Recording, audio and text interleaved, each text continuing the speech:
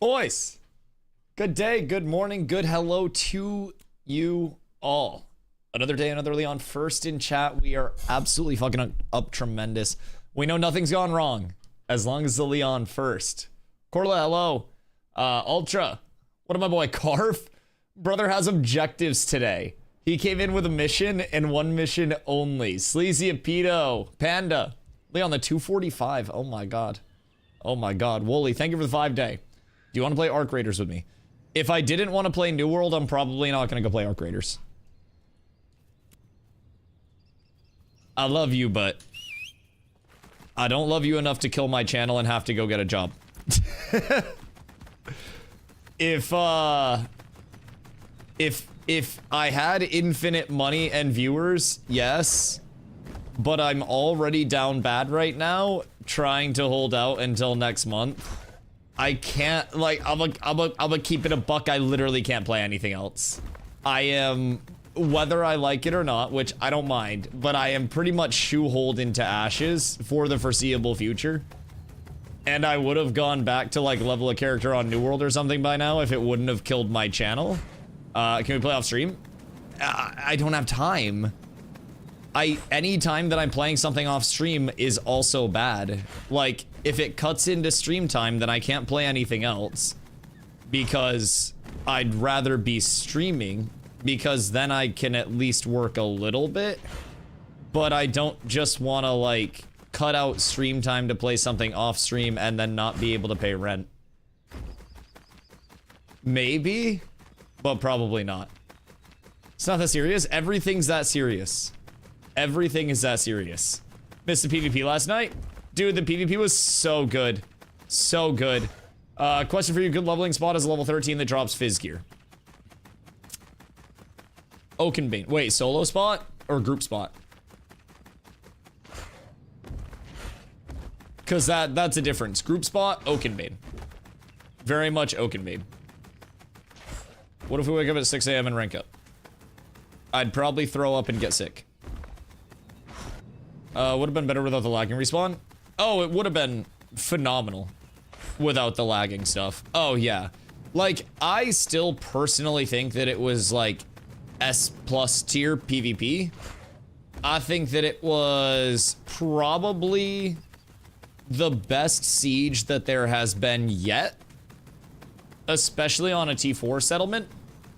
I think that that was, honestly, for Intrepid, a near ideal scenario, because the problems of last siege were not the problems of this siege. And, like, the problems that presented themselves this siege were progress. On top of that, they also got to see their overtime mode come into effect. So that's great to know that that works. Really happy about that, if I'm being honest. So, I really hope that we can get more of those in. Even if we can do them on, like, a weekly basis. Or, like, a bi-weekly basis or something. If there is any way, shape, or form for more sieges to happen on the server before the settlement death comes in, dude, it's gonna be so fucking good for the long term. Because, really, the only way that they can actually troubleshoot this stuff and try to fix it is sieges. There's one today with suspect. No, there are scrims today. Scrims today, no sieges. There's a siege on EU today. But yeah. Siege was a blast, really close. Oh, dude, it was so fucking fun. It was so fun. I think the oh shit panic set in a little bit when the overtime hit. And you could definitely see people starting to scramble and kind of playing a little sillier than they would normally. And I think a lot of people thought that it was, like, in the bag. And then when the OT hit, everyone was like, oh shit! Dude, it was so fucking fun. Status Spanish, you see out on defense? It's okay, it happens, dude. I would rather it happen now than not happen until a siege on launch. Or when settlement death is in. And then have a settlement die because of that. You know what I mean? If we can just run those up time and time and time again as much as we are able to. Oh my god, dude, it'll be great. Didn't really have to that extent on offense. Yeah, but didn't you have guards hitting you? It balances out. Yeah, you guys had to deal with our raid plus the fucking the guards in market. The guards were doing everything that our casters weren't, I will say. Zombie's doing good at shot calling, but is losing his mind over people not listening. Oh yeah, the quickest way to make any shot caller devolve is to ignore their shot calls. And Zombie would be happier with somebody listening to the call, going in, and getting absolutely blasted. Your bard also gave the guard alacrity.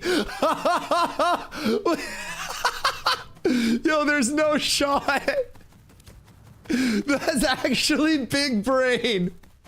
Yo, hold on. I'm not even mad about that. That is so fucking smart. We have a screenshot of it, bro. A bard and a cleric just pocketing the fucking guard would be insane. Go grapple a mob. Is it working in PvE yet? Usually no. I'll grapple one when I find one though. Usually no. Sometimes it does work, but usually no. Also, chat, is Arc Raiders really supposed to be that good?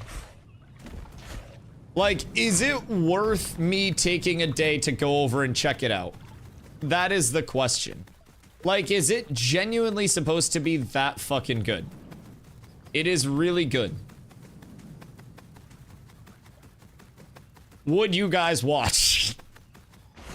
I need you guys to know that's the most legitimate fear and anxiety inducer as a streamer. Is like, am I going to kill my channel immediately if I play something that is not this thing? And I'm like, maybe I would.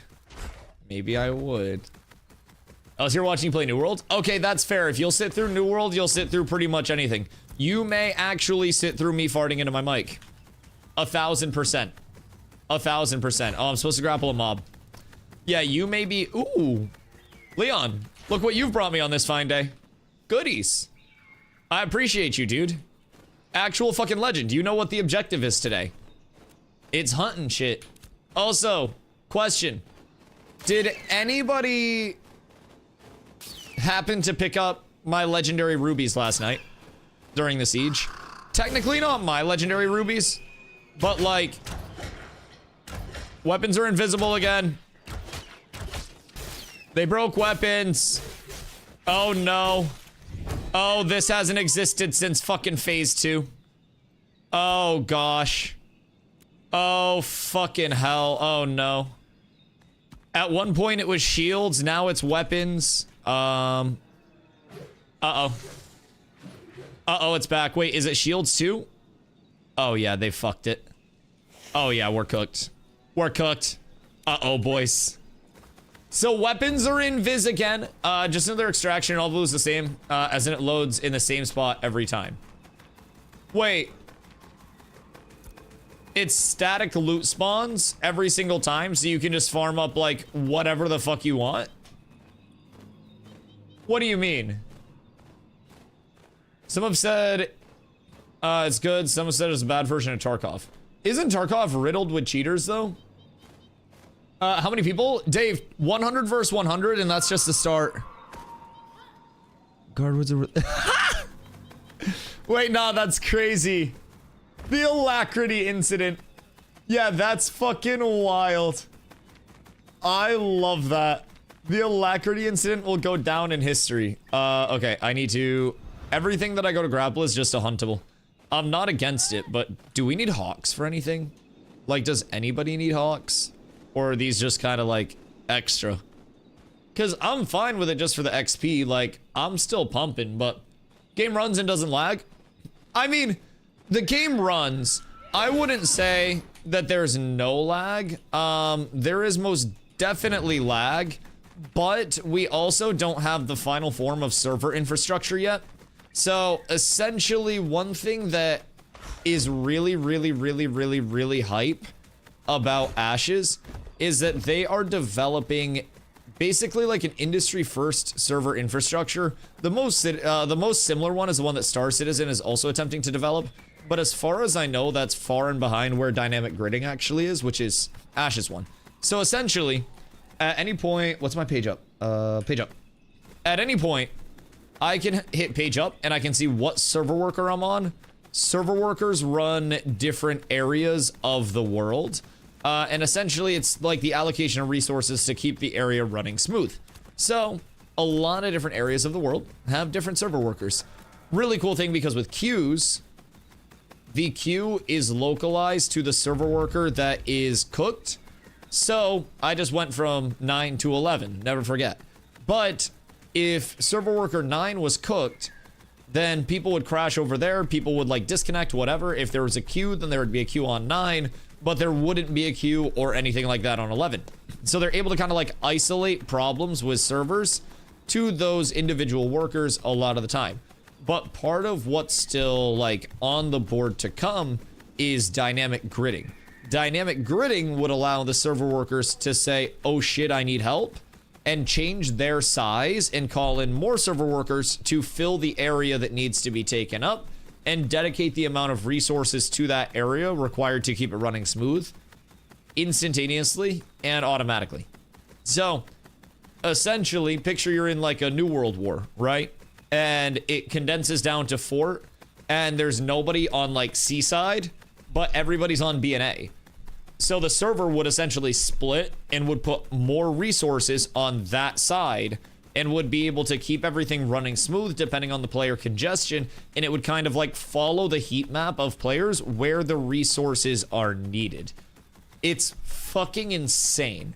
And we don't have that yet. So even with our larger scale modes, even with our open world stuff, that's going to apply the very same.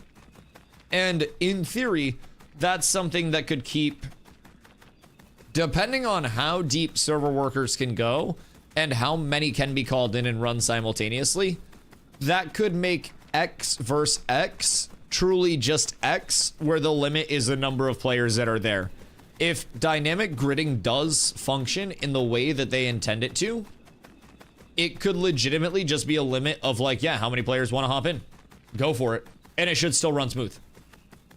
It is fucking wild to think about with the server infrastructure that they're looking at.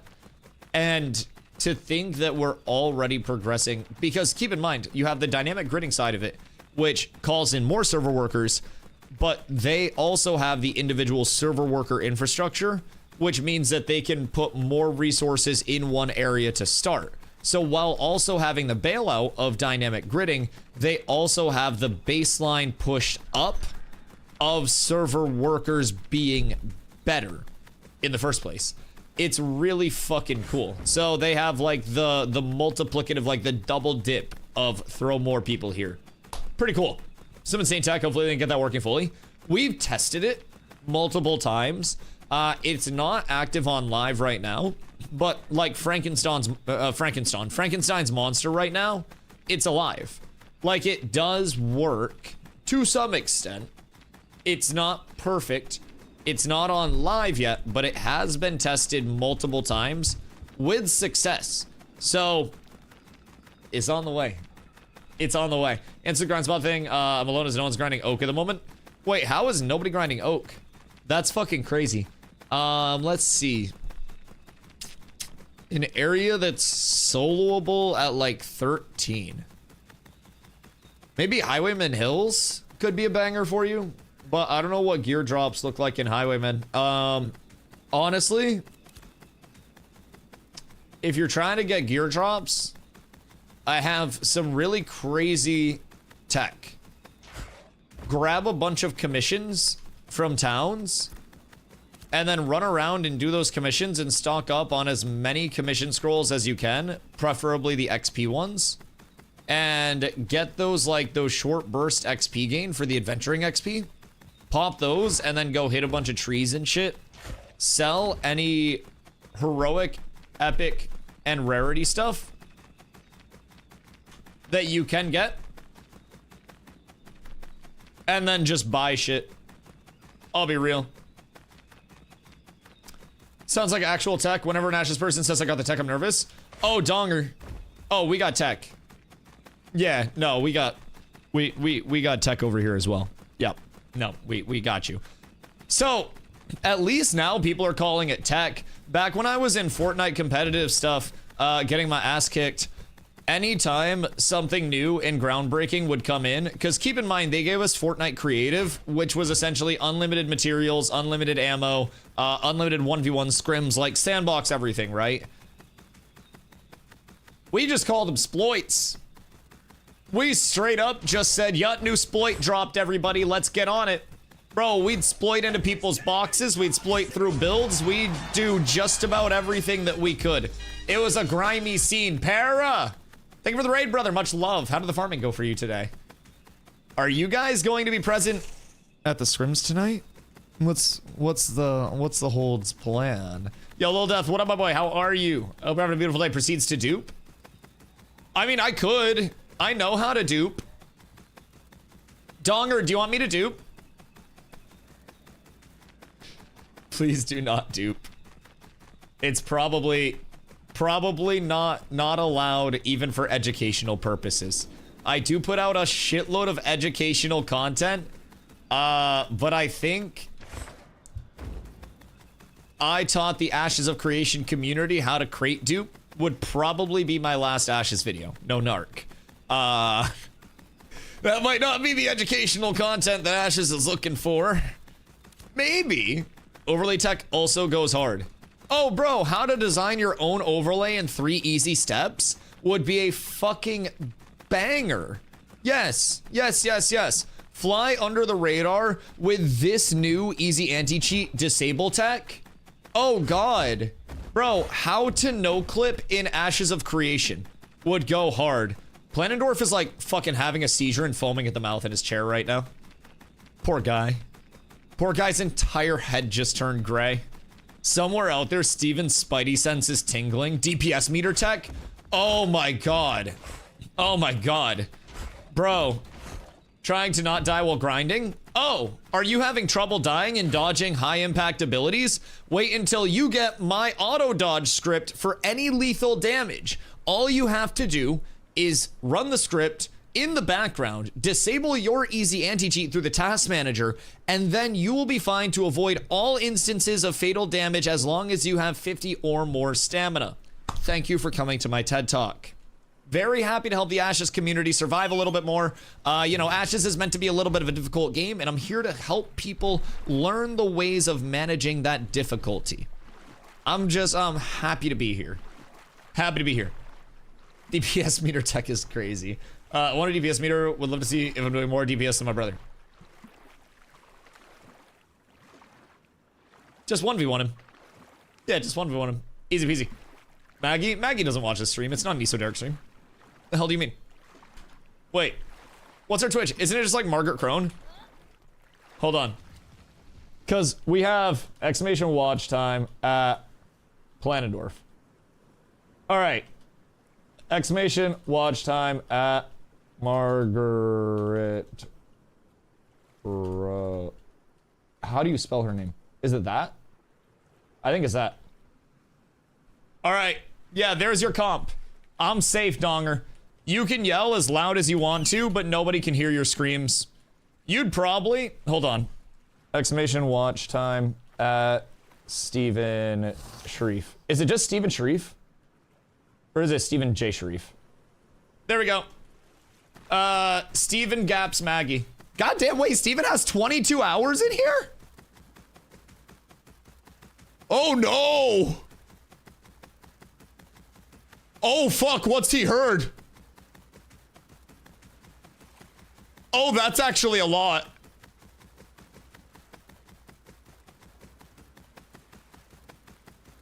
No wonder those content creator applications haven't been read.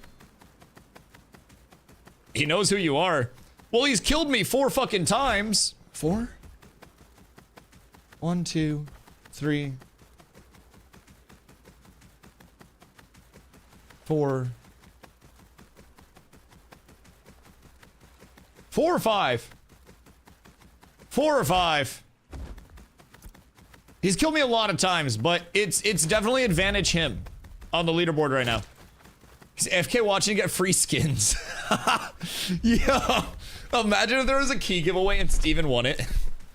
There's just a dev stream, and like Maggie announces the key giveaway, and then Steven's just like distracted for a second, and he's like, boys, we got it.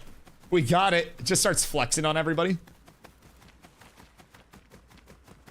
Boys, watch time checks. Who's taking it home? I got my money on Leon if Carla's not here, and if Carla's here, Carla. Carla cooks many people on the watch time check. Very heavily. Very heavily. Stregma passing the 1 month, 11 day threshold. Oh my god. Oh my fucking gourd, brother. Lore. What up, my boy? How are you today? What are you getting into? We might do a little bit of mob grinding. Oh my god, Pock.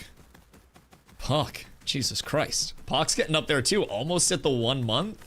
My goodness gracious. We're up tremendous. I kind of want to do a little Carf grind. Kind of want to do a little Forge grind. Try to get some recipes. But I also need to hunt. I need approximately 1 metric fuck ton of ravens.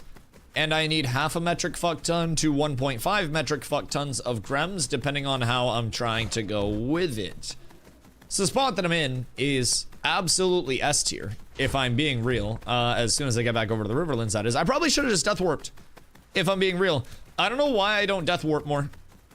My death warp is literally like, where is it? It's Winstead. Yeah, I could have been there already. I played myself, chat. Never ever play yourself. And now it's too late to death warp. Now it's inefficient. I fucked up. I forget death warp exists. I kind of like the run. Or what do you make for new weapons?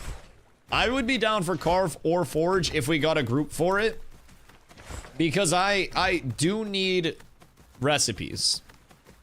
We need many recipes. Also, does anybody know of anybody that needs Akadira pants recipe? / trade. Wanna sell. Link item. There we go. If anybody needs, this is your chance to get it lower than like market price. I don't know what they're still currently going for, but they've been going for a pretty fucking penny. It's gonna put a cramp into my coral mining, bruh. I know. I gotta hunt grems and ravens like crazy. My optimal output would be send all of the soldiers in to farm up the recipes while I just do my emblem and essence farm. Or not my emblem and essence, Jesus fucking Christ. While I do my hawk and grem farm, and then I need to emblem and essence farm. Any wolves for days? What are you trying to craft with wolves? Are you trying to do steel bloom stuff still? I have some wolves, but there are a lot of people that need wolves. So I am hunting grems, ravens, and wolves exclusively where I'm at.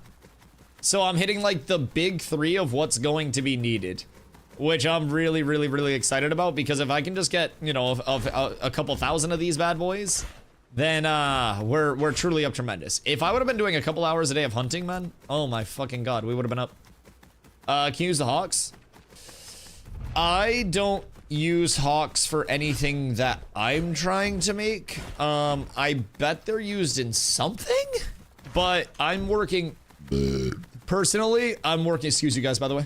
I'm working towards some Tauren Scout and some Blood Runner to get started, because I can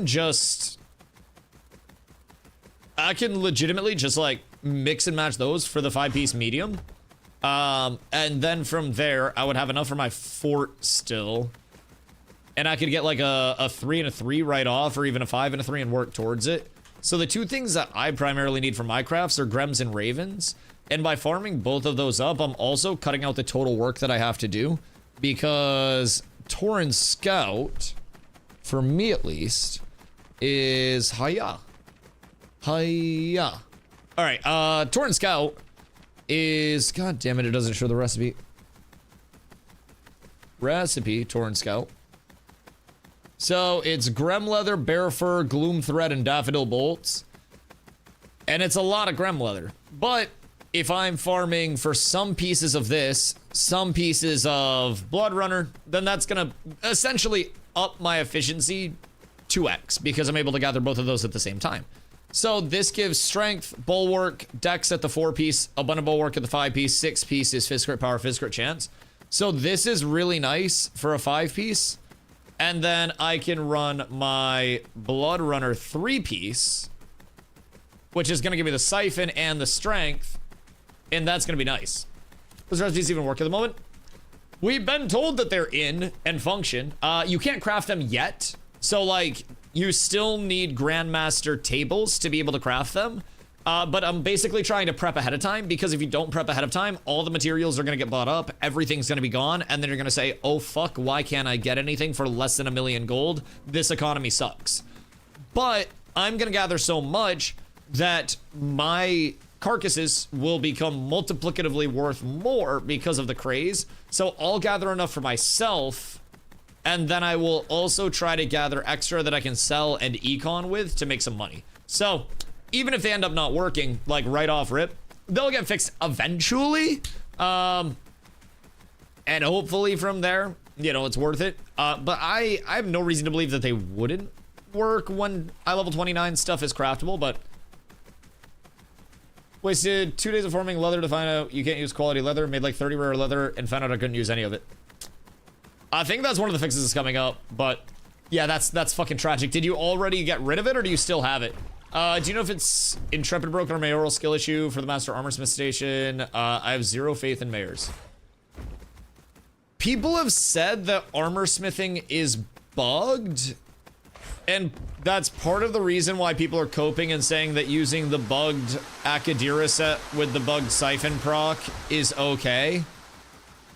But I also think that there have been some suboptimal decisions made that also probably fucked a few things up along the way. Jewel crafting also being one of those things, like the stoneworks being cooked. Added a few hitches to things. It's fuck, there should be a fix on the PTR. Yeah, it wouldn't surprise me if it was a little bit of A, a little bit of B though. Like Intrepid fucking it, plus also suboptimal decision making on the mayoral side. Probably expecting more things to be leveled early and not really, you know, not really getting that. 4 pieces worth of mats sitting, but can't tell what the issue is.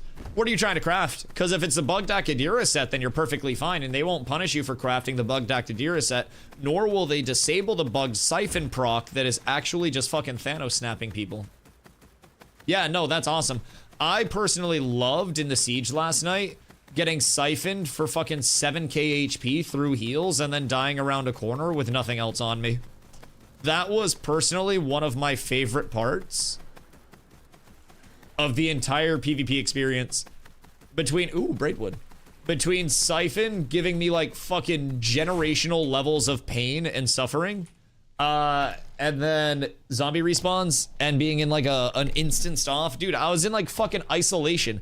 I was fragging out too hard, and they just put me in a padded room and told me to beat my head off the walls for fucking 2 minutes. It's like I was serving a fucking hockey penalty for fighting too much. It's bullshit. That spots really hurt. Dude, they hurt my vibe! Sir Vega, what up, my boy? We're on that gathering grind, dog. I know. You never thought you'd hear me say that shit. But, like, with Ashes, the player-to-player economy is fucking massive. So, today is, during the day, prepping for my next armor set, which isn't craftable yet. We still need the actual buildings constructed in towns to support that. So, while that's being developed, I'm trying to hunt like crazy. Paid actor, I got 1 ticket for you, baby. I'm trying to gather like crazy because I suck at making money in MMOs. So my goal is just to brute force it. I'm bad at econing, but I'm good at having time to do shit. So we're gonna gather a fuck ton. We're probably gonna go mob grind, because in addition to the gathering, we have to go kill mobs to get what are called emblems and essences for the crafts that we need.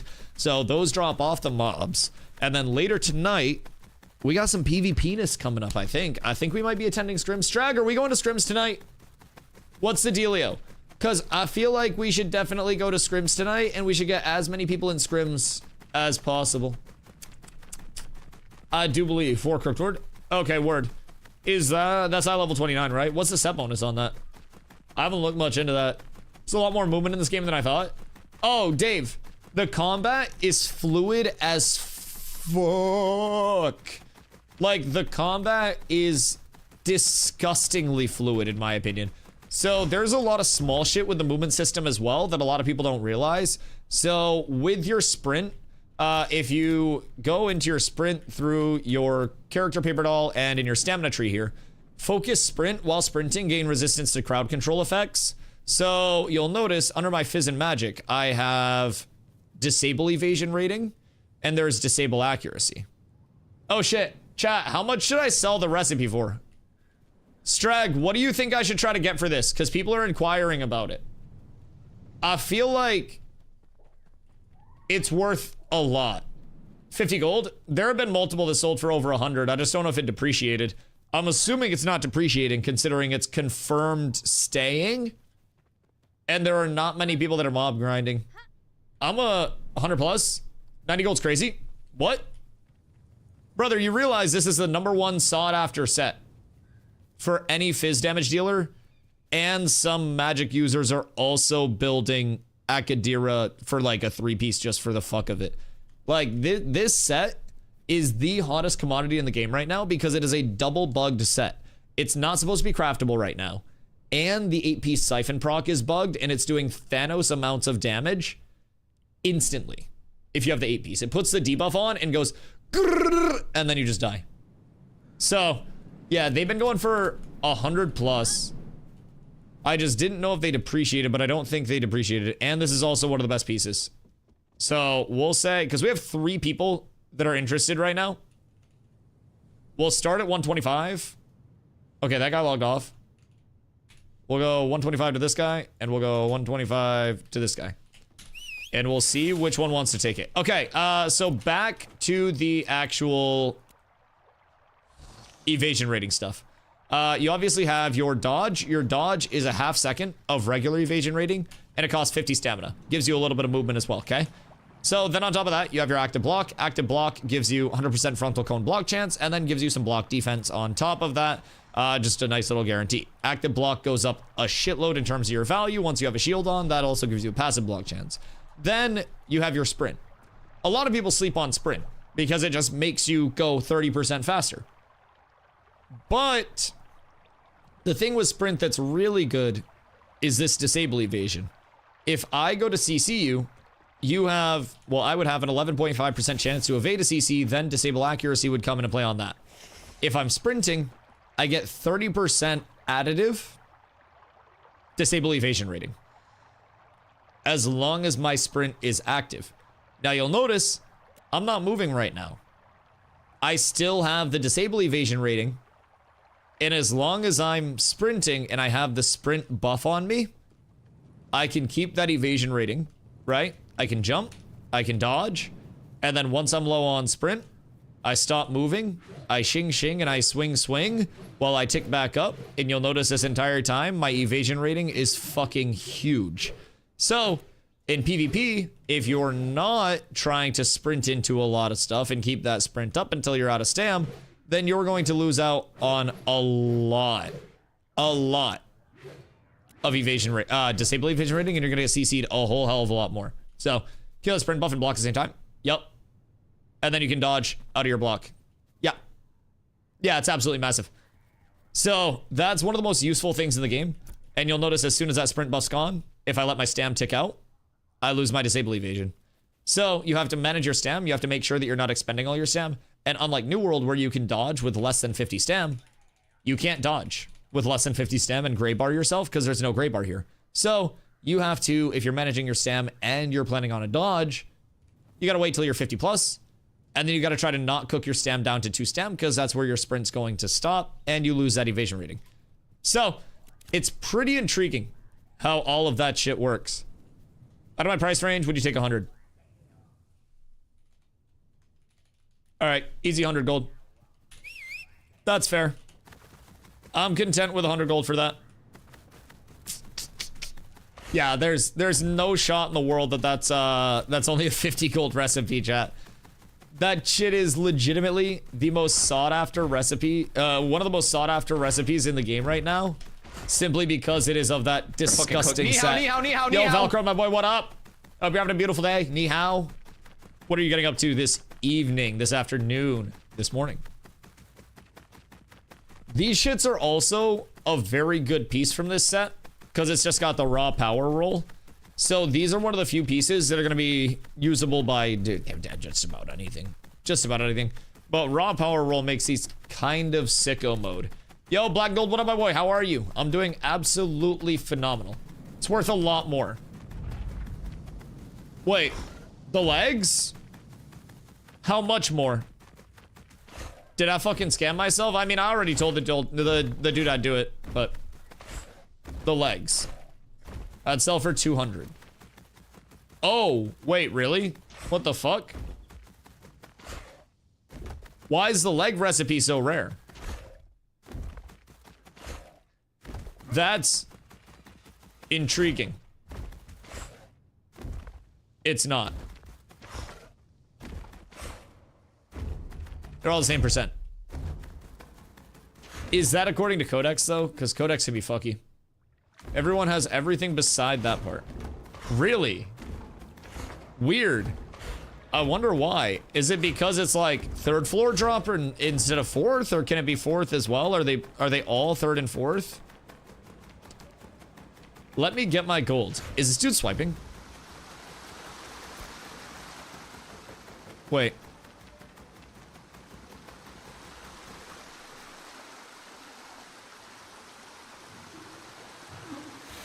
Wait a second. Morthane and Meta guys were after that. Wait a second.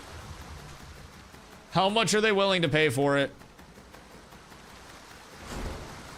Because if they're willing to overbid this, then like, I'd feel bad, but 100 gold also not the worst. I'd not be upset about 100 gold if they're not down to overbid it.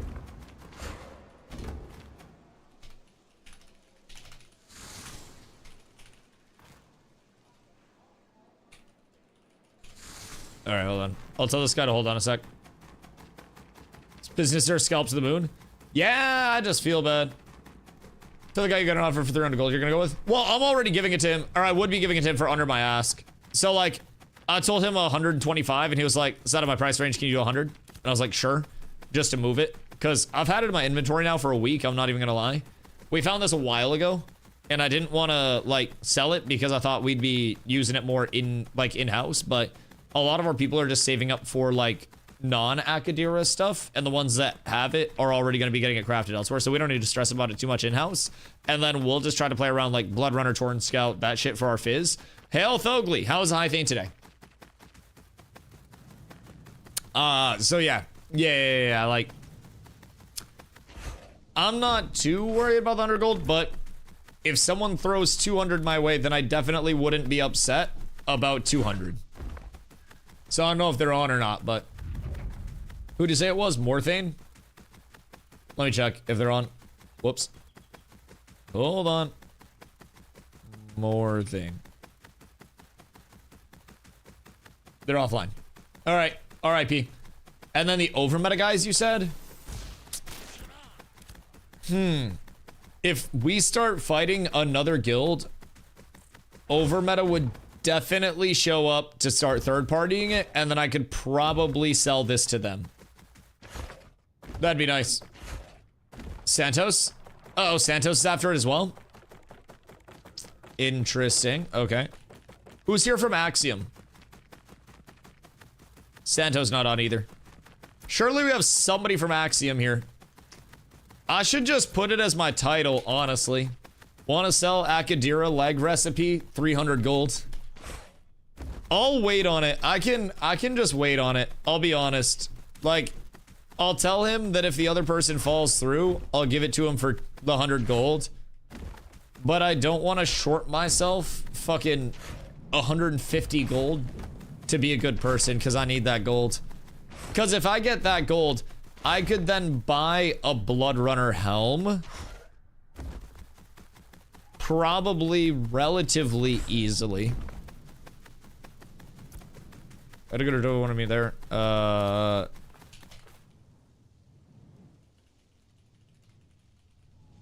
Hold on. Gonna wait a sec on this other over. We'll let you know if it falls through. and have you on the list, just making sure I don't lose value on it. All right, I want to give other people a chance. I think they're like 260 for Blood Runner. This is if you're not a streamer. I have a 50% off code, and it's code chat in any trade window. It actually fucking works out really well for me considering I'm bad at econing. Code chat has saved me so much fucking money over time. Gold, time with gathering. Like, code chat is genuinely one of the greatest bonus sale codes that you could ever set up for yourself. And I would highly fucking recommend it. 100 gold, that's all I have. Other offers coming in. We'll let you know if they fall through. It's yours for 100 if so. If he's only got 100, then that's okay. But if somebody else has 200, then that's more okay. Hoofsy, what up, my boy? They don't want you to have lunch. You've got to enjoy your lunch. You've got to eat all of that delicious lunch, and you've got to take your goddamn time while you do it and look at something fucking relaxing. Brother, I hope you're having a good day. Where are all the crafters right now? Because this is like a creme de la creme opportunity for any crafters. Oh, wait. I moved my fucking... Yeet. Alright, we're good. Anyways. Like, this is a huge opportunity. Let's just say there's likely not a difference in drop rate. Probably all 1/8 on the table, just RNG. Could just be one that hasn't dropped for whatever reason, though, in terms of, like, quantity. So. Brother. I'm not trying to hype you. Your offer was under my ask, and then someone else came in at asking. Now it's going above. So if those fall through, your 100 is great. But I must feel these out as multiple people are inquiring. What do I smell? Guild deck brewing? What guild is this guy in? Good luck, let me know. Yeah, that's all it was. Good. I'm glad he understands. That's possible. There's one that's dropped less than others, but the others are the same. Also, everybody is gonna be so fucking averse to actually farming stuff right now, like mob grind wise. It's kinda icky. Kinda very icky. Like for apprentice carpenter, I cannot help with that. I can handle the wood and chop the wood, but I can't transform the wood. I cannot. It said red. He said globals for 1 week after this, got nothing in response. What, for the actual recipe? Interesting. It could also just be that everybody's learning the recipes in-house and that not many people are going to be selling them because everybody wants to craft this shit. That could also very well play a big role in it. It could just be something that's like a low supply, high demand item where every armor smith wants to have it. Since it is something that, you know, it's confirmed to not be the big bad that people thought it was. Which personally, I slightly disagree with it not being a big bad thing. I think it's definitely a bit of a problem, but I actually might just stick on this farm for a little bit because this is all Grems and Ravens. And I can just one-shot everything while I gather. And then just keep all of the spawns rotating as quickly as humanly possible. So, what's the actual drop rate on it, Strag?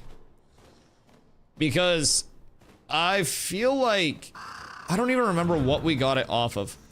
But I remember when we were in Carf. Oh wait, these are all fucking timid stuffs. Oh, gross. Oh, that's so rough. Wait, so I'm actually gonna have to go around it. I can't like aggro chain this. Oh god. Third floor I think is best. Right. Because when we were killing oculars on 4th, oculars had a seemingly very high recipe drop rate, but I also feel as though the recipe table was a bit polluted, if that makes sense. Like there were a lot of recipes that were dropping that were not good recipes. So do with that information what you will. But I'm down to farm whatever, because I'm gonna need Carpet emblems too. I'm going Torrent Scout stuff, I'm going some Blood Runner stuff just to try to make like, you know, an affordable set to start out. Even if I go double 3-piece and then I just have like the 5 medium, and then I have 5 fort from a couple pieces of Rosarium, I think that'd still be great. And I think that's a really achievable goal as well. So I'm probably just shooting to have some like hybrid set in place where I shoot for 2 3-pieces to start and then just evolve from there. And if I'm doing both Grems and Ravens as my gathering, then that's going to give me a huge opportunity. Poor Rick.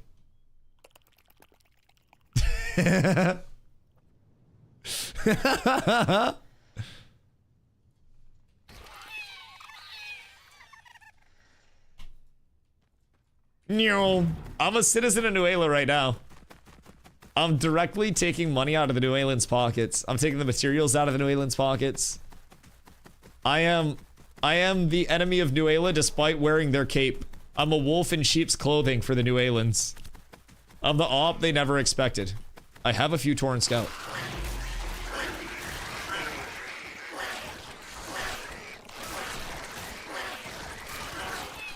Fixed on PTR, supposedly. Hiya! Hiya! What's your New Aylan Cloak? New Aylan Cloak is 360 max HP, Fizz crit defense, Fizz power, and crit defense. So really solid all-around cloak. And I personally, like, I think tank has a lot of mitigation gain already.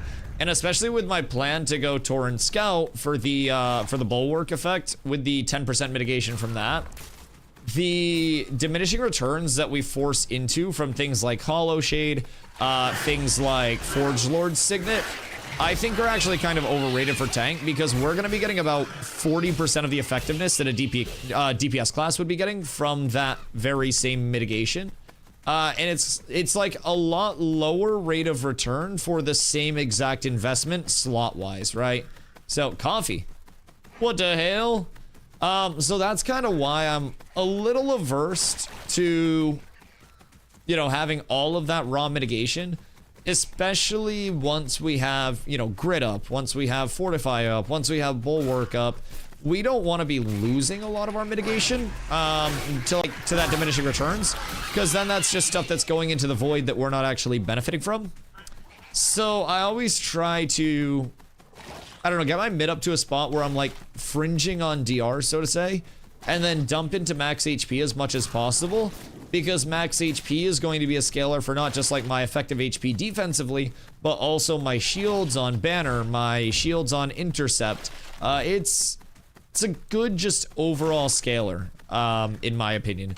So it's a little bit of personal preference, but that's why I like Steel Bloom Ring, Steel Bloom Amulet so much, shit like that.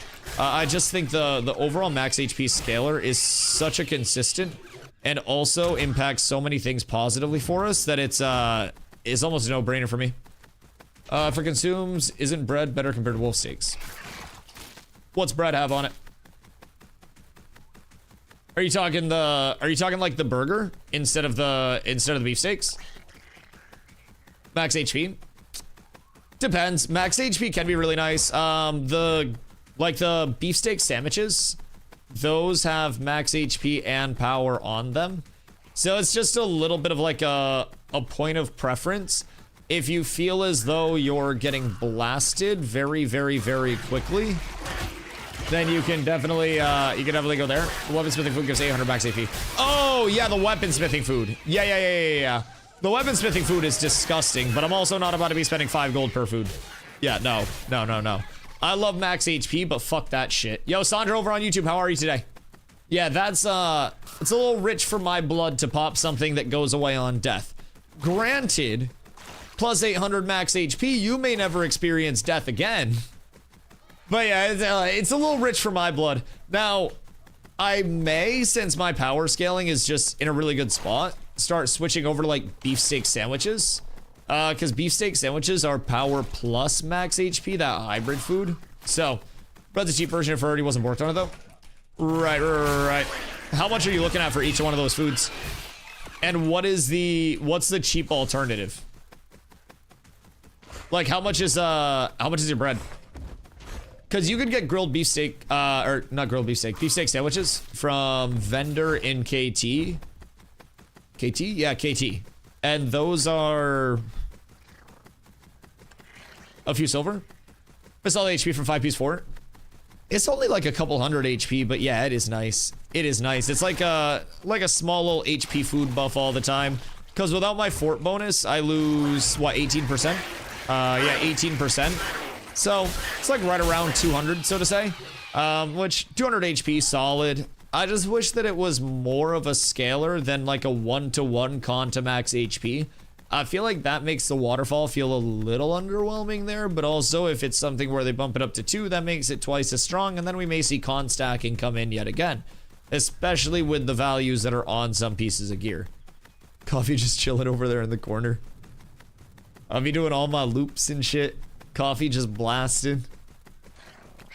But yeah, HP is really nice. I do like finesse a little bit as well. Like low key, I think force is my least favorite. I think power is so easy to come by. And like you still get your additional crit and stuff from force, but finesse with attack speed being such a high value stat and having very low rate of fall off is really fucking good.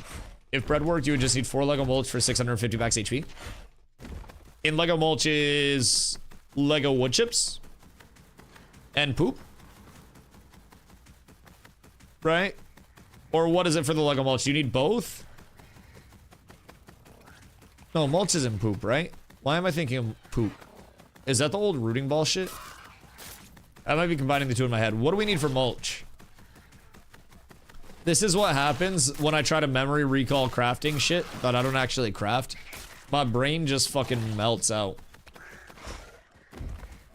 But either way, it just wood chips. Anything else? Or is it just woodies?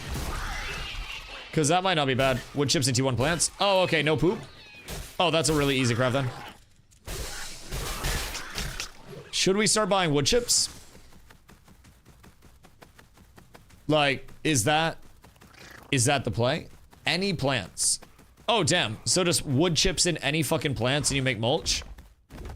It's kind of heat. Goddamn, coffee's cooking my shit. Brother's not even fucking clearing. Brother's just sniping all of mine. I hate it here. Can I deck on my own guild? Just personal question. Bread max rarity right now is uncommon. Yeah, but what's uncommon giving for max HP? And that's just giving max HP, right? That's giving nothing else. It's not a hybrid food. Because low-key beefsteaks could also be a really good play. I've been here all day. I don't want to hear about it. It's the dusty shift now. You're relieved of duty, soldier. Just max HP. Word. How do you feel about the siege last night? Ready to get attacking? Brother, I have been begging to run sieges before settlement death comes in for weeks now. I have been so ungodly ready that, like, I have been foaming at the mouth to actually get reps in for people. The second we want to attack, I will start spreading the word, and then we just need 100 people with 10 gold. I'm good to pay my entry right now. I'm fucking set. 1000%. Get some gold together. Listen, if we get some form of like a catalogable sign up and we get the 100 and then just compile the 10 gold per person, it's free 99. Very, very, very easy. 10 gold is next to nothing in this economy. Everyone could go out and hunt or mine or pick flowers or hit trees for probably an hour with novice and then ball from there. Also, have we heard back from the other crafters yet, chat? The people that are looking at the recipes? Because I'm probably just going to take the hundo on this if they haven't got back to us. 2 heroic crates. Oh, fuck crates.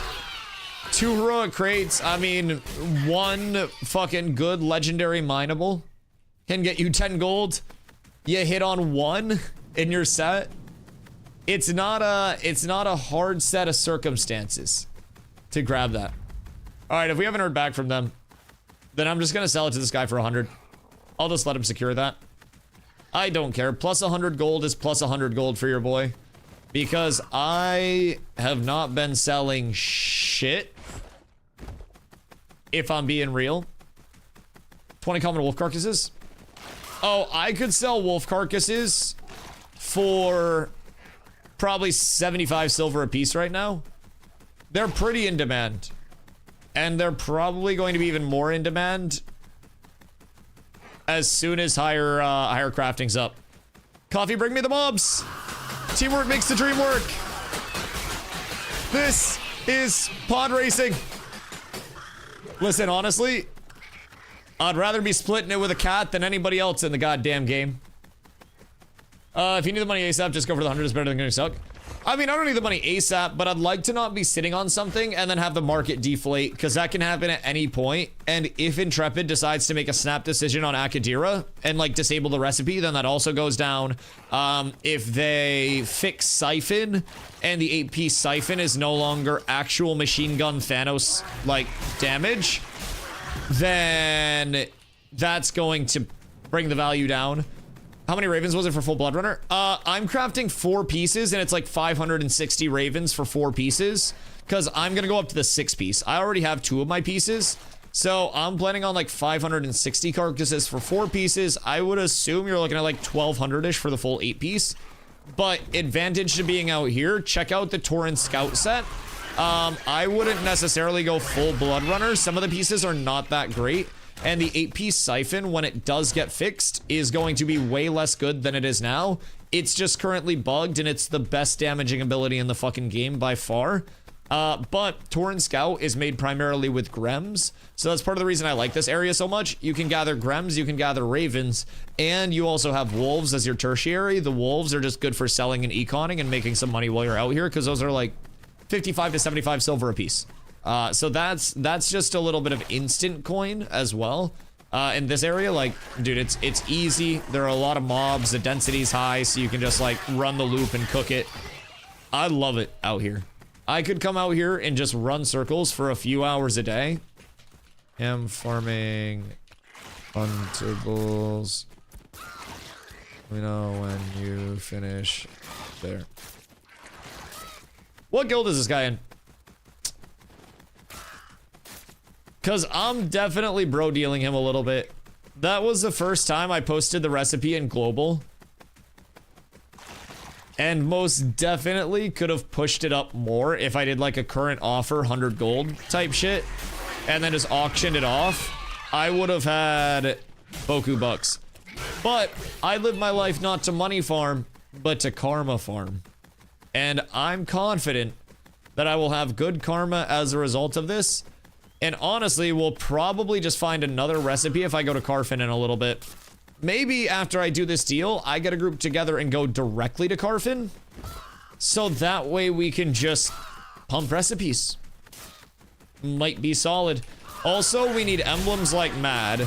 Emblems are a huge restrictor for anybody that's trying to craft anything Carfin related. And they sell for a whole shitload of coin right now. Very frequent drops. Very good to farm. Strat, hope you're having a good day, my dude. It's early yet. It's very early. Very early. Thog, are you guys scrimming tonight? I think Puck and his guys are trying to get some large scrimmy wimmies together. So I think we'll be showing up to those. Trying to boost up the numbers a little bit and get some good reps in. And I don't know who else is going. But I was told that there were some good scrims in this bitch to look forward to. And I am looking forward to good scrims up in this bitch. Trying to grind for a bit, have too much XP debt? Oh no.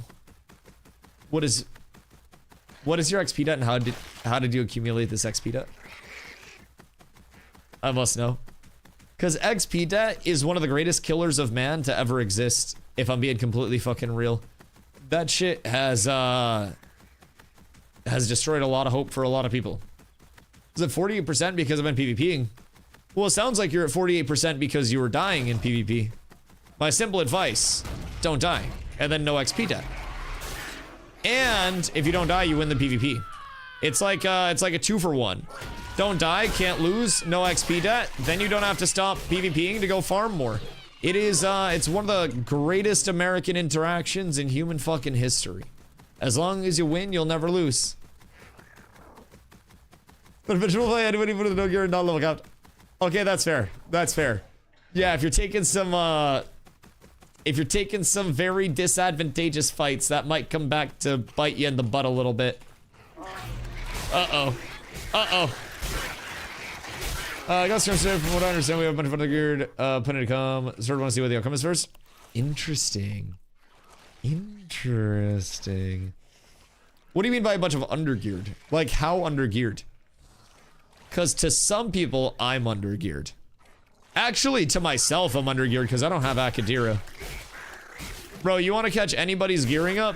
Just craft up a shitload of Akadira gear, and then you're all caught up.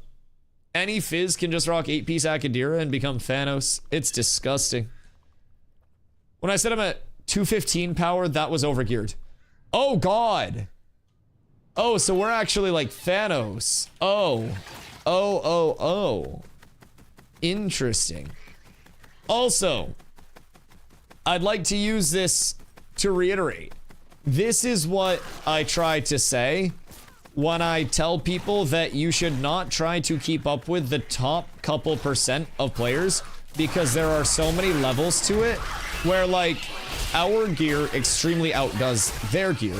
They, even just being level 25 and having some gear, outgear a lot of other people on the server still.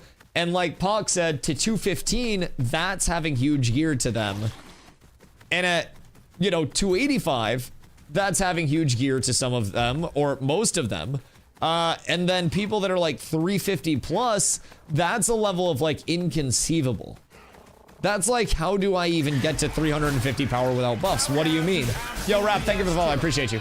That's like a Dusty Smallboy.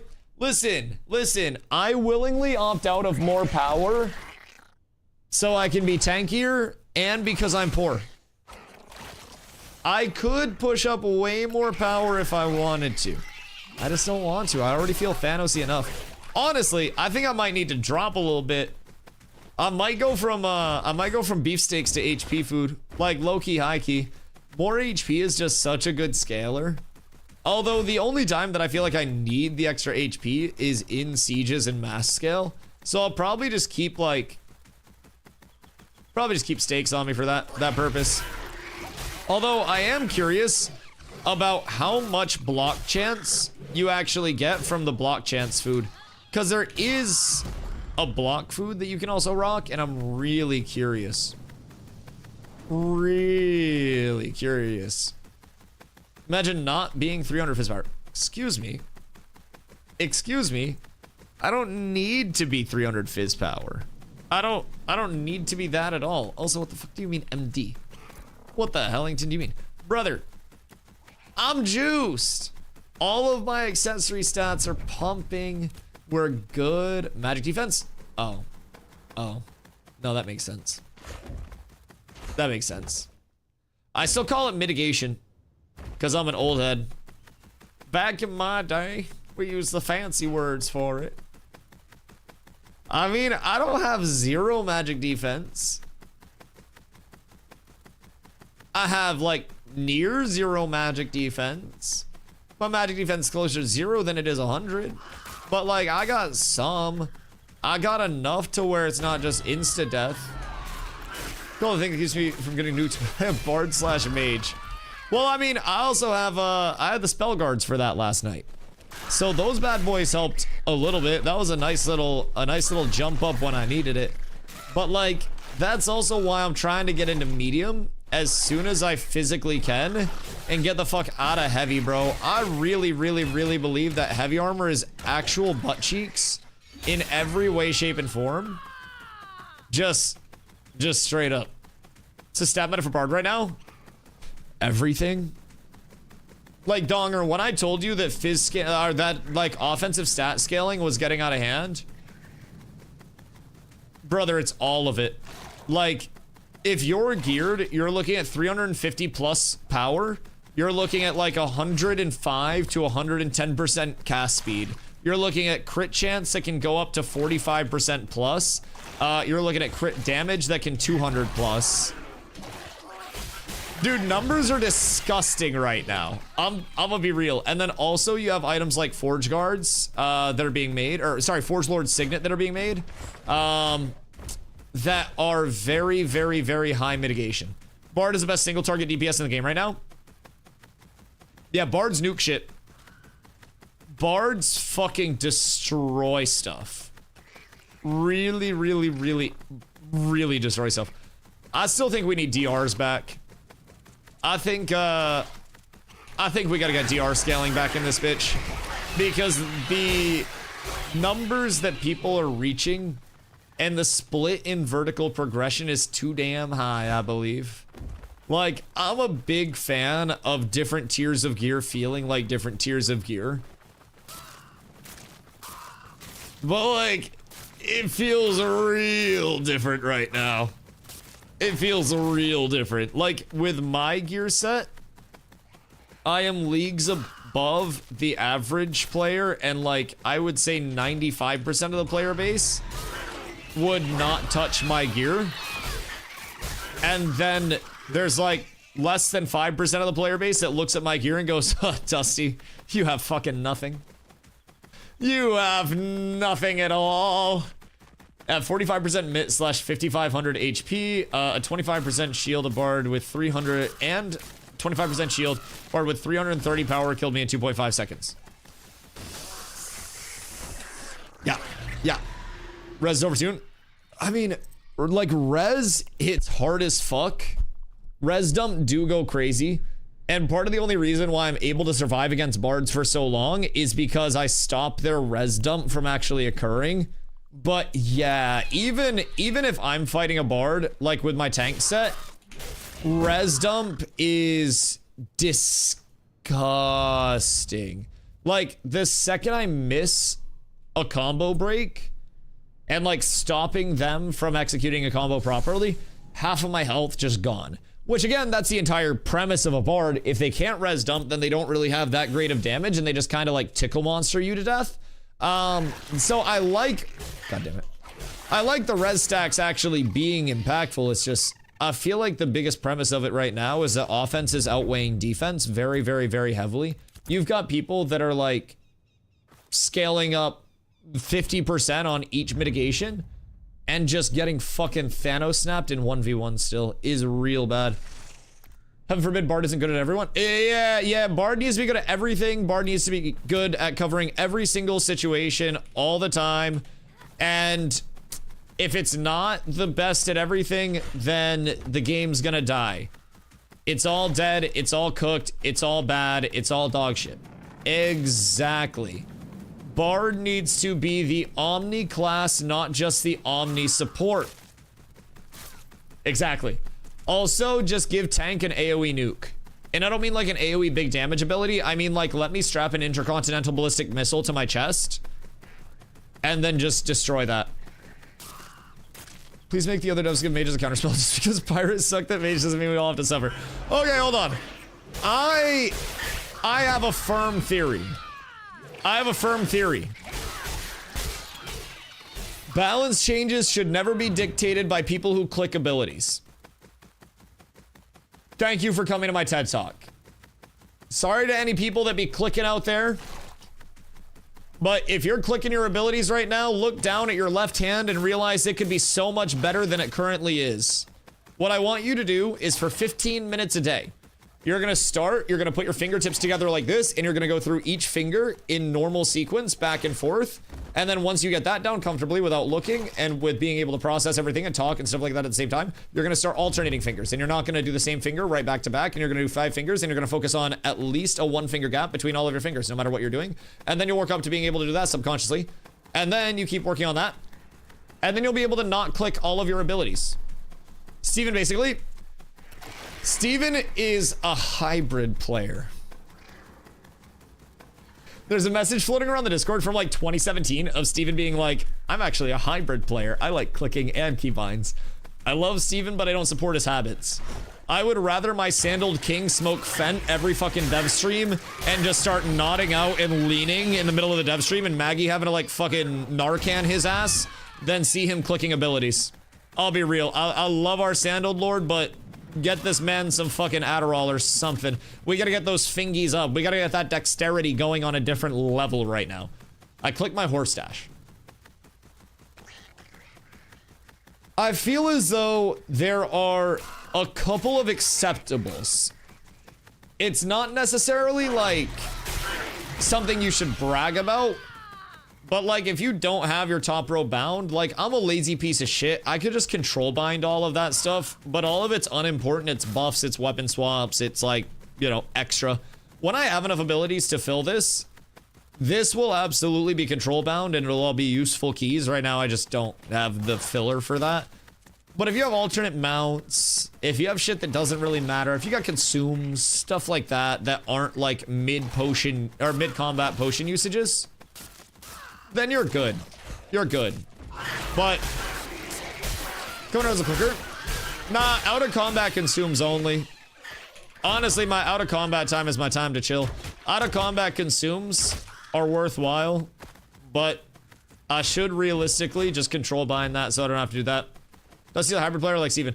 Dusty clicks everything in combat all the time. Yes. I only play right-handed. What's the other hand doing? Just get a better mouse. If you need an MMO mouse to be able to press MMO buttons, then you're old. I know, another unpopular theory. Y'all see my keybinds? Here's my mouse. 2 side buttons. It's cheaper wireless. 2 side buttons on this bad boy, and that's all I need. You want to know what's wild? You see my potion on hyphen? I hit it with my thumb. Sometimes you gotta do some shit that requires adaptation. And I've adapted over time, I've evolved over time. Sometimes you just gotta hit your hyphen and your equals with your fucking thumb. Do you have giant hands? This is my keyboard. This is my hand. So, I'll full cam it so you can see a little bit better. Keyboard. Hand. Keyboard. Swing up. Hand spread on keyboard. Keyboard in hand. I can throw keyboard like football. Yes. Keyboard very, very fits in hand. Hand length on keyboard. Hand width on keyboard. I play vertical keyboard as well, so it's a 60% board, but I essentially have my hand like this. So the bottom knuckle of my thumb is what hits my jump, like that. So like the pad of my thumb. And then from there, while I'm jumping, I can hit hyphen. I just have to swivel a little bit, and then I just hit hyphen.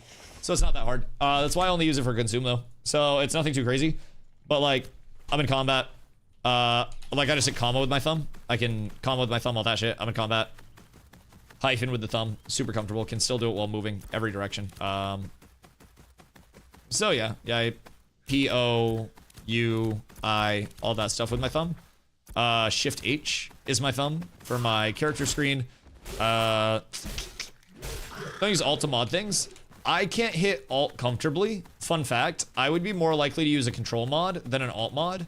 But I can't use alt comfortably because with the way that my hand sits, my alt key is right here.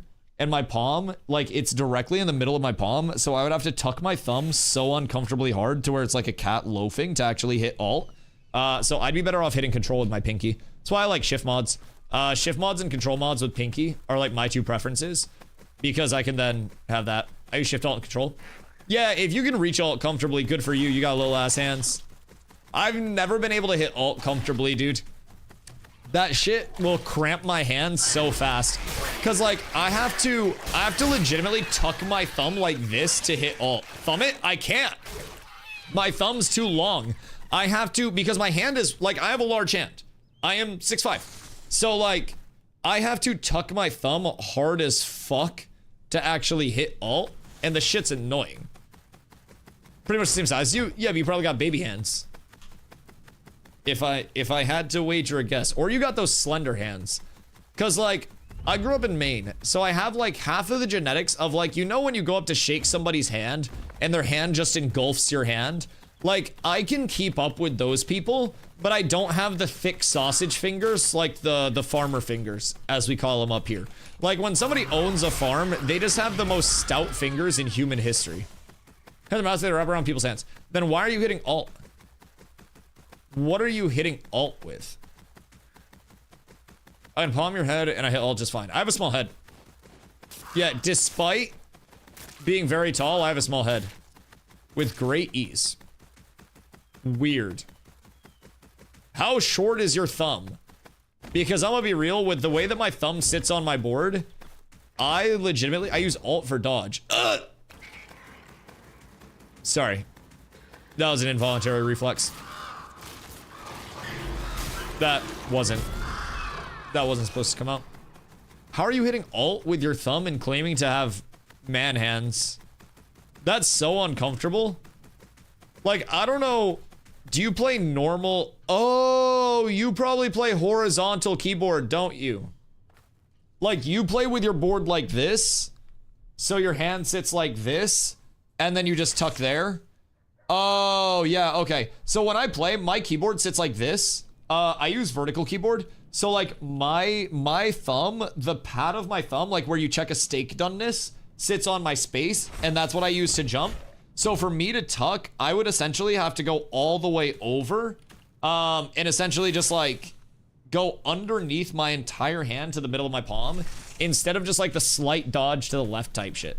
Like a normal person. You mean like an arthritic boomer? Yeah, okay. Okay, normal fucking person. Brother, vert keyboard is the way. It's also more, what's it called? Orthopedic? Is that it? The ergonomic. It's more, you know, it's more ergonomically friendly. Yeah, Zop knew where I was going. If you're not ergonomic, then you need orthopedic shoes. That's how it goes. There's an evolution to this shit. Don't tell Coffee. He missed a raven back here. This one shall be mine. But yeah, it's more ergonomic. It's comfier. It eliminates a lot of pressure points and like weird kinks with how you're moving your hand. I also play on like a very large mouse mat and pretty low sense on my mouse. So I have my like elbows entirely on my desk and my entire forearm sits completely flat and very comfortable. At least for me. So I try to not have a lot of like pressure points and like choke points. I don't like having my forearms cut off on like the edge of a desk, so to say, because that creates like natural pressure on your forearms and all the tendons that go into your wrist over time. So you don't want to be creating pressure on those, don't want to cause cramps in that shit, don't want to give yourself fucking boomer geriatric arthritis in that shit. Take care of your setup, boys, and your setup will take care of you. Clearly hand cam sub goal. I used to run a hand cam back in the shooter days. Listen, I can be convinced to run a hand cam again. I can be.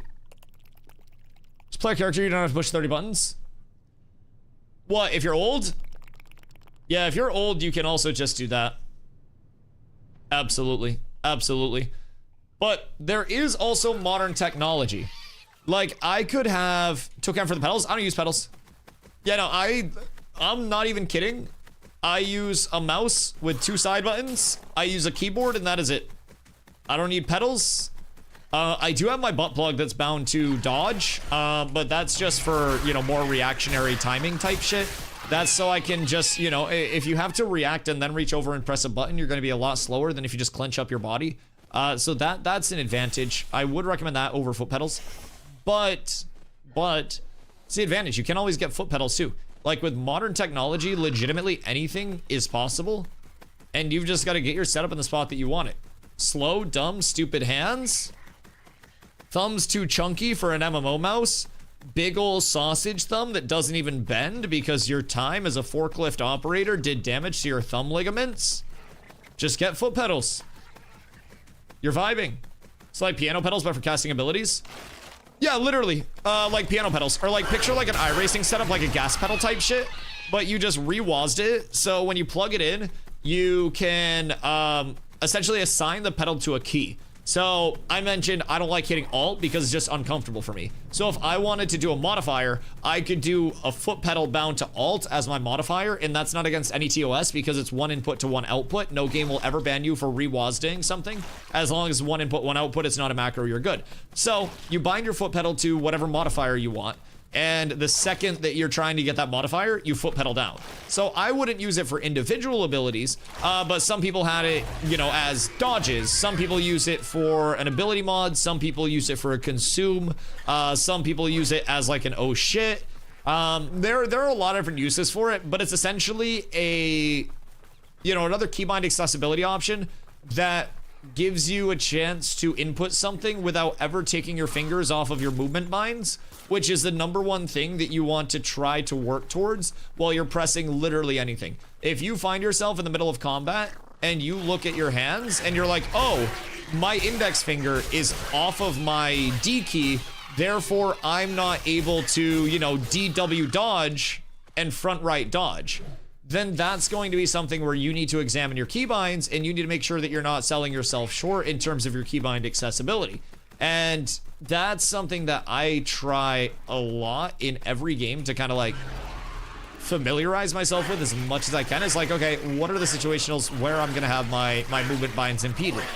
Are my movement binds impeded in a minimal enough way that it doesn't actually impact my movement? In scenarios where I'm using something that requires me to move a finger off of a movement bind, do I have another finger on my WASD that can fill the slot of that movement bind? So like, say my D goes to my E so I can dodge because my dodge is on E. What I typically do is I'll just kind of like set my finger in between the two binds, kind of like in the crack in the keyboard, and then I use the bottom of my finger to move and then the top of my finger to press dodge when I'm ready to press dodge. So for me, over the course of using my binds for a long time, I've made small adaptations like that. But you could also go, okay, I have to move my finger to E to dodge. Let me move my middle finger over to D in the middle of S and D, so that way I can SD and then dodge with E with an index finger. Small things like that are mechanical differences that will legitimately separate players of equal gear if small movements and things like that are considered. It's kind of cool when you get into it. All of like the keybind differentials, all of like really like watching somebody's movements on a very, very, very core level and seeing like, oh, you stopped moving right here, right before this input came out on your ability. Why are you not moving while you're setting up your ability? Oh, well, I have to take my fingers off because I'm using this and this as my ability keys, and I can't move forward or backwards while I'm pressing this ability.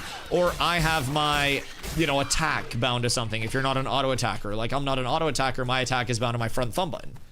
So anything like that. Watching somebody's VOD, you can always see little blips of like, oh, your movement stopped. Oh, you had to, you know, instead of like moving into a dodge and having this like continuous movement there, you kind of like, you're moving and then you stop and then you dodge because your binds are all fucked up, right? Something like that is really, really, really important to look at. Had to be careful using shift while turning your camera with the right mouse button or it'll lock the mouse. Wait, what? I've never had that happen before. Weird. The only weird scenario that I have in terms of like mouse drag is after sitting down. Sometimes you'll try to get up, and no matter what you do, your character is just like, nope, I'm going this way and this way only. Fuck you if you want anything else. Holding the right mouse button, then hitting shift locks it.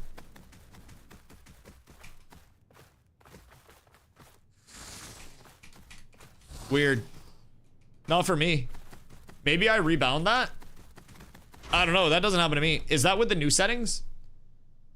Anyone know how to turn off left and right click auto walk?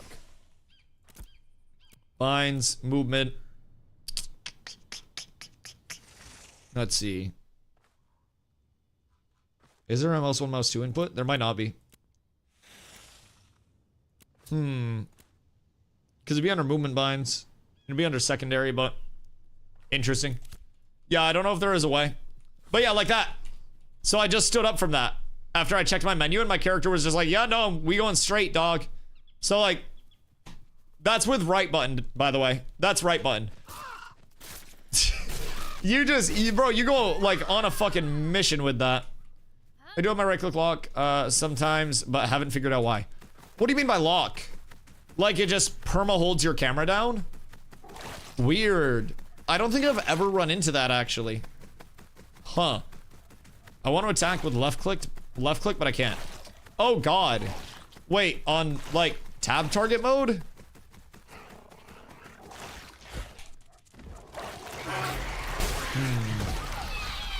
That's stinky. That's really stinky. Cause like that takes away your ability to free look. Huh, I tried that for a little bit and I was like, this doesn't feel good at all. If I'm being completely real with you, I was like, this is, oh! Oh, we hit the lotto. Oh, fuck, I'm the richest person in this chat. You're all poor, fuck all of you.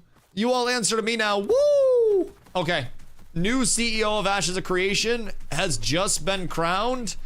I have a blue Grem carcass for sale, chat. I would like to point that out for everybody. Also, I have 113 gold. I feel great. I feel wonderful. I might be addicted to selling stuff now. I might just start emptying stuff out. I'm used to alt for free looking. Was that your new world bind? Mine was N for free look. So I would hold N and then free look. And rust. Have you tried the action combat mode? So I felt when I saw the pants recipe too. Wait, you had the pants recipe as well? Did you not get the token of the wolf bag? Or token of the pack? Isn't that the other hunting bag? Who the fuck cares? You have to do a quest for that shit. Who cares? Let me get those wolf carcasses. Tank P1 action combat only. I also think action combat's gross, but oh, it's our Logian quest. That makes sense. That makes sense. It's like 2 steps in, super easy to get. Okay, well, hear me out. If it's super easy to get, then why don't you guys just farm a couple of them up for me and then give them to me? Instead of being like, Dusty, why don't you stop hunting and go farm up this bag? Why don't you guys be good friends and farm me up a couple of bags? Food for thought. Friends help friends. And asking me to deviate from what I'm doing isn't helping. It's holding shift as well. With the right click? Yeah, I don't know. It's still not working for me. Wait, I know that guy.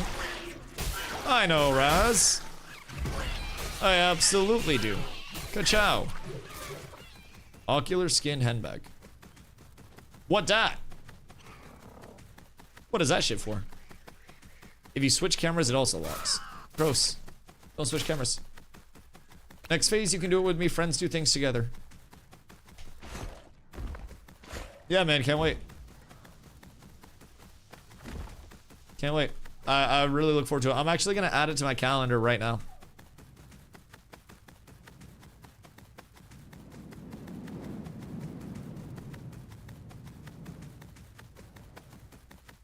That's on there, by the way. You might not have seen me like actually do anything. I definitely added it to the calendar.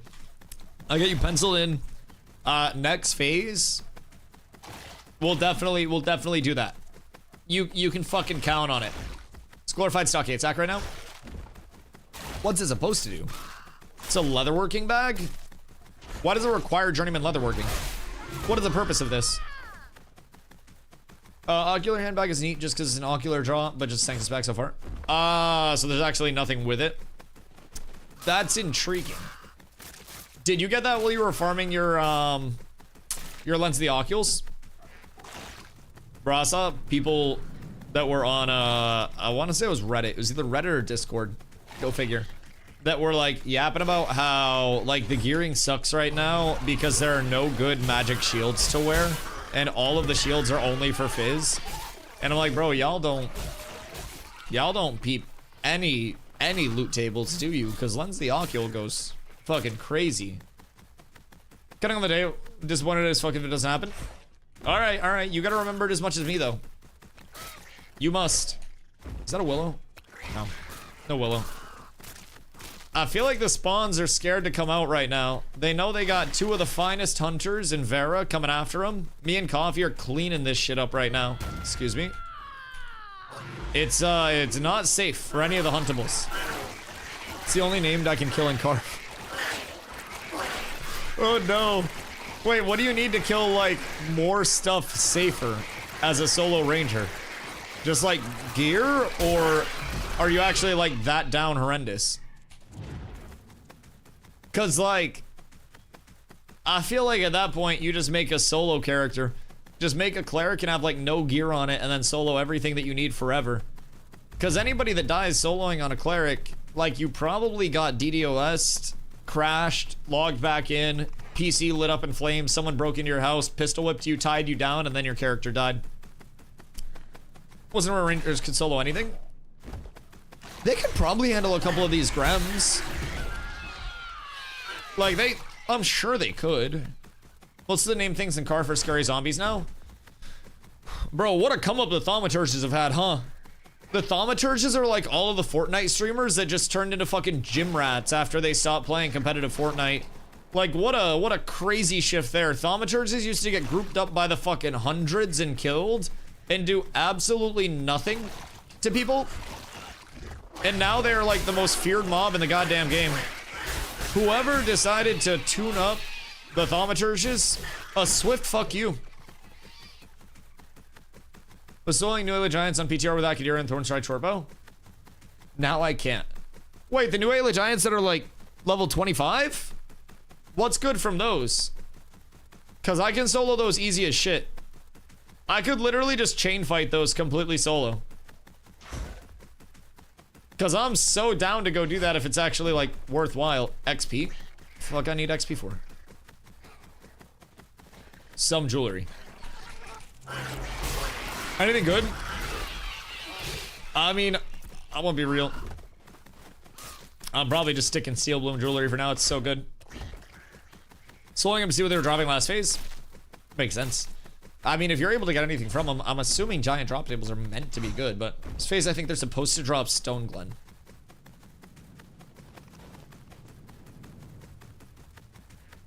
Interesting. Very intriguing. I might be in. But it's also probably such a fucking low drop chance. Not a good drop rate though. Sums up my fucking experience this phase. Listen, man, you want to farm up drops? You just go get a shitload of emblems and essences, and then you sell those hoes. Like, that's it. You just econ to the point that you hope some dumb fuck will find something good and not know what they have. PvEers crying around the world. Listen, all it takes is a little bit of hard work, a lot of crate duping, going under the radar, and then you too can most definitely have all of the unlimited gold that some of the people on the server seemingly have. Phoenix, thank you for the 38th streak. I appreciate you, brother. Crate duping tech? Oh, what percentage of the econ do you want to bet is actually, like, generated off of the crate dupe? Because, like, raw gold, depending on how long that's been in, that could be something that... Because keep in mind, this isn't a special interaction. This is a crate going from a caravan to a paper doll directly, causing the dupe. It could legitimately be something that has been in effect since the start of the server, and we would have no way to tell. Unless Intrepid was just like, yeah, it's all fucked. Bosun. I know that guy. It's a little intriguing to think about. All of it. It's probably a lot worse than we think. Yeah. Because we're probably at a 1 in every 10 gold level based on how fast Nin figured it out. Nin was not the first person to figure out, unfortunately. Like, there was a lot that was already known about it, and Intrepid was already aware of it about a week ago. It's the same dupe that, and we confirmed this through Intrepid, it's the same dupe that Intrepid's been investigating for minimum 1 week. And that was when they publicly acknowledged it. So that was when the public outcry had reached the point of like, hey, is anything being done about this? So they're aware of it, but they've been aware of it for a while. And with anything that generates infinite gold into the economy, that can be really bad. Really bad. And it's such an easy dupe. It's an incredibly easy dupe. Hardest thing about it too is, I mean, I guess like if they have logs for every player's input, then they'd be able to tell like who was duping it. But I encourage people to not do. Yeah, I would not recommend duping stuff. Intrepid will probably be going back to Thanos Snap people that have like participated in the dupe, and I would assume this is probably, if it is something that has lasted a long time.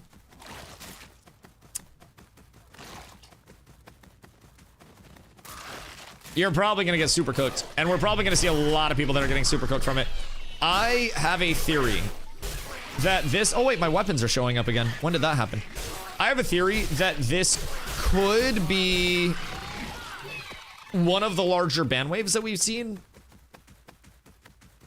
Considering it is so easy, it's so accessible, and it only requires one crate for an infinite amount of money. It's bad. Is that why prices are inflated? I think prices are probably inflated for a few reasons, but a gold faucet is always a sign of inflation because there is more liquid gold that's just like floating in the economy, right? And people were kind of trying to figure out where the gold faucet was coming from for some people. Because, like, yes, people can control a lot of legendary materials, but if there's not 1,000 gold floating around to be spent on legendary materials, then there won't be 1,000 gold spent on legendary materials, and the price of legendary materials will drop as a result to be correlated with the, like, you know, the liquid amount of assets in the economy itself. And a lot of people were like, damn, with refining fees, crafting fees, like, all of that stuff so high, how are some people just, like, in a constant state of faucet?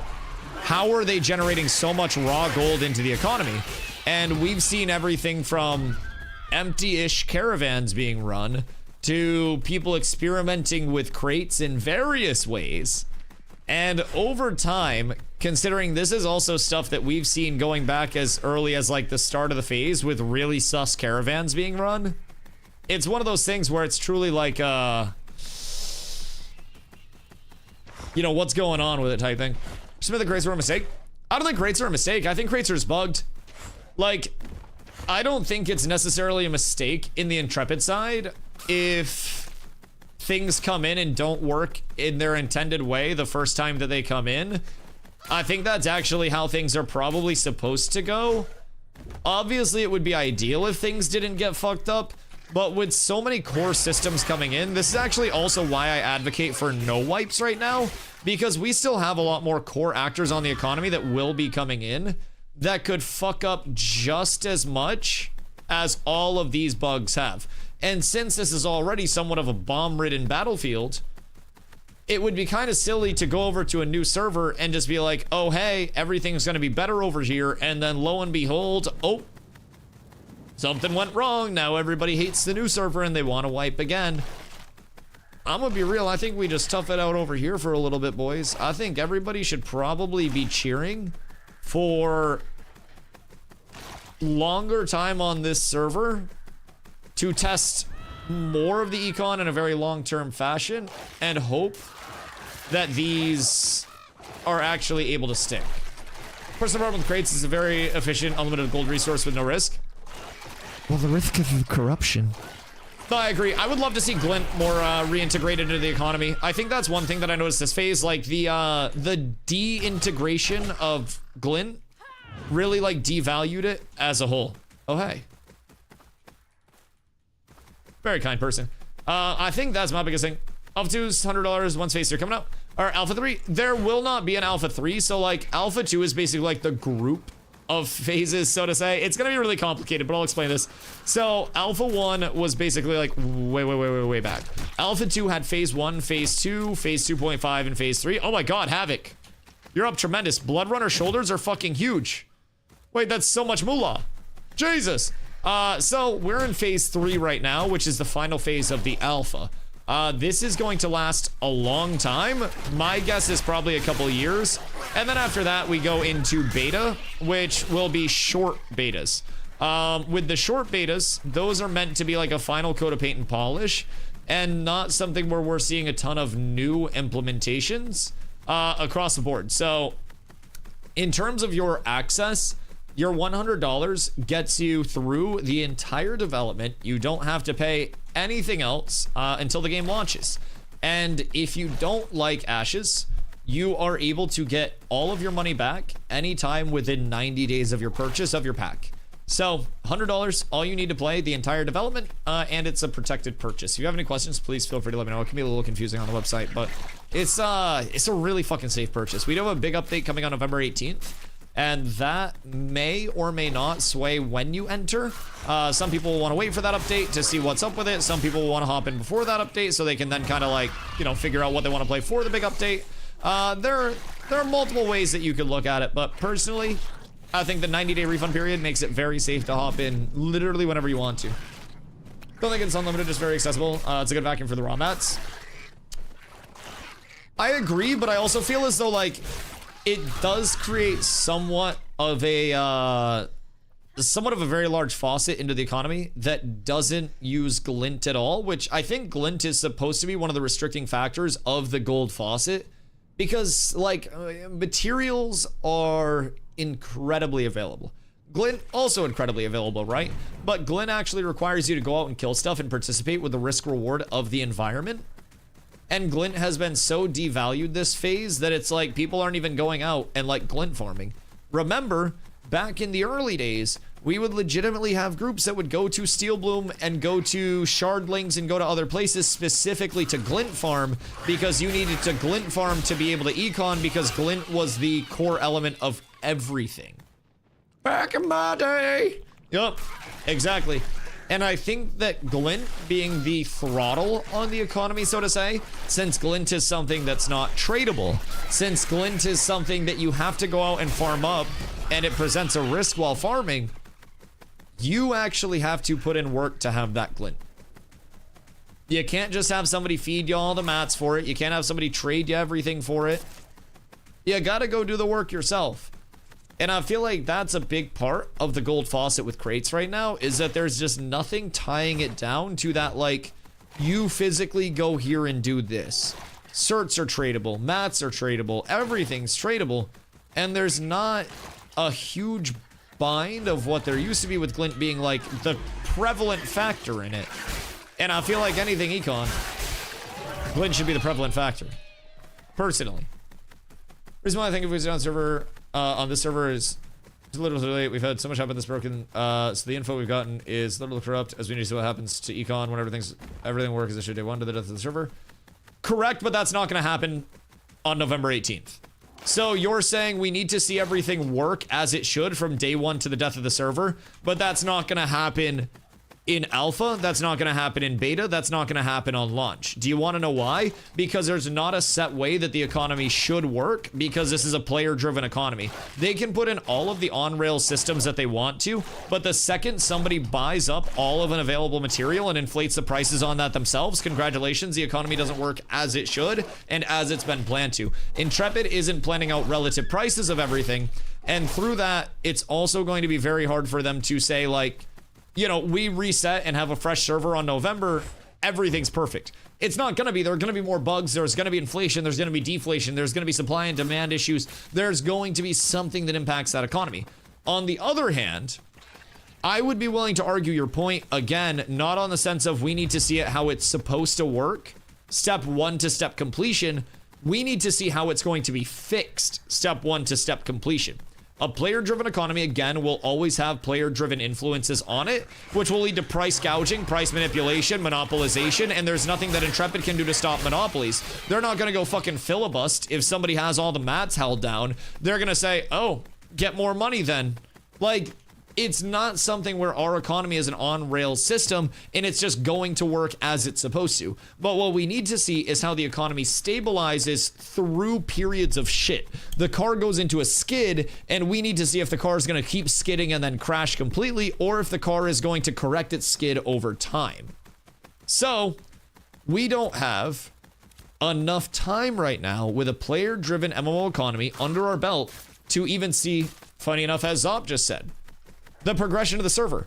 The Riverlands, settlements are leveled. The desert, nothing is leveled. The June Dark, nothing is leveled. The Tropics, nothing is leveled. The Anvils, one thing is leveled. We do not have the econ in place as it's supposed to be.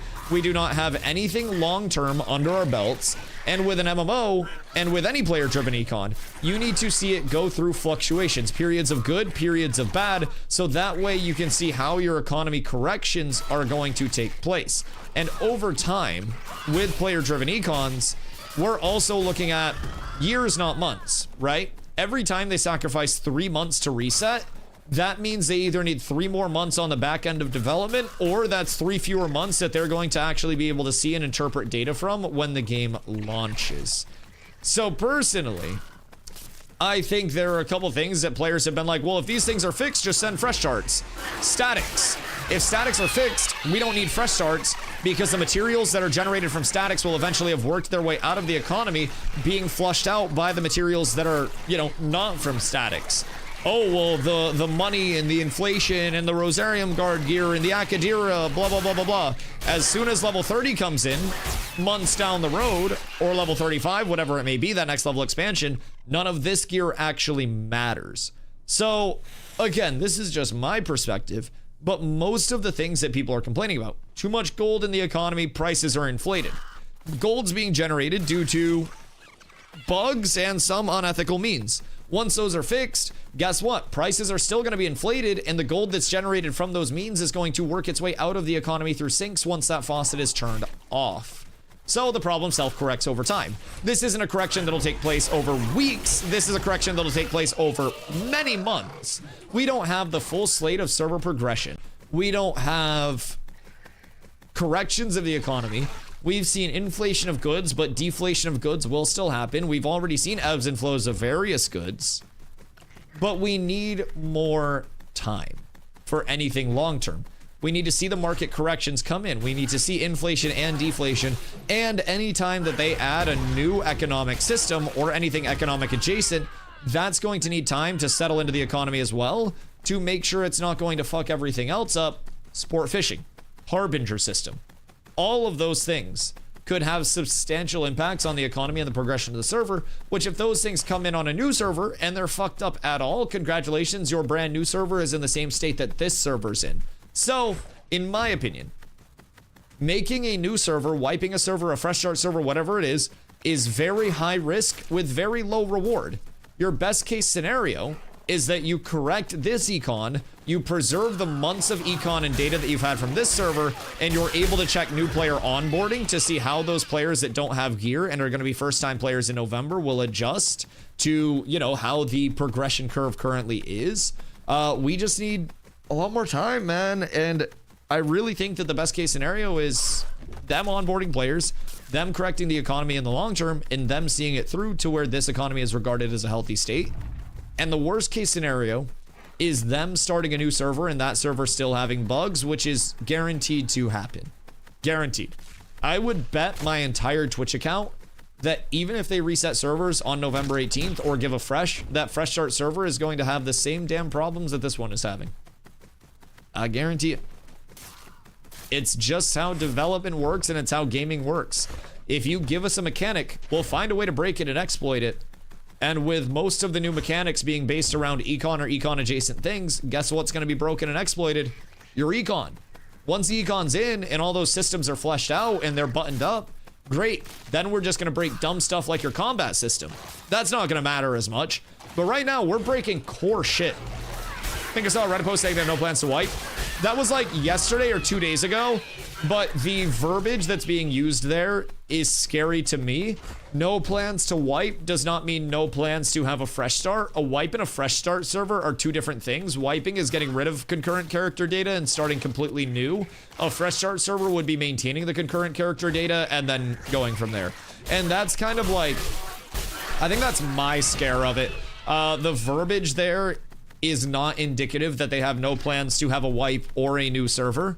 And they need to realize that a new server is effectively a wipe that kills off this entire server anyways. And then anybody that stays on this server is also going to be pushed off the player base. They amount to the same thing. Yep, exactly, exactly. Everybody that plays games knows that a fresh start is a wipe, and that everybody, like in their right mind, with the exception of players who are very attached to their characters and want to RP, will go over to a new server. And guess what? With a very social MMO with very social systems that are multiplayer dependent, what happens when your player base dwindles? Well, people can't play your systems and people don't like your game, and then people leave. I think a fresh start server would atrophy more people than it would actually bring back. I think the November update's gonna bring back people and bring in new players regardless of if it's on this server or an older server. And guess what? For anyone that's like, well, I don't want to come in behind the curve. Do you work a job? Do you have a family? Do you go outside? Congratulations, whether it's now, beta, or launch, you're gonna be behind the curve. Quit all those things, and then you can play games on a competitive level. But if you have any of those responsibilities in a time-based MMO, I hate to be the splash of cold water on your face, but you're fucked, buddy. Temper your expectations a little bit more or adapt to those expectations. Everybody's saying, I want a fresh start server because so-and-so is too far ahead. Brother, you're just going to be behind again if you're not taking a week off work and playing 18 hours a day and having whoever your spouse is cook you meals and bring them in, and you have a full static group that also knows what they're doing, and you have the best leveling route planned out. GG. How oppressive does it really feel to be behind the curve? Like you lose duels or GVG combat, but I'm curious how much it affects most people. I can say from my personal experience, I was very far behind the curve in phase 2, and I was ahead of the casual curve in phase 2.5, and I'm very ahead of the curve in phase 3. Being behind the curve, you are 1000% locked out of all content that is worthwhile. With the exception of, I mean, maybe going out to hit trees. Let me see that gear. Keep in mind, while my gear for most people will go, oh fuck, 286 power, there are people that are almost 100 power ahead of me.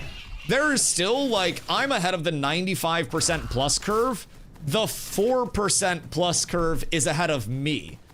Like, I'm ahead of almost everyone, but I'm behind of the best player. I'm behind the best of the best. But also, there are so few people that are, like, ahead, and once you're at this level of gearing, you kind of kill people anyways. So I think it matters a lot less. But in terms of people really, really hate being behind, oh, I think people definitely hate being behind, but people also need to realize their expectations are going to be something that dictates a lot of what they're getting out of it.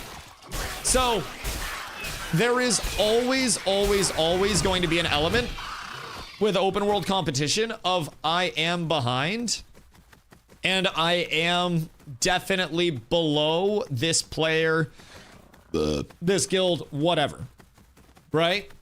The problem is when people expect, yo, Foxer, thank you for the follow. The problem is when people expect to not be behind while they're putting in a very low amount of effort. You're in a casual guild. You're playing 3 days a week for 5 hours a day. Brother, congratulations, but that's a dad level of time. That might seem like a lot to you. That's 15 hours a week. I play 60 to 80 hours a week, and I'm not the player that has the most time, even in my guild. There are levels to this shit, and people do not understand the levels to a time-based MMO because nothing has truly been a time-based output in a long time. At the very baseline level of it, people aren't used to this shit. So right now, I think that there is a reason why being behind feels way worse than it will in 1 year. And I'm gonna break it down very, very simply. So, Foxer, hope you're having a beautiful day. Appreciate you coming through. So basically, my take on this. Being ahead of curves means everything. In every game, being ahead of curves means everything. But do you want to know why being ahead of the curve is so punishing right now? And why Toke said the top guilds can't make it miserable for the casuals? Guess what? Right now, our level cap is 25.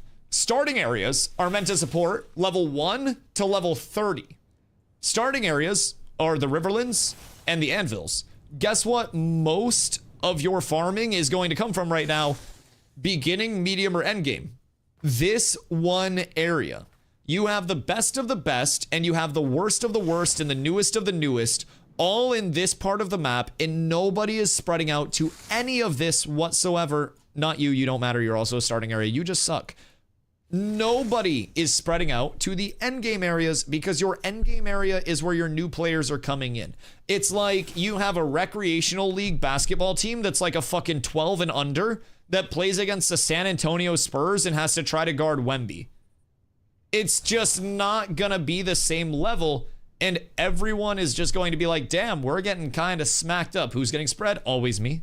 So once we have a level cap expansion come in, even to 35, once we have incentivization as the competitive player base to spread out of these areas, and we're not competing for Carfin and Forge, but we're competing for Tarzan's Jungle Fuckfest Supreme that's out in the June Dark, that's going to bring a lot of the focus of that competitive player base out here instead of in here where all of the focus is. It is not a matter of, you know, this is going to be your permanent spread. It's a matter of this is your current spread. And I think there is no current spread. And I think everything is so up in itself, right? If you want to get baseline gear, then you've got to go farm the same place that people are getting the best gear. You've got to compete with those people that are catching up their guildies in those areas. And there's really nowhere else to go to play on an efficient level. And I think that having everybody crowded and just cluster fucked in together is a big feeling of like, man, I'm really behind and I feel it. Whereas long term, you'll be in your bracket of being behind, right? So instead of being behind versus the best players on the server, you'll be behind versus the people that are, you know, almost level 30 that are still in the Riverlands that haven't moved on over here.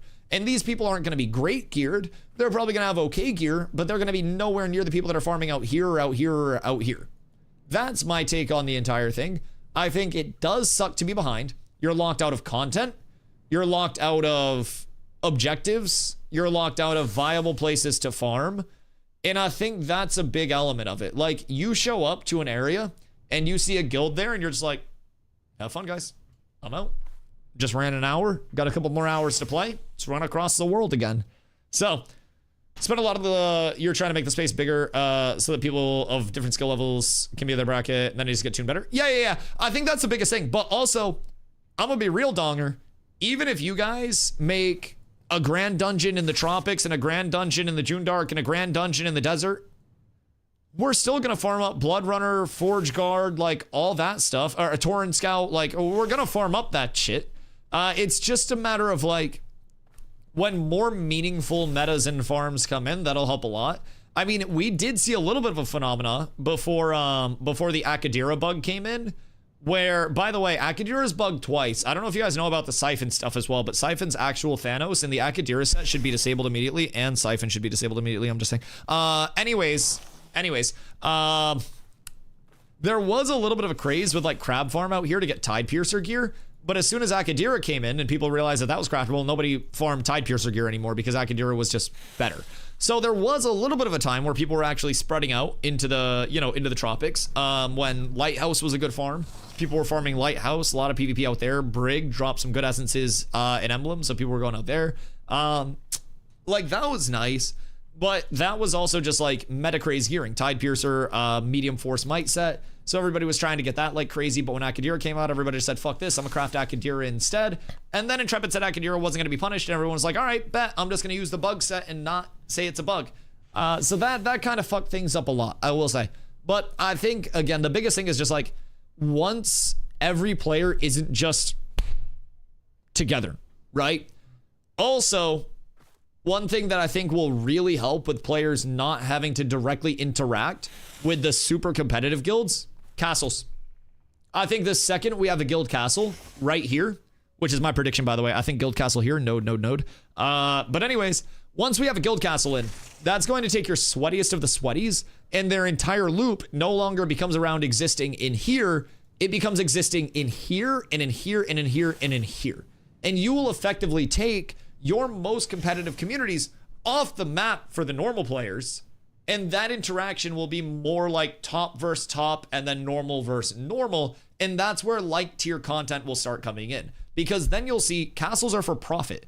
You're going to want the castle because your guild can do whatever you want with the tax money. Like, you actually retain a little bit. So you're not going to have the most competitive guilds going, oh, let me sacrifice my time, money, and effort to build up these settlements. You're going to have the RPers in settlements. You're going to have the people that are actually going around campaigning in game, and they're like, my fellow New Alans. Like, that's what we're going to see as a shift. Your competitive goes to your competitive modes, and your casuals go to your casual modes, and they coexist in that world more. Guild castles will facilitate that a lot. Arenas will facilitate your competitive PvP base not being in the open world trolling for PvP and not being as oppressive to players that are just trying to exist. Because right now people get their gear and they go, what do I do with my gear? I guess I go pillage. Instead of finding content where it's 3v3 arenas, I get my group, I queue up with, you know, my group against other random groups who also have that same goal.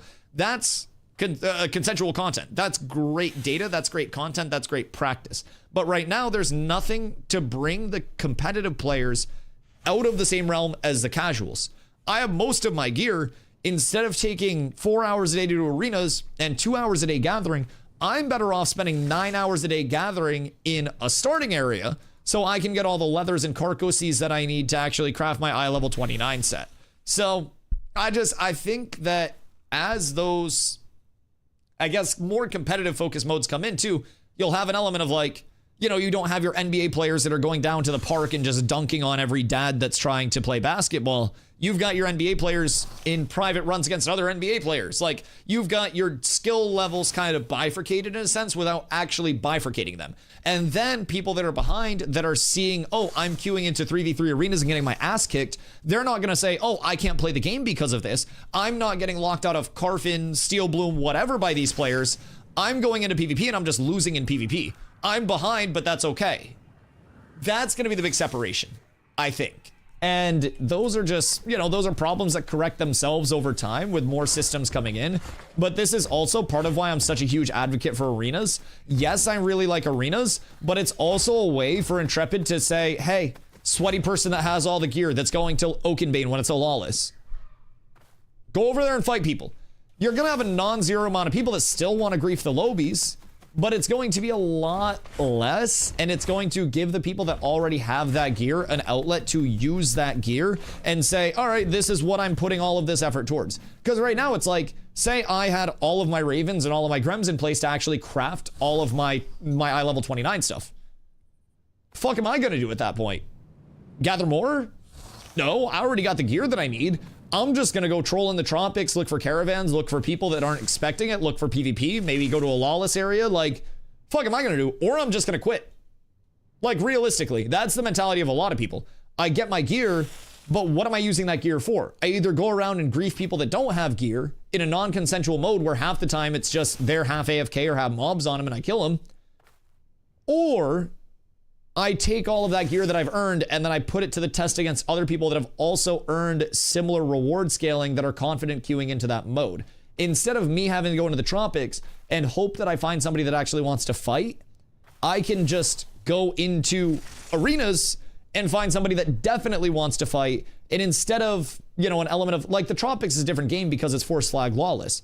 But instead of an element of like, oh, why is there a level 25 mob training on people in Steel Bloom because they have nothing else to do? Now it's an element of like, oh, this level 25 has their gear, is bored as shit, queues arenas. Would you like to play Arc Raiders where you're sleeping, even if I'm loud and don't let you sleep? I can sleep outside. Also, I'm asking chat if they would watch me play Arc Raiders. I'm testing the waters. Like Dusty was saying, you could add 20 new Grand Dungeons, but if Carforge gear is still BIS, that's where everyone will be. Also, the accessibility to everything else. So, like, the thing about it right now is that not only is Carfin Forge gear like the best because it's high level 29 stuff, but it's also the most accessible. The experience opportunities are abundant in the Riverlands. It's in the middle of the mecca of everything. Like, Anvil's gear would be accessible too because experience opportunities are high here, but the Anvils is way harder to navigate than the Riverlands. People like the Anvils less than the Riverlands. So, like, Riverlands is just, you know, it's peak right now. It's really, really, really, really, really fucking good. So over time, like, the thing that's going to invalidate the Riverlands is not going to be other biomes coming up to par like a lot of people think. It's going to be the Riverlands becoming invalid level-wise. Even if the Jundark, the desert, and the tropics are less good than the Riverlands in terms of development standards, once you're getting level 29 capped gear in the Riverlands and in the Anvils, guess what? You're level 35. You need eye level 39 gear. So now you're forced to go to other areas. It's not even a matter of like, oh my God, Intrepid, can you please make this super duper appealing?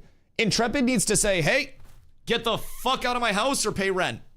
And if you're not paying rent, then get the fuck out. And we got to get the fuck out because we're not paying rent. They literally need to kick us out of the Riverlands to force people to spread at high levels. And once that happens, we're good. They've said on record, starting areas are 1 to 30. As soon as 35 comes in and we're looking at eye level 39 drops, 07 Riverlands, you're just a starting area now. You're no longer the hub. You're no longer the main for everything. We don't know where it'll be. My guess is the Tropics right now because the Tropics has the lawless buffs with increased luck. But it all depends. It could be legitimately anything. It could be anywhere, but it will shift. Having POI in all places that has BIS and we're cooking. I mean, even that though, people are still going to farm where the most BIS comes from. Like that's always going to be it. Some people are going to prefer a set. Some people are going to, you know, do this, that, the other. There are a lot of variant pieces right now, but yeah, filling out the loot table more. For example, a light medium set that has an eye level 29 set bonus that's Fizz. I would love that because light Fizz is very underrepresented in the gearing table right now. And with magic damage being so prevalent, light gear is actually fucking insano style on tanks because we generate so much extra Fizz mit compared to magic mit that we can just push up mit like crazy in light and avoid DRs. I just feel like there are certain things that like, and again, this is why when people come in, I really want a magic shield, look up Lens of the Ocul. Yeah, it literally exists. Lens. Okay, no, that's fine. Lens of the Ocul. What? The fuck is it called? What? Did they rename it? Okay, no, that's fine. Strag. Am I tripping? Database. I'm very confused. I'm very, very, very confused. Codex, please. Codex, please stop tweaking. Everything's fine. You can do this, I believe. Shields. Stats. Health. Max health.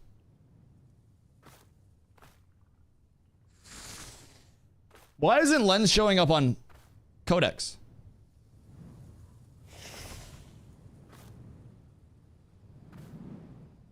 Like at all. You have Lens, right? Am I tripping? Offhands? Maybe it's coded as an offhand? The link is all fucked on Codex. What is it registered as? The fuck? Weird. Okay, either way. What eye level is it? I'll see if I can find it on Wiki. Ashes of Creation.wiki. Let me give it a quick look-see here. Because we can load this up. I will find it. Arc Raiders is made by the same people as the finals. Oh, fuck, I fucked with the finals so hard. Wait. Finals went crazy. Yeah, Strike, I thought I was losing my fucking mind. Okay, here it is. I thought I was losing my mind. I was typing Lens of the Ocul in fucking Codex, and I was like, what the hell do you mean? So Lens of the Ocul is magic block defense, magic block chance, magic defense, int, and max HP. It is really good. The only issue with Lens of the Ocul right now is Planendorf, get your notebook ready, buddy. So if I equip my Forge Scale gives Fizz-sided things, right? So I equip that and I'm instantly at a 25.6 passive Fizz block chance with a very high Fizz block defense. And on the magic side, I have a 15% base to the opposite. But with Lens of the Ocul equipped, these block chances are not scaling the same in terms of like scaling up your magic block rating. And your magic block chance, it is supposedly a whole hell of a lot less than that. So Strag has had multiple lenses. I don't have one on right now to compare. Strag, where are you? Can I use your lens for a second? For a comparison?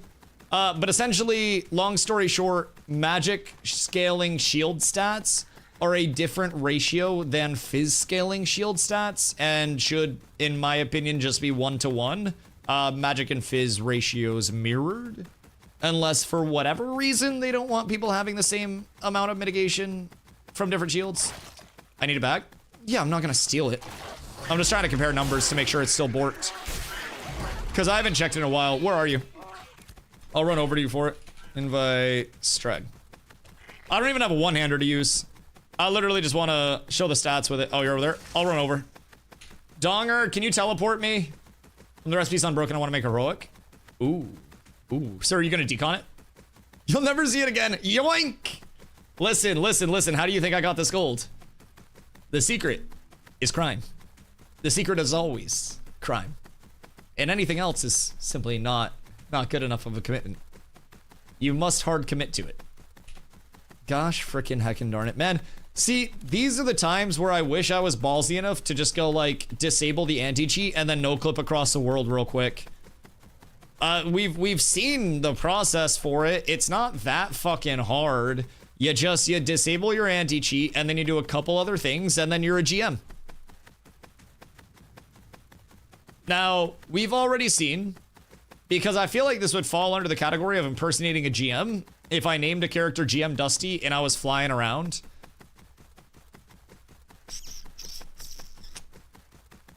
I have corrupted oak, where and how? Decons. It's the same way people are crafting like journeyman stuff. Yeah. You can decon pretty much whatever right now. If you farm up ocules or lenses and then you decon those bad boys, then you're up tremendous. GM Dusty has a nice ring to it. I'd be a dope ass GM. I'd just walk up to people and I'd be like, stop mob training, ho, and then I'd smack the shit out of them. Yeah, that'd be fucking fire. That would be absolute fire. But yeah, so the decon on lens, because lens in its recipe requires the corrupted oak timber, you can use a decon kit on it because the item exists, so it's not like bugging anything. But when you decon an item, it gives a percentage of the mats required to make that item. So with lens on a decon, you'll get Glimpse's Eye, and then you'll get some of the corrupted oak timber. So yeah, that's how people are getting that. Nothing too crazy. It's actually showing that decons are working as intended. Same for mats in general that don't drop. Yeah, or if we have like, one thing that was really popular last phase was buying the stuff from the settlement vendor and then deconning the things that you could buy from the settlement vendor to try to get specific materials before they were available, in terms of like the refining processes and stuff. So decons have brought in some interesting tech for show. 1000%. Very cool, like, I don't know, just very cool discoveries from the community in that sense. Like, can't get corrupted timber, farm up a shitload of lenses and then decon those bitches, and then you can. And then if you get your corrupted timber, you know, early enough, craft yourself a lens with some plus qual on it, get some magic pow pow, and you're up tremendous. Wait, that's gotta be bugged, right? Lens of the ocule. Oh no, it's an eye level 23. Oh fuck. Wait, lens of the ocule is gonna be disgustingly easy to craft, high rarity, because that's gonna give 300, like 300-ish max health in Lego, 100-ish in 450-ish magic defense. Cat with abs is absolutely Kind of solid. S-tier. Yo, Beyond Godly, thank you for the follow. Appreciate you. Welcome in. Ooh, otter. How much are otters? What the? Wait. I don't want the terror bird. Give me the otter. What if I don't want the terror bird? I need an adult. I don't want the terror bird. I just want the otter. Please. Please. Oh god, I'm not gonna be able to get it, am I? Oh, this is fucking tragic. Gotta take both? I can't! The terror bird is fucking, it's journeyman. I can't do journeyman. Maybe if I like target it? Oh god damn it. And I'm assuming there's no way to get the interact on the otter, huh? Yeah, I'm gonna just let them fucking peace, bro. That's so scuffed. You know what scuffed my lack of commitment? If I was just very simply put level 20 instead of level 14, it wouldn't be an issue. If you can't take both, you deserve neither. I agree. I 1000% agree. I think that this is personally a me issue, and if I was not devaluing the sacred gathering, refining, crafting that Ashes offers, then I probably wouldn't be going through this right now. Yep, 1000%. So, double gun mine from a drop? What, Terror Bird? Where'd it drop for you? The fuck? Is this supposed to spawn in the Riverlands? That does seem like a weird spawn spot for it, but I don't know. I'm not animal husbandry expert enough. Oaken? Interesting. Like, I'm legitimately, I'm just trying to hunt Grems and fucking Ravens, dog. If I can get a shitload of each of those, and I can get my Torrent Scout stuff and my Blood Runner stuff all taken care of, like a 5 and a 3, that's all I need. And realistically, I'm gonna be Grem heavy on the output. Because if I'm going... If I really am trying to go, like, 3 and 3... To go, like, 5-piece Blood, 3-piece... 3-piece Torrent Scout... Then that'll be pretty even, but I might go 5 and 1 and just get a shitload of Grems. Because Torrent Scout giving Bulwark on a 30-second cooldown, kind of fat. It's just a matter of finding the 5-piece for it, but who knows a drop anywhere? Interesting. Yeah, I also didn't know it was a drop, because it's not like it's a special named or anything like the Bone Strider. Trade. Thank you, sir. You are a gentleman and a scholar. I will have this back to you in 1 second. I just have to demonstrate the differences here. I ran all the way across the fucking map for this. Alright. So. With Forge Scale on. Fizz Shield. 25.6 block chance. 34.8 block defense. 15 and 25 on the back end. If we throw this in. Then we have 8.2% block chance. We have 19.1% magic block defense. Fizz block defense is 10% and then no passive. So what I think is going on with this donger is that this actually isn't coded as a shield. It's coded as something else and therefore not giving the passive block chance because we're supposed to get 15% passive block for having a shield on in the first place. And you'll notice that with the Fizz shield giving magic block chance on the secondary and that passive block defense as well. But when I equip this, you'll notice that goes away. The same way if I put on a two-hander, I lose my magic block. I think that's just the biggest thing with it, is it's not registering as shield. But if that registers as shield and gives that passive 15%, this shit gonna be crazy. Yeah, so this is one of those where I go from my gaming chair with no idea of how to actually develop a game. I go, psh, easy fix. We'll have it done tomorrow. Appreciate you talking about this. Wondered if Lens gave passive block or not. Yeah. My understanding is a ward magic shield opposed to a regular shield which blocks Fizz. Right, but by any categorization of shield, whether it's Fizz or magic, you should get a passive, just like bonus for having a shield equipped. That's how they're trying to like buff shields, so to say, is by giving you that passive block chance. So even with a Fizz shield, I still get the 15% magic block chance, which goes away the second I don't have that Fizz shield on. So any shield is supposed to give you 15-15 and then the 25 flat block defense as well. But this is not doing that. So instead of giving you that, you know, that 15-15, right? It's just doing nothing. So with the magic block defense, when I have my sword on, you'll notice 10%. So equipping a shield will show you 15% increased block chance passively and 15% increased block defense passively. And you'll see that the second I go here, 25-15, additive 15-15, and then gives you your 15-15 for your base. And then also gives you your, you know, your additional on top of that. But you lose that 15-15. So this should be 23.2 block chance, and this should be 34.1 block defense, which would correlate really closely with the Fizz block chance and Fizz block defense of a Forge Scale. So I think it's just a matter of like if the wards, so to say, are in the game, they should just be the same like categorization as normal shields, or at least have that like, you know, that double bonus to it. That's poisonally what I think on it. And if that is fixed, that becomes the best shield in the game. By far. You think one-hand shield will be meta? Oh yeah, I've been saying since the start of the server, especially with how high power scaling goes right now. Nin, hope you're having a good day. With how high power scaling goes right now, I think people will 1000% roll legendary one-handers, and then we'll roll a shield to throw in their offhand. Because if you have a shield on, right, and it's a lens, and lens is fixed, just transfer these stats. You're passively just from standing here. Keep in mind, this is with my bow out, my range weapon. You don't even need to have the shield pulled out, and you get the passive block chances. So if lens is functioning properly, everyone is just going to slap on a lens and a one-hander and then call their power good enough, and then 25+% of the hits that they take are going to have a large amount of mitigation taken off of those. And in fights like, you know, siege fights, going into one of those large clumps, it's going to save you a lot of fucking damage. A lot of damage. Not to mention active blocking with a shield up is insanely impactful comparatively to active blocking without a shield up because of that additional 15%. That'll make everyone go outside the medium gear. Yeah, I mean, maybe. But, I don't know, medium gear is just really fucking good.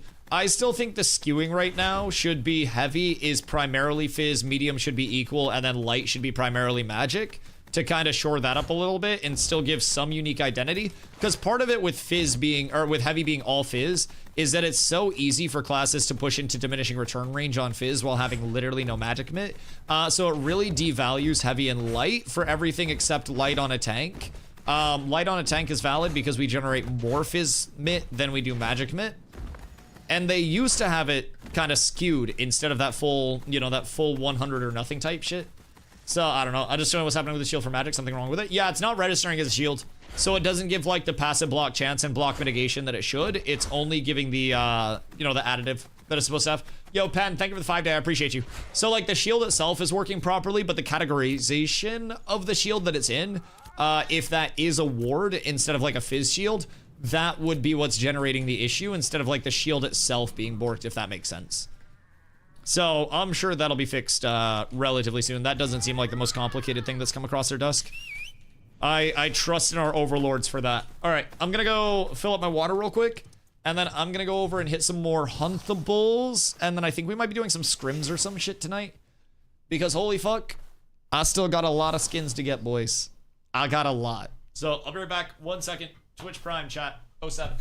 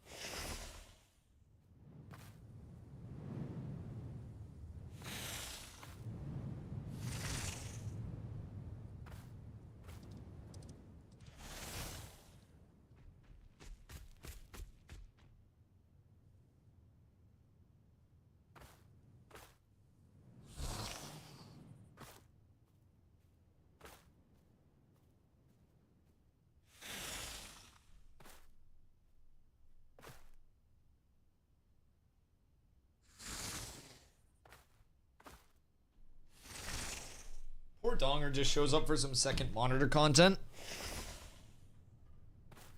And then just has a fucking laundry list of things to fix after. Poor guy. Poor guy, he's just trying to chill, dog. He's just trying to do something fun for a change. Think it'd be a play I invest early. Much rather go light with a shield than farm medium mats. Honestly, could be a play as well. I think shields are going to be very, very, very, very, very sought after. Marketplace item sold. Oh, not that one. Tragic. Tragic. I'm getting myself into absolutely massive. Yeah, I don't even know how we have all this compiled. It's just like a dam of feedback that just overruns itself at one point in time, but it's okay. It's all productive. It's very productive. This is probably the most active, like, forward-looking community that there is. It's a little correlated with 400k monkey bucks. I don't know, you could bully Planendor for a very long time with that. Just food for thought. There's a lot you could do with 400k monkey bucks. I could do like a $1,000,000 monkey buck redeem where you just get a butthole pick. Something for you to like strive for. Maybe like a, you know, that long-term investment, so to say. All right, so what's everybody trying to get up to right now? Because I swear to God, I will go gather this entire day. I will fucking do it. I will. Bully Planendorf, you say?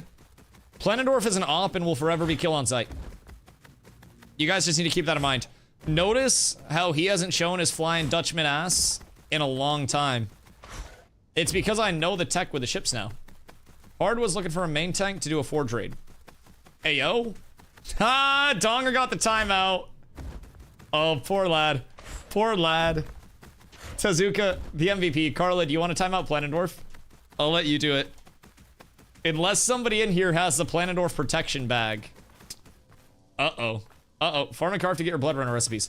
Well, I need to go farm carve and forge. And I need to do the gathering. Dude, I got too much to fucking do. Like, I wish there were like 6 me's. Alright, Hoofsy with the save.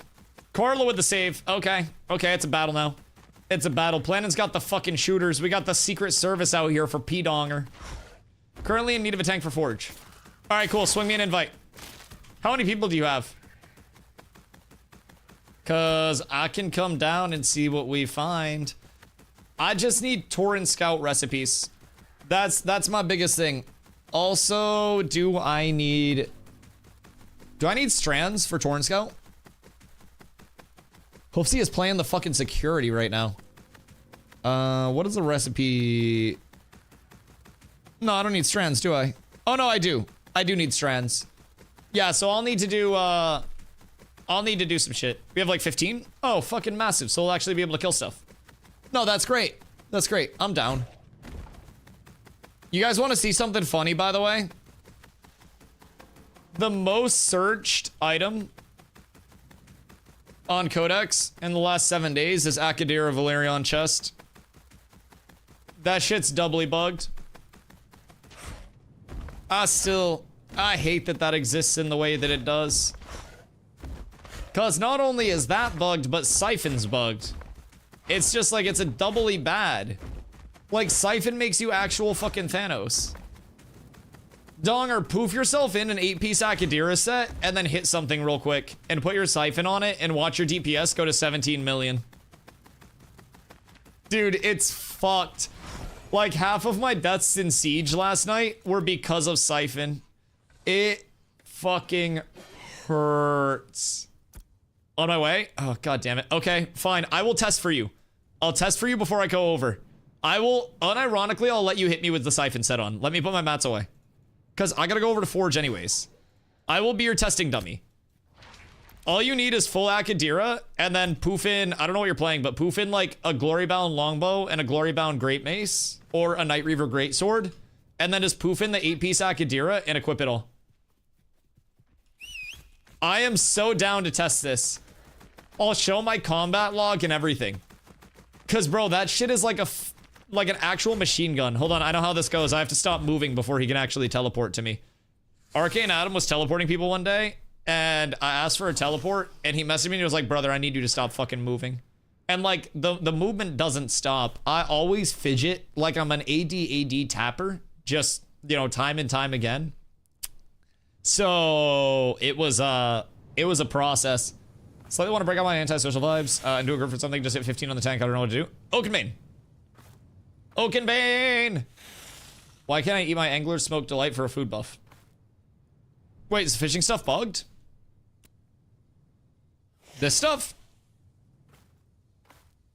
Wait a minute. Can you not eat that? I don't want to try because I don't want to waste one, but... Oh, wait. Do you need, like... Do you need fishing level for it? I feel like you don't. You had to be level 20? Are you not level 20? Hoofsy's level 20. Unless he's on, like, a fishing alt. Or are you less than level 20? My bard's 18. Ah, that makes sense. Yeah. Journeyman food level 20.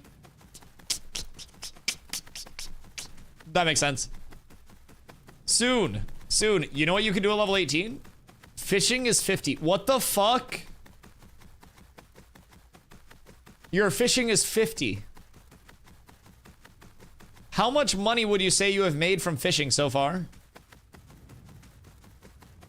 Cause like, my fishing is 50. About 150 gold. What? What? This maneuver is gonna cost us 52 years. Oh no. Listen, it can't be any worse than when Jacob tried to fly a fucking ground mount.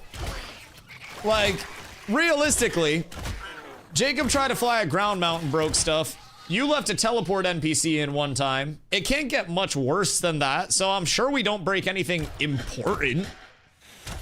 Also, I have another piece of feedback. I feel like GMs should have really cool teleport effects when they poof in. So like, you know, Steven comes down and it's like a bunch of ducks that pop up, and then you go in and it's just like a giant flashbang on everybody's screen, and then like somebody else comes in and it's like red lightning that pops down and shit. Yeah. Every GM has their own like their own calling card. Like you poof into a town and then everybody's just like, oh shit. Like full ear effects and everything. I want ducks too. Okay, you can have some ducks too. And all of the ducks are tiny little flashbangs. Yeah. I like this. I like this a lot. I remember the duckening. I have never been so confused as I was when random untargetable ducks started spawning around me like crazy.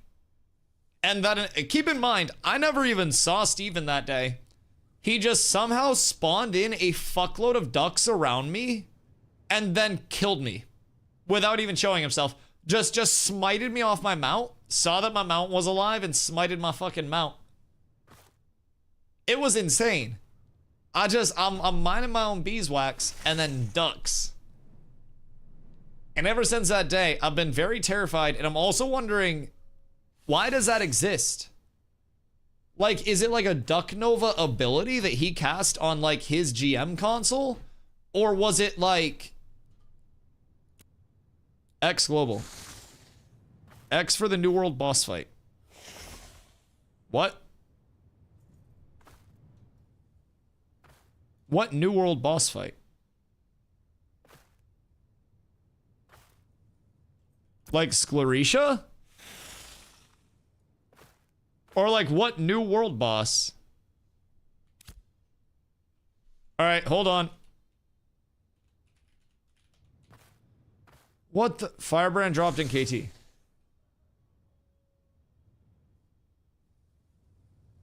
We're trolling for the PvP scrims. No boss.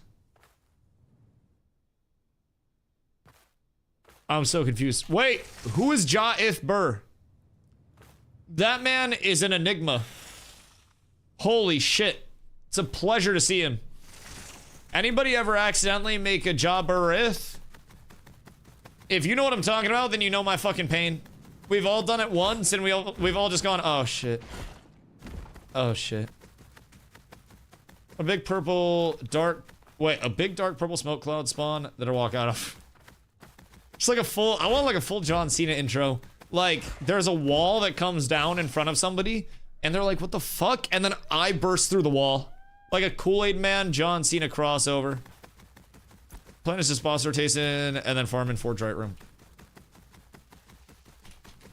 Server restart soon? Wait, when server restart? I just had a really beautiful old lady come in. You trying to hunt a cougar, Carla? Cause like, I approve. If she has a great credit score, send it. Do what you can. It's EU restart. Haha, get fucked. What'd they do? Surely they broke something. Alright, cool. So nothing for us. Alright, off to Forge I go. What if I just like drop 3 pieces of Torrent Scout out here right now? Instead I got bugged after the siege. Oh, you guys had a siege? How'd that go? I have no idea how that lady was so beautiful, like she was hot. Carla's actually fiending over an old lady. She's like 58. 58's a good age. 58's still young enough to have remaining years, but old enough to have a huge nest egg saved up, so if they do croak early, then you get a good payout.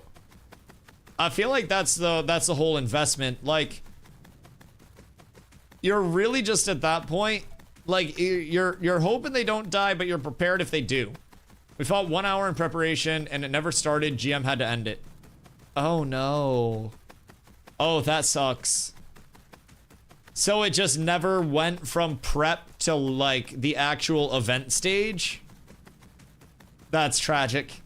RIP 1000 gold. Damn. Yeah, that's rough. Ours went really well. Except for like a defense respawn bug. And I think a few black screens.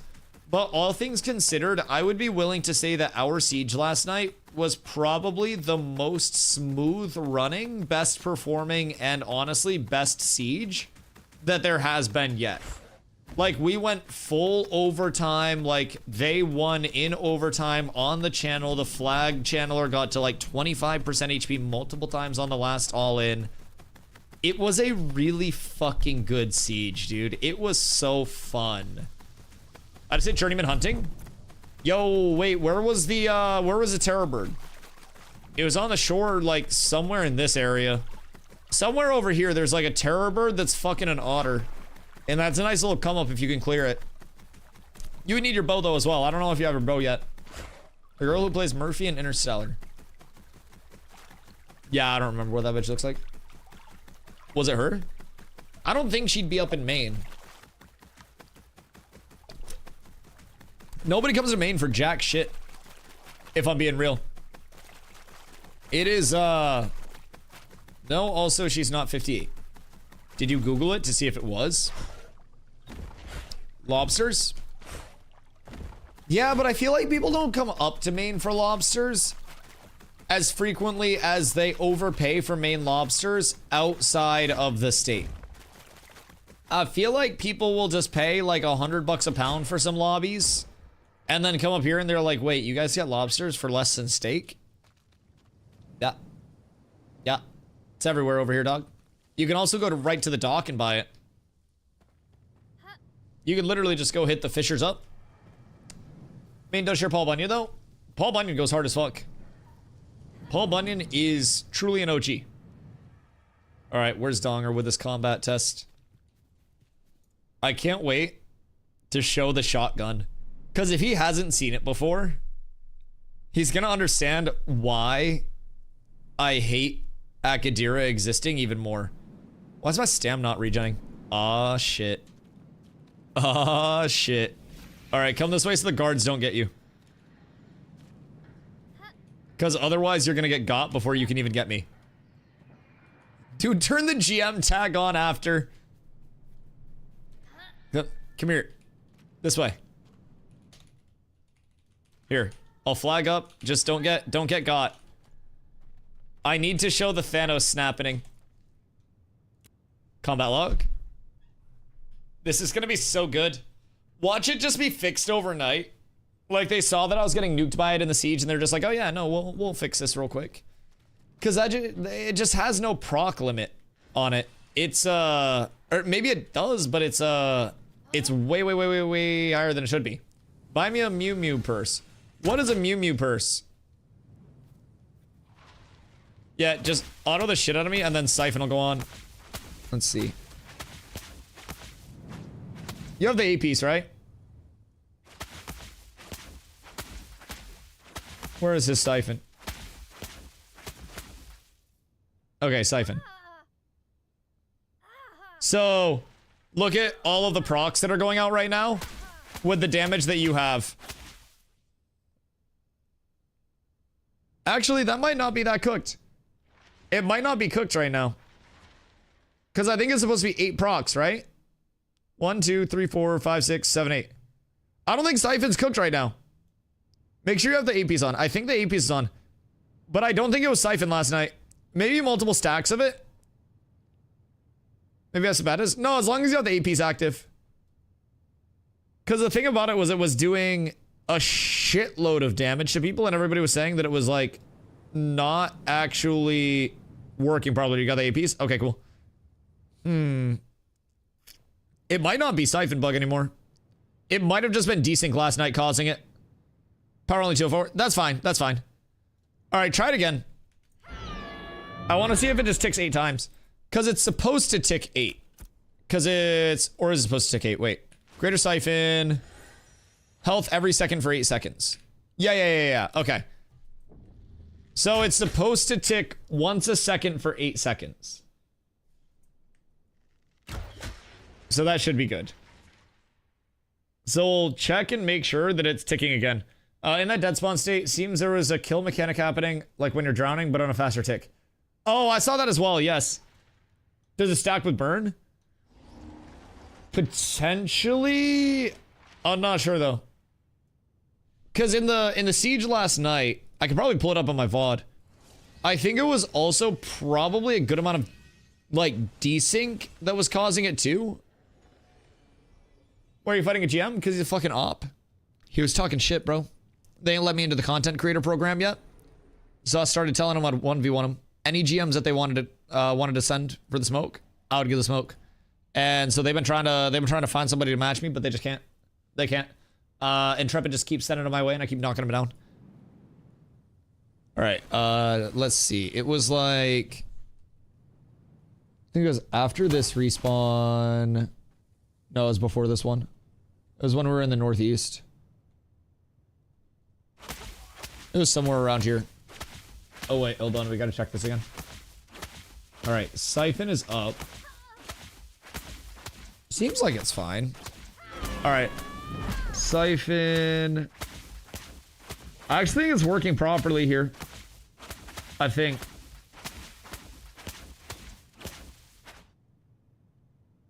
Proc siphon reaction. Siphon goes through. Once. Siphon proc follow up. 1, 2, 3, 4, 5, 6, 7, 8. I think it's fine. Got no finishers. Weaponry. I think it's fine. We doing forge? Yeah, message inept. Could have been the server delaying and catching up. See, that's what I thought it was. I thought it was just really bad fucking desync. More than anything else. I'm trying to find exactly where it was. Because we were on a fight near, like on the northeast side. And I was around an LOS, and then my shit just got melted, bro. Absolutely melted. A couple times, too. Might be this one. Let's see. Because we regrouped on northeast. And then once we did that, I got cooked. Let's see, siphon, still 54. I think it might have just been the desync. Oh, wait, found it. Alright, hold on. Hiya. Do you have dual siphon? Not the 8-piece, and the 8-piece is what's facilitating the bug. People north, clear them out. Alright, so this was where it happened. Now get to that north.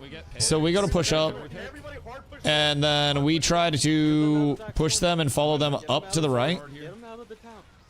Keep going to And then when we go up to the right, we're gonna run into...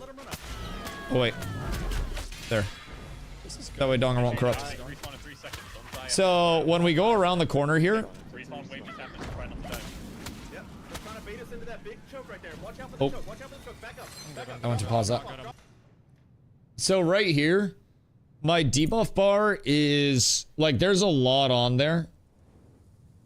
But this is a shitload of burn coming through. Hold on. Get them out of that corner. I might have been Get them out too of far our... hard. Seems relatively in line. Yeah, it might have just been the desync last night. Because at one point I pulled up my combat log and it was all fucking siphon damage. It might have very well just been paired with the desync last night. Because like right here, this is where I go around the corner. And then I throw a trip. So those guys were tripped. So I'm not taking damage from them. And then I get around the choke. I'm lagging again. Respawn wave just happened. Try not to die. So I throw the trip there. They're tripped. They go back. Nothing on me. Nobody near me. I'm not And then watch the ramp. Ready? good. I'm not good. That's just lag. Yeah, I think it's just lag and desync. But the weird thing with lag was that it was, because this happened a few times, but usually when I would desync, my body would go to like where, you know, where I was supposed to be. But it just stayed there that time. Alright, well, I'll see you guys. So yeah, that one was a really weird one. But I looked at my combat log once after one of my deaths, and it was all, oh Jesus. Donger's got everybody fucking dancing. Alright, thank you, Donger. Yeah, we can determine that one was lag then. Good testing, thank you. I don't have AP Sakadira, so I couldn't test it myself. You did the world a favor today. Look at him, so humble, so floaty, and all his gear. Alright, off we go. Cool. Happened to me a few times as a fighter. Go on whirlwind, leap out, then I take damage. Yeah, that was a few of my deaths. Yes, of course. Thank you for testing. The accessibility to gear on your end is way more than I have right now. You're doing the public a favor. And now I'm slightly less mad about Akadira because we know that it's not siphon bug, it was just lag. So that's good. I'm still mad about Akadira though. We'll talk about that later. Have a good day, Donger. Everyone forging. Message inept. Yeah, join up if you guys want to. I'm tanking for them, but it's the hard group, and then we have some people over here too. So I don't know where we're going. I forgot. They told me before, but I forgot. Boss rotation, then farm and forge right room. So should be relatively straightforward. Also, they have a second tank, so that's cool. I can just walk around behind that guy. We greatly appreciate him. So yeah, pull up. I need a few recipes from Forge. I need to get Torn Scout recipes all ready to go. And if I find a Torn Scout piece down here, then I am so fucking excited about it. Like, that would save me a whole lot of effort.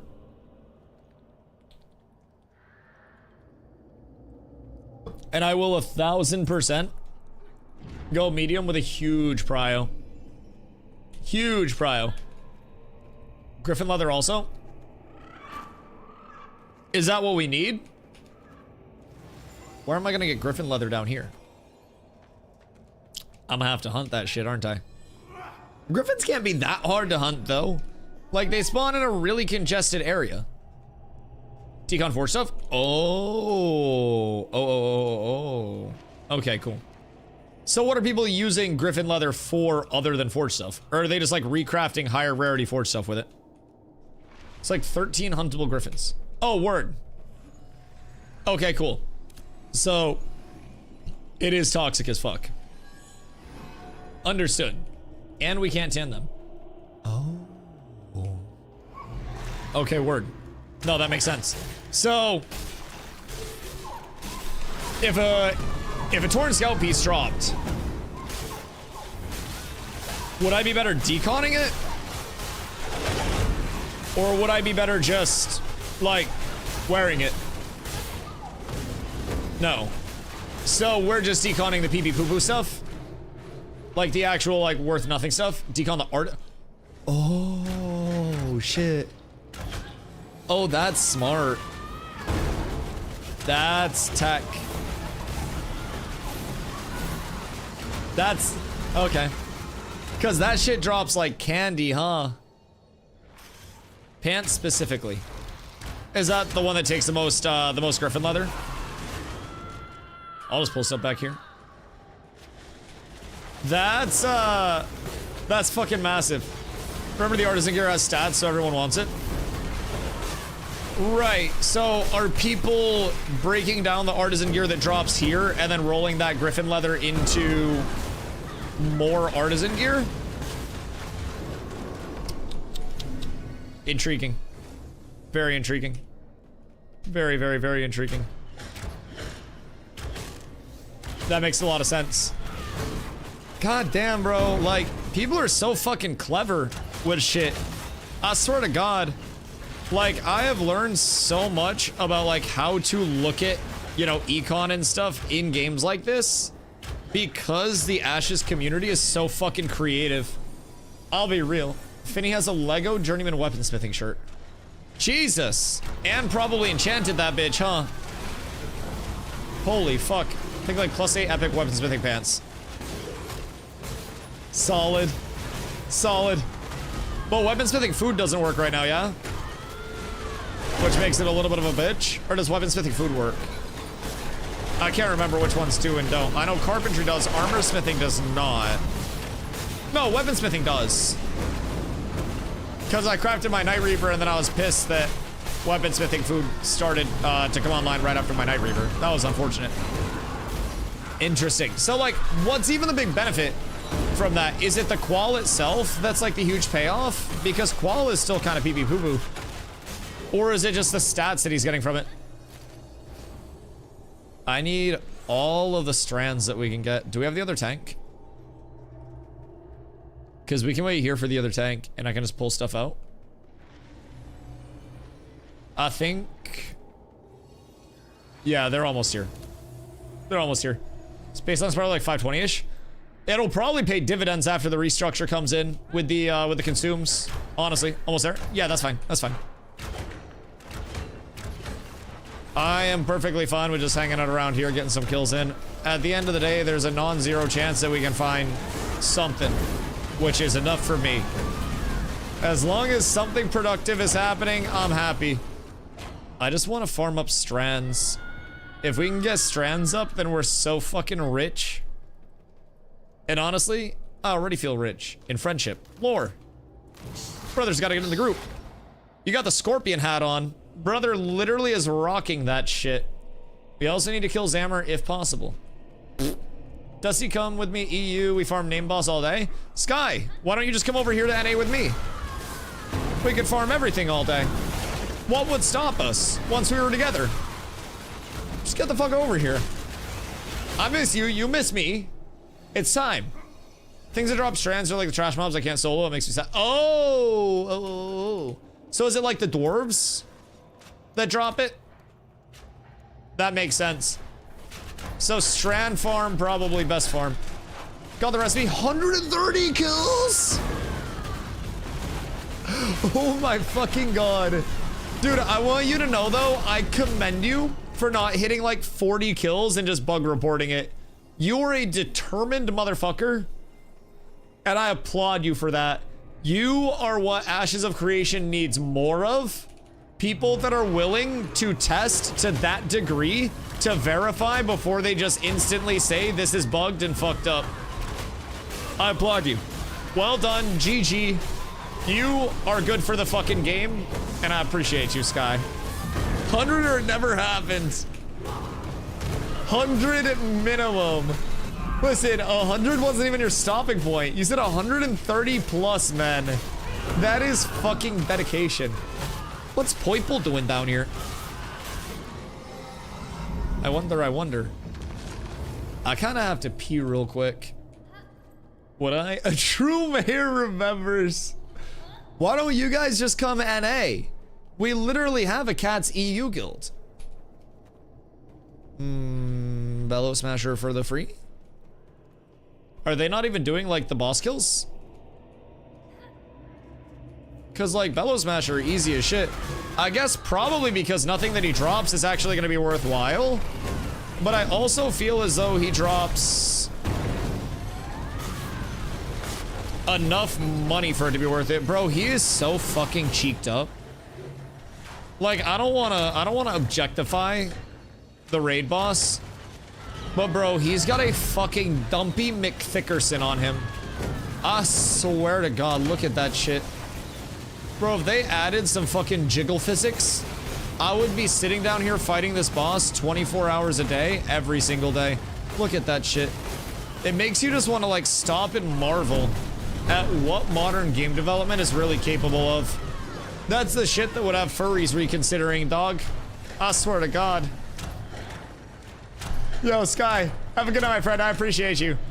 We probably will not get shit for drops, but I want my recipes. I want to find all of the Torrent Scout medium recipes, and I want to find all of the strands. Every single one of them. Also, if you guys have somebody that's using the runes, I have a shitload sitting in my storage. Are they being, like, sold for anything at this point, or nah? Because... do we have to go get Creel again? Hard has a master loot for some reason. Do they? Wait, for what? Seems group loot. Oh, it's master loot for commons. Weird. So are they taking all the strands? Because like the strands are the most worthwhile thing.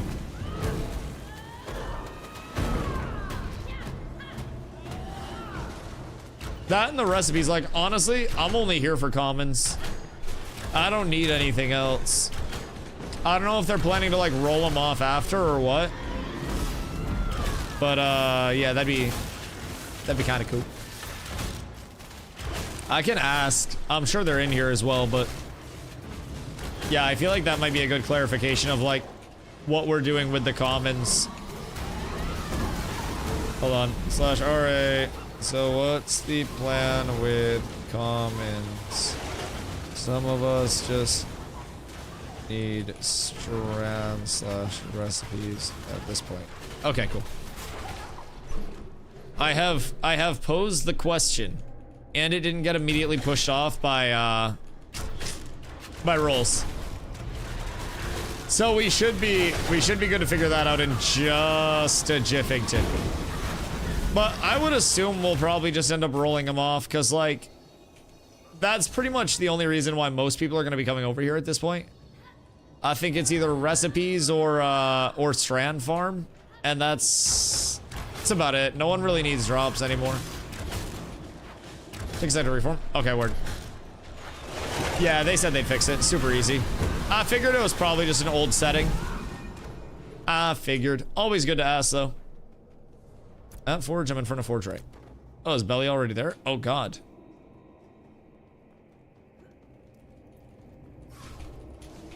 Cool. Yeah, I figured they'd be fine if we asked Blotto. What up, my boy? How we doing? Absolutely beautiful, my friend. Absolutely beautiful. What are you up to today? I have made significant progress on my hunting journey, and I am trying my best now to follow up on the other end of it. We need recipes.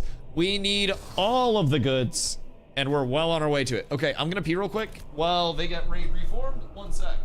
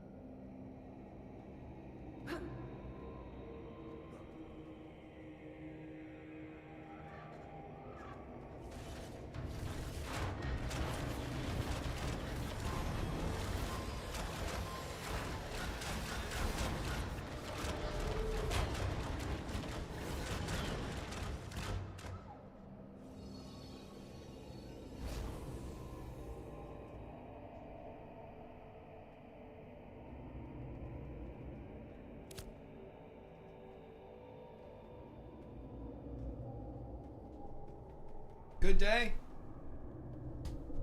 We're up.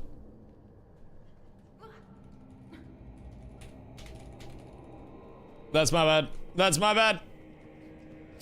So it's performing. I don't know, Master for Strands.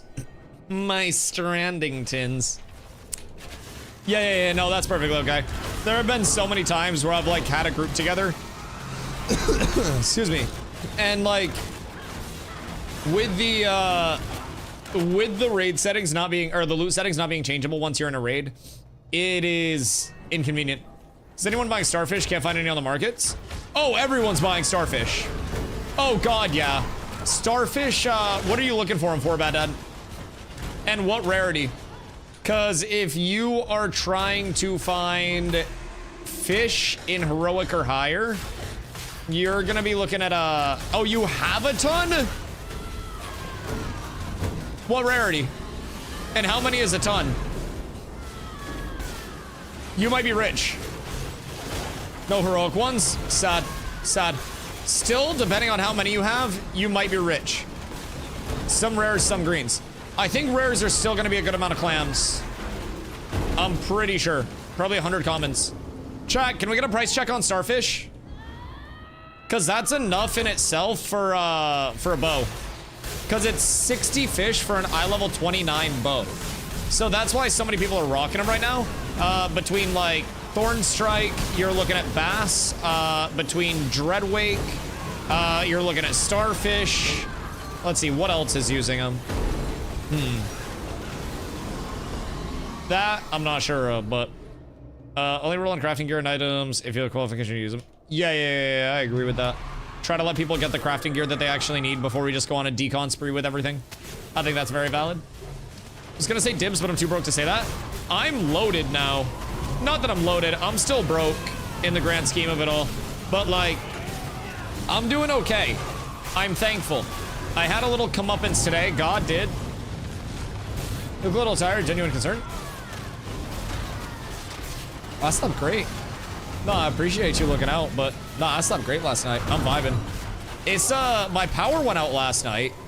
So I did change up the lighting a little bit because I couldn't remember exactly what my lighting was set to. But yeah, no, I feel phenomenal, dog. I've actually had... Love you, bro. Drinking a Celsius right now. I'm actually like wide awake, dude. I appreciate you looking out, but no, I'm vibing. What do you even mean I look tired? Like, actually concerned. What? You're the first person to say that, so I'm like, what is the indicator that I look tired? It might just be mind fuck, but thank you for the 8 months, Doug. I appreciate you. I don't want to sell me level my card. Just look exhausted. That's just how I look. I feel like I look nice today. Your eyes barely open? Oh, that's because I took a bong rip. Yeah, what do you mean? My eyes are never really open, dog. Like, I'm constantly, like, smoking while I stream. I just like weed. I'm not tired at all, though. My eyes were more open yesterday during the siege because I was locked in. But, like, this is very chill content. So I'm kind of just vibing then. No, I'm not tired at all, though. Yo, Mackler, what up, my boy? I try not to tell people I look tired as akin to saying you look good for your age. Yeah, I mean, kind of a weird intro. I won't lie. But, you know, maybe I'm just dying or something and don't realize it. But no, I slept like... What a sleep. I slept like fucking 9 hours last night. Oh, dude, I feel phenomenal, actually. I was able to feed my pidgeys today. I'm having a blessed day. Maybe it's all of my hunting exertion. Maybe it's that. I'm not even realizing how hard I'm actually working on my new gathering tech, and it's just draining me more than PvP ever did. Oh, excuse me. That'll wake you up. That'll wake you up. 6 months free sub went through? Fucking legend. I appreciate you. You are a king. Thank you, man. Do you save money on the 6 month? Because that's huge. And your 8-month anniversary. Next month is your stream, baby. So many ravens. Dude. Ooh. Strand. What I roll? Not enough, I don't think. RIP. +1 strand for somebody, though. Save 15% on the 6 months. Oh, wait, that's actually huge. That is a very substantial savings. Do we have... Everybody down here. I might be soloing this. That's fine though. No problem. I probably could solo this. Tank's kind of like silly on these slower, like the slower, harder hitting mobs. Those strands are going for like 15 gold at the moment. Are they fucking really? Meta should have a bunch of those in his inventory. Because we were doing forge raids like earlier this phase. And I think we were compiling them on Meta. So Meta should have a good amount of them. I just don't know where the Hellington Meta is. We must chase him down and we must extract them. $1.50 per month, so buy 5 get 1 free. Hey, value's value, dog. I shop at Sam's Club because that shit's value. And because I'm, like, it's my parents' membership. I just got an extra card for their membership, and now I don't have to pay the membership, but I get to shop there. I'm up tremendous. That's free value. Yeah, honestly, I would say all of you guys should probably sub 6 months in advance. You know I'm gonna fucking be here, unless I actually die, because apparently I'm just fucking exhausted from my new gathering expeditions. I feel death closing in on me. The cold embrace once again on its way. Sam's Club's the only place I've ever been fired from. What did you do to get fired from Sam's Club? What the fuck do you mean? How? Were you like eating the rotisserie chickens? Or what? Like, genuine question about how in the first place, but I applaud you for that. They're a cult? Sam's Club? Just got into the army, so it's a little on the aggressive side. Did you try to fight a customer? Or did you try to fight a coworker? Which route is this going? Because I feel like you tried to fight somebody. Walmart as a whole. I feel like not every worker is like a Walmart cult member. I've never heard of this Walmart cult before. I was stacking avocados. All the pallet jacks were broken. So I had to hand carry the entire mountain by hand. Oh no, and somebody ran it. I'm predicting this. I'm probably wrong, but I feel like somebody ran into you and then got cooked. I feel like there was a confrontation revolving. So do you not eat avocados anymore? Next question, is this like a traumatic experience with avocados for you? It took 3 days and 4 avocados. The litigation was crazy, man. He's not allowed anywhere near the Mexican avocado fields. They want him far the fuck away from that. Jesus Christ. I'm just picturing him. So I made him pick them back up under the threat of violence. Wait. You finish him up and a guy picks him up and drops them on the floor. Wait, why? Just to be like a douche canoe? What the fuck do you mean? I don't know why. All right, yeah, on it. Oh, fuck, am I stuck? Like, I'm gonna be real. If somebody just walked in and, you know, put something I was working hard on the floor, I'd probably be like, what the fuck? Yeah, no, I think that's kind of warranted. I don't think you're too far out of the realm of like, ow. I don't think you're too far out of the realm of like, yeah, no, that makes sense. I understand why you were pissed off at that guy. Realistically, depending on the threat of violence, it might have been warranted.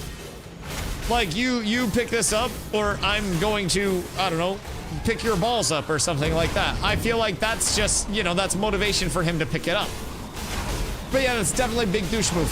When I work at Waste Management, their employee motto is be a servant leader. I feel like that's Cat's motto to me. I just sold, why does the burn hurt so much? I just sold my first thing player to player. Hiya. This entire face. I am incredibly poor. Ooh. Ah! Boys, we got one of the fucking recipes. Holy shit, we're up tremendous. I rolled a 69. That should win it. Fuck. Okay, wait, that's so massive. Wait, oh, Walmart? Why the fuck did I jump to Waste Management? Bro, you can tell that bong rip hit. My dumbass. Okay, no, that makes sense. That makes sense. I don't know why. Is waste management even a global thing, or is that just up in Maine? Because that shit's everywhere here. I'm assuming it's like a US-wide thing. Global? Yeah, they're big as fuck. Bro, when I played like rec baseball back when I was a kid, one of my coaches was like a waste management like middle manager. And we had our like postseason, you know, meetup to do trophies and shit at the waste management like headquarters in the state. Dude, it was a fucking compound. Wait, haven't got the recipe? Oh my god. Nah, we're so up. That's fucking massive. Who's W1 to dodge any sleep on scrubbing comments? Oh, massive. Massive. No, that makes sense. That makes sense. But yeah, so that's interesting. But I mean, isn't there also a thing with Walmart where they will fire people once they've had a certain amount of tenure there, so that way they don't have to like pay people more, and then they just rehire like newer, or not rehire, but they hire newer people that they can just like, you know, new person wages, which like low-key high-key makes sense. Yeah, I mean, it makes sense. I might start doing that with mods. Cause like DOS is getting really comfortable right now. He actually asked for the big can of Chef Boyardee. And like, I'm not really fucking with that too much. Like, I'm all for mods' rights and stuff like that. But when they start demanding ridiculous things, it's like taxation without representation type shit. Like, we don't even have to ban people. Excuse me. What did I just tank while I was talking? Oh yeah, black one. No, that makes sense. Yeah, that shit'll just one-shot my ass. Yeah, that hurts. Decent bow if somebody doesn't have a weapon yet, somehow. Somehow. Once mentioned Walmart in a tweet with 0 tags and immediately got a response to the main account. Oh, fuck. Yo, the Walmart Twitch is about to pull up. They're gonna be like, Dusty, we see that you recently raided our clearance aisle. Fuck, I actually tweeted about Walmart. Now I'm scared. Mine didn't get a mention, but it also got like 0 interactions. What if Walmart like shadow silenced my tweet? Cause fuck, why am I tanking Black Lung so much? I need to stop talking to chat while we're fighting the admins because holy shit, Black Lung just actual one-shots me. All right, we're gonna be a little more cautious. That's entirely my bad. I don't want any glint anyways. It's fucking fine. It's all good. Literally, that's why I'm a tank. I'm supposed to tank stuff.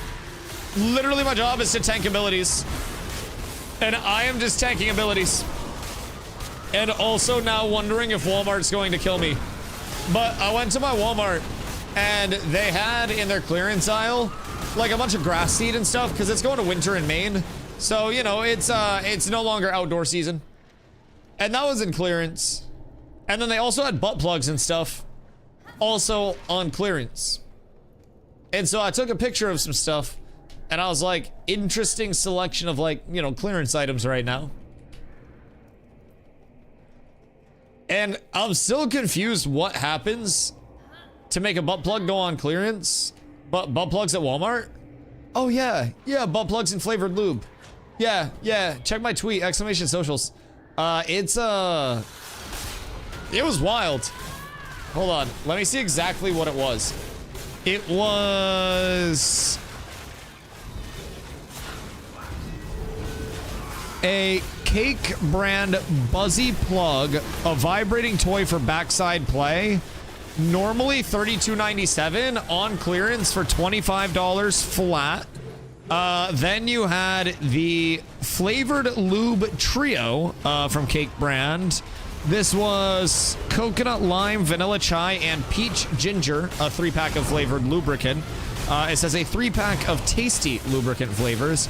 That was normally $9.98 on clearance for $6. And then you also had a Screen Busters brand banana finger puppet, normally $11.98 on clearance for $5. So I don't know if the finger puppet thing was intended to be a butt plug, but definitely could function as one if intended. Then like some iPhone cases and stuff. Carl and I actually got like some outdoor stuff pretty cheap because again it's going to winter, so you know we got We got like an outdoor torch for like a patio area type shit, couple bucks. And then we got some, what's it called? The citronella candles that keep mosquitoes away. Because Maine got hella mosquitoes up in this bitch. They are toxic as soon as it starts getting nice out again. Some health and beauty. Yeah, I don't really know what would happen to facilitate, like, again, just butt plugs going on sale. But like,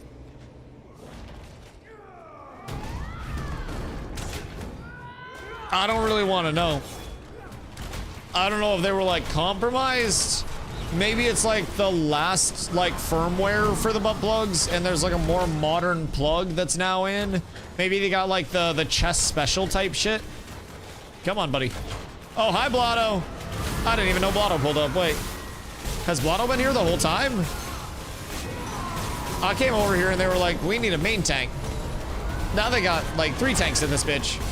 Everything's fine. They don't need me at all. I can literally just not. Ooh. Chat, pray for me. The big hundo streamer loot activate. Hiya. I rolled a 58. I hate everything. Streamer loot doesn't exist. It's all a myth. It's all a lie. Intrepid Studios gang stalks me to ensure that I do not get anything good. And I would like to thank them for their continued efforts and preying on my downfall constantly. I will remember that. Ball Pit is a very fun game. Very, very fun. Fellowship just came out. It's got instance content, you know. Kind of a cool game. Played that back in the day. Anything could happen. In Texas, you can buy $10,000 of insurance on anyone without their knowledge or consent. Wait, what do you mean you can buy $10,000 of insurance on anyone? Like, are you saying I could buy $10,000 of life insurance on you? And then if you die, I get the $10,000? Because that seems, that just seems like gambling. Like, I feel as though that's gambling, but the over-under is time to death. And also probably promotes wet work in a very heavy way as a gameplay loop. Because then you can essentially take out a $10,000 policy on somebody, and then you can hire a 5K wet worker, and then you're still going to be doubling up, and it's going to be 50-50 split. 100 roll, hiya! I rolled a 97! Oh, show me the money! Wait, I lost with a 97. What the fuck? We're down horrendous. Inept rolled 100? Man. Why do bad things always happen? I feel like that's not necessary. Even when I hit a 97, I'm disappointed. It's fucking crazy. Fish, what you up to today, my friend? I am truly down awful in every way, shape, and form, and my disappointment is palpable. I swear honest to goodness. Gambling rocks and gambling here. How have the rock gambas gone? Rock gambas are shmoney if you can hit, and if you don't hit, then you just want to go fuck yourself. And usually it's not hitting for most people. But then you see one person hit and you're just like, oh yeah, that could be me. Could be me. Atrocious. It's the way of the road. It's the way of the road. So, as somebody who has had terrible luck on your gambas lately, what are your thoughts on Arc Raiders? Have you followed it? I'm asking chat because, apparently it's a fucking banger, and the devs that did Arc Raiders did the finals, and I really loved how the finals played and handled as a game. I thought it was incredibly fucking fun, and I kind of want to peep Arc Raiders as a side thing at some point, and just like pop over and give it a good shot ski. I feel like it could be kind of a blast. But someone said it was like static loot spawns with Arc Raiders. Like everything was always in the same place. So I'm kind of intrigued. I haven't really followed it too incredibly closely, but I have heard that it's an absolute fucking slapper. And honestly seems like it'd be kind of fun if servers ever go down or if I'm ever bored and nothing's going on for the night. Spots with friends, but I wouldn't play solo. Friends are keen on buying it. Yeah. How much is it? Because I could,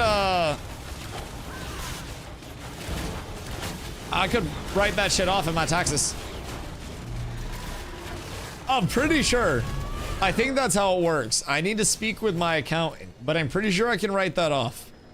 I'm trying to learn what I can and can't as you know, fancy streamer person. Because let me tell you, I didn't have an accountant last year, and I'm not gonna front. I still need to get one this year. And I got bent over by the US government last year. I got fucking railed. And I said thank you after, and I grabbed a towel and I left. I think we could probably, if I went over to play it, get a group. It's trios, right? Because I feel like we would have no problem finding 3 people to run with constantly if I was ever over there. Bro, prismatic beam looks so fucking cool. Like, genuinely with a well-designed aesthetic ability. Are we trying to clear out the ads first is my question. Probably easier to, if I had to guess. Instead of trying to chance it. $40 or something? Oh, that's not bad. That's not bad at all. And is it out? Or is this like early access right now? What state of ARC rating is this? Because you know how I feel about early access games. I fucking hate those shits.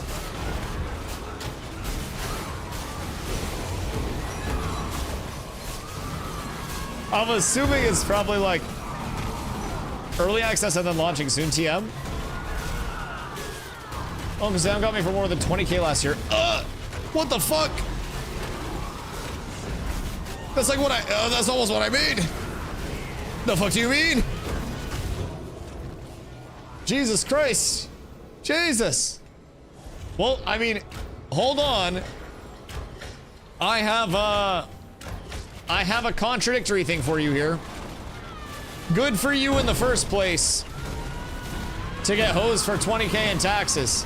Because if I got hosed for 20k in taxes, I wouldn't have very much money left. It is tough out here in these streets. All right, are we pulling last ad? Blotto, grab the last ad. Hiya. I think we just want to be safe and make sure that we don't like pull everybody into the ads and shit. And then if we have the space, we can just have range spread out. And then we should just tank Zammer as close to this back part as we can to keep him there, I think. That's usually where we do it and have the most success. What's in the box? No! I missed out on it. If I was a little bit more of a loot whore, we would have been fine. We almost had it all. Almost. You go there. Man, I hate having to run fucking taunt. Zammer is like one of the only things in the game that will actually make me run taunt. I got you, Lauren.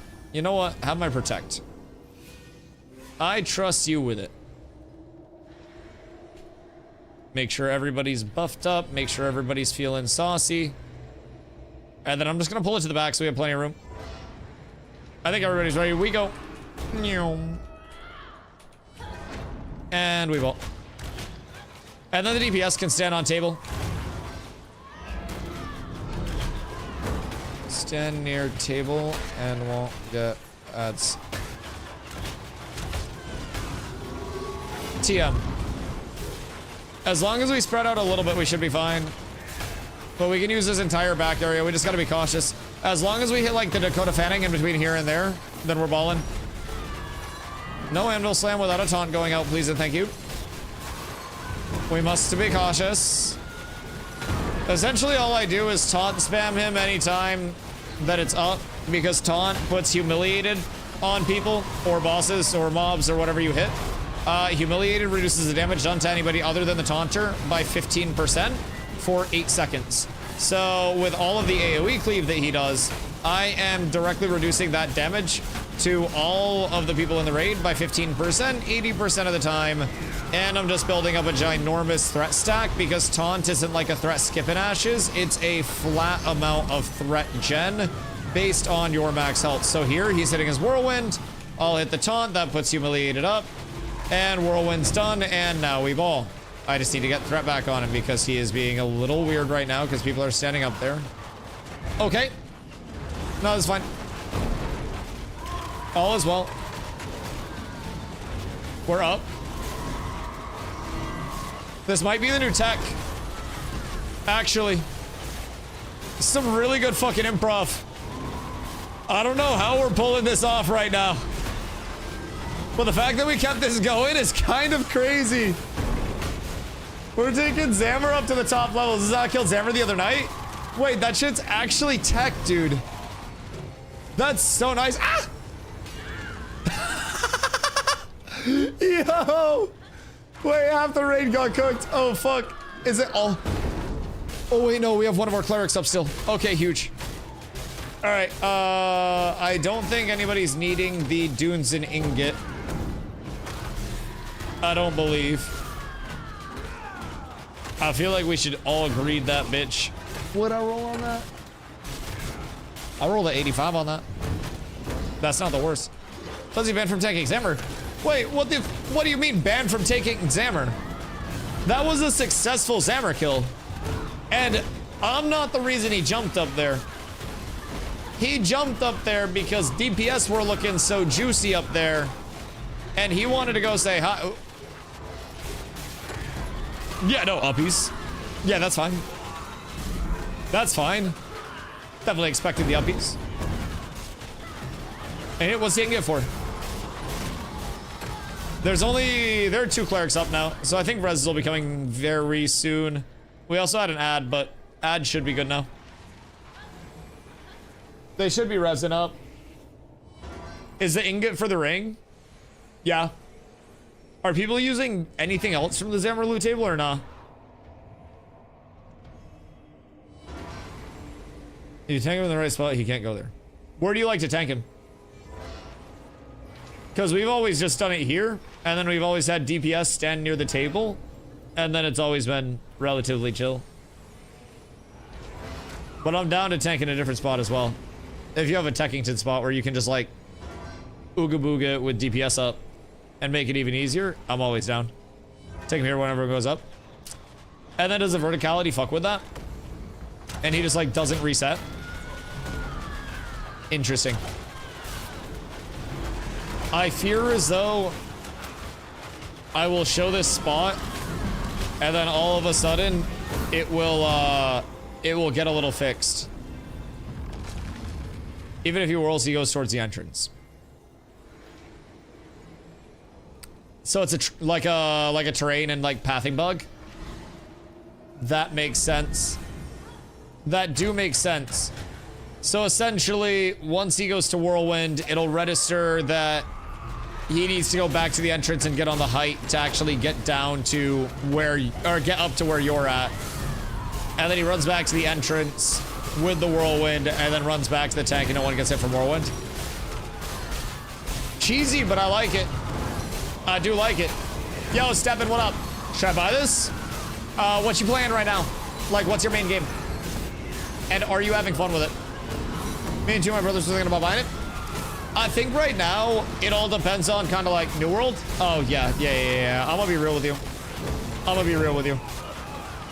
New World is going to have the same exact content cycle that it's always had, where people get excited about the update and then the excitement fades within a couple of months because everybody realizes that nothing's actually changing and it's just putting makeup on a pig, right? So I'm gonna be real, there's a reason why I haven't gone back to season 10, and it's because I like Ashes and I don't think that New World is gonna have any sustained hype to it whatsoever. So with New World, I can show you some like just some very simple supporting evidence of that as well. But personally, if you're looking for something that's going to be a long term, I think Ashes is awesome. The thing about Ashes that's good, very community based. It is a true like classic MMO where you have to be a part of a multiplayer collaborative working to achieve things. Gathering, refining, and crafting is the most important way to get the best gear. Crafters make the best shit. and every action matters. So whether you're gathering, refining, or crafting, whether you are mob grinding to try to farm up emblems and essences, which are needed in recipes to make gear, or you're trying to farm up like the ingot that dropped off of Forge Lord Zammer, the big dwarf that we killed a little while ago. That's like the final boss of this dungeon area. So this is the Befallen Forge. So we're down here right now, going around to a bunch of named mobs and killing trash mobs on the way, hoping to get glittering steel ingots, which are used in endgame crafts. And from there, we're trying to stock up on those bad boys, make good shit. Step and thank you for the follow. So essentially, everything that you are doing in Ashes matters a lot. We just got a recipe for an Ancient Dunes and Mace, which is mid, but we also just got a glittering metal strand. The glittering metal strand, those are very nice. Those are what everybody's looking for. So that is exactly what we're trying to get in here and get active for. So from there, this is ideal. I have also been, for a better part of the last like 5 days, going out of my personal gameplay loop because I'm not really the largest gathering, refining, crafting person, but I worked on getting my lumberjacking and my lumber milling up to like the highest valid current level at Journeyman, level 20. And I am also currently hunting like crazy to try to get a bunch of carcasses that I can then give to a tanner, to then give to a leather worker, to then make my armor set when it becomes available through crafting. So, a note about Ashes. Everything is open world. So take all of the social systems that New World was supposed to have, extrapolate those times 1,000. I'll take you through a couple of enticing parts. The New World map is equivalent to the size of the Riverlands right here, okay? So right now we have the Riverlands, I'm over here. We have the desert, the Jundark, the tropics, and the anvils. The starting areas are the anvils or the Riverlands. You get to pick where you start. There are no fast travels in Ashes of Creation. Your fast travel is your mount. Your mounts get better from a trade skill called Animal Husbandry, not through a skill you level on your character. Everything is player to player, even getting better mounts that have more HP, more speed, higher level, whatever it may be. So you'll notice within this map, there are a lot of different areas that look like towns. That's because there are a shitload of towns. So the settlement system is essentially like the territories from New World, but way deeper, way different. It is a PvX game, and again, all open world. All open world. No fast travel's crazy. It sounds crazy, but think about it this way. If fast travel's a thing in a true open world game with no instancing, Zergs can be everywhere all the time, all at once. It's the #1 way with a massive map where it is legitimately hours to run across the map to A, reward the simple time and planning input of we need to be here at this time, and also de-incentivize raw Zergs from controlling the entire map. At the surface level, it's like, damn, that's gonna suck. But when you realize that it's a huge Zerg de-incentivization, especially when the entire map comes in, and once you realize that gathering, refining, and crafting is the best way to go about like getting your endgame gear and shit, you will be running across the map and you will be looking for gatherables along the way. If you have lumberjacking up, you'll be looking for trees. If you have lumberjacking and hunting up like I do, you'll be looking for trees and huntable animals that I will then stop for along the way. So a 40-minute direct commute turns into like an hour and 20-minute commute because I'm stopping to get shit along the way. If I hit the right thing and get high rarity, because gatherables all have different rarities to them, which corresponds with the rarities on, you know, gear outputs through crafting, that can be a shitload of money for me. So one stop could make you a whole hell of a lot of clams. Legendary braidwood right now, which is like the most expensive tree, that is, I believe it's like 10 to 12 gold, right around there. I have 113 gold. You find one tree and you get 5 wood from that one tree. It's legendary. That's half of the gold that I have right now, which is going to be more than a lot of people will have. So it's a pretty cool system when you think about it, and it does bring a lot of life into the world as well, because instead of people just traveling directly to the point that they want to get to through like a fast travel, everybody's commuting. People are going place to place, and while you're going place to place, you can stumble upon things. So there's a system called caravans. Caravans, you make crates, you put the crates on the caravan, you drive the caravan place to place, and the caravan is an opt-in PvP event. So while I'm driving my caravan, you can see my caravan and attack it. You can get your friends to also attack it. There's no limit on the number of people that can be involved, and if you kill me and then you destroy my caravan, the crates pop out, you can pick up the crates, and you can turn in those crates, and you can get the money from them. So the caravan system can be a huge facilitator for PvP. That can just be a stumble upon thing where you're walking around and you see somebody running a van and you're like, ooh, easy, come on. Do people leave you in PvP and lose gear? In normal PvP, you will never have to worry about losing your equipped pieces nor your items tab in your inventory. Your materials are what you risk on death. in a normal death. So 25% dropped in a PvE death and 25% deleted, which means if I die, my body, like my ash pile, 25% of everything in my materials tab, which is gatherables, glint, you know, crafting mats, whatever it may be, 25% of that gets insta-gibbed and goes into the void. That goes to Fupo, the intrepid cat. And he just eats stuff. Not an official Intrepid employee, just an unofficial cat of Intrepid Studios. But he eats all the loot. And then 25% goes on your body. You can either run back to your body and get it, or get rezzed and get your body, or somebody else can steal your body. And if you steal somebody else's stuff off their body, you then flag up for PvP and you turn purple. Not your character, but like you get a purple tag. So open world PvP, you can flag up anywhere at any time. All you have to do is hit somebody and then you flag up. So if I flag up and you hit me back, then you also flag up and we're fighting. We're duking it out. If I hit you and you're like, oh shit, I'm a new player, I cannot possibly compete with this, and you don't flag back, and I proceed to kill you, I go from purple to red. Purple is PvP flagged, combatant. Red is corrupted. With corruption, I cannot unequip gear, I cannot trade players, I cannot go into towns, I cannot, like, do anything that a normal player could do, and I basically become an outlaw. I show on the minimap, and players no longer have to flag up for PvP to hit me, and if you're corrupted, that has to be farmed off at this point in time, either by hitting a shitload of mobs, which is very hard to do when everybody's trying to hunt you, or dying. So there are ways where you can get around it, have somebody that's not in your guild that's a friend come up and kill you and grab your stuff and give it back to you. But if I non-consensually kill you, then I will become corrupt, somebody will kill me, and I risk losing my items on that death. Corruption is very bad, and that's one of the like anti-grief mechanisms to stop a lot of that, like, you know, it's an open world PvX. If I see a level 3 that's in the area where I'm trying to hunt my like Grems and my Ravens, which are like low tier gatherables, right? Then I'm not just gonna nuke that low level person instantly and corrupt, because it's not gonna be worth it. Oh damn, a Forge Guard recipe. People will like that as well. Forge Guard pieces are fucking nutty. Alrighty. Well, the recipes are dropping like crazy. So they're anti-grief mechanisms in the game. So say you and I, remember I boogied too hard, my strap on my phone fell off. You know what's funny? I asked you if you were worried about your strap breaking at one point, and you were like, no, this is like super durable. But yeah, so say you and I are in two different guilds and we have, you know, we're farming beside each other right now. You're trying to follow me around Forge and take all of my stuff, because every dungeon in Ashes, open world, right? This isn't instance content. So you could come around and you could contest me for all of these named mobs, like the Synth Stomper that we're killing now. And if you were, and I PvP'd, and like I flagged up and you didn't want to flag up, I could then have a guild versus guild declaration scroll.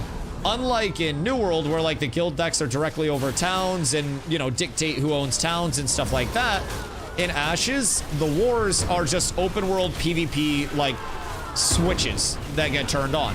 So if I declare a guild war versus your guild, we just start being able to fight each other in the open world, no matter where we are. It is all brawl all the time until that war comes to a close. So if you really piss me off, then I could drop a guild deck on you, and then we could jump you and, you know, always be fighting, you know, during the duration of that. Same thing with the settlement or the town system. Long term, there will be 85 player ownable towns, but essentially we have a system called vassaling, which is very important. In New World, all of your towns can become max level and they can have everything unlocked. Not in Ashes. Multiple towns have to work together. And through vassaling, not every town can be the highest tier even. So right now we have up to tier 4. We'll get tier 5s in the long term. But with the tier 4s, the network looks like this. A tier 4 up at the top, which looks like this. Ni hao, ni hao, ni hao. Yo, Ni hao Baron, how are you, my boy? Wait. The walls aren't showing up. And I just died again. Whoops. The walls are supposed to be showing up on the minimap, but they're not because we're probably underground and too far away. But the footprint is very large, and this has like built up brick walls and shit around it. So a town is much larger than a village, which is tier 3, which is much larger than your encampment, which is tier 2. And that's essentially your vassal network. So a tier 4 can have 2 tier 3s underneath it. And then each tier 3 has one tier 2. So in this network, you have Winstead at tier 4. You have Miraleth and Jova at tier 3. And then Halcyon and Athenar as your tier 2s. So your tier 2s are capped at tier 2. Your tier 3s are capped at tier 3. Your tier 4 is already capped. So not every town can reach the highest level, and not everything can have all of the buildings in it. So if we look up at the Cats settlement, Kaltorum, which Zombie is mayor of, if you look at our buildings, we have 3 empty plots, but we need basically like gold for the settlement to construct those buildings. And we also have to focus up our buildings with a very specific goal. So you can't have everything, and you also have to have these support buildings in place to upgrade your buildings in the long term. So being a mayor in this is much more than, haha, we won a war, I collect taxes, we win. Being a mayor, you actually lose a lot being a mayor of a settlement. It is a true public service position, and Zombie's entire gameplay loop revolves around being a mayor of that settlement and trying to do everything that he can to build it up. It is unreal the amount of dedication that it actually takes on that side of things. So, not every town can have everything. Multiple towns have to work together over the course of it to actually, you know, allow all of the... Oh, damn. That's probably a nice recipe to get. Pen, thank you for the hydrates. I appreciate you. So, the towns have to work together to say, oh, you're going this? Okay, we'll specialize in this. We'll get these buildings up, blah, blah, blah, blah, blah. On top of that, every single town has to have buy orders active, which people farm up materials to complete. Those materials are given to the buy orders. And then from the, you know, for the buy order completion, materials are generated for the settlement or the town. Then tax money has to be generated into the town itself via just, you know, commerce and shit like that. But guilds don't get to take the tax money out of the settlement like in New World. That stays dedicated to the town. So again, no net gain for the people that are running it. So, with that, you now have multiple towns that are working together. You have the basically like selfless nature of it. You have the citizen loop where citizens have to gather and then like basically commiserate in the town itself to power it. Then you have your settlement types. Right now, we have 1 of 4, but there will be 4 types of settlements that all have unique election processes. Unlike New World, where it's really easy to take over multiple towns and, you know, benefit from all of those because you directly make tax money, you do not directly make tax money, and every settlement goes through the election process starting on the 1st of the month. So, on the 1st, we'll have to re-elect Zombie to Kaltorum. He'll campaign for that again, and hopefully we win it. From there, you'll have 4 different election types. The scientific, right now, is the popular vote. From there, it's literally just, you know, popular vote. Very simple. You have the economic type. The economic type, I think, is a second to be added if everything holds true to what they said long ago. The economic type, it is an auction. So highest bidder could either be the citizen bucks that you get from completing like buy orders and stuff, or it could just be raw money. Either way, kind of undetermined there. Then you'll have a military settlement, or like a marshal. That will be a battleground state that the town goes into for the election process. During that battleground state, you get points for player kills and for holding objectives, kind of like a domination type mode. And at the end of that election process, whoever has the most points becomes mayor. And then you have a religious. Religious is going to be whoever completes the most like quests for that settlement, shows their dedication to that settlement the most. And from there, those are your 4 like election processes. All 4 of those settlement types will have different bonuses should they reach the highest tier of settlement. Scientific having like a one-way portal to its vassals. So the vassals are like the lower level settlements underneath the main one. It's a one-way portal that you can't bring anything with you through in terms of materials, but that's going to be like one of the very few forms of fast travel. So there will probably be a big incentivization to have one of those. Economics will revolve around like more in-depth player-to-player markets, player stalls, and player shops, as well as a longer range like, you know, player market auction house type thing. Because right now they're all bound to, you know, within this. So Jova has its own market, Winstead has its own market, so on and so forth. And you have a lot of like regionality to goods because of that setup. So economical base around that. Military, we don't exactly know what the benefit of that is going to be, but military is said to be like revolving around class progression and shit like that. So I'm not quite sure what the big bonus to military is going to be. The superpower for that is still like under discussion, I think, on the Intrepid side. And then religious are my favorite. Religious settlements are going to have, if they hit the highest, like the highest tier, a procedurally generated dungeon that is underneath the settlement that is unique to that settlement. So if you have a religious node or a religious settlement on one server and then a religious on another server, those dungeons that are generated will be completely different.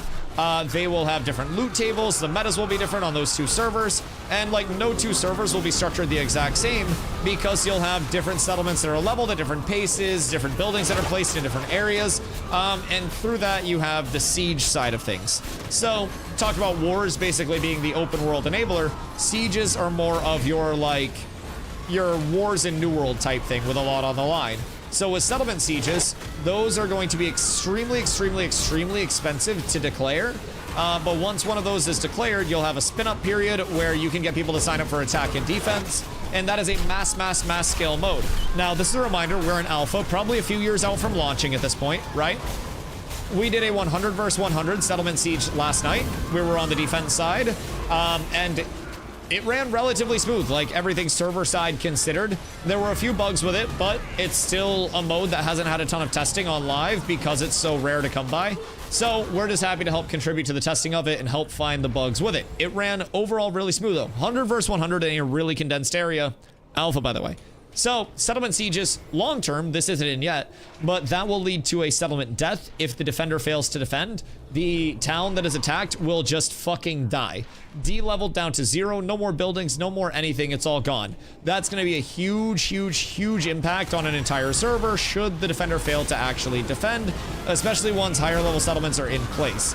So, on the guild side of things, because you have your guild wars and you have your settlement wars, you have your settlement sieges and you have your guild sieges. Guild sieges will take place in one of 5 guild castles around the map. So there will be 85 player ownable towns, 85. There will be 5 player ownable guild castles. With those guild castles, once a month, those will get sieged. That's going to be a huge occurrence because with guild castles, those are the taxes that actually go to the go to the guild itself.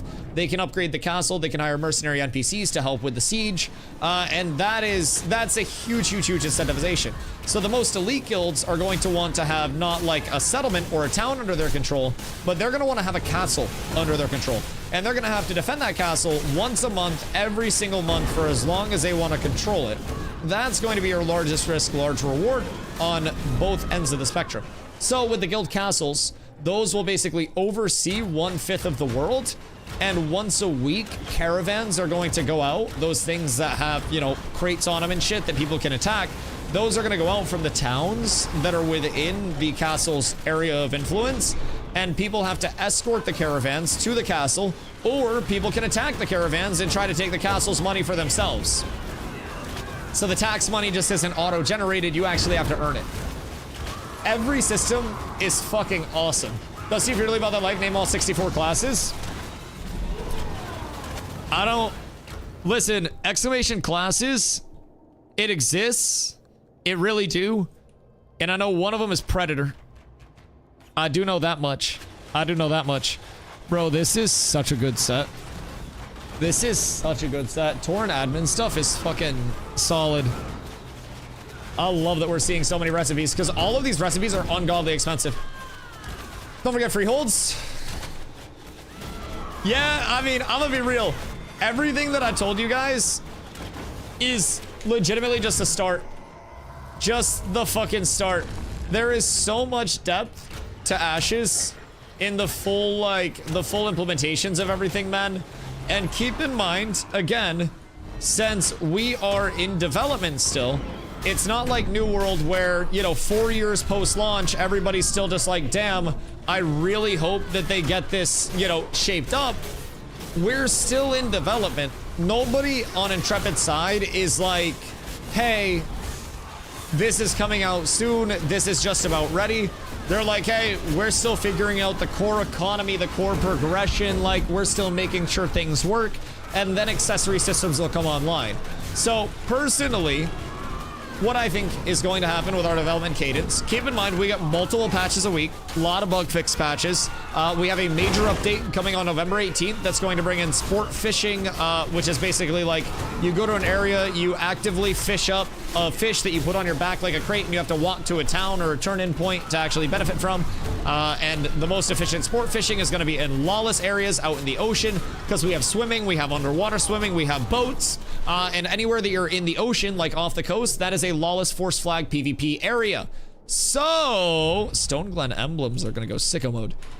The best fishing is going to be in those lawless areas, and while you're in those lawless areas, go figure, people can attack you, steal your fish, you will get pirated. So that's going to be a nice addition. Summoner is coming in. That's the final primary archetype. We'll get into the class system later. Yeah, Arcade fishing, exactly. And then we're also going to be getting more world bosses. We're going to be getting... What the fuck else am I missing? What's the big three? Oh, the Harbinger system. God fucking damn it. Literally called the Harbinger update. So, the Harbinger system, take like New World invasions, but make them way more fun, way more difficult, and way more impactful on the actual server. So with the Harbinger system, what we're going to see is these areas that basically emanate corruption, and they will occasionally spawn in a boss in the open world and like world events that need to be dealt with. And if those events are not dealt with successfully, then the corruption area, which flags people up for PvP, by the way, will expand, and it will take a more permanent foothold. So that'll actually transform the open world area into a corrupted area. It's not instance off, it is your real world transforming in front of you. If it expands to a certain degree, it will take a permanent foothold in the area that cannot be, you know, worked off no matter how hard you try. So certain areas will want to, you know, keep that corruption out as much as possible, but there will also be people who want the corruption to expand in certain areas so they can maybe farm up the materials or the bosses that are in that corrupted area, or have more area to PvP.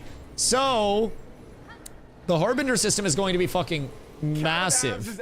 Yo, Lapin, thank you for the follow. I appreciate you. The Harbinger system is going to be huge. It's going to impact a lot of how the open world is shaping up, a lot of how our playable space shapes up. And again, that server, like, uniqueness server to server. It is also going to be the start of the story arc system, really deep system that's also going to have a lot of variance, you know, server to server. Like, dude, it's just, it's so fucking much. I could sit here for an entire 10-hour stream and just take you through systems. I'll be completely honest. But if anything system-wise already sounds fun, and the combat system looks cool, keep in mind, it's tab target base. You can run an action combat kind of like hybrid, but it's not like I shoot bow here, it goes here. It's like target lock, action combat, reticle type shit. I personally prefer the tab target, even though I played 7,000 hours in New World, I played fucking too much WoW in my time. But you do have some familiar systems as well. Even though it's tab target, you'll notice it's a very, very zippy movement system. A lot of abilities with movement, but you also have a stam bar down here.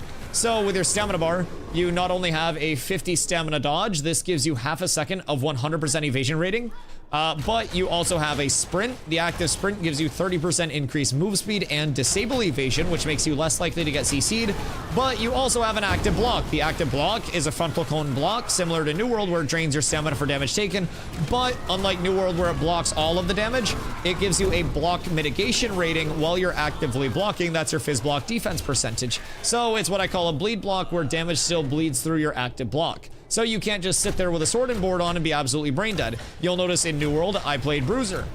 I played Tank and Ashes. Tank is so fucking fun because in PvP, it functions as a CC. It functions as an initiate because I have grapple, which pulls targets to me. I have wall, which, guess what? Wall. Wall. Fucking dope. I can literally make a wall happen. So that's dope.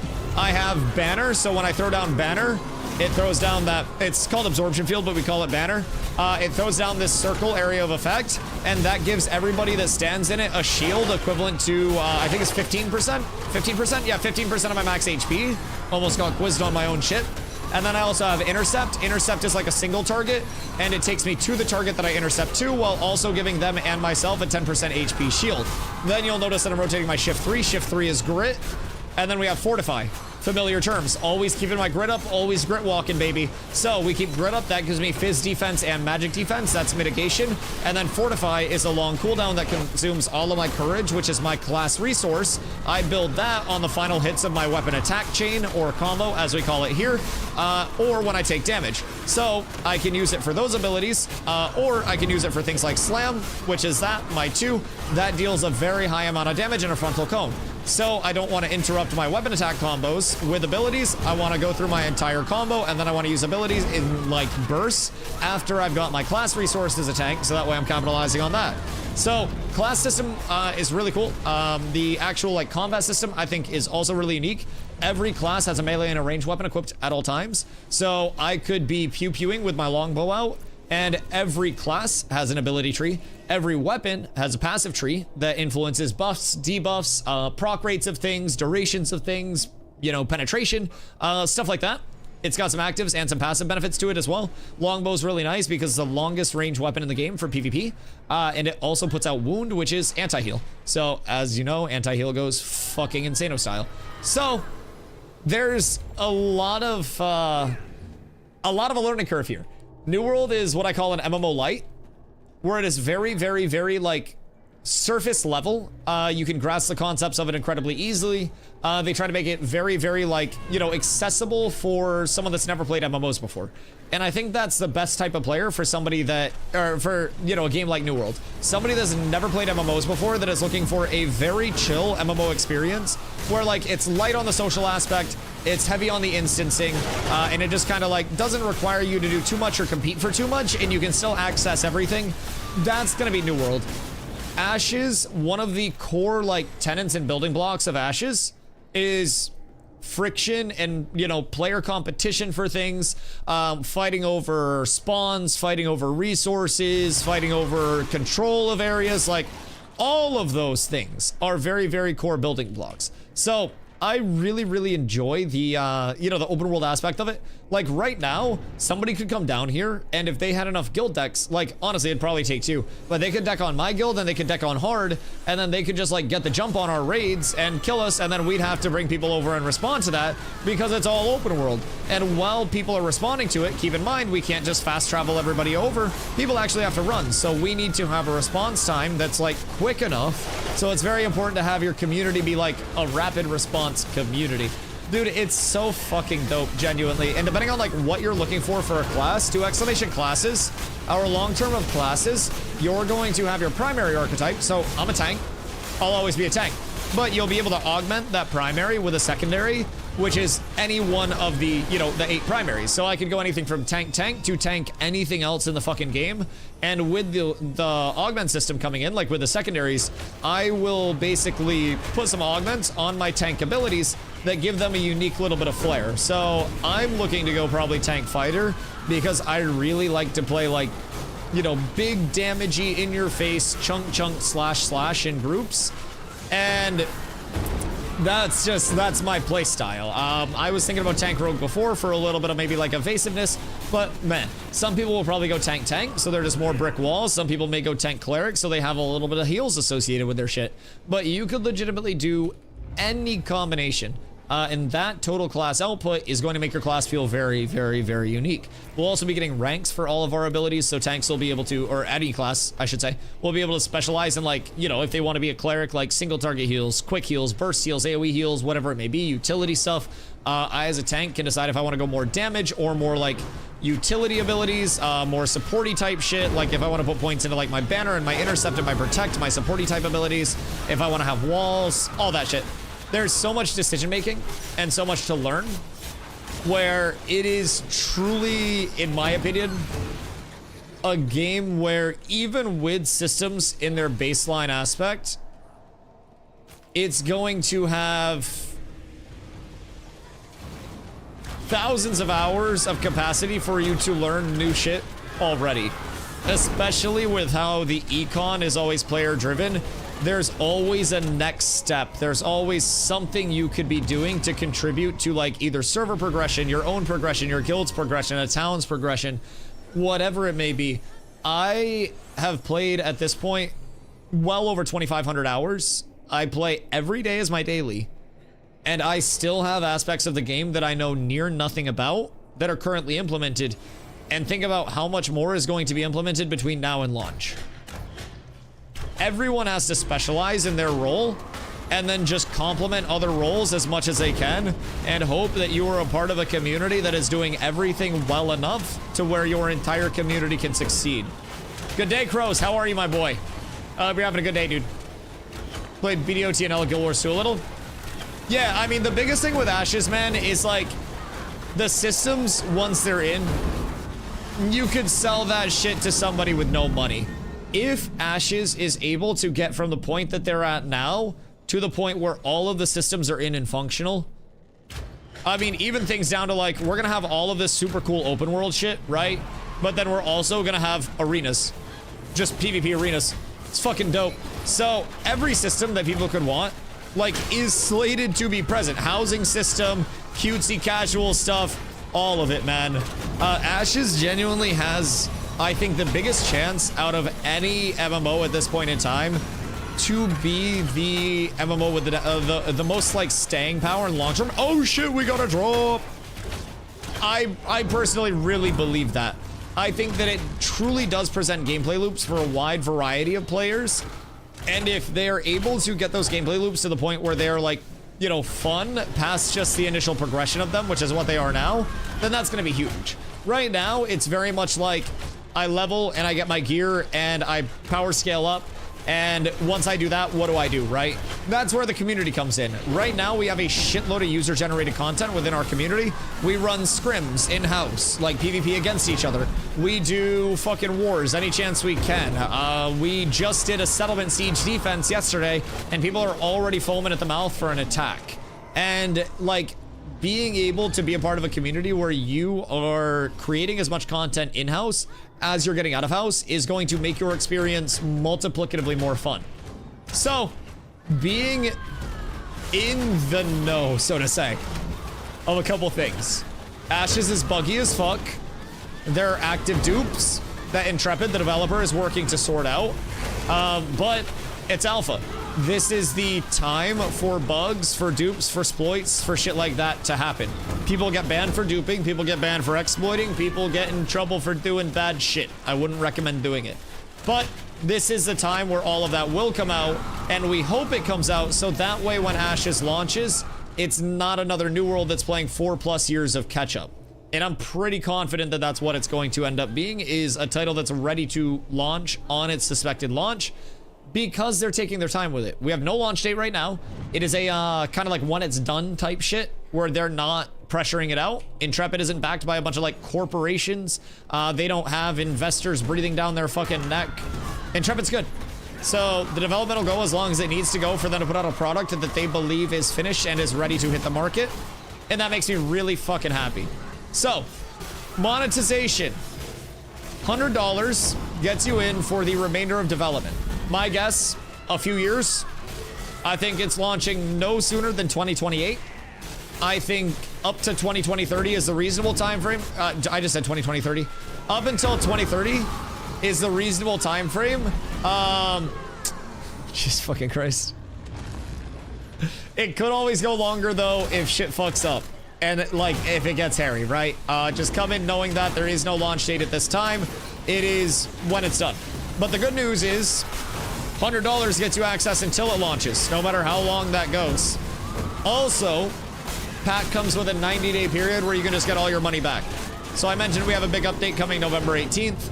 That is way less than 90 days. If you hopped in now to learn and familiarize yourself on a baseline of like, what are the buttons, what do I do, and what do the classes do before November 18th, then congratulations, November 18th is going to hit, and you're going to have a whole hell of a lot of people to play with and level with, because so many people will make summoners, and a lot of new players will be coming in, a lot of people will be returning. So, you would be covered for November 18th, and a good bit past that. You'd see the content cadence, you'd see bugs get fixed, and you'd probably hit points where you're like, Dusty, what the fuck do I do? And I'm like, do whatever you want. It'll happen. Exclamation Ashes, if you have not made your account yet, you can pop that in chat. Let Intrepid know where you're coming from. That is my referral link. I get in-game currency from that for the in-game store that'll eventually be out. It's not out yet, but that is no pay to win, no pay for convenience, no pay for regression. Not even anything like New World where there are weapon XP tokens and gathering XP tokens. No, not over here. Just skins when that is in, and that's not even in yet. But that will just be cosmetics. So that's all I get from the referral link, but also lets Intrepid know how many people I'm sending over that way. So exclamation Ash is always a big help. Exclamation guild if you want to get into the guild and you do want to hop in. But I'll be real with you. It's not fully finished, polished, all that stuff. If you don't expect it to be, and you hop in with the mentality of like, I am going to be a bug, bug finder, playtester that provides feedback on systems, things that are working good, things that are working poorly, and report things and try to help Ashes have a successful launch, then I'm gonna be real, dude, it's fun as fuck. It is really, really, really enjoyable.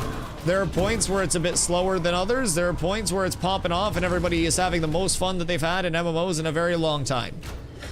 And if you're here for both of those and you're here for the long term, knowing that it will get better in between now and launch, and Ashes will launch and be a good product that is ready to launch, then welcome in, dog. Happy to answer literally anything that you were wondering. Because again, I'm always here. Scrim's over. Snake, how'd the scrim go? I'm sad that I couldn't attend, but duty calls. Do you know how much you gotten so far? What, for referrals? It shows on my account, but I don't like looking at metrics very much. Metrics give me anxiety, and I don't do really well when I get anxious. I get snappy. I'm not like one of those, like, I don't know, withdrawn, introverted, anxious people. I just get really bitchy when I get anxious about things. So yeah, I don't really look at metrics. I try, like, I stream with my viewers hidden and stuff. I hate metrics so much. I just hope, like, I'm basically the equivalent of a vibe coder in streamer form that's just making it work as I go. So I'm just hoping I get enough. Come on, following you from top of the stairs. Yeah, I pulled that one. But everybody kept running. So I just figured I would keep pulling it. I had the plan, excuse me, pardon me. We go Zammer again? Because Zammer should be up soon, if not up, right? Aw, shit, Zammer's up. If a ring drops, I might grab it to try it.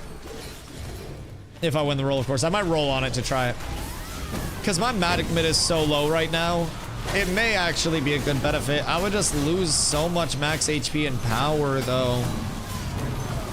Like, I don't know how much I like that. But it is also the equivalent of having pretty much a spell guard potion up and the Fizz one up all the time. All the time. It's kind of noticeable, dog. It's kind of very noticeable. Lions, what you getting up to tonight, my friend? Cat's Tavern Freehold to be sick. Oh, thered be so much ERP in a Cat's Tavern Freehold.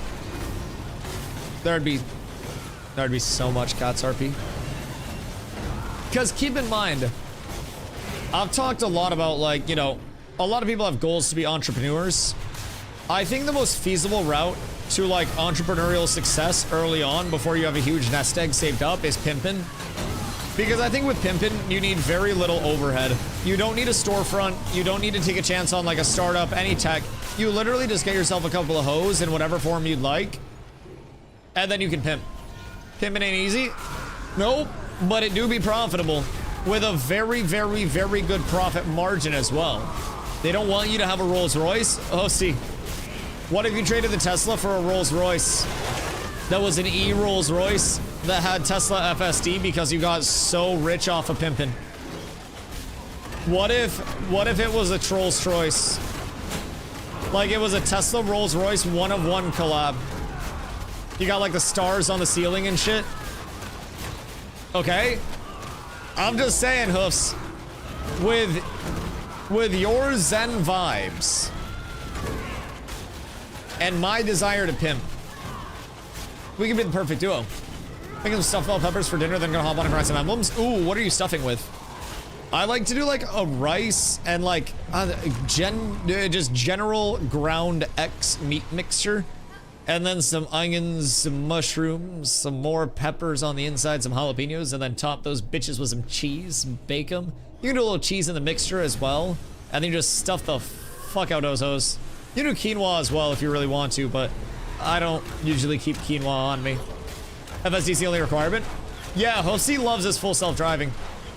All rolls have starlit roofs. I wonder how much What in the Tim Tebow just happened? I wonder how much I would have to pay to get like the Rolls Royce roof in my Honda Civic. Cause I've paid off my Civic at this point. Did you get your Honda fan fixed? Bro, see, everybody talks about the Honda when Rolls Royces are brought up. Panda legitimately had Honda Civics immediately pop into their mind when we were talking about Rolls Royces. It's fucking huge. Yo, Iron, what up, my friend? Do you pay monthly sub for Ashes during Alpha if you buy pass? No, you do not pay the monthly sub during development. And when Ashes launches, it is going to be no box cost, no DLC cost ever. So you don't have to buy the game. You don't have to buy expansions, no matter if you're in development or not. It is a $15 a month sub once the game launches. And if you buy the pack, you get your first month of sub time included with that pack at $15. And you get $15 in the in-game store that I mentioned earlier that has the whatchamacallits, the skins in them, no pay to win, no pay to brog. So because I've asked you 4 times since you asked me about your fan noise, if you got a fix, you just ignore me like, my name's Carla. Banger. Banger, by the way. Actual fucking retweet there, dog. Oh, oh Dios mío, papi chulo. Oh my fucking god. Oh wait, that's heat to actually see. Any minors in the group, no Diddy, no Drake, no Dr. Disrespect, no Minecraft, no Roblox, are gonna fucking love that shit. So, I changed out my cabin air filter. I don't know how to do my engine air filter though.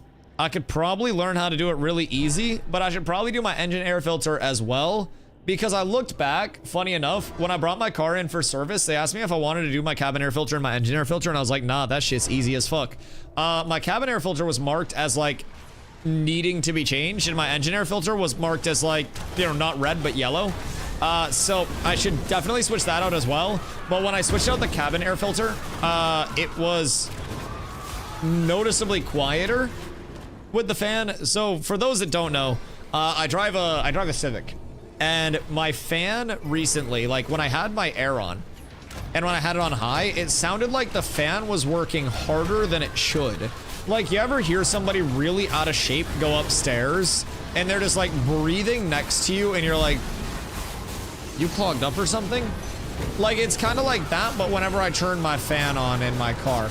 So I asked the car people in chat and they said, check my air filters. I change my cabin air filter every day when I wake up. Carl always tells me if I don't lay off the bong rips, then I'm gonna be that like old guy that wakes up and I'm like, no, I always say, all we have to do is get super rich and famous, and then I'll have edible money, and then I can just get edibles all the time. And that'll be much healthier. Edibles are the way. But edibles are not the way for maintaining a proper budget as a full-time streamer that doesn't have millions of viewers. So, open up your hood and flip the 4 silver tabs on an airbox and swap the filter. Not difficult. Oh, so it's literally easier than changing the cabin air filter. Because let me tell you what, my glove box was being a fucking bitch. Bastard wanted to come off, but that fucking bitch did not want to go back on, dude. It caught several knees right to the gut, like a couple firm uppercuts in that shit. Like, I was more violent with that glove box than I have been with many people. Many people. I was even thinking about hitting it with a basement door if it didn't fucking line up. Like, bro, I almost broke out the big guns. Holy shit. I did end up getting it, but Jesus fucking Christ. Bro, like, everything was lined up, and I'd go to, like, click it in. I'd click in one part, the other part would unclick. I'd get one part lined up, the other part would pop out. It's like, motherfucker. It was awful. Okay, yeah, so that's probably easy as shit. I should do that tomorrow. Chat, engine air filter replacement sub goal. Wait, how much is an engine air filter? Because a cabin air filter was like $4. If your air filter has arrows on it, that indicates airflow. Massive. Hondas are like the easiest vehicles to work on. You wanna know what's crazy? I went from a Saab 900 SE as my first car in '98 to a Honda Civic. It was a 2008. Now I drive a newer Civic. Bro, learning how to work on a vehicle with my dad and having it be a 98 Saab 900 SE, we went to change out a speaker one time.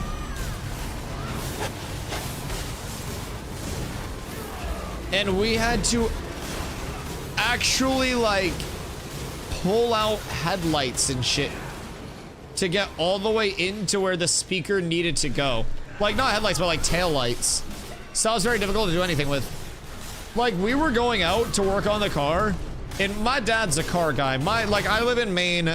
I know how to operate heavy machinery. I can run an excavator. I can run a bulldozer. I can do your land work. I can do whatever you need. My dad is very country. Much more than I am, right? I just know how to do most of that shit. I remember very specifically the first time we were going out to work on my Saab. My dad looks at me, and my dad is a very confident man.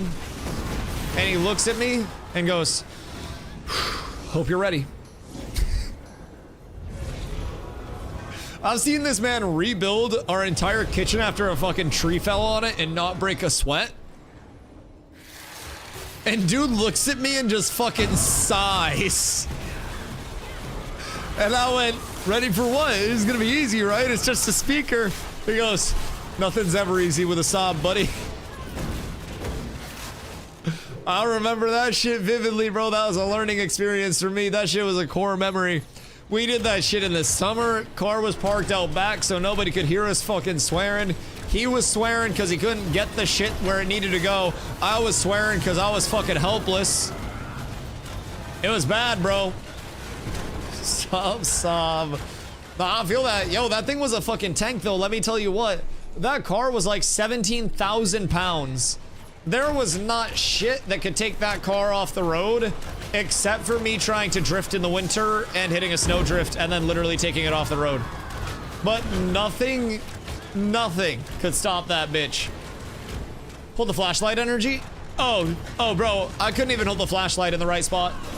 Cause like, you couldn't get the right angle with those things. Oh my God, wait, grapple just worked? In PvE? Am I naked right now? What the fuck is happening? I'm kind of concerned. I'm very concerned, actually. It's a scary fucking thing. Incredibly safe? Yeah, just bitches to work on. And expensive. And very expensive. I love my Civi now, though, bro. Yeah, I'll do my engine air filter probably tomorrow, then. I just need to, like, wake up early and run to Walmart. 20 bucks is a lot, though, bro. 20 bucks is, like, fucking 5 gifties up in this bitch. That's a lot of gifties. That's a very generous amount of gifties. Now it's like, what is the engine air filter even for? How much air does my engine really need? Cheaper than a new engine. Car's still under warranty.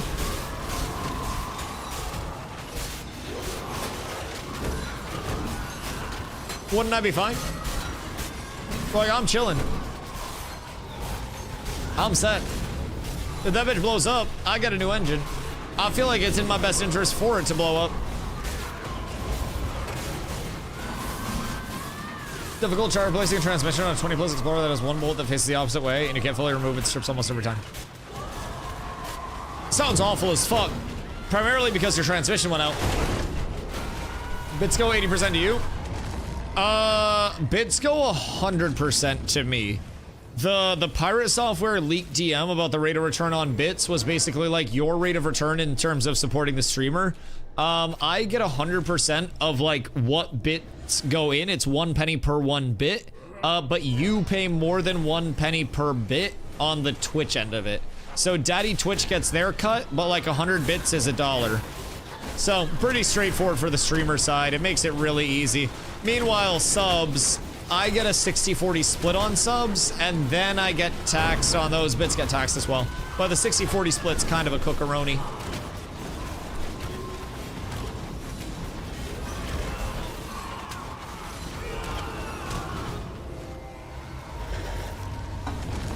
That's important, Chevy Tech. So fix all the POSs. Listen, my parents have always driven like Chevy and GM, and they love that shit. I'm not enough of a car person to like get into the whole car thing in terms of like loyalty. I lost an alternator in my Saab. That sucked. Civics have never done me wrong. You know who also hasn't done me wrong about my Civic? 35 miles a gallon. Somewhere out there, Hoofsy's gonna say, Dusty, just get a Tesla. Motherfucker, I'll put up a dono goal right now. I swear to God, I'll put up a dono goal for a Tesla right now. I'll have to get the charging mount too. But I swear to God, I'll do it. You backspace that shit. I'm just waiting. Maybe this is something where it's best not publicly done for tax purposes. Maybe it's just like, oh my God, I bought an extra Tesla and left one in Maine. Wow. Listen, I'll sell the Civic right now. Carvana is willing to buy that shit for like what I got its sticker for. And I own that bitch. You hand deliver me an older Tesla, I will drive a Tesla over my Civic. I will pay out of my pocket with the money that I sold the Civic for. Civic has to drive it till it dies, so is a used Tesla. All right, Carla needs a car. I'll give Carla the Civic and then I'll drive the Tesla. And then we'll do a dono goal for the Tesla charging mount. Any Tesla sponsorships in the chat? Who's Tesla's like content creator relations manager? Could I reach out? Tesla's or junk?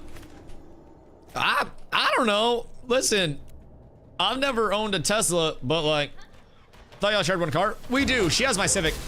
Yeah. Cause like, she came up from Arizona, so she naturally couldn't like bring a car on the plane. She has been thinking about getting a little smart car, like one of the little beep beep, like one of those guys. But like, maybe not the most viable for winter. Maine doesn't have charging ports. Maine has a shitload of charging ports. Yeah, Maine's very EV friendly, dude. We have a Democratic woman governor. Yeah, Maine is fucking environmentally friendly as shit up in this bitch. I would fuck a Tesla, not like literally, but like actually maybe literally. What the hell? Cats with abs on cats with abs violence. What in the goddamn Hellington? Alright, hosts, maybe keep your Tesla away from me. I own a baby blue electric smart car, very roomy. Wait. That's fucking sick.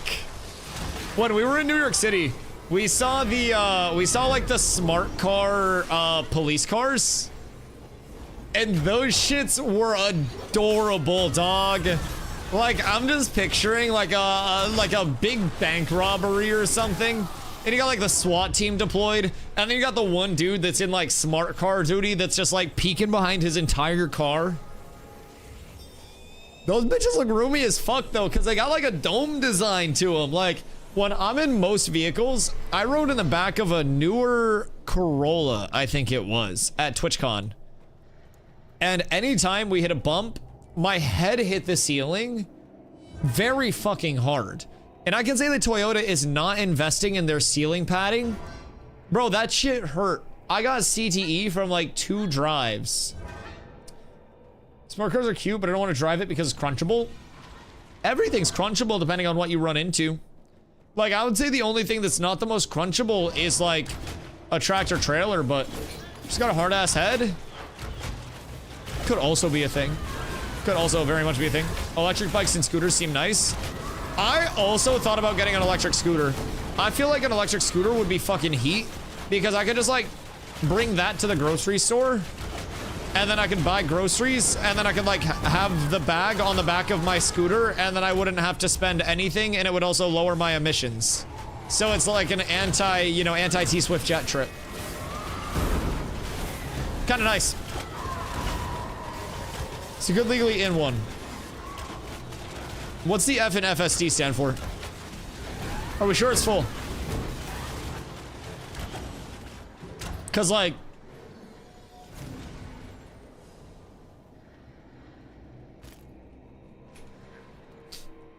I don't know, man. Oh god, the combo. Wait, what the fuck? That just popped up all on my screen. Why is Dumb and Dumber now in my head? Did I make you think about that? Oh my god, Master Chief. Wait, Master Chief going sicko mode with the combo and the biddies. Master Chief, thank you. Thank you. We have no combo noties, but all of the hearts on the screen just fucking scared me. I look over and that shit was going sicko mode. Oh my god, Master Chief, thank you for the biddies, dude. Holy cannoli, boys. Thank you, thank you, thank you. Motorbike part? Fair. Oh my god, a horse. What the fuck? Why are these happening? Oh god. I never saw those on like the streamer end before. And bro, it's popping up in my entire OBS studio. I can't even escape it because it pops up on like the Twitch side of the right monitor. Then it pops up on the OBS studio side on the left monitor. I'm getting like fucking double horse right now. We're down horrendous. Boys, the fucking massive combo. Is this gonna start a hype train? This might start a hype train. Tesla quality control is terrible. All interior pieces are cheap plastic and batteries are prone to cooling and overheating problems. I feel like that describes most vehicles, though. I feel like most vehicles are kind of poop right now in terms of like the like plasticky interiors and shit. Should be $40 for your filter. You're a legend. Thank you, Mr. Master Chief. I appreciate you. You are a king amongst peasants and a true scholar. Now I will not have to buy a whole new engine. Although it's under warranty. It's under warranty. Thank you, brother. I appreciate you. The fucking combos go so crazy. They're so like pop-up ADHD scary. They're literally out of nowhere. I don't know how much I like those. Even with thank you for the posture check. Am I slouching that noticeably? Wait, is it that bad? I don't think it was that bad. I need to fill up my water. That's why I'm slouching. I'm dehydrated. When plants get dehydrated, they slouch, and humans are a large percent water, so I also need water. Hoofs, is this somebody fucking in a Tesla? Why does it say my order?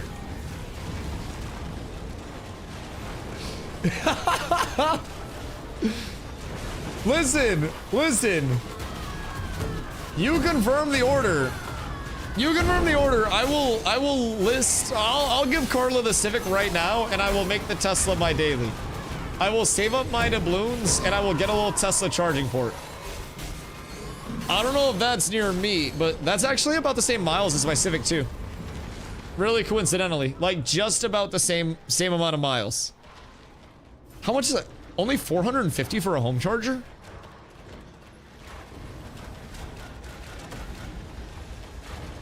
That's not bad at all.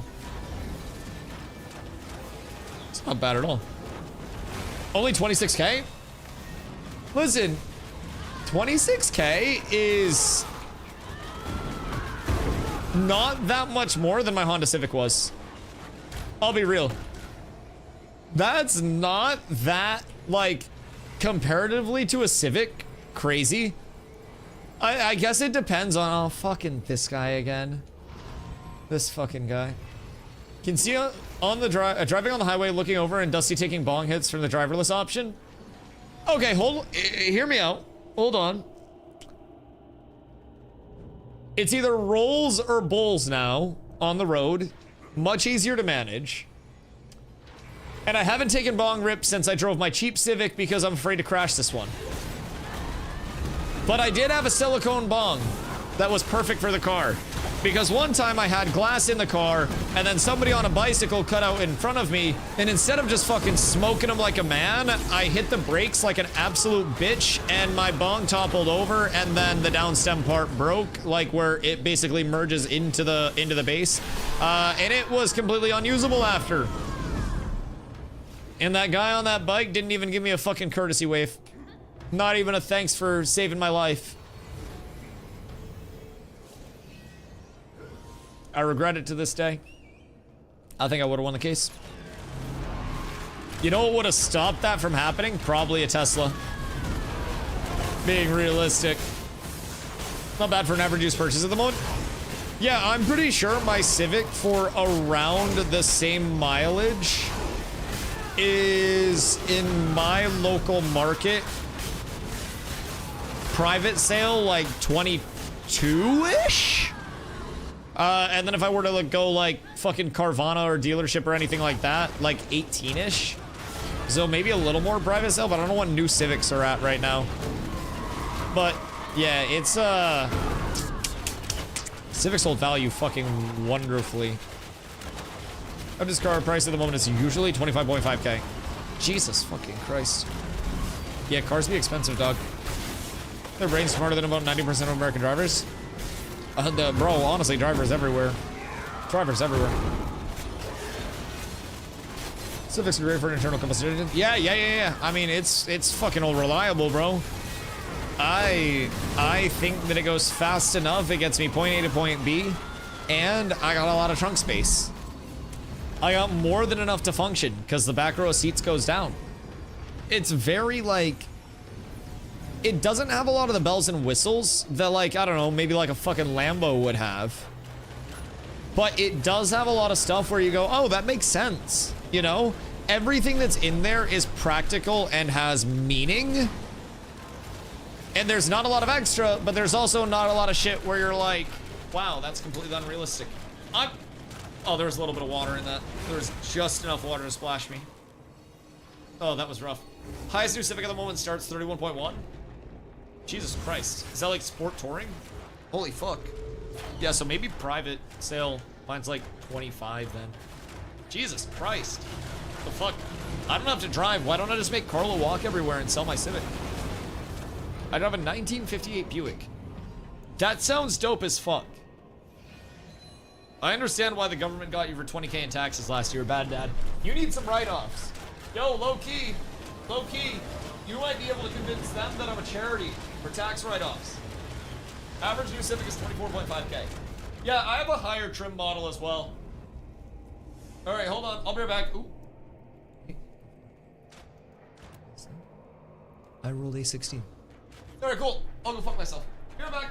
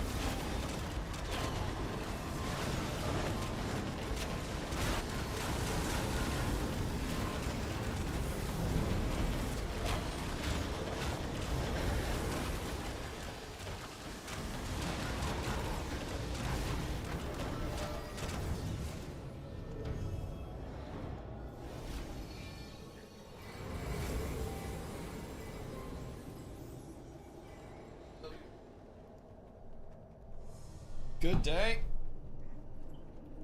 I've returned. Oh, boys. Ow, fuck. My hand just cramped. All right. Has anything good dropped since I've been gone? Or no? For my Harley trike, AO? Aren't those things like shitty as fuck to drive on though? Aren't they like bumpy as hell? I saw one of those when I was a kid and my dad was like, yeah, those things are fucking dog shit. And then I lost all interest in them. Cool looking though. I don't know if they're like safer or more dangerous than a normal like motorcycle is. I'd assume way more dangerous, but they're very dangerous. Are they just like terrible for balance? Like, I would assume you're not just gonna like tip one of those bad boys over. But do they like just not drive very well? Really? How do they tip over? Like, diagonally? Huh. Fuck, that's interesting. If you turn quick, you flip. Oh, right. Right. So they're a lot harder to turn than like a motorcycle. Interesting. Yeah, that does kind of seem like it would fucking suck. Bro, why do I win the dog shit? I want an enchanted river rune. That's awful. I want some goddamn strands, and I'm having doo-doo pee-pee poo-poo luck. Zom just scouting everything out on his flyers. Classic zombie activity. Actual classic zombler behavior. Yeah, I see you. Why don't you go put some fucking settlement money in the settlement? Why don't you do that? Also, chat, who would want to do a settlement siege at some point soon on the attacker end? Because I would love to get more and more reps as much as we can with sieges.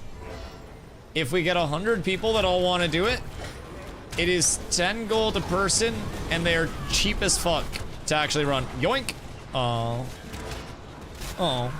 5 days I can play Ashes again? What happened? Do you have bad computer luck?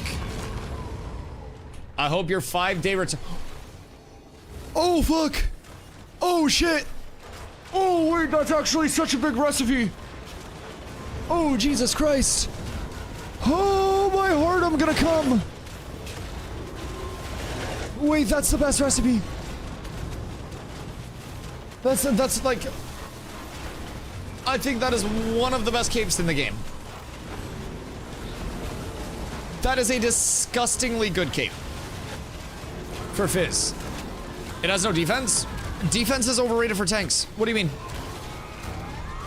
You don't need defense on everything as a tank, and you're getting scammed if you're running defense because you're going to be pushing so high into diminishing returns that we get like 60% output on anything defensive once we're actually set up. Long term, we scale off of max HP way harder than just raw max defense all the time. And like between grit, between fort, between bulwark, which will eventually be running, it is disgustingly good. There's a reason. Rage bait complete. God damn it! He knows too well.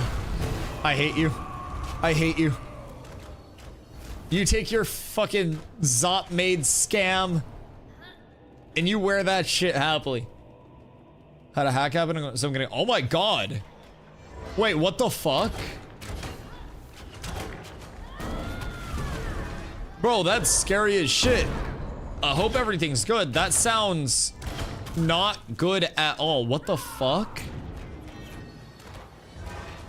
How long has the process been of like getting that all sorted? Jesus Christ. That's a few months. Fuck. Yeah, that doesn't sound fun at all. Do you know like what like led to it? Like, are you important enough that it was like some fucking massive entity that was taking you out? Or did you just like watch too much porn? Nah? Okay, probably porn. Interesting. Good evening, Clue. How are you? A poi bull? What the fuck? Why is this dropping? And why is it so useless?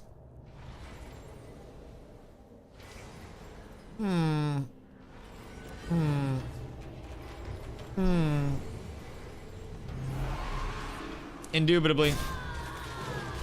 I'm liking what I'm seeing. Black and Gold got to PvP. Hey, yo. How'd they go? I hope you guys had very much fun. Stem from a Discord link? Oh, no. Wait, so did the friend get cooked too? Oh, no.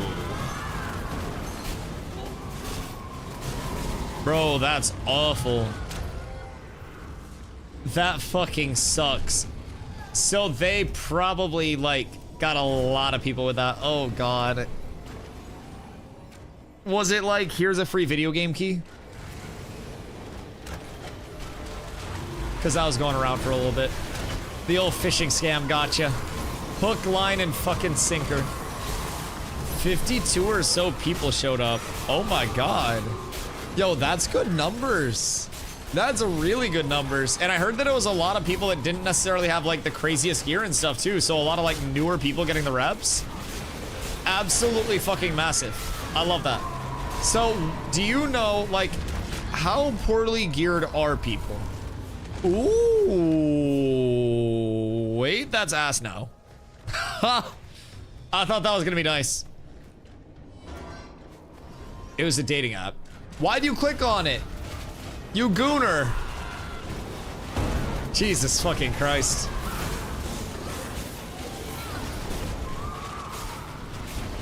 Did I just... Come on, grapple this fuck up. In twisting. From 180 all the way to 300s. Oh, what the Hellington? Why didn't I get to pull up then? I should have been there. I'm within that range perfectly. I think most people were around 220-ish. Do you think... Oh, shit. That's another torn admin piece. That's our second one of those.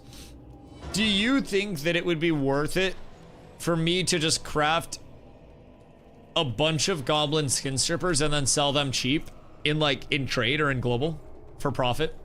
And go back and sell, like, level 23 stuff for cheaper and higher rarity? Because I feel like I still could. I would just need a lot of chat. Who has low rarity copper in mass that wants to make some clams? Because I kind of have a theory.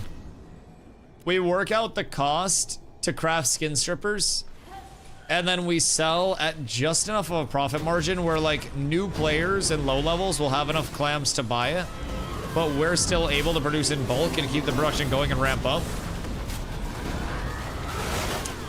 Because all you need is a slate armor mold and then copper in common. I want to say it's copper. And then you're set. Jesus. What is with all of this? This is nice fist speed. Depending on how fast they're selling, we're making 100 of XP scrolls for summer launch. That's actually a good comp. Yeah, that's probably a really valid play.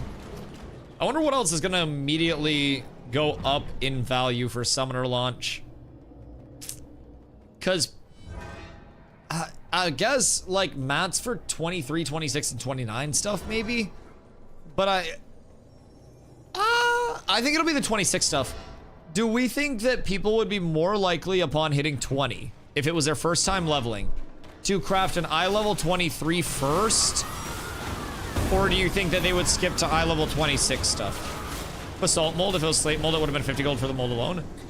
Oh yeah, yeah, skin stripper being basalt mold is insane. I also have Lego basalt and Lego oak for the actual, for the mold. So I have pretty much everything we need. New World vs. Ashes. Depends on what you're looking for. If you're looking for something that is very, very like open world, social, player friction, like slower pace, more time to level 25, more time to get your gear, very big crafting and player incentivization, that's gonna be Ashes. Take every social system that New World has, add a lot more to it. That's already Ashes, and on launch, Ashes is gonna blow it out of the water. If you want something that is more of a like, I think super casual friendly, where you can be a casual and play in everything on a decent level, I think that's where New World shines. New World is something where it's like a very quick progression, where you can play, you know, a little bit here and there, and you can get to max level, you can get your gear squared away good enough. OPR will scale up your gear and you're queuing OPR like crazy. With Ashes, everything's the open world. So say you're trying to farm somewhere and I walk up and I'm like, you know, I walk up to you and I'm just like, is this live? What, right now? No, I'm always live. What do you mean?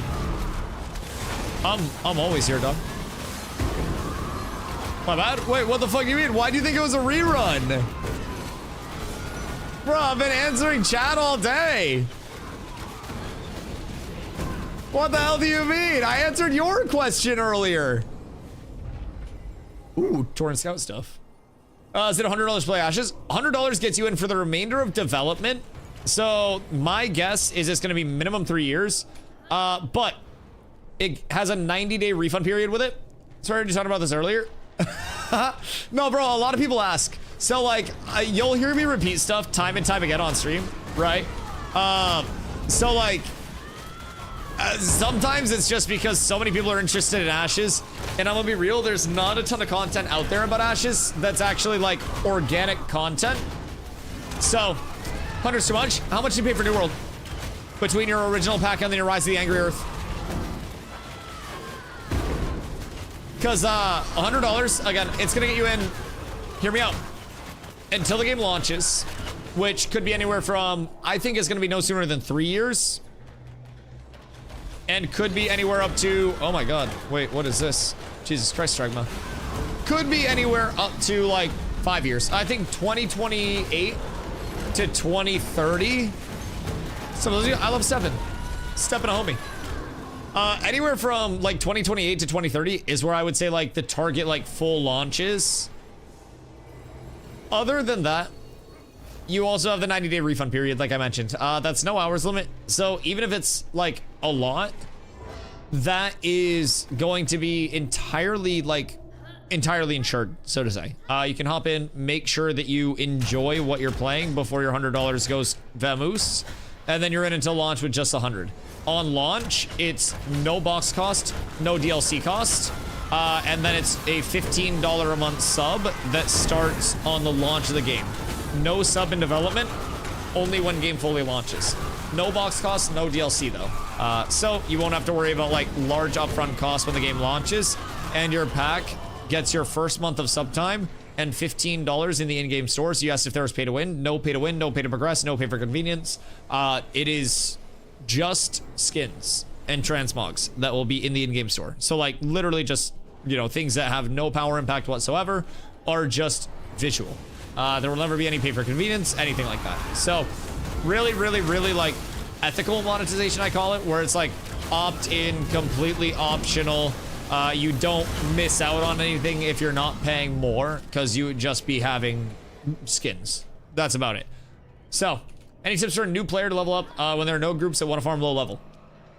I would say really early on, while you're waiting for groups, and like even if you can't find stuff and you don't really know where to go solo, there is a very consistent early route that will benefit you a lot, and that is just going into towns and running up to like the town hall area and grabbing all of the commissions that you can get, both kill and gathering, and then running around and completing those commissions. The gathering will be immensely useful. I myself and many other level 25 people are fully aware that we fucked up by ignoring our gathering too long in a very player-driven economy that is all gathering, refining, crafting based. So I would say do not shy away from taking some time to like knock down some trees, mine some shit. It's a very good way to make money, and where those novice materials, so like those materials that you would level, that you would get even at an early level, those are used in a lot of endgame recipes in mass, which is why you'll see so many high-level players running around in low-level areas. So if you're hitting oak or ash, the first two types of wood, and you find epic or legendary, that's almost definitely going to be used and will get you some good clams. If you get copper from mining or zinc, or you save up the rocks that you're hitting, so the basalt, the granite, all that shit, and you break that down to sand, breaking rocks down to sand gives you a chance to either get just the sand or gives you coal, copper, zinc, or tendonite, if I remember correctly, as the proc chances from those. You can also gamba for more mats, but it can be a really good way to make money. Gathering, refining, crafting gives you, you know, experience for your character as well. And then from completing those commissions, you grab the commissions. Those will show under here. Complete those bad boys. When you have them done, you can just hit complete commissions here, and then it'll put like a reward crate into your inventory, and that can give you scrolls to increase, you know, gathering XP, processing XP, crafting XP, or adventuring XP, which is your character level. So really, really worthwhile. Just kind of spam those bad boys, and keeping any of the materials that you get along the way instead of selling all of like, you know, everything. I'd say sell your high rarities, heroic, epic, and legendary, and then keep your rare and under, and then craft yourself stuff early on. Crafting is so fucking sick, and early on, if you have level 1 carpentry, you can just search up longbow, and you can make yourself a brook steel longbow with ash timber and with daffodil thread. And that's going to be a decent starting longbow if you were like level 0. So you'll still be doing something as a new player. You'll still be working towards something. And you can also econ pretty damn well along the way. They're not going to close servers for about 3 years until full release. These servers should be up until launch. Basically right now, the access is as close to 24/7 as it can be, right? So you have downtimes for updates, patches, makes sense. They try to minimize emergency downtimes and disruptions as much as possible, but, you know, shit happens sometimes. So could always have some intrusive downtimes, but they really do try to minimize those. This server, their goal is minimum wipes to this environment so they can get long-term information. But it's development, so if they ever need to wipe, they will. Just kind of like, you know, putting that out there very, very, very bluntly. And we could at any point have a state of affairs where Intrepid says, hey, this server is no longer doing it for us and we've got to start on a fresh one. Some people will be like, man, I don't want to re-level again. Our community looks at it as a chance to re-level with all of the information that we now have that we didn't previously have. And that is just another step in progression. I came in as an everyday player for Phase 2 after following the game for even longer. And in Phase 2, I started Cats with about 5 friends. No, he's stealing the gear. No. Purple stole our shit. Sorry. I saw a loot. And Purple stole our loot. I saw someone back there on one of our bodies and I went to get it. That's my bad. I trolled everybody for a second, and I lost the loot. Anyways, they could wipe whenever. I hope that they do not, but there have been rumors of fresh start servers for the November 18th update. That's going to be a pretty substantial update. If that does happen again, like, our community looks at it as way more of a, you know, we're going to take what we've learned.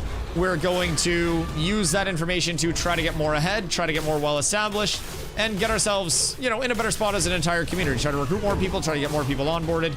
So that's always our biggest goal, phase to phase, you know, week to week, month to month, whatever you may have for a time frame. We're always just about improving for launch. So for us, we're a lot less likely to have that burnout and be like, oh, we're not going to level on fresh starts if they do happen. It's all about what people's expectations are. But I always try to just set the standard that, you know, if the servers get borked to the extent where the developers are just like, hey, we gotta pull the plug on it, they will, and we will either have to re-level or quit the game until a later date. And it's okay to take breaks. We have a lot of people in our community that have taken breaks and plan to come back. It's just, you know, it's what your expectations are and what you're willing to kind of like wait through, so to say.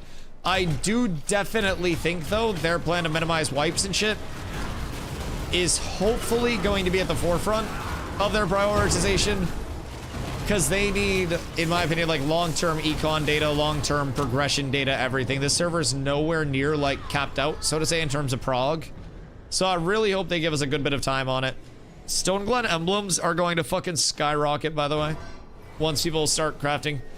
Although, I guess if too many people are geeking out about fucking raw defense scaling, then maybe they stay under the radar. But I feel like Stone Glen Cape is so fucking good for Fizz. I feel like it's so crazy to not use, especially a crafted one where you can push up the rarity on it. Bro, that shit is the actual sauce. It is disgusting. Will I win this roll? I wait until everybody else is done and then I roll my hundo. 3, 2, 1, bam. I rolled a fucking 4. Man, sometimes I just really consider like some other games. Maybe like getting a job. McDonald's. I heard McDonald's does discounted employee meals, so that could be cool. Maybe go to Subway, be a sandwich artist. I feel like that'd be relaxing. Slap some meat on some buns. I'd eat a lot of cookies. I'd probably get fired for that, though. Liar? Listen, bro, there's no cap in this. Yep. None whatso-fucking-ever.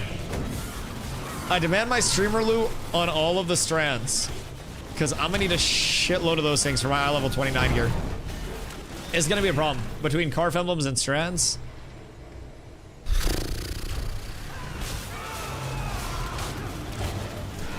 There's some people bitch about their food order being wrong. Ugh. Yeah. Yeah, no, I don't want to go back to that. I don't want to go back to that. I worked too long in food service. I made it out that hood.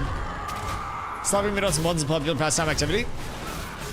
Honestly, 8 hours of meat on buns a day might be too much, though. It's just meat on buns and then eating some cookies on the side when I have downtime. And that does sound like a pretty strenuous and stressful day compared to sitting here and flapping my gums for a little bit, you know? We just employ the mouth and then we're good.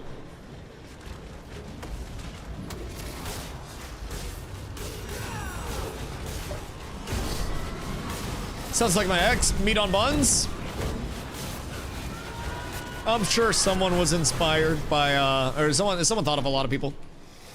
Maybe it was one person, maybe it was many people in your life, but... If there's something flapping, yes. You're saying your mouth makes you money? Oh yeah, my mouth and my hands. Yeah, 1000%. It's like, it's more, I would say more my throat than my mouth as a whole. Like, my throat and my hands tend to make me most of my money in life right now. And then my face is a small part of the money as well. But really just a small part of it. But like, if my throat was compromised and I lost my voice, the quality of my stream would go down a lot because my engagement would go down. If I lost my hands, then I wouldn't be able to play nearly as efficiently.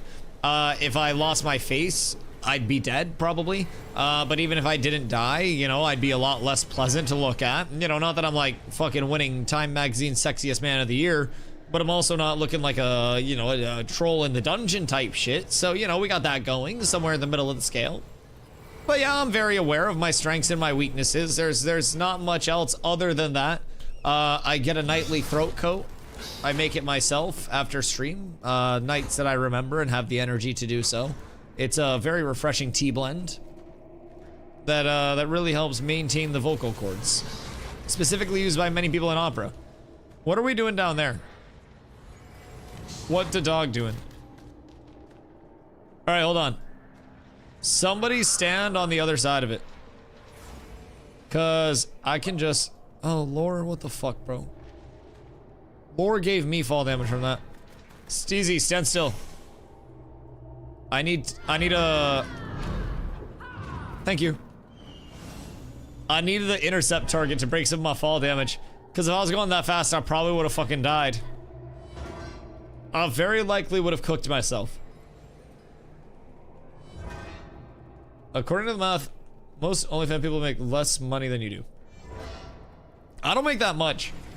But also, most streamers make less than I do too. The amount of people that are able to go full-time content creation, whether it's like flapping your gums or showing your asshole, it is very, very, very small. And like... What the f...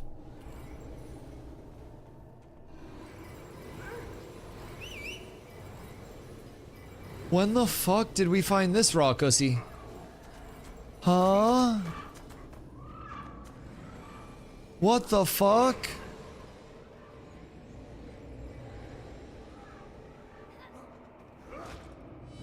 Wait, this is insane. I didn't even know that shit existed. We have to be really careful with these, because these are gonna have, lifesteal on them. Oh, fuck. What did Dusky? What did you need? You need me to bring clothes up the stairs? Down the stairs, because they're really heavy.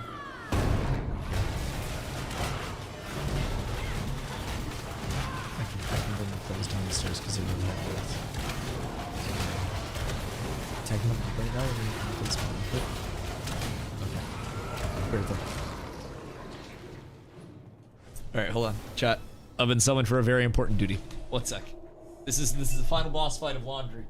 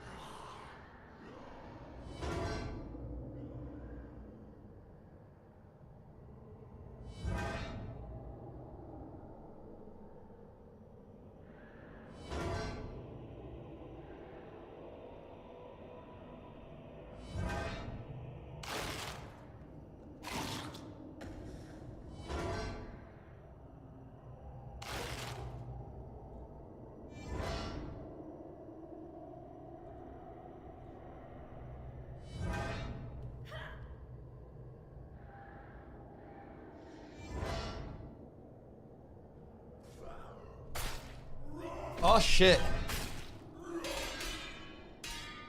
Uh-oh. Uh-oh. This isn't good. Oh no.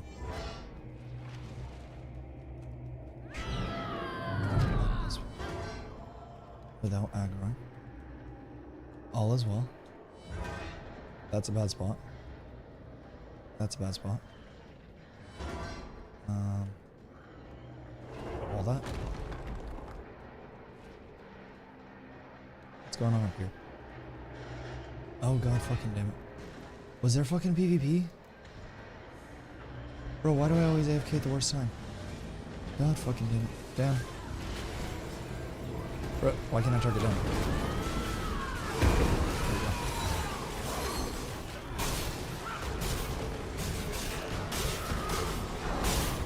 Why is my time shot going to allies? Fucking him?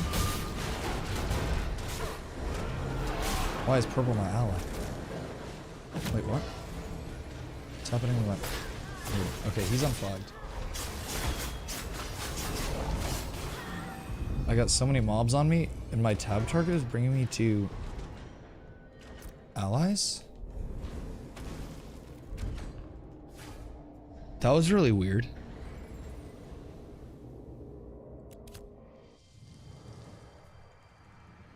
Why am I tab targeting allies? Is that like a tab modifier that's like registering something?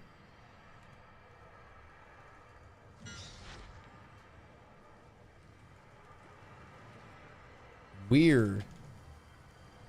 Right control and tab is apparently tab targeting allies.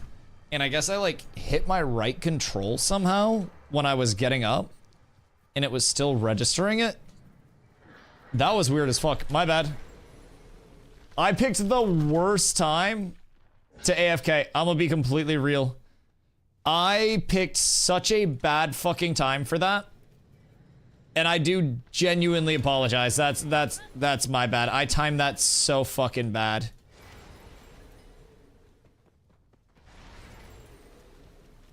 Yeah. Not my best timing. What if Carlo was a purple plant to get me away from the computer at that moment in time?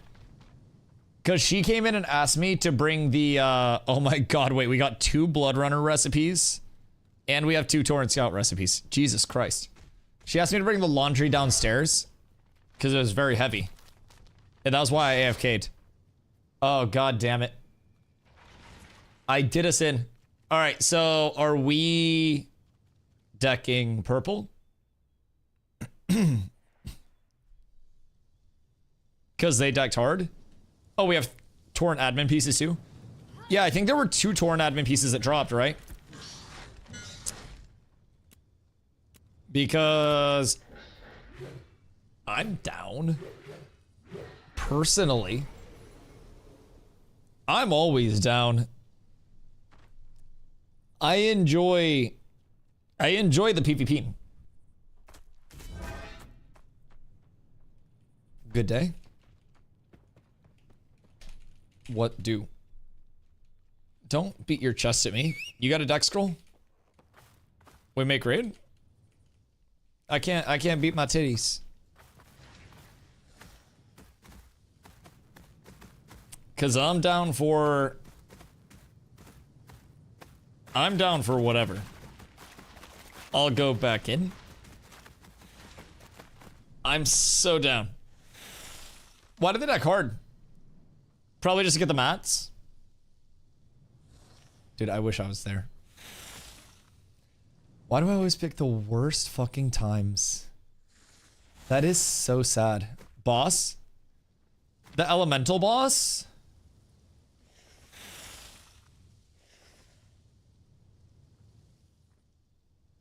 What's the elemental boss dropping? Master Smith? Oh, Master Smith. That guy? What do they want off him? Hammer mat? Or are they farming the trade skill stuff?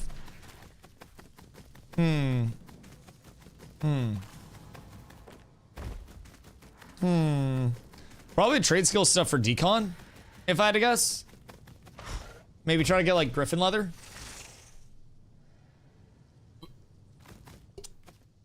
Who got decked? Hard got decked. By purple. Carla came in and asked me to bring laundry downstairs. And I went to bring the laundry downstairs. And then Hard got decked by purple. And now I think Hard and purple are duking it out. So I think that's why the raid split, because Hard was getting like their raid going to go fight purple. I don't have a scroll in my inventory because I used it in that last thing.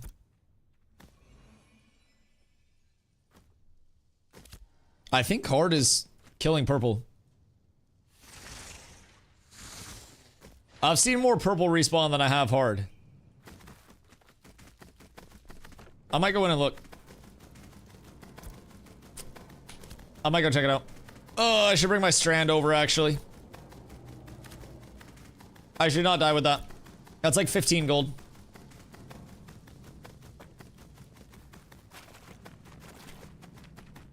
I should drop this off and then run back. So should we go Jova and then bring people back here? And then just like storm down into Forge? Because I'll be real, the fight was very winnable. I just got there so fucking late that it was already done. It was on Forge, but...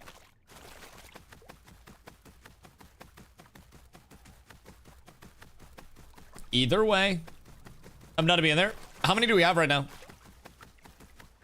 Because I don't know that purple has their entire gang, but they had like a group, I think. Maybe a little more. I'm not sure exactly how many. I got there so fucking late.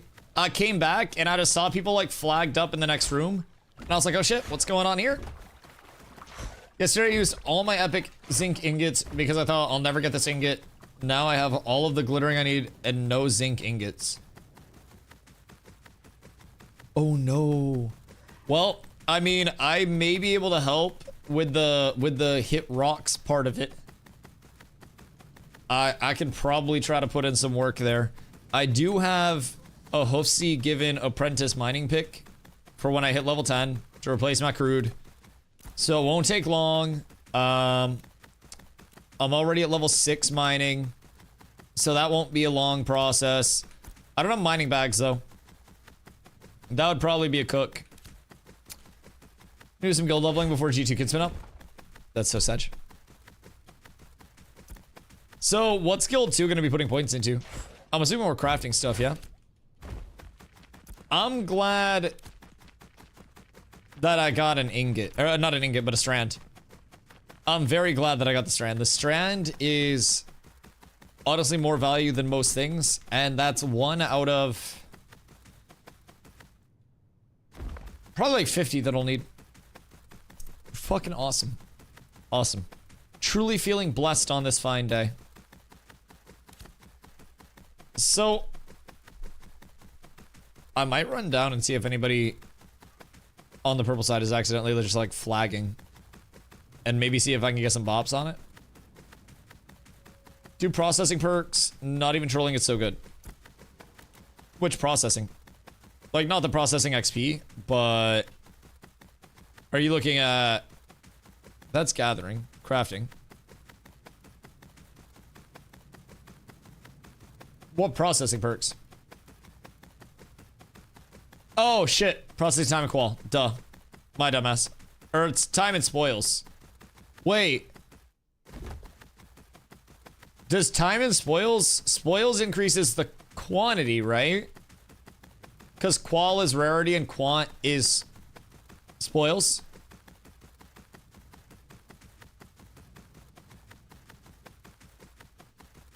Okay.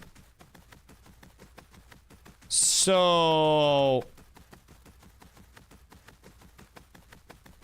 What is the proc formula? If I have one material, I can get a double up? Like, I can just get an extra proc? Like old Alec specializations in fucking... in WoW? Okay. That's OP. So what happens with bulk jobs? Am I gonna get like 1 extra, or am I gonna get like a lot extra? Seems to work better in bulk. Jesus fucking Christ. So Gambas? Wait. 4 to 5 sometimes. Huh. Up to like what job size?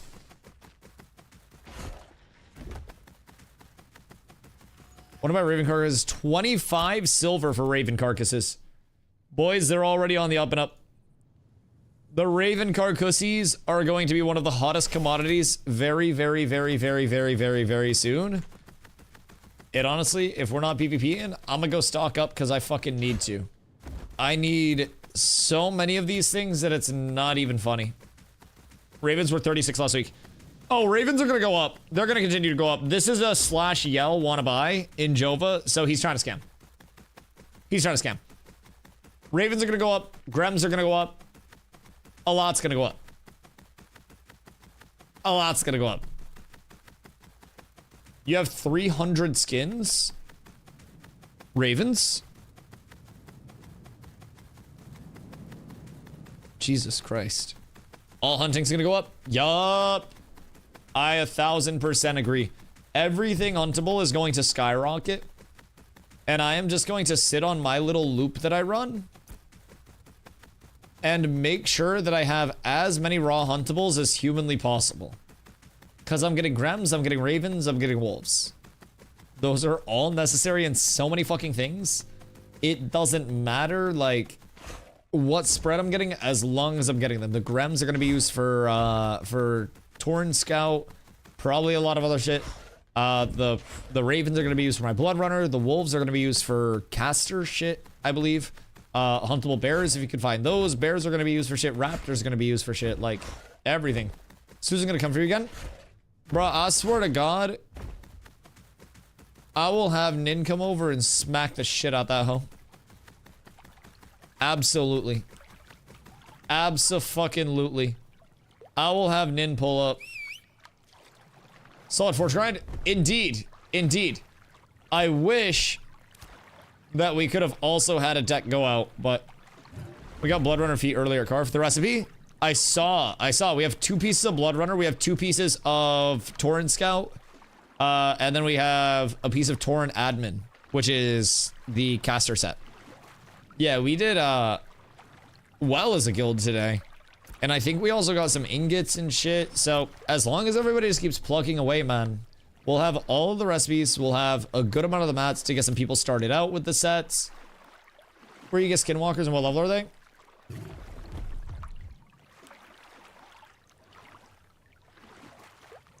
Skinwalkers. Is that the one that's... Hold on. Ashes of Creation. That's like the Bork variant, yeah? Where does that come from? That's a named one, right? Skinwalker's cog gear. The Dead Wolves. Right, not the Borks, right? But a different Bork, different one. Where do they spawn? Karf? I think it's Karf. Not Borks. Are these the ones that have like the white eyes, right?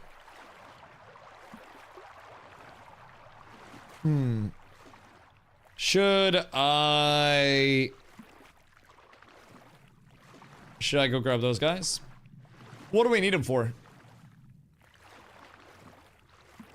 Hard has Torn Admin Belt. Oh, that's nice. Multi-deck war. Could be fun. Always happens to them at work. Bro, half of our wars have happened before I got on stream. And I've had to, like, get on early. And then I get on just in time for the war to end. And I'm just like, man, that's sad. Alright, what is this in? If this is mid, then you're losing clip rights. It better not be mid. Alright, not yet. Make sure you're fucking relaying this in your comms. If I'm Right. telling people to move up and you're Oh, this was when I was still in, tell them for me. No, this wasn't when I was in. This wasn't overtime. We cleared this one. We cleared this one. Get towards the fucking... Oh yeah, I'm We're up going on the at front 60%. left. We're going at 60%. Hopefully everybody's respawned by then. Yo, the wizards are going crazy for us right now. Guard captain and At guard 60%, wizard, we're all in fucking the flag. MVPs. At 60%, we're all This in is the where flag. I was cooking them over on the left. I hit a nasty wall and we got a lot of picks off of that wall. Like 5 of them died over on that left side right before we started to go in. I can't see it, but I'm gonna call it. I'm gonna call it. I was cooking that fucking alley. They got a lot of people stacking up in there. Okay. Good, that makes it All right. first AoE. Yeah, make it perfect. Hey, get AoEs ready to go. Start picking people off that are trying to slow you down, right? Right. People off that are slowing you down. All right, where is we're it? All going on the flag in 3. All pushing towards the flag in 2. Everybody dump on the flag now. Everybody push and dump the flag. Right, right. Don't cast Blizzard. Go, push and dump the flag. Everybody, go. Don't cast Blizzard. Go. That's not the flag. Go. Send it. If you die, I don't give a fuck. Brother's just Go. farming damage. Go. I can't see, so you guys gotta just try. There we go. He's in the right place now. We're up. We're so up. Good. Okay, onto the flag. You're Get Blizzard off your bar. Get Blizzard off your bar. Flag when we call for it. All right, not yet. Is it Siege? Yeah, that was Nin's POV. What percent was that? Because I could probably find my POV of that as well. That shit was... Lick my taint. Blizzard sucks. Get on the flag. That was, what, like 3/4 of the way through? I'd probably find that real quick. Hold on. It's probably like right over here. Back up behind. Look behind. Back flank. I think it was right in this area. All right, look east side. Hey, push towards the east wall. All right, push towards the east road. Push east road. Push east road. fucking... Move up. Oh, so weak. Yeah, this was this. Terrain dump. Omega grapple. I pulled Jeremy towards lion statue left. Poor guy. On the corner. We don't need to watch that grapple. Keep holding. We don't need to watch that one. Wait for everybody to respawn. Wonderful. That grapple was a little mean. Cookies are the best. We're gonna have to make a big push in here. Yeah, this was when I go over and start cooking that left side. What is we're gonna all bum rush the south side of the market onto the flag. You're gonna dump everything you fucking own. Because I see half of their flank group over to the side. Relaying this in your comms. If I I'm got telling no front you to move grapple, up, mage. your group is not moving I'm in up. fucking Tell Narnia. them. Tell them. I know people are deafened. Movement goes fucking crazy, by the way. At least that guy died. I hear what's on. We're getting a shitload of picks right now. 12% of the channel go with progress. And then I see them starting to walk in. We're getting a lot of picks.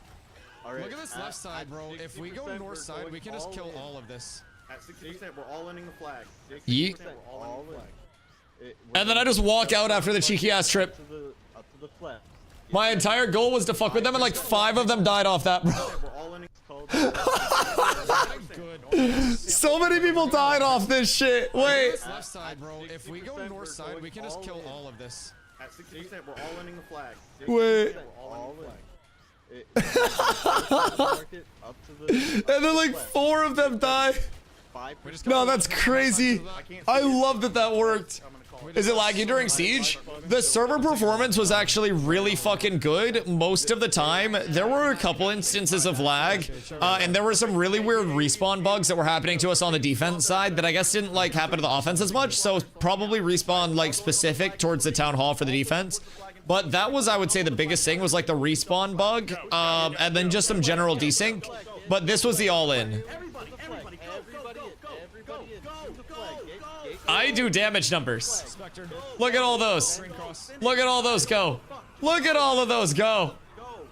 Come on, he's so weak. If so many more people got in there earlier, we would have been so up. 25%. We would have been so up. Clean them up. Oh wait, we got it. We got it. Nice. He stopped the channel there, by the way. I don't even think he died. I think he just fucked up and stopped the channel. Interrupted it. Keep them. Because you can't be CC'd. I'm pretty sure he just fucked up. But yeah, that was that all in. If we had more people that were on the flag early, we would have been able to just eat ass there. Spawn bug definitely played a part. I mean, there were a couple things that were wacky though. So like on the attacker side, they had to deal with a couple of guards that were like right in the marketplace that were fucking destroying them as much as any of our pushes were. We had to deal with the really unfortunate respawn bug. But also the cool thing about it is that this is happening right now where settlement death is not in and nothing happens that's bad to the settlement that loses. So it's really all just in good fun and like GG's all around. And we want to run more of those to help find more bugs and honestly just get the reps in the, get the reps in the mode before it becomes that ultra punishing thing. And personally, I'm all for that aspect of it. I'm glad that it's happening right now and that we're able to not only help improve like the server infrastructure off of stuff like that and see and feel the progression of the servers as they, you know, as they improve things, but also find bugs along the way that will prevent them from happening when settlement death is on the line. Because it would feel really, really, really bad if we didn't attack the guard, they didn't hurt us. Wait, that's crazy. Just stand still and it won't see us. That's fucking massive. I love that tech, man. Sometimes it just takes a little bit of learning. I love that. I mean, it does kind of make sense with the respawns being guarded by guards, but it just, I think it relates to the marketplace being so close in proximity to the respawn. That definitely makes sense. I think that's why we survived the last push. The last push, we also were so fucking unorganized. I think we went in multiple times just very, like, staggered in those last couple of pushes. 40v40, it was 100 versus 100. 40 was what you were seeing in one raid, because that's the raid cap. But yeah, we had 3 raids that were up, all serving individual functions. But yeah, sieges are right now 100 versus 100 for the testing. And castle sieges are going to be like the largest one. That's going to be like the 500 versus 500, I believe. Have us for staggered because of the respawns. I also think people panicked a little bit. I'm not going to lie. It is, keep in mind, like, New World Wars were very, very, very similar concepts to Ash's sieges. The only difference is, like, the recapturing of the points outside of the fort or the town. That's, like, a different thing, right? And realistically, they're very similar modes on a macro level. That's why, you know, I want Zombie over here. Zombie has a lot of experience macro calling a lot of very similar shit. And I trust him a lot to do that. So, like, you see it in New World as well. And Zombie can vouch. He's called so many wars where in New World it's not one person channeling the flag, but it is it's essentially a point that people need to step on in an area that people need to control by having more people on than the other side. So if the defender has more people on, then the point deticks and the attacker can't generate tick on it. If the attacker has more people in that area, then they generate tick. And it's basically this, like, bodies on the point, sustained fight for the point, which I think would be way better than the flag channel that we have right now for, you know, many, many, many myriads of reasons. But Zombie can vouch, there are so many times where an all-in is called, and it's like, everybody get on the point, everybody just step in and trust that abilities will be there, where they work if everybody just does it. But people will always, always, always, in their first few, you know, iterations of the content, be very hesitant to trust. Because it requires a lot of things going right, but it's also a lot of very basic things going right. We're not asking people to go in and live Lord and make a highlight play. We're asking people to be in the right spot where the fight is occurring and just dump whatever they can in that place at that time. And if that happens, all the heals are there, all of the support's there, the nimbles are there on the engage, on the exit, the tanks have the walls, they have the banners, they have the Aegises, they have the trips in place for the DPS. Like, everything just clicks into place. And it's all about fighting together enough to get comfortable to that point where you were just like, stay in, everybody just fucking sit there in the clump and hope that everybody else does the same thing. I think that's the biggest thing. I'm still learning. Oh, we all are. We all are. The biggest thing about macro to remember is that macro can always, always, always be better. If you are hitting 12 people with an ability, you could probably be hitting 13 people with an ability, or you could be hitting 8 people with an ability and killing them. And a lot of it always breaks down to, like, you see something good, we VOD review to see something better. And if everybody is in the mentality of, like, I was in a good spot, but how can I be in a better spot? How can I, as a tank, look for a more impactful wall to block off healer LOS when we're going in on the objective to cut off their, you know, their channeler from being healed? Could I have had a more impactful wall at any point in those last pushes to actually cut off that LOS? Odds are, yes. And even if I may have been making good plays, there's always, always, always, always, always a better play. Even if you make the best play out of anybody there, there's 1,000% a better play that could be made all the time. And I think that's the glory of like this, you know, type of PvP, especially team-based stuff, if you have a bunch of people that buy into it, you will see the growth immensely, and you will see it very, very, very heavily in chunks. Like, once people buy in and once people start to understand the macro and trust the macro, you just have all of the supports at the best times. You have everything put together in the most meaningful way, and everything just clicks. Nobody does anything too over the top. Everyone just does what they're supposed to. Everyone knows what they're supposed to do, and everybody knows where they're supposed to be. And that's where macro success comes in on these larger modes. And it just takes reps, it takes practice, and it takes a lot of fucking trust. Simple the best defense today. Oh, I mean, it was just the most evenly matched siege, honestly.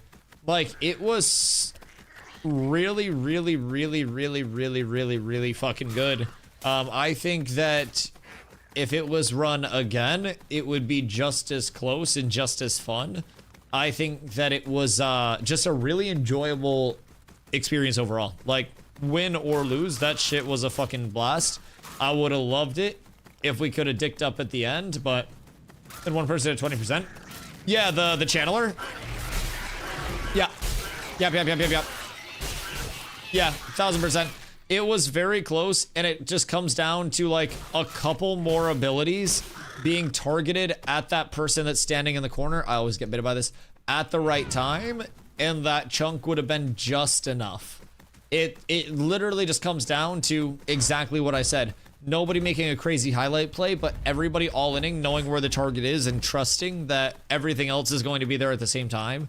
And nobody can live with even 10k HP through 100 people or even 40 people dumping all of their abilities at the same time on them. No matter how much support you have, if 40 people are hitting you with shit, you die. You very simply die. Apito, what up, my friend? How are you? How's the Raven collection going?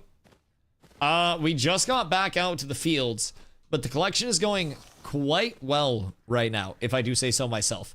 I have been picking away at it just a little bit each day, trying to maintain, but I'm level 14 hunting at this point. I've still got the Lego bow going. That has been an absolute treat for me. So we did also recently learn that, you know, I was a little hesitant about the Grem farm previously. Wanted to get away from it. Tauren Scout, which is a medium fizz set that has Bulwark on it, which is a mitigation bonus. That is Gremskins. So I am going to continue gathering here, and not only do I need the, you know, not only do I need the fucking Ravens now, but I also need the Gremskins. And no matter what split I'm getting them in, I can always adapt the set because they're both medium, and they're both 3 pieces. Very, very, very good. Tauren Scout craftable. Not yet. It's eye level 29, but it will be fixed with the PTR patch that's coming in. Probably the big 0.17 patch. I am assuming that's going to be like a very heavy fix to a lot of the bug crafting recipes. Fingers crossed. But yeah, Tauren Scout's not craftable yet, nor is Blood Runner. So I'm trying to do a lot of like the preemptive gathering right now before everybody gets the panic that hits and everybody is out here camping every single spawn. That's, I think that's the big goal on my end of it. Wait, no. Wait, there's no way they missed the interact. Oh my god, they were so slow on the interact. There's no shot.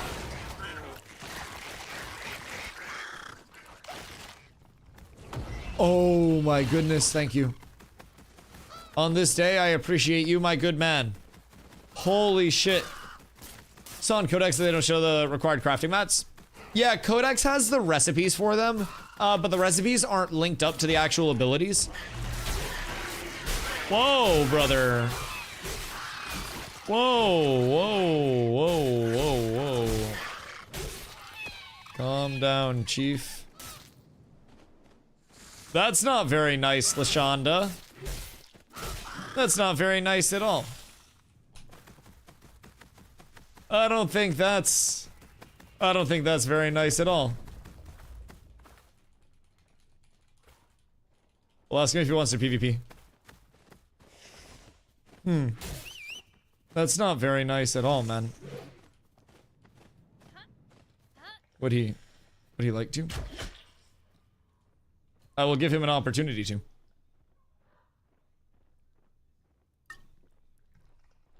I will give you the right to fight for your honor. If you'd like to. Bad at game. Bad at hunting. Bad at shit talk. GG. Farmed. Unfortunate for him. Well, now we just follow him around and take all of his stuff. Brother actually took 17 seconds to get involved with that.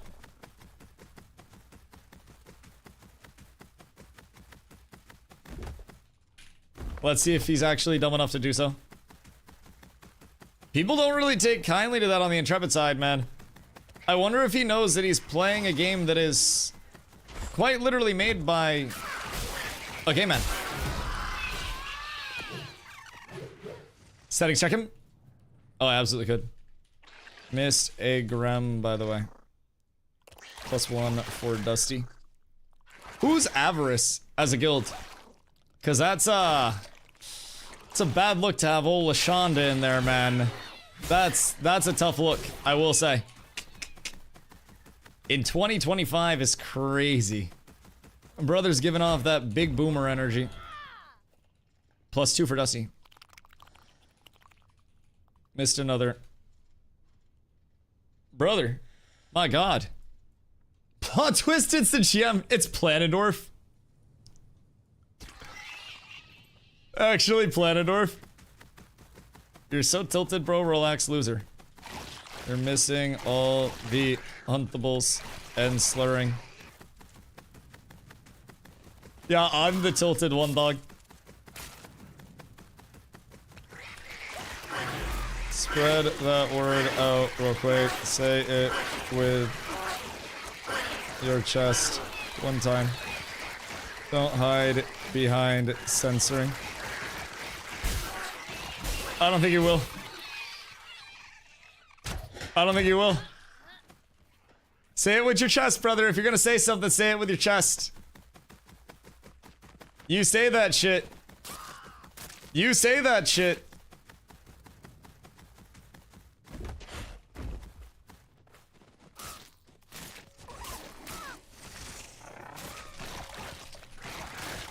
Very scared.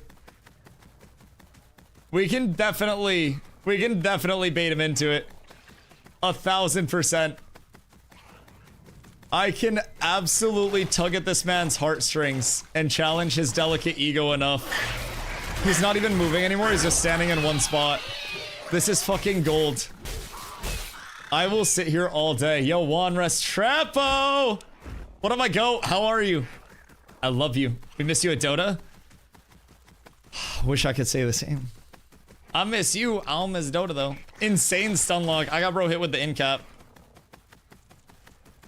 I got him hit with the full in cap right now.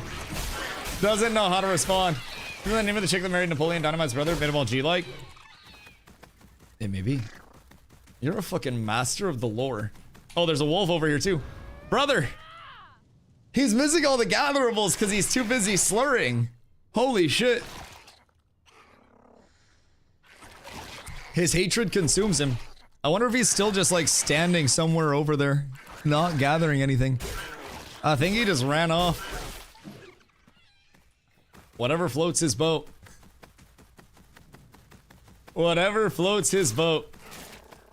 I mean, in this environment, I would probably recommend any slur other than that one when you consider who the game is created by. Just on a personal, if you're going to shit talk anybody and drop gamer words, maybe like an R word or something, maybe something else, but like I would not recommend that one very heavily in Steven's world. I don't know that that's taken kindly to. So, you know, Vader, you gonna corrupt on him? Why do I feel like Vader's about to corrupt on this guy? Vader's looking awfully corrupty. I just see that coming through. If he's winning a huntable, flag and kill it. You have to get the kill on it before he actually starts it. But dude doesn't know his interact bind. Like, I beat him to 2 huntables that he was already standing by. Vader's coming to get stuff crafted. What are you crafting? Is it good stuff? Oh, fuck me, man. I keep getting the goddamn mount trainable wolves. This is some bullshit. I need more Carcussies, exclusively. Although, I'm pumping the ravens right now. Like, this is good. Heroic Rose? Oh, shit. Oh, really? That sounds nice. Do they have a time plan for nuking food? They haven't announced, but I would figure 0.17 coming in. 0.17 would probably, if I had to guess, keep in mind guess, next week, Tuesday or Wednesday, normal content cadence deployment. Like weekly patch time, Tuesday, Wednesday. I'd say probably Tuesday. Get that patch in, see the ramifications, dev stream Friday. So I'd say try to have all your crafting done before Tuesday, if possible. I wouldn't chance it for Tuesday. Like, personally, the thing I've been saying is that I think there is no way that the total quality output gets better. Right. So the numeric value is a lot lower than it was before over on the PTR. But people haven't tested. Oh, thank you, love. Huh? Yes, please. But yeah, so personally, we don't know if the ratios are different in terms of the outputs from like crafting quality to actual quality output on gear. But I think that there is an actual 0% chance that we see the crafting quality and the impact of it increase. Thank you, love.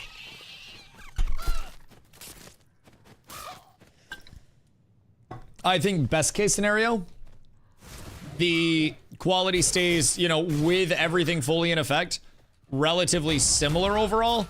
I think what's more likely to happen though is quality is going to get absolutely smushed into the ground a bit. Personally. My boat's gonna get cooked? Yeah, that's also true. Although maybe your wood goes up in value because of that. Maybe. Kind of an optimistic take on it all. But maybe. I don't want to say yes, but I'm not gonna say no to it. Maybe people are like, damn, now I really need that Lego wood instead of the epic, and you see like a 3x increase in your Lego, and it goes up to like 12 gold a piece. How much gold would you have if your wood hit 10 gold a piece?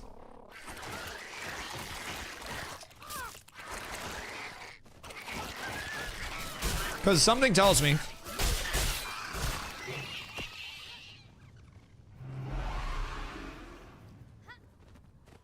that you would have generational amounts of wealth. So, yeah, Master Chief, I'm not gonna lie, I have no idea what any of that is. I don't really follow other streamers or get involved in any IRL stuff, dog. I don't, like, I'm not a streamer orbiter, I'm not a streamer glazer. There have been so many big streamers that have, like, lurked in my chat and typed in chat that I didn't know, like, respectfully, of course, who they were until chat was like, Dusty, that's so-and-so. I'm just not, I don't know, I don't really follow people that closely. Nor do I get involved with any of that shit. I'll be completely real. I think the entire meta of millionaires getting poor people to talk about their drama is incredibly dumb.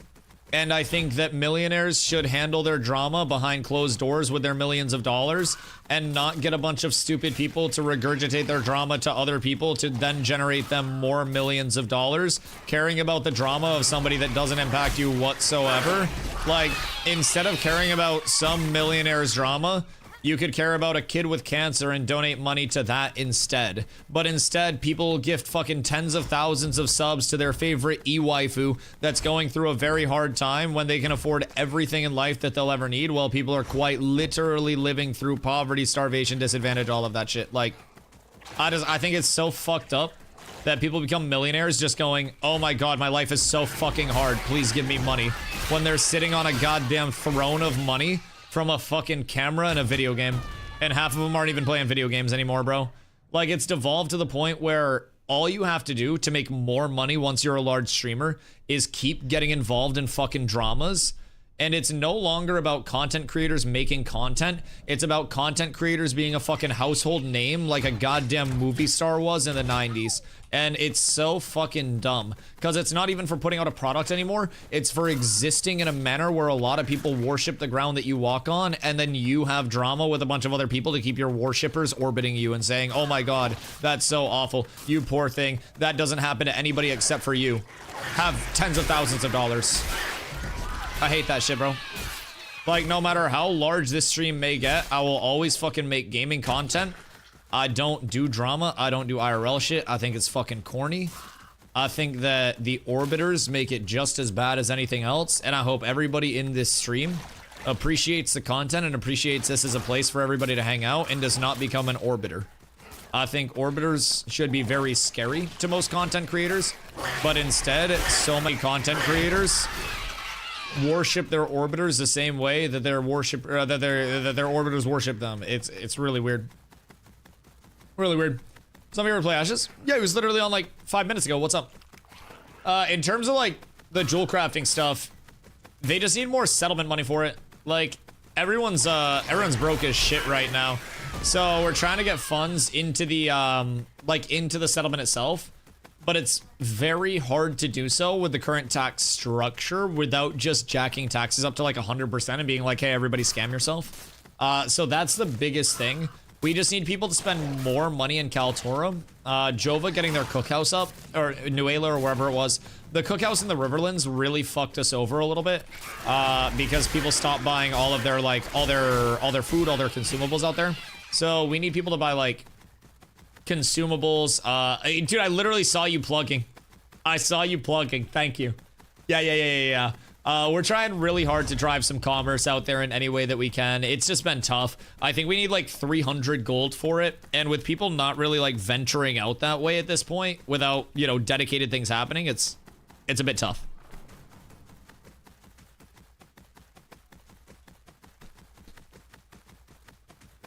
I wish there were like more we could do to incentivize people to get out there, other than just being like, hey, everybody come out here for a little bit, we'll give away a bunch of gold as long as you guys are buying stuff. Like, we could host a fair, maybe like a big titty car wash.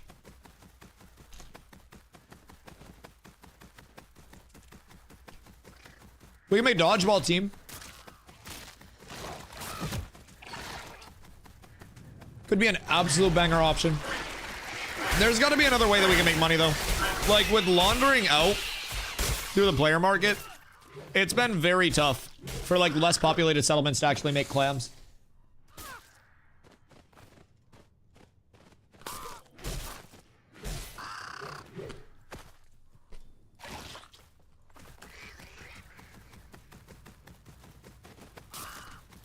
Sorry, I'm stuffing my face right now. Hunting time is dinner time. And I'm trying to avoid getting my keyboard greasy as fuck. Print money? Oh, dude, I mean, you literally could into the settlement before. Because the previous tech was taxes to 100%. Once taxes are 100%, you list something on the player market. You have somebody buy the thing off the player market for X amount of gold. And they give you back the gold after the fact. So all you lose is a player market like listing fee every single time. And you just launder the gold into the settlement from there. So with 100 gold, you should be able to get like realistically 90 of that into the settlement. So it's it used to be really reliable. But I think the carryover from like player market into actual settlement gold coffers has been compromised. I think they might have busted the door down on the operation, so to say. Which I think they should just legalize it. I feel like if we wanna launder money, goddammit, let us launder money. I regret ever bringing anything up about it publicly, because my dumbass talked about it a little bit last phase. And I fucked up. We could be printing money into the node right now, into the settlement. We could be having all the clams that we ever needed. And then you look at like the Riverlands settlements, and I think they have like tens of thousands of gold just sitting in the coffers.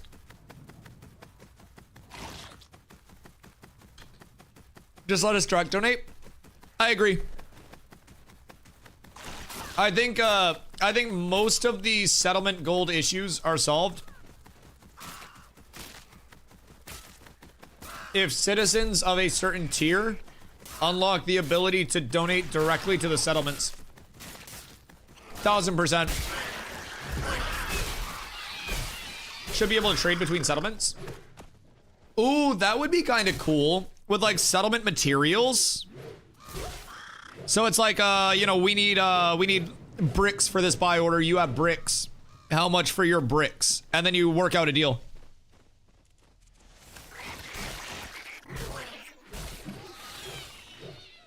That could actually be really fucking cool.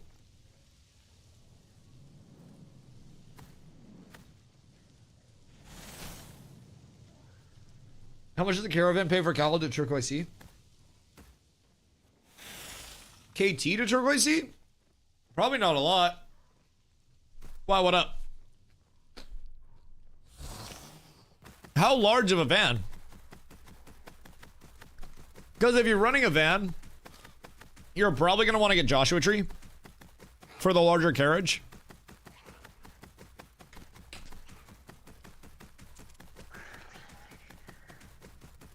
That's going to give you a shitload.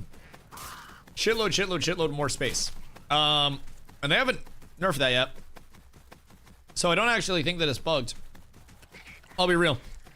Because even in previous phases, there were also specific woods that were better for caravans. So I don't know if it's intended or not, but it's existed for a long time, and nothing's been done about it. It's quick and easy, and pays okay. I might run a few. That is fair. Some Torn Scout bracers for sale in Global. The actual bracers?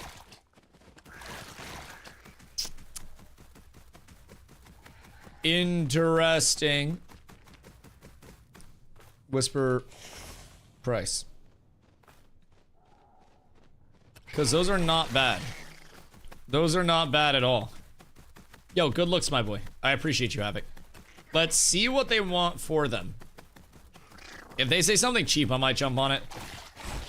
Like, they're greens, but it just saves so much actual, like, crafting time.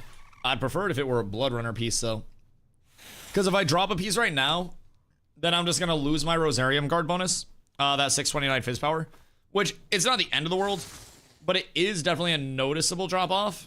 So, we'll see what they want.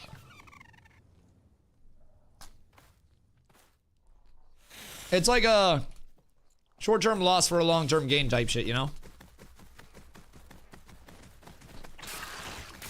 Also, if it's cheap enough, I can always just flip it when I'm done with it.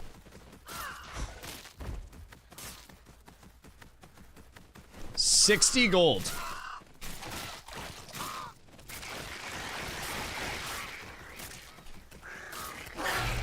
I'll see if they'll do 40 on it. And if they'll take 40, then we're good.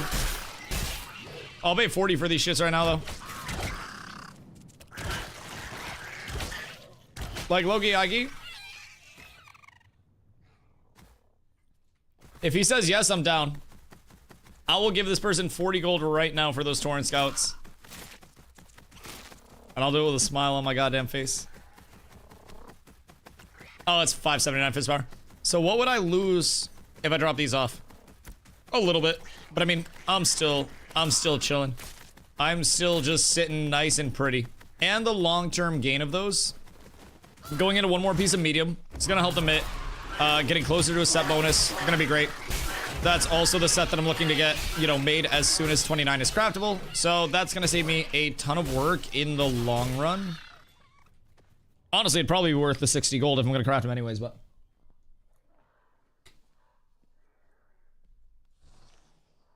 We'll see if he'll take 40 instead. And if he takes 40, I'm jumping on that. And then it is one less piece that I have to craft, so pray for me, chat. It wouldn't even be like that bad of a deal either. For me. But yeah, Ultra. I don't know like what crates are paying right now. Crate ratios have been fucked for a little bit. But also, I haven't seen a lot of people running crates recently. I feel like diminishing return rates might be a little bit better on crates right now than they were before. So it's always worth checking. I don't really keep up too much on the crate econ side of things to see like what DRs are looking like each day and stuff, but just too slow. Yeah, I mean, maybe if you had just a big ass van and you were doing like, you know, edge map loops, like he was saying, going from KT to Turquoise Sea Trading Post as just like a quick loop that generates some cash, right? So from that standpoint, that could be good. Who's edging? Are you gooning? Because I'm doing both. And I can't be stopped. Does this guy ever reply to me?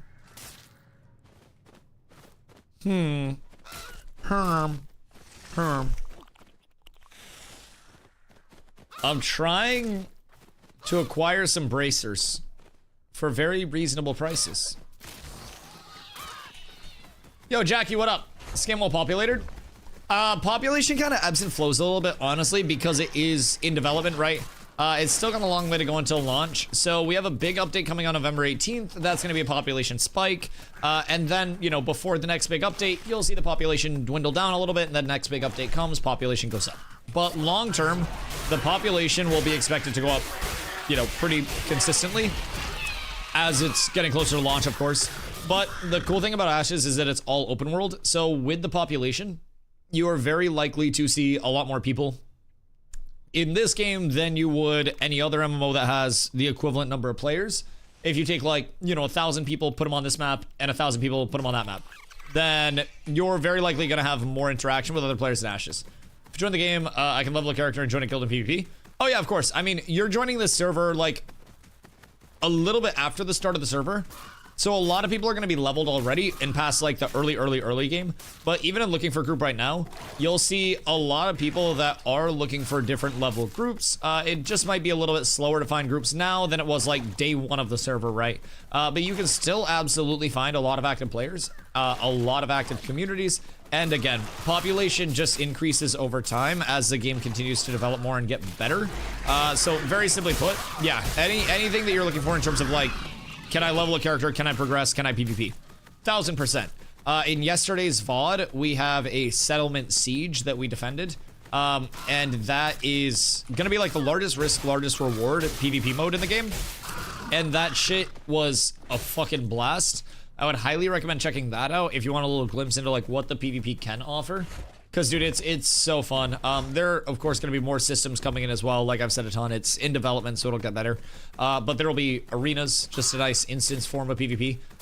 There's a lot. Skin populated in here. Response. Steppin', I'm going to sit on your face, dog.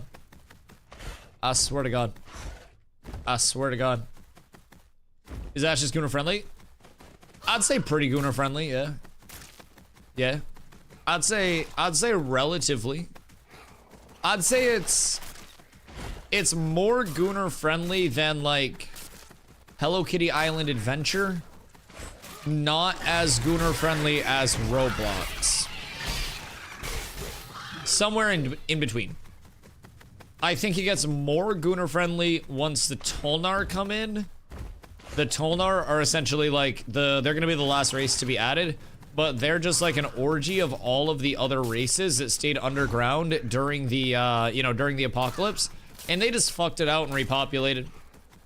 So they're just kind of like, that's the Alabama of Vera. It's quite the spectrum. You gotta have both ends. You've gotta have both. I feel like Hello Kitty Island Adventure is sacred. And I feel like, well, we know all about the other side. Unfortunately, everybody knows all too well about that shit. Do better, Roblox. There are children watching. Maybe that's the problem, though.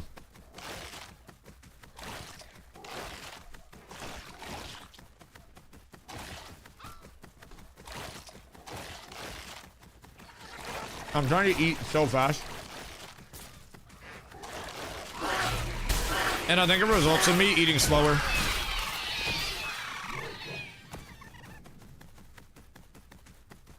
Because I take a huge bite and then I quite literally fucking almost die. I haven't really discovered the tech for eating on stream smooth yet. I don't know how some people do it seamlessly. I hate eating on stream. But if Carla throws food at me, I'm gonna eat the food. I'm not gonna say no to that food. Except the bacon she made last night. She burnt the fuck out of some bacon. That shit was like charred.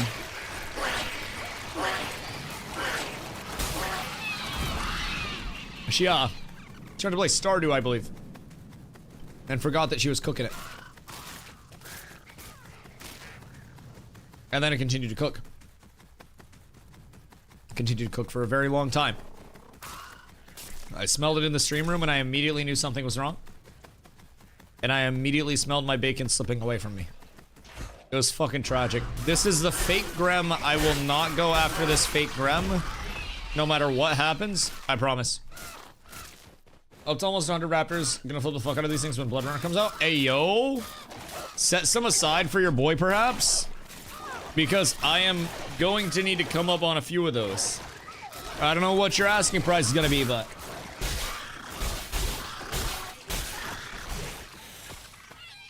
I already have. You're a legend. I'll cut you in on some of the ravens. Together, we have an empire. Oh, hey. What up, Vader? You get your shit crafted? I love how I see him run there and then just run back. I'm doing pretty well on the gathering right now. The ravens have slowed down a little bit out here. But... oh, shit. Oh, shit. How long did it take you to craft those? Like, for all the gathering and stuff. What is going on here? Oh, low levels are leveling here. I'm so sorry to tell you. I'm also leveling here.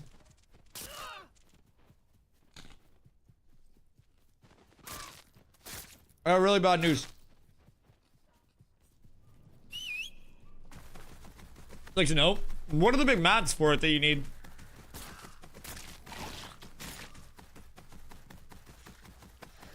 I'm gonna get some cook, I'll do it. Don't you need wolves for it? Like, very heavily? Wolf? Yeah. Right. Wolf and otter. I have seen one huntable otter and it was getting fucked by a terror bird. And I couldn't get it. The terror bird was literally breathing down its neck.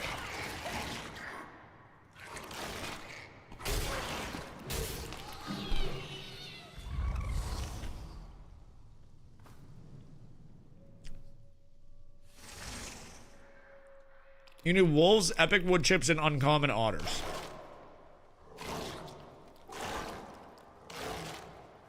Can you go Lego wood chips epic spindle? Or is it easier to get the Lego spindle?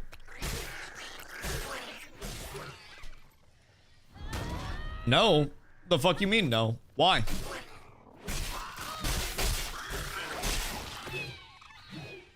Spindle's weighted too high. What? Is it bugged?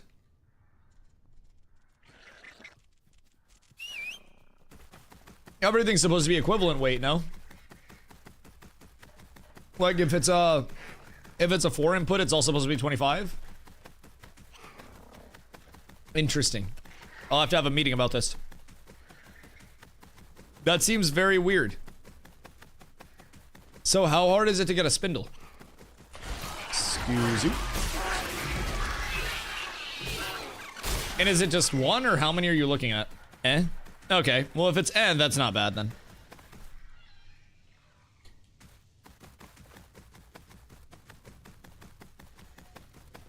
And like, how long are casters gonna be? One per piece? Oh, that's nothing. That's nothing. How long are you looking to use Rosethorn for? Is this like an until eye level 29 piece, or is this a post eye level 29 piece? Is this in your BIS set?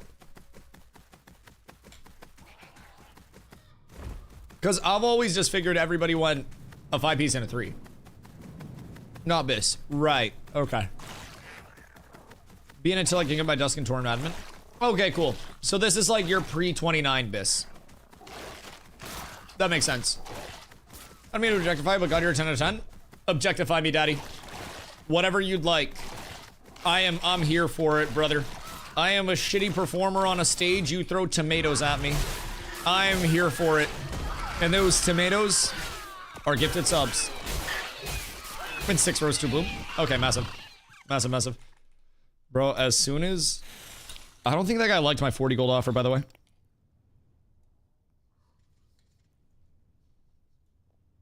What should I pay for those?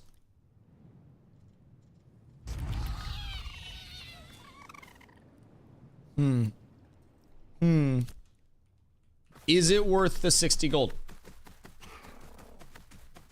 It would save me money. In the long run. It definitely would.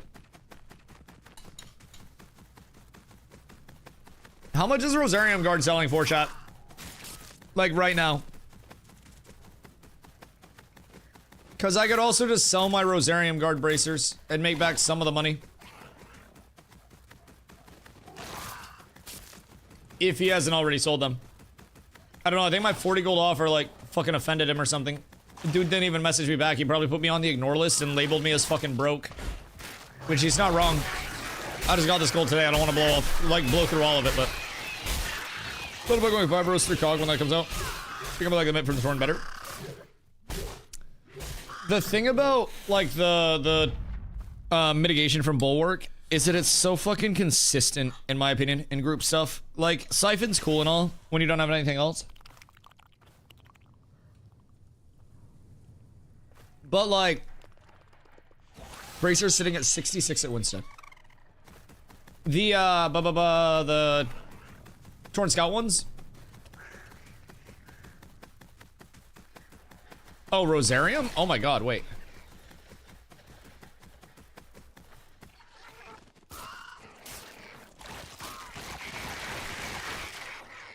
The fuck? Brother logged off, no!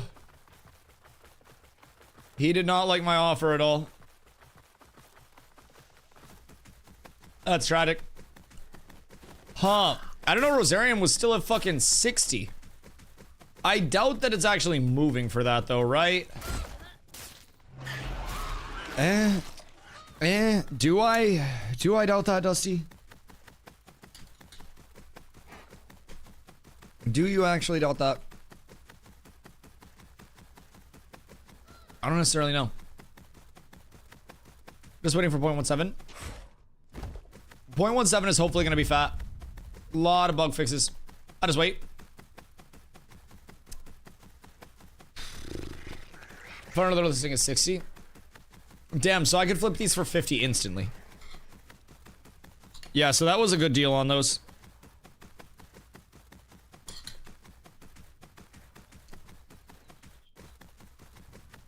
Get recipe fixes soon. They're one upgrade away from Grandmaster Leatherworking. That's valid. That's valid. I don't need to rush it too much, but I also want to make sure that I can capitalize on some of the worth of this, like, Rosarium Guard gear before it just completely gets hosed. Because I'm not, like, just drowning in endgame money, so...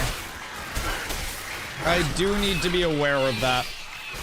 And I need to try to... I mean, honestly, I am going to be building really good wealth with just the amount of hunting that I'm doing as well.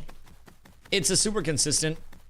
And worst case scenario, I will be able to sell all of the huntables that I have for a disgusting amount anyways. So that'll be cool. I think that's a good fallback plan. But I'm also setting myself up really, really, really well by getting all of these now before they get super con. And I have this solo. Like, having a huntable area fucking free farm is insanely lucky. Because I don't have to worry. I can just round literally everything up, nuke it all, grab my huntables. Not a single worry in the world. I will hopefully not get another fucking trainable wolf, dude. I've got the delicate hands today, I guess.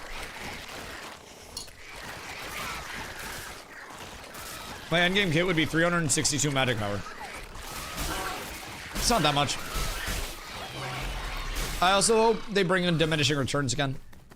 On power scaling, crit chance, a lot of things offensively a bit more heavily. I think I think the DR bans are a little lax right now. And I think that people are able to scale up like actual fucking Thanos levels of offensive. 50% crit chance? Yeah. Yeah, you're a part of the problem. Exactly. Yeah, I have that opinion because of people like you. Yup, 1,000 fucking percent, dog. I think that diminishing return power bans, crit chance bans, attack bans, like all of that, like I think it's all necessary.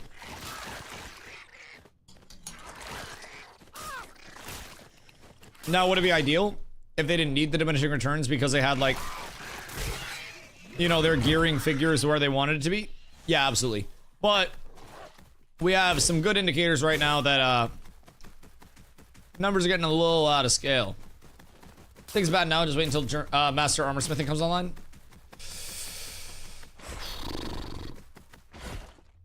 What are people going when Master Armor Smithing comes online? Everyone already has Akadira. I think armor smithing is so slept on. Or not slept on, but so unnecessary right now. Because people already have Akadira. I don't really think they're waiting on like much else.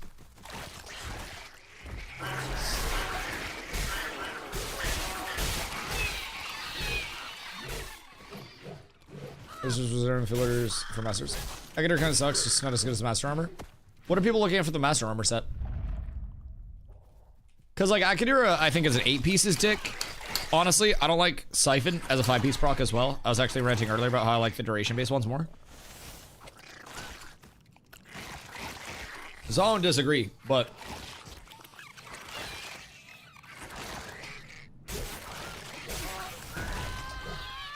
Akadira's poo-poo compared Akadira?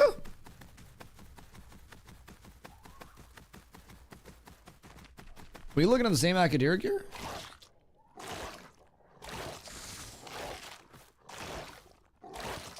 Or are we looking at different Akadira gear? Cause like, this is a disgusting piece. Craft that in Epic. That shit's disgusting. That's really good. Look, helmet chest. Oh yeah, helmet chests are ass. Yeah, helmet chests. I mean, the helm isn't even the worst, but yeah, helmet chests are less than ideal, but that's also why, like, when leatherworking comes in, I'm not going to be doing too much on the Akadira side, right? Rosarium chest and helm. Or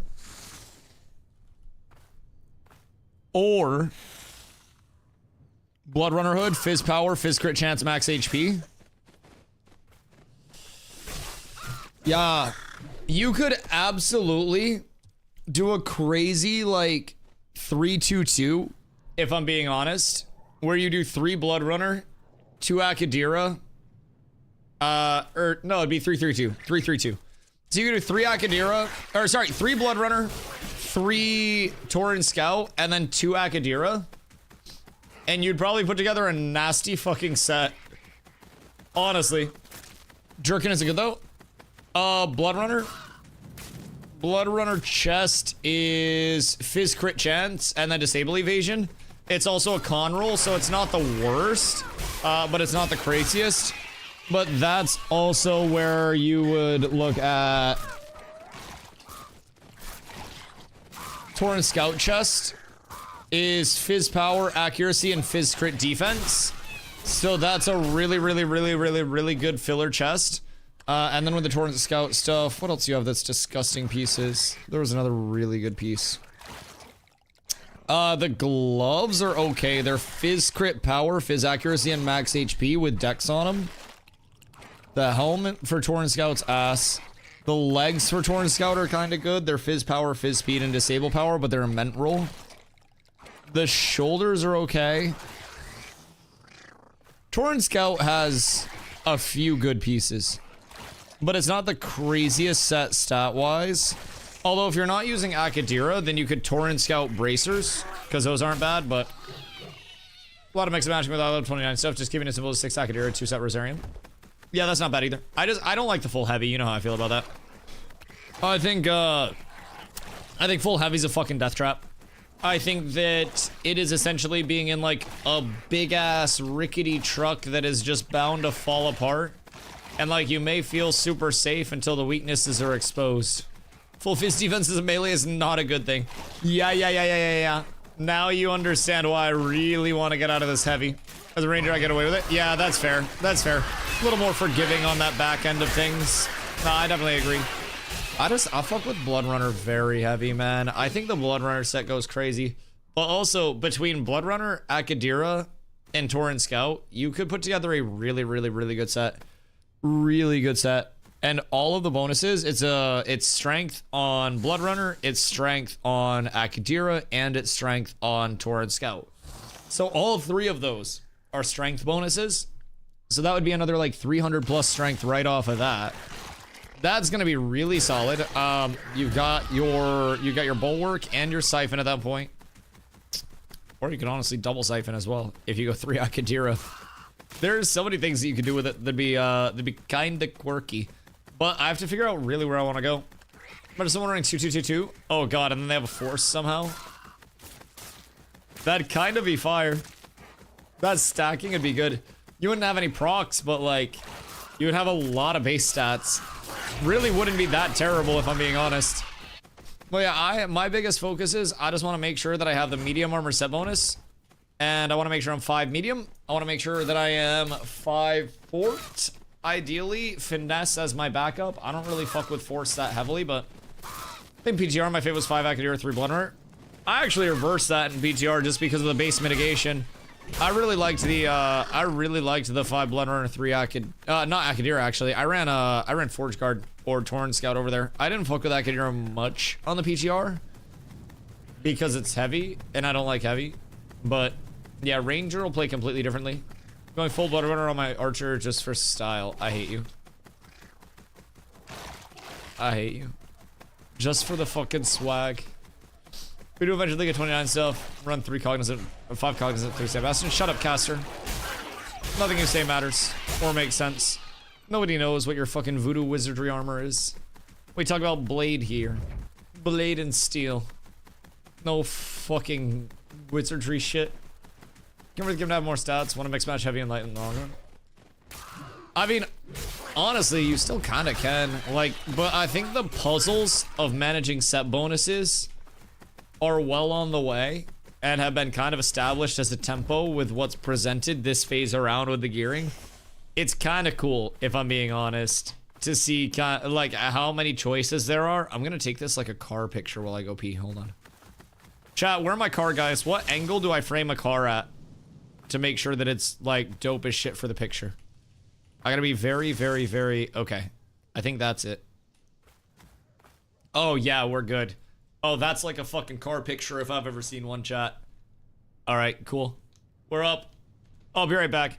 I was kind of shocked with the amount of people going ASAT Akadira. It's because it's available now. If I'm being honest. Like, it's literally just because people can get their hands on it right now. And because having Siphon 8-piece is better than not having anything as your 8-piece, right? So, Akadira is good enough. Scales people up well enough. Gives a shitload of main stats because it's eye level 29. More mitigation rating. It's really solid. It's really solid. I think it's just like the short-term solution, and the long-term is just holding out for the medium gear. I'll be right back, boys. I gotta piss. I gotta bring my plate out.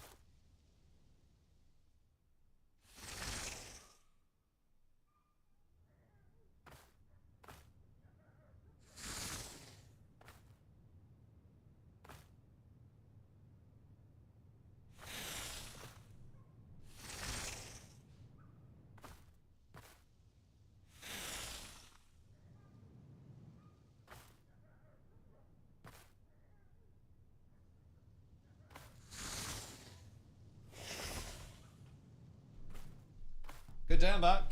I've peed gloriously.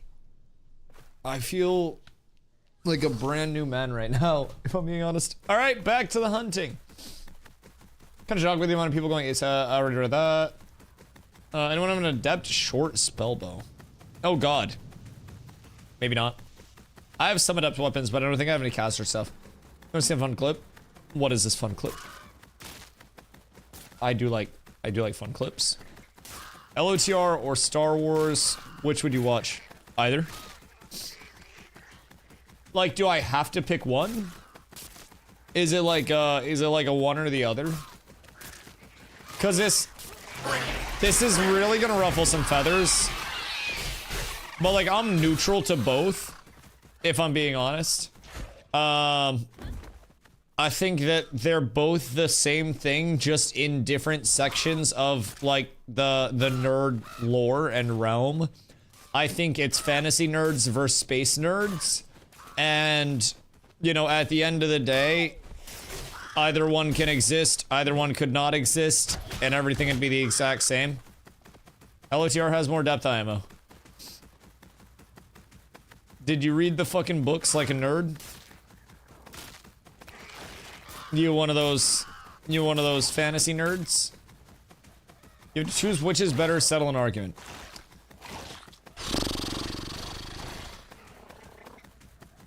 I have to choose which is better. Probably LOTR would be my personal preference between the two.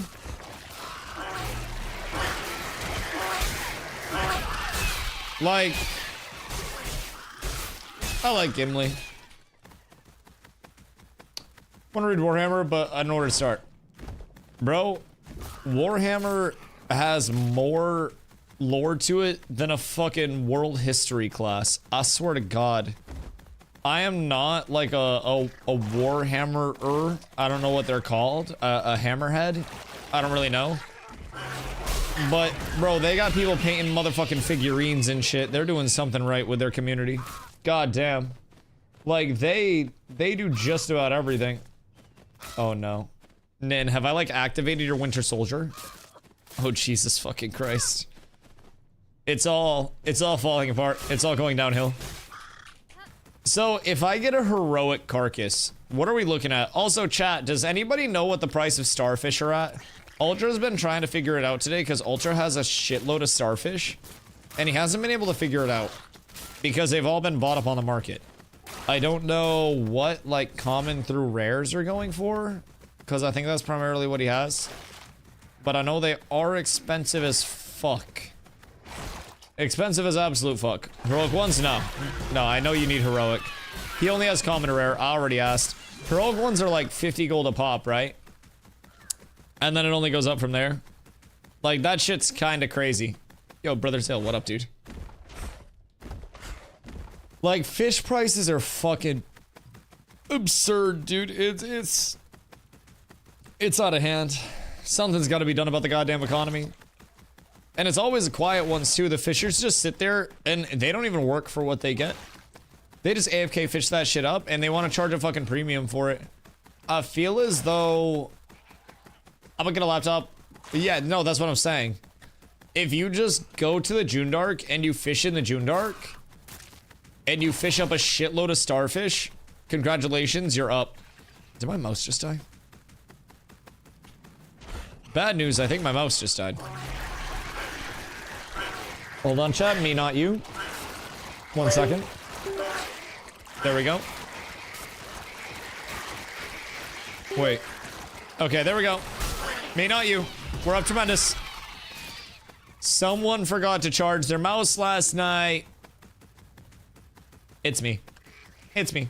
Trip between all my characters because not being able to do so is actual cancer. I also feel like Ashes isn't meant to be like a very alt-heavy game in the long term. I know that people are going to probably have multiple monthly subs to have alts. Some of y'all are fucking insane. Some of y'all will go to extreme lengths to be slightly ahead in a video game. And I respect that. I respect that. Me personally, I'm not willing to do all that. And I know people are gonna have their multiple accounts and shit. But like, just chill. Just chill. I must be able to do everything. That's what the community's for. You only have so many hours in the day. You know those like one-man bands that have like the cymbals and then they have like the drums on their feet and they have the harmonica and they have the guitar and then they have like a thing on their back that when they shake it makes sounds and like they perform the songs themselves. Man, I swear to God, that's what half of y'all are like. And some of y'all just gotta be a bass player, just chilling on the side and just boom, boom, boom, boom, boom, boom. Sometimes that's all we need. Just hate waiting for people. So push the tempo. You must push the other crafters to be on your level. Iron sharpens iron, steel sharpens steel. Docking is what best friends do. It takes two, but if you're one of two, then you've already got half. Just got back a little over a week of being off. I think they called off the wipe thing. They confirmed on Reddit that they still have 0 plans to wipe. Now, their exact terminology, also welcome back, Penis Rogue. They did also use the term wipe, right? Their exact verbiage was that they don't have plans to wipe at this time. If they have plans for fresh starts, that may not necessarily be the same thing as a wipe. I'm hoping that they don't do fresh starts or a wipe because a fresh start is an effective wipe, but according to the verbiage, a fresh start is not ruled out. You all know my thoughts on this. I very much hope that we do not get that. But confirmed and reiterated, no plans for a wipe. They have not directly shot down the idea of a fresh start server, though. Fresh start is basically a reset. A fresh start is a wipe, yes. I 1000% agree. And there will not be enough people over here to prevent the Harbingers from spreading and just consuming the server. There will not be anybody that cares about it. Everybody will just play on the new server. Most communities will move over there, and the ones that don't will eventually just quit the game because there will be nothing to do and they don't want to re-level. Welcome to every single wipe ever. Welcome to every single fresh start ever. In every MMO ever. Can we delete the idea of fresh start in an alpha? I wish we could, man. I really wish we could. I wish that the community would stop expecting everything to be perfect and get through their dense skulls that even if they drop the fresh start in November, there would still be problems once that fresh start was out that would lead to them wanting a fresh start in fucking February. And they cannot get anything long-term done if they are dealing with resets, wipes, and fresh start servers every fucking 2 to 3 months. It just can't happen. It's not sustainable. So I'm really hoping, really hoping that they just keep everybody over here.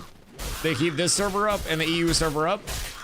And if population demands it, then great. But unless population is legitimately too heavy for this server, I hope they keep us over here. Think I might be scamming myself. Have a guy wanted to buy heroic rose chest for 240 gold. Seems low for heroic. But also you don't need... No, you do need steel emblems, huh? Yeah, I don't know the econ on that, but it seems low for heroic. Just because of the material inputs and shit, but if it's not that bad. Bro, why am I just getting all the trainables? Fuck. Zop! Where's Zop? Where's Nin? Where are all of the caster econ specialists, bro? I don't do any of that Harry Potter shit. I swear to God, I shing. I can tell you fizz stuff. What? Heroic Rose Thorn chest, what's it worth? What's it worth to you specifically? Because there are offers going out for one. And I need to know what your approximate value is on that bad boy. Also, are you full heroic? Or is that just a heroic piece among like, you know, among a green or blue loadout? Because if it's not a full heroic for a set bonus, I'd be a lot less...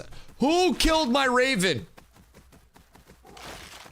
I swear to God, I'll murder a motherfucker, bro.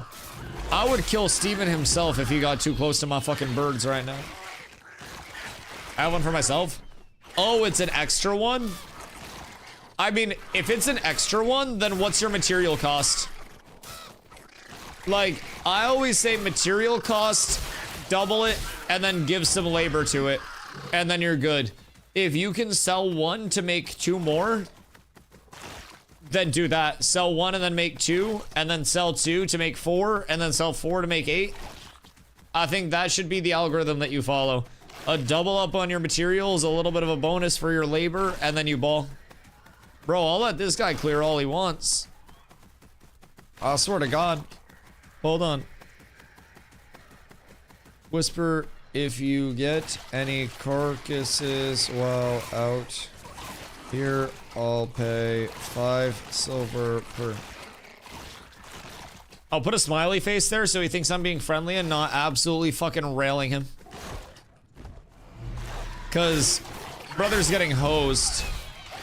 5 silver per is... It's a bit underpriced. What, the 240? Or my 5 silver? Want to be an alt? 5 silver is a good enough deal. Bro, I'm a streamer.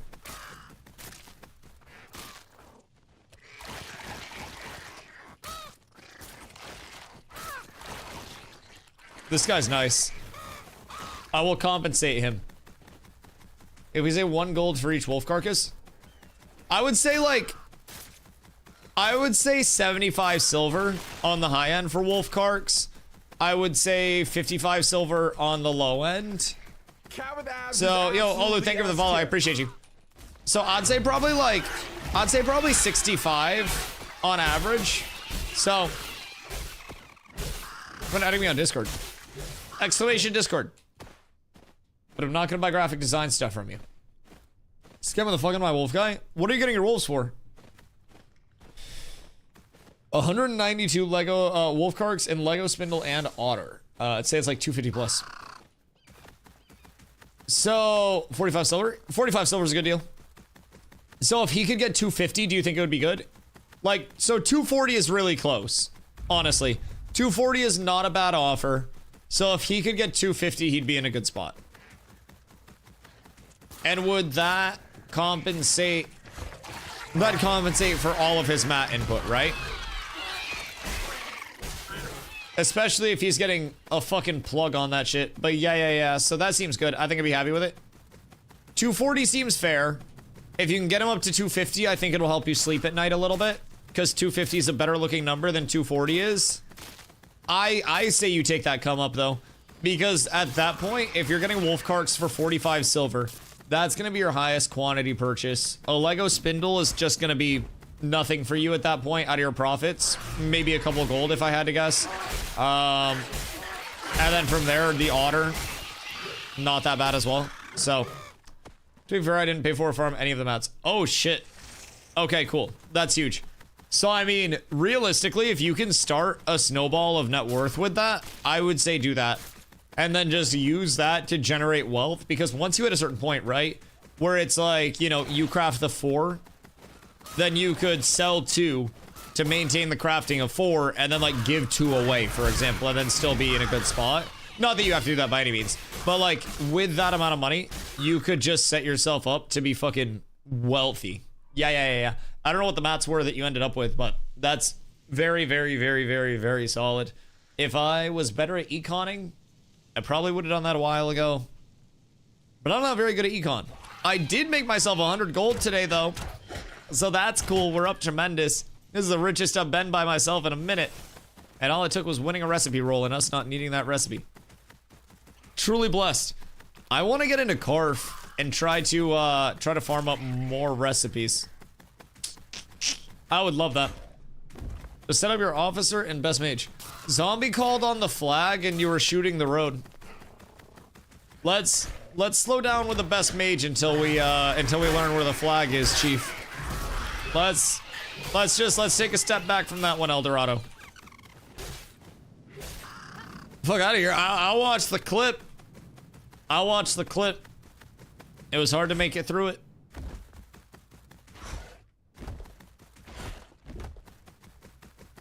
I was also calling flag. I don't know, man. Nin's allergic to the flag. So we had a term for this in New World. It's called padding.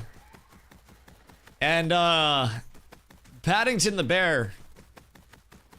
Padding is when you just dump damage into the biggest clump and nothing dies through all the damage. And it's just getting the largest amount of numbers out that you can without confirming kills. It's better to do 60% damage and kill 5 people than it is to do 100% damage and kill 1 person. Thank you for coming to my TED Talk. If people are not being secured from big combos, we're cooked. Not a fraud. I'll give this one a chance. If this one's also bad, then we're cooked. Go, push market. Everybody push market. I think I was a ghost at this point. Push market, push market, push market. I'm not quite sure. Push market. I might be up there. Push market, push market, Right. push market, push market. Right. Stop being fucking scared and push this fucking market. Push market. I'm on the market. The fucking Miss. I'm seeing a lot of text there. Go. Dump on the flag. Dump on the flag. Dump on the flag. I'm seeing a whole lot of text there. Everybody dump on the flag. Get here to Are those the numbers that you're looking for? Listen, man, I had fewer misses and I'm a goddamn tank. I think I might have done more damage than that in some of these clumps. That was a whole lot of misses. Brother's gotta get the fucking accuracy up.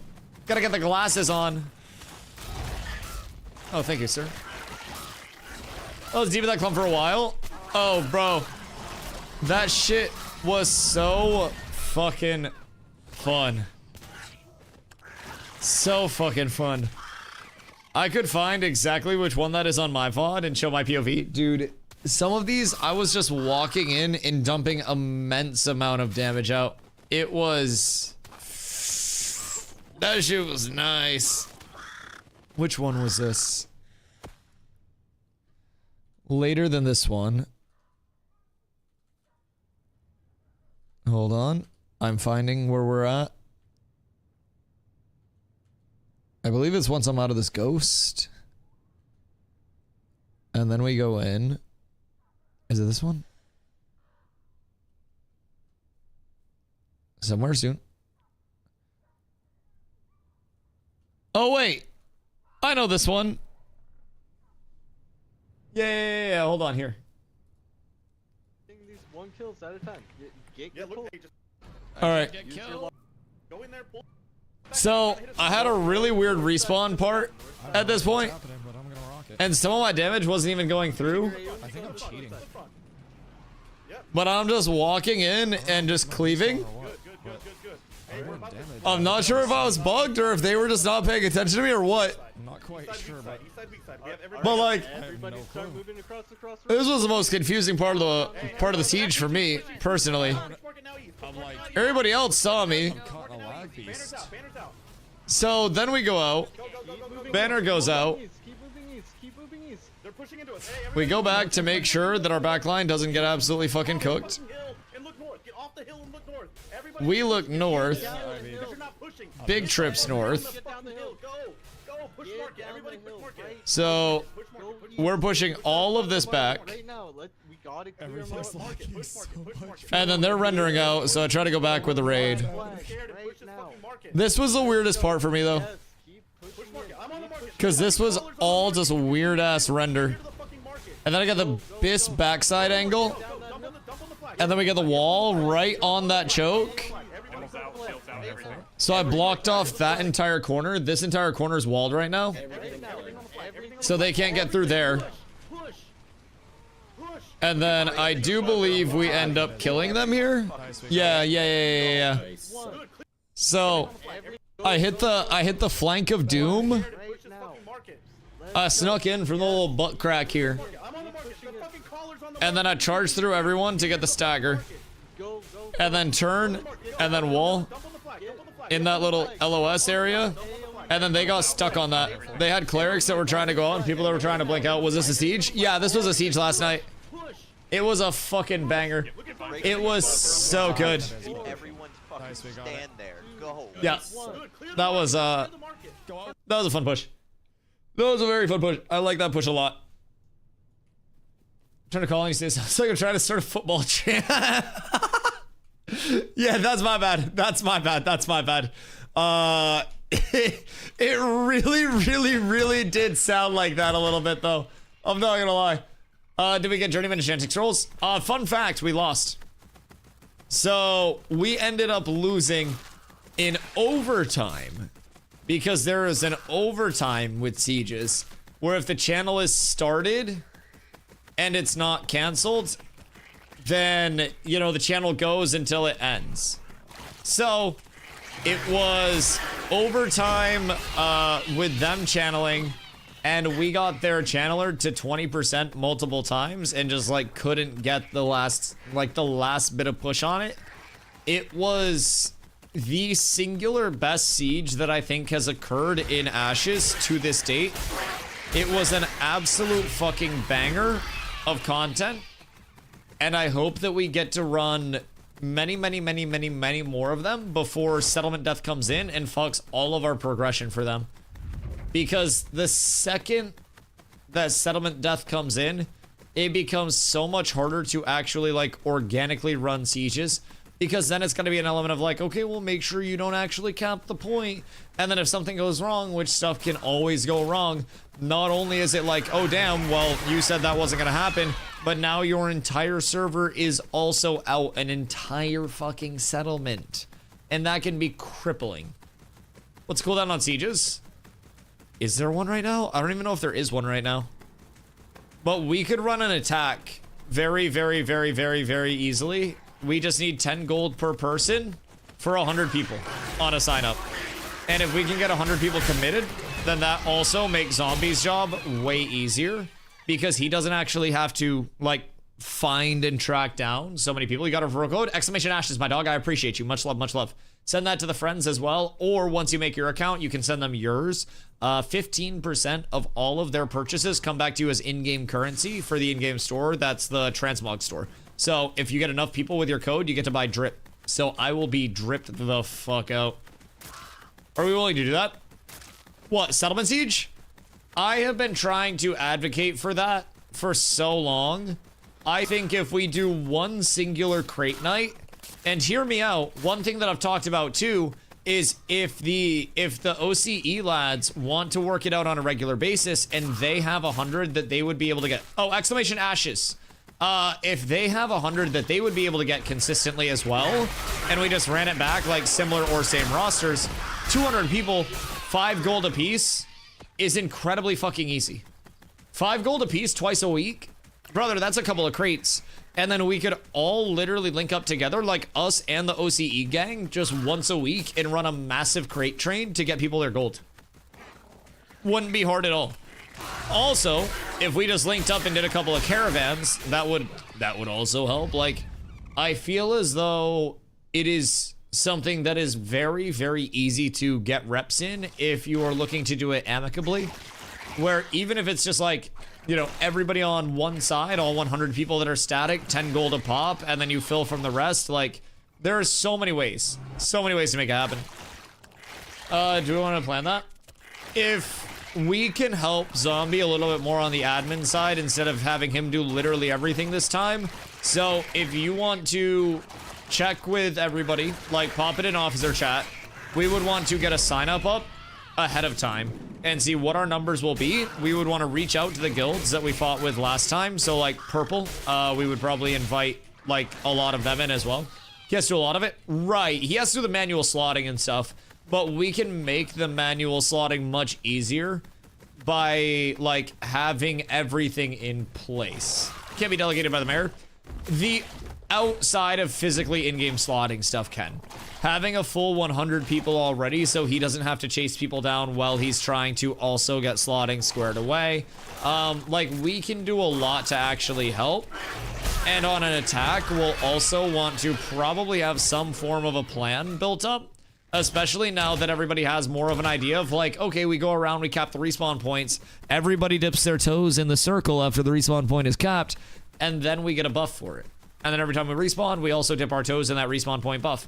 That's something that now that everybody knows, we can make plans around, okay, we want to go here and cap this first, and then we want to split 2 groups off to cap here and here at the same time, and then we want to meet up at this gate and this gate. Maybe we do all at one gate, maybe we split the gates. Like, that's where, like, Zombie's expertise comes in, and, like, less time that he has to spend just planning the dumb shit. Honestly, even better if we're attacking if we have one of us lead it. Like, any of us could lead it as well. I could lead it so I can show how miserable the slotting is. And it's just a matter of who plants the banner. It doesn't have to be a mayor. So if we're attacking, one of us can plant the banner. The rest can just work on like filling out all 100 of the slots, blah, blah, blah, blah, blah. Whoever planted the banner has to cover the slotting. But I think the biggest thing that would take a lot of the work off of like the hard end of stuff would just be having a full 100 people that are like, hey, I am definitely in, I'm definitely committed, here is my 10 gold. So that way we don't have to worry about chasing people down. We don't have to worry about, you know, paying back like miscommunicated things, and just making sure that we do it in a clean manner where there's as little variance as possible would be huge. And in the future, we could even do it like both sides put up half, because 500 gold per side, it's 5 gold per person. That's so fucking cheap. We could run those twice a week minimum, 1 attack, 1 defense, if we had static rosters for it and it was just super, super, super consistent. Because I'll be real, I think both sides are in agreement, shit talk aside, that was some of the most fun PvP content that either side has experienced in terms of like the fights, the all-ins, like all of that shit. And I think that was incredibly evenly matched. If we ran mirrored rosters multiple times, I feel like we would get different results many, many, many, many, many times along the way. So that seems like something that's really good for us to try to shoot towards emulating. And if we can, then we'll probably be up tremendous. As many reps as we can anyways before shit hits a fan with settlement destruction. That's the biggest thing. And everything else, yeah, just post it. And like, if we get a sign up, that's the biggest thing. Just wish I could have joined on call for work this week. Didn't know if I'd be on for it, so I didn't sign up. There'll be more, man. Like, yesterday was really fun, but I am going to continue to try to help in any way that I can organize some of this stuff and advocate for some of this stuff. Even if it's just simply finding, like, people for me to yap at that then gets us content. I really, really, really want everybody to be able to get a lot of this content before, like I said, before it goes away and has a huge level of punishment with it. On our side, on everybody else's side, on Intrepid's side, the data is going to be fucking massively important. And I just think if we're able to take advantage of it existing now in a very, like, attainable fashion, then it'll be for the betterment of a whole lot of parts of the community. We double back here, we'll kill stuff on this Grem. Santa Quest said, way to blast, and I think it's great that you guys had such an organized defense. Also gives content in between, gives players the purpose of grinding gear. Yes! And I think that's one thing that, like, lacks right now. Is I grind all this gear, I put in all this work, what do I do with it? And I think last night, for a lot of people, was that glimpse into, like, here is what you do with all of that hard work. All of those nights of running scrims with your guild, here's what that's working towards. All of those small fights where you died to something and you learned, okay, I need to be a little bit further away so I don't get tank grappled. Everything like that is phenomenal. Phenomenal. I really, really, really look forward to it. No part of any PvP balance or anything can be extrapolated to higher levels. Played MMOs forever. Not one has balance at low level twinks. What do you mean with the relevance of like high levels to low levels? Are you talking like in reference to me saying that it gives Intrepid data? Because the data is more so around the server stability and the mode itself. You don't need to be level 50 to have players exist in a very large capacity, dumping a shitload of abilities. I would also be willing to say that while we're not at level 50 right now, balance is relative along the way because there is always a ratio of damage output to tankiness and sustain that can be somewhat maintained in the form of, you know, one of the most popular forms of PvP terminology ever, time to kill.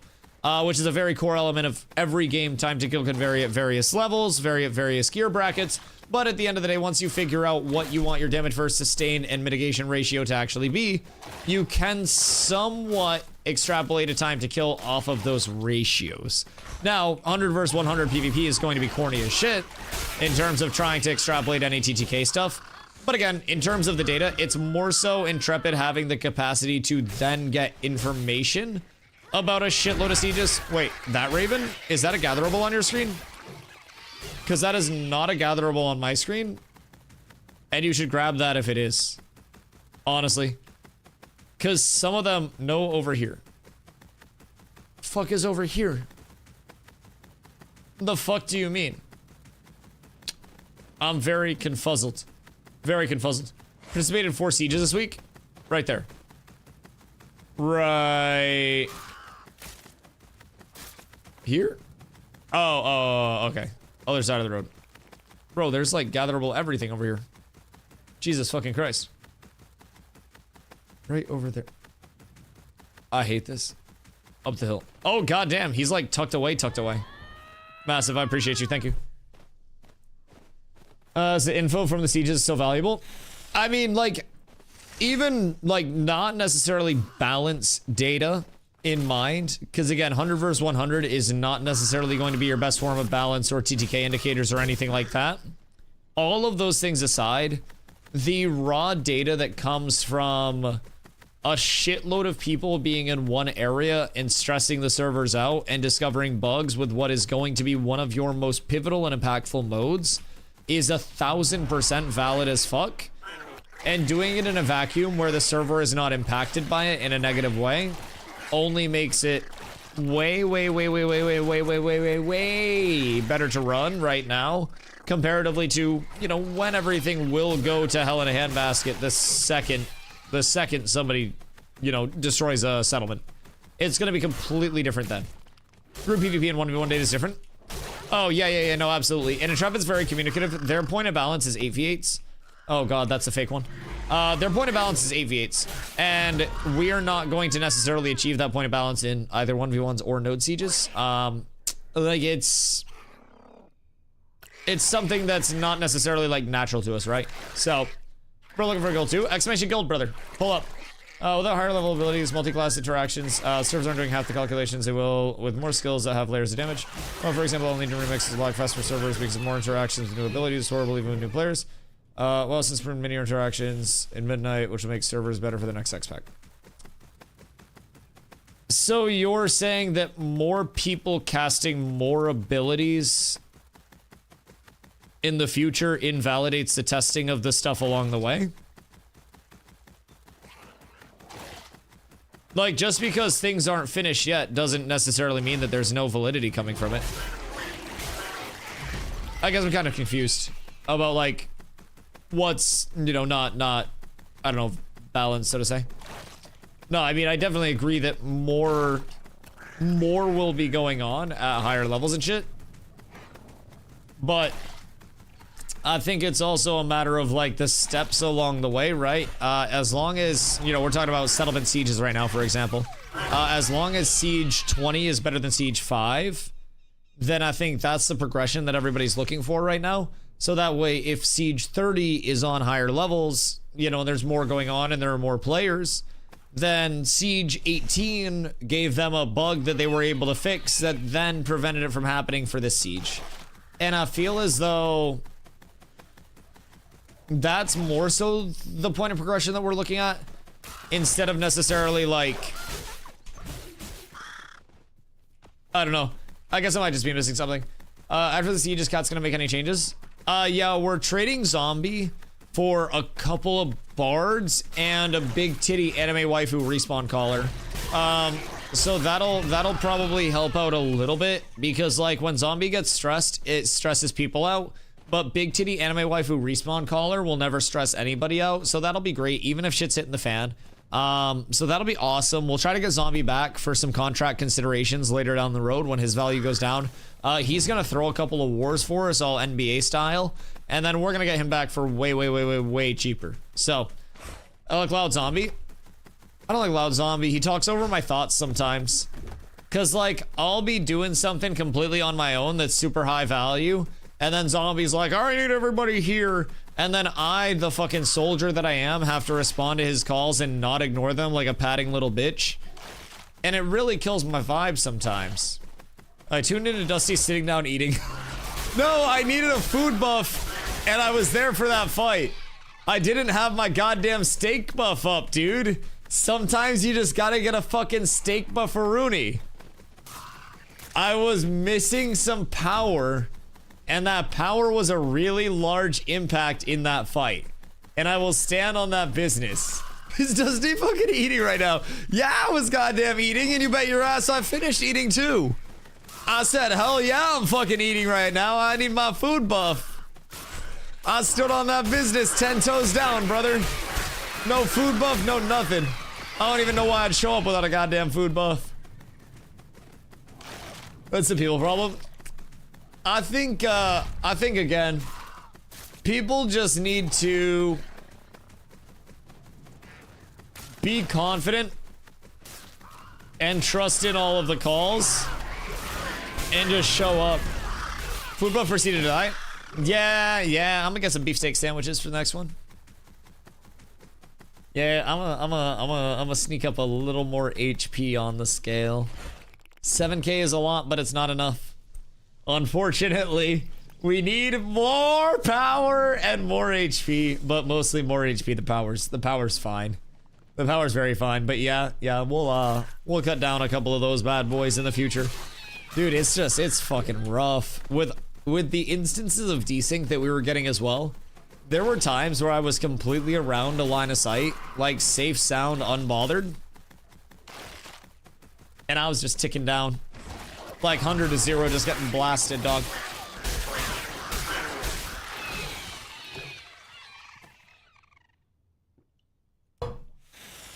Pardon me.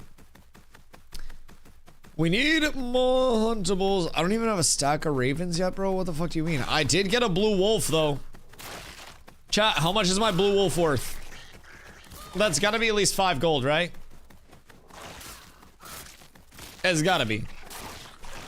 That is almost certainly big money, no whammy whatsoever. The absolute clams. The comeuppance of dreams. I'm gonna lose my mind. Wanna say more. Oh wait, actually? Not just 50 silver, I'll buy for 1 gold. You lick my nuts. Wait, what is that actually worth? That might be the revitalization that I need to just keep going. To keep treading on, to make all of my people proud, to take us out the hood and put us into the penthouses. I do it for all of you. Not just myself, chat. I want you guys to fucking know. I'm out here on the front lines for you. Door fights were a lot of fun. Oh yeah. I love the fights in choke points. It was also nice when they would have like the presence inside, so we had to deal with kind of like the, you know, the choke point fight and then the peripheral as well on the flank. That was nice. Couple of times we got caught with people not rotating in time to get back over to the gate itself, which, you know, is what it is. I died because nobody else was there one time when Zombie was screaming for everybody to get in the gate, but you know, that's cool. That's cool. Feel like outside gameplay should be changed. I feel like I've seen a lot of people run like a recap squad, basically, that just goes around the outside and reclaims the spawn points. It's a wall problem. Just being able to enter freely over the gate. Oh, yeah. You're talking like how they can just hop up on our walls. Yeah. That is, slightly less than ideal. That they can just jump over that shit. Yeah, I 1000% agree. Problem with the terrain around how towns are laid out. Well, I've been talking about that since fucking Harbor Corks first came in. Because we have one of the Harbor Corks. And that has, since it first came in, had these really rigid cliffs around it. And everyone was like, knowing that it was gonna happen, but it's our only town. What if we take Kaltorum and we push it somewhere else? And then it's no longer in a shitty fucking spot. Yo, on God, give me access to the dev console for 5 minutes and show me where the terraforming tool is, and I will fix the terrain around the harbor cork instantaneously. I promise. I got you. We just gotta flatten it out a little bit, and then we just have to maybe make a little bit of a, I don't know, a little bit of like a slope going down to it instead of just massive cliffs. Like, just knock all this down and then have it be a high berm right here, and then just have a sloped hill that goes down towards the actual settlement, and then have the settlement itself long term be built up on a hill a little bit. I think that would be beautiful. I think it would be very cool, and it would illustrate how you're going down to sea level and how you're moving up from sea level. Like, I feel like we just don't need those big ass, rigid ass cliffs. Put some more height on the corners. Well, yeah, but they can't just like add more height to ours only. We need cannons. What about horns? I feel like war horns over cannons, dog. Defensive buff up tremendous. Defensive buff, only buff that actually fucking matters. Oh, I hate gathering so much. I want to die. Oh, double raven. I love gathering so much. Holy shit, I'm the best. Wait, we're so up tremendous. Oh my god. All right, show me something high rarity here. This is certainly a good one. What do we have right now? We have 13 ravens this trip. The Bay of Soft Pussy. Oh god. Oh god. I've done some dirty things in that bay thinking about him. Sometimes it takes me over.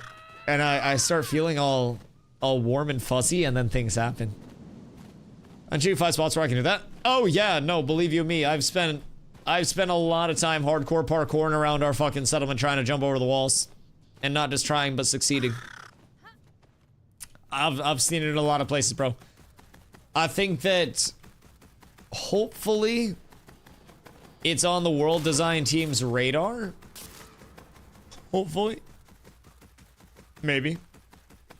Yo, Incognito, what up, my boy? How are you today? We're having a beautiful one. Yeah, I'm hoping that the terrain to wall relative layouts have been something that have been like brought up with the team, because they'll definitely be able to accommodate that and work around it a little bit. Yo, Seba, what up, my boy? How are you, brother? Free Tory, tell that shit backwards. Am I right? What you getting up to, my goat? I hope you've been up to some good shit. I hope you've avoided the New World plague, as that shit has as that shit's come back to take a lot of my friends back in, man. It's like watching the Fent sweep through the streets, and you just got your loved ones that are just leaning and shit. You go over to your mom's place and she opens the door and she's just... It's fucking tragic. You got me too, bro. Don't give in. Don't give in. You just gotta come play Ashes, dog. I'm telling you. I'm telling you. I'm going to clip down my settlement siege from yesterday and post it on YouTube. Shit is fire. It is so fun, man. Like, actual ridiculous amounts of fun, if I'm being honest. Asses of Crack is BIS. It feels like crack. I've never done crack. But bro, I'm assuming Ashes is pretty similar to doing crack, because I don't want to stop it. I know it might not be the best for me right now, because it's still in development, but I don't really want to stop this shit. I like the way that I feel. Nah, New World's New World, man. A lot of people will give in, but I've got to remind people, New World every single year in October has a player-based jump. And you want to know what happens? It dies before December. Every single time. Don't believe me? Peep.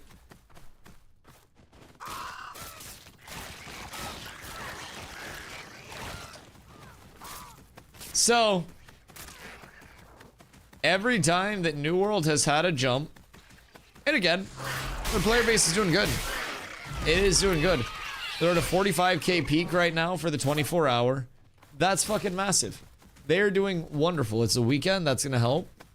October is a huge month for them. But October of last year was a huger month for them.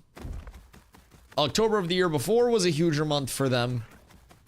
And October and November of 2 years before were an equivalent 2 months for them. So this is still a large boost, but unfortunately, this is percentage-wise the lowest boost that they've had, the lowest resurgence they've had, and this is with fucking like Summit and so many other massive content creators going over there to also stream it. This is no different than any other bump that New World has seen so far. And you want to know what's crazy? Every time December rolls around, it drops off like mad. And they always struggle to bring in more people than they lose. That is the problem with New World.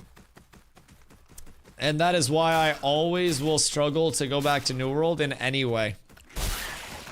And why I like, as much as I wanted to believe in it, like, I could have gone over there and just farmed viewers and farmed subs for the start of Season 10 and been just fine. But, like, dude, it just felt so empty. It really did. I went over one night to play a few OPRs, and it was just, it was the same exact game that it was 10 months ago when I quit. Not a thing had changed. And even with Season 10, really all they did effectively was add another new raid, a couple new maps, extend the main story quest, and then revamp how the gearing goes a little bit. And they called that the brand new revamp of like everything and the breath of life to it. But the method of acquisition for the gear is still the exact same. Everybody is just going to 2 gear grinds, sitting there with a raid, and just smacking shit until they get their full gear set. Crafting is dead because everyone is just RNGing their gear sets from drops instead of actually having, like, you know, bad drops from mob drops and really good stuff from crafting like Ashes has. It's all just from drops. So people are realizing that it is by and large still the same exact product, just with a few extra steps. And I feel as though not much has changed, if I'm being completely honest. After looking at it, you know, from the outside, with the knowledge that I have about the game, it's just the same shit with a couple extra steps. And once people get their gear, what do? And they're not crafting, so the artisan shit's not gonna go hard anymore. The open world's gonna be pretty much dead. People are just gonna be doing, you know, either those 2 mob grinds, or they'll be doing the raid, or they'll be doing OPRs, CTFs. Everyone's just gonna atrophy again. Like, it always happens. The player base always falls off. Like, it just happens with New World. It's systemic at this point. Retention is not in their bones. They do not have that dog in them whatsoever. So I don't know, man. I think Ashes is the play. Even if it might be going through a lull right now, like, some days I look at my viewership compared to what it was a few weeks ago, and I'm like, damn, that happened fast. But that's also a natural part of the content cycle, and people will be taking their breaks, and people will come back in for November and beyond that. And I really, really, really think it's refreshing to have something that I believe in the long term genuinely. And I'm not just like coping and hoping that the entire direction of the game changes. I really like the direction that Ashes is headed in a whole fucking lot. So, I don't know, I think it's just nice to be over here personally. It's not for everybody, but I'm having a fucking blast with it, dog. Wasn't the pants run a boss that spawned once per reset and the drop rate was ass? Oh god. No, I remember farming that shit. I remember all of the beautiful, glorious days of New World on launch. Now, keep in mind, that's also a big part of the problem, in my opinion, is that New World on launch, and New World pre-launch, and New World 6 months after launch, and New World 1 year, 6 months after launch, are all substantially different products. And it's not like it's an evolution of one product. They are substantially different products. Like, the core evolution and everything was fucking huge. Fucking huge. So, Grand Ashes way too hard to P2 was top 5 for power on Lenneth and Mage Cleric. Tried 2.5 and quit day 3 level 20. Kept tabs on Ashes and generally wanted to be good, but it's 0 some changes of direction. 2.5 was bad and can't speak on 3. I played yet, but it's like the way they forced group play so hard and also devalued real mob grinding and made it far more on cooldown. So, forcing group play so hard, just to address that, like at face value, you're playing an MMO that is very like heavy on the this is an MMO. That's always going to be a thing. What is that? Jesus. That's, I think, always going to be a core principle of Ashes, where, like, if you're doing something solo, you're going to fall substantially behind comparatively to, you know, everybody that's in a group. Outside of that, in terms of solo gameplay equals go hit rocks. Yeah. But outside of that, in terms of, like, the go farm name mobs on cooldown type shit, name mob grinding is far gone. Like the actual mob grinding loop right now, some people are also saying that it's devalued, but I'm gonna be real, if you're somebody that likes mob grinding, you can go out and you can make a shitload of money farming up emblems and essences right now, which are a couple of new things like needed for crafts. So like emblems, if you're getting those, Carfin emblems are fucking 8 gold a piece right now and drop like candy. The glittering metal strands from Forge are used as crafting reagents now. So they've redone not only they've redone not only like the mob drop tables and progression, but they've also redone the gear sets very heavily to actually reward set bonuses. So instead of having a patchwork set that's made up of 7 different named mob pieces and then a bunch of random pieces that don't interact together and just stacking the most power that you can, they now give you set bonuses from your armor weight, and they made those matter a little bit more than previous. So it's an increase in mitigation depending on what set bonus you have. Heavy, all fizz, medium, split, light, all magic. Then you have your force, fortitude, or finesse set bonuses. Those are a percentage of main stat for you. Force is strength int, finesse is dex wisdom, and then fortitude is con ment. So those are some main stat scalings for you to play off of. And then different name sets like Rosarium Guard, like Rosethorn, Blue Morden, all that shit. Those also have unique set bonuses dedicated to the sets that then scale up more power for you. Item level 29 stuff, which is the highest bracket of gear, also includes active proc set bonuses. So you're now incentivized to farm up like complete or at least, you know, break-pointed sets of gear to combine that for your power output. And they have shifted very, very, very, very, very heavily towards a gathering, refining, crafting output for everything. Drop rates are quite low right now, and honestly, your chances of dropping something that's even gonna be like heroic or epic, near 0. It's gonna be incredibly, unbelievably rare, especially something useful. So right now, like, it is very much so work with a community of people that you know and enjoy to try to output, you know, materials, try to combine materials to output really, really high quality crafts as soon as you can. Gear out the top end of the community and watch it trickle down through to the bottom end. And that's a big thing. It's problem mob grinding should equal gathering in terms of components to craft, instead of simply baseline emblems. So, I mean, that's your personal problem, but that's also your problem versus what Intrepid wants their goal to be. So Intrepid has said that every level of, every hour of gathering and crafting should be equivalent to about 7 hours, I believe it was, of mob grinding. And keep in mind, I'm not typically a gatherer, refiner, or crafter. Despite sitting here running this gathering loop on repeat, I'm a mob grinder and PvPer. I would rather be doing pretty much anything in the world other than this, but this is the game that we're playing right now. Why ever mob grind? Because you need recipes and because you need emblems and essences to actually craft stuff. And if you don't have the crafting available in terms of server progression, then you'll still mob grind to actually get all of the initial drops. So this server's been up and cannot even craft eye level 29 stuff yet. For what? Almost 2 months now? Like month and a half-ish. So like, from that standpoint, it's a very long road to actually have the server progression in place to craft all of the best shit. And in the intermediary, you're going to mob grind to get recipes in place, to stock up on emblems and essences, to get all of the, you know, if you do need any named items for, you know, weapons or whatever it may be, getting those mats in place, all of that shit. And that is a huge piece of econ right now. everybody says, man, why would I go mob grind? Why would I go mob grind? Until you're trying to make a thorn strike bow and you need 50 of those emblems. And you use 50 of those emblems at 8 gold apiece, and you're like, fuck me, where'd all my money go? Grinder crafted had full Lego and P2, understand crafting level 20 items, and started and changed the base level. You're high as shit. Do you think nobody else here played phase 2? Because you can't bullshit people. Phase 2 crafting and this crafting system are entirely different. And if you crafted level 20 gear in phase 2, then you also did it wrong.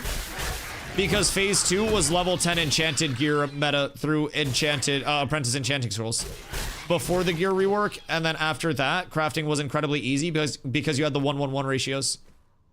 I had full 10 enchant and some 20. Right, so crafting everything was incredibly easy back then because it was all 1-1-1 ratios and everything was very, very, very, very, very cheap to craft. Yeah, it is in no way, shape, or form similar. I promise you. And you even said yourself you haven't played this phase. So comparing the state of like phase 2 progression at all to what it's at right now, I promise you it's entirely different. I don't really understand like what point you're trying to go at. So like, I guess I'll ask you this question.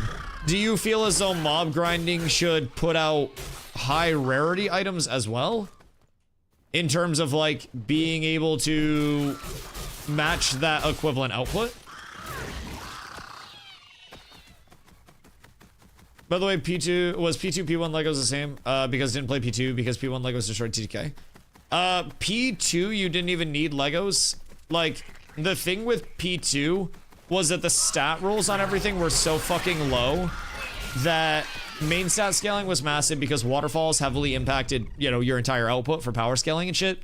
And you would have level 20 gear that had like 5 of a stat on it, and you would have level 10 gear that had 1 or 2 of a stat on it. So with the availability of enchanting scrolls at apprentice level, because it was a vendor required item and it wasn't player made, well, it was player made but also vendor required, so it was really, really, really infinite. You would just buy a bunch of apprentice scrolls and then you would +8 all of your like level 10 gear that had a 1 stat or a 2 stat roll. And each of your, you know, say you had a ring that had 1 strength, 1 dex on it. You +8 that, you now have the equivalent of 9 rings or a 900% power increase. It's kind of fucking wacky. So yeah, to compare that state of crafting to what we have now, it's night and day. Also remember, if you haven't played phase 3, you probably don't know all of what like the developments to the settlement progression have been. I'm not sure how up to date you've been on everything, but they completely changed settlement prog as a whole. We now need Grandmaster buildings to put out item level 29 gear. So back in phase 2 and back in phase 2.5, there were not separate buildings required to do, you know, item level 23, 26, 29 gear. Now there are start differences. And with that item level 23, 26, 29 difference, you're looking at different recipes, different material inputs, different numbers of variable inputs in the first place, different weighting on everything, different everything, dog. Genuinely. Maybe it's just me and my closest 100 friends, but we all would rather all PvP and grind mobs together for 7 hours and gather for 1, rather than all go gather for 7 and grind for 1. Then you guys can make your own MMO, respectfully. Like, I don't even work for Intrepid, dog, but keep in mind, I'm not gonna come in here, even as a streamer, and say, man, I really think you guys should say fuck all of your philosophies that you're trying to build your game on with a crafter, player-to-player driven MMO, and rewrite it for me because I like mob grinding more. I've already said I'm a mob grinder and a PvPer, man. Like, gathering, refining, crafting is like my least interesting form of content, but I do it because that's the way to scale up my power to allow me to PvP and PvE the most. And as Snake said, probably permafarm Carf and have good gear. You can sit anywhere mob grinding and you can just sell the emblems and essences that you're getting, and then you can econ your way up to buy the good gear without having to craft it. Yes. Like, you can still do it, and keep in mind, if everybody is being ushered into crafting and points of interest are empty, and you're the only person mob grinding, then congratulations, you now control an in-demand commodity. I have amassed a good amount of emblems, essences, and recipes as well, as Snake said. I mean, shit, just earlier today, I sold a recipe from Carfin for 100 gold. So, you know, it's doable, man. You don't necessarily need to be gathering, refining, crafting everything, but you've also got to keep in mind, if you're looking for epic or Lego crafted stuff, especially on the high end of what like progression is there, you're going to be looking at hundreds and hundreds of gold for the highest tier of stuff. Multiple. My pants right now, 250, and those are blue, and those aren't even craftable yet. If you're looking for things that are craftable, that are like eye level 29 Lego bows, good luck convincing somebody to let one go at gold cap. We'll say that. That's like gold cap and other considerations. Like, you're trading an epic and money to get up to a Lego. This is the first phase that I've really done crafting / econ. It's been a nice change, even though everyone says it's the worst phase so far. Bro, I really am a fan of the, like, gathering, refining, crafting integrations this phase. How it actually, like, works in with the community. That's my point. No one's gonna sell gatherables. Have you ever played Ashes of Creation before? The fuck do you mean? Brother, people selling gatherables is like the primary part of the economy. People are selling gatherables because crafting is your best way to get the best shit and the only way to get high rarity stuff. No one sold top end shit unless for way overpriced. That's supply and demand. The entire econ is built around players selling stuff, and if you want the best stuff in Legendary, you're paying a Legendary tax simply to have that higher rarity. There's a reason why my sword is only purple instead of Legendary, because at the time it was not efficient for me to craft a Legendary, because it would have been super expensive. The Gatherer's getting the high-end stuff, keep it for the guild. Brother, you don't even play this phase. You're telling an entire chat of people that play the game way more than you and way more actively than you that things that happen in the econ every single day aren't happening in the econ. Brother, most of what is moved on a player-to-player basis is materials. Like, guilds will get what they need to craft, and then they will either sell extra mats that they don't need, or the rarities that they don't need to make profit, or they will take extra mats and then they will roll them into new crafts that will then be sold for guild profit. Stuff enters the economy. People aren't just hoarding and sitting on a fucking, like, lion's share of materials when they're already BIS just doing nothing with it. People are econing with that shit. I guess I don't really understand. Are you trying to say that nobody sells materials? Because, brother, most of what's being sold is materials. This is trade chat. It's all materials, and a lot of it is epic and legendary. It's all heroic, epic, and legendary for materials.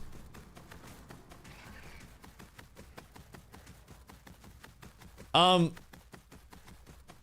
think I'm missing something. The sidestep. He's very cautious about where he's going. At the Winstead Market peak, there was 100+ pages. Yeah, exactly. A full BIS on a mailbox, but no one sells anything. Yeah, no one's selling shit. Absolutely. All HNO need the static rarity fix. Oh, God, I can't wait for statics to be fixed. Yeah, absolutely. Statics are a big problem, but I 1000% really can't wait for statics to be fixed. Like, I think that once statics are fixed, they give us some time and let that new econ kind of push out the old shitty econ with the statics. Dynamics come in, filter it out, and then econ's up tremendous. Truly tremendous. Between crate dupes and between static rarity, once those two things are fixed, if there's not more that comes up from it, we could actually see the econ in such a stable, like, genuine state.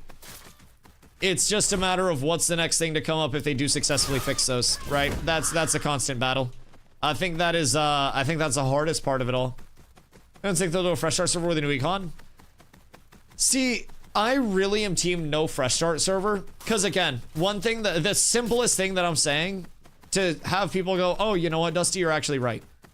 What happens when they do a fresh start server and everybody expects it to be this perfect place, and then something goes wrong. They then lose out on all of the data from having people on this server that already has months of progression and is nowhere near completion, by the way. The only settlement that has more than one, or the only biome that has more than one settlement leveled is the Riverlands. The Anvils has one, and nowhere else even has a settlement level. Nowhere. So, like, they would be sacrificing the potential to correct this economy, play through the shitty instances of econ that are in, and see how their catch-up mechanics and everything will work. See how the Harbinger system, sport fishing, all of those new systems coming in, the new world boss loot tables, and new metas there will impact things. The revamp to the playable areas that we may be seeing with the November update as well, if they're able to get those bad boys in. Like, there is so much that could be coming that the second they make a fresh start server, it is essentially annihilating this server's populace. It will 1000% decimate the population that is over here.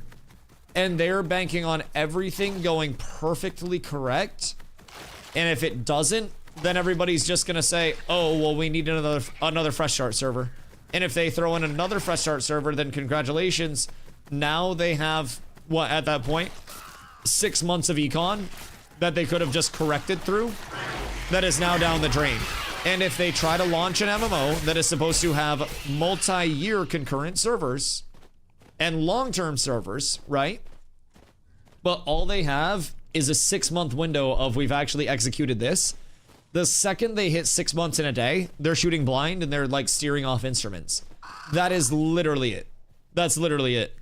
And they need to have that long-term data and that long-term testing in place to effectively know what their econ will do, how they will correct their econ in moments of really fucked econ, and capitalize on, you know, not having to wipe everything.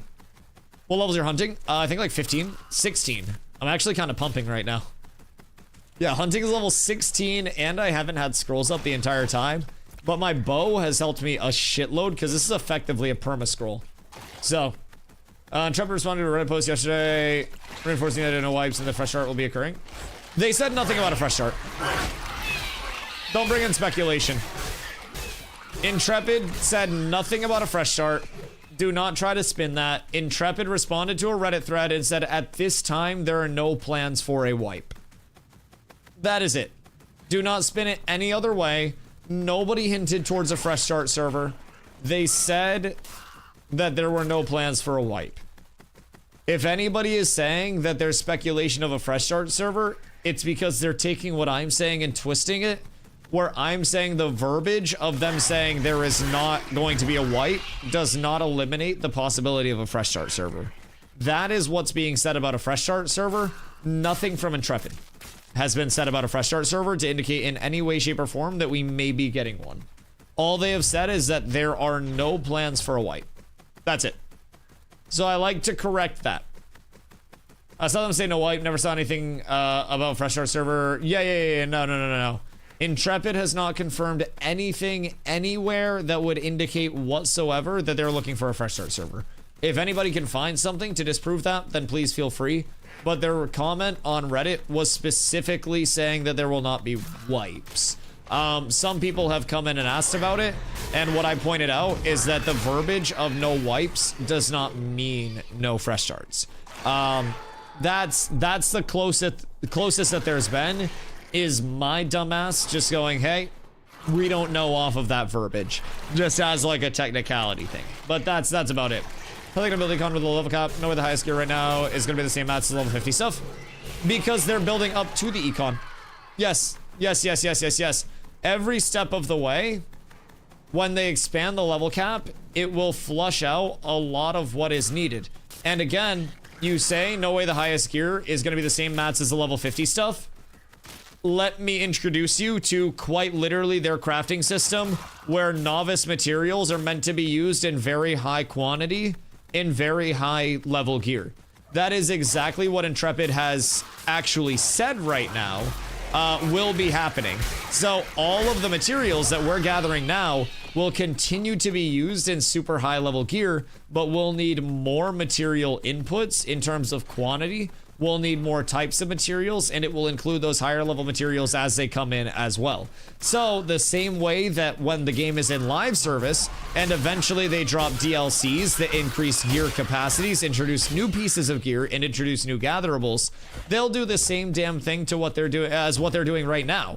And if again they want to be able to do it in a live service environment, then they also need to be able to do it over here and set the stage for that.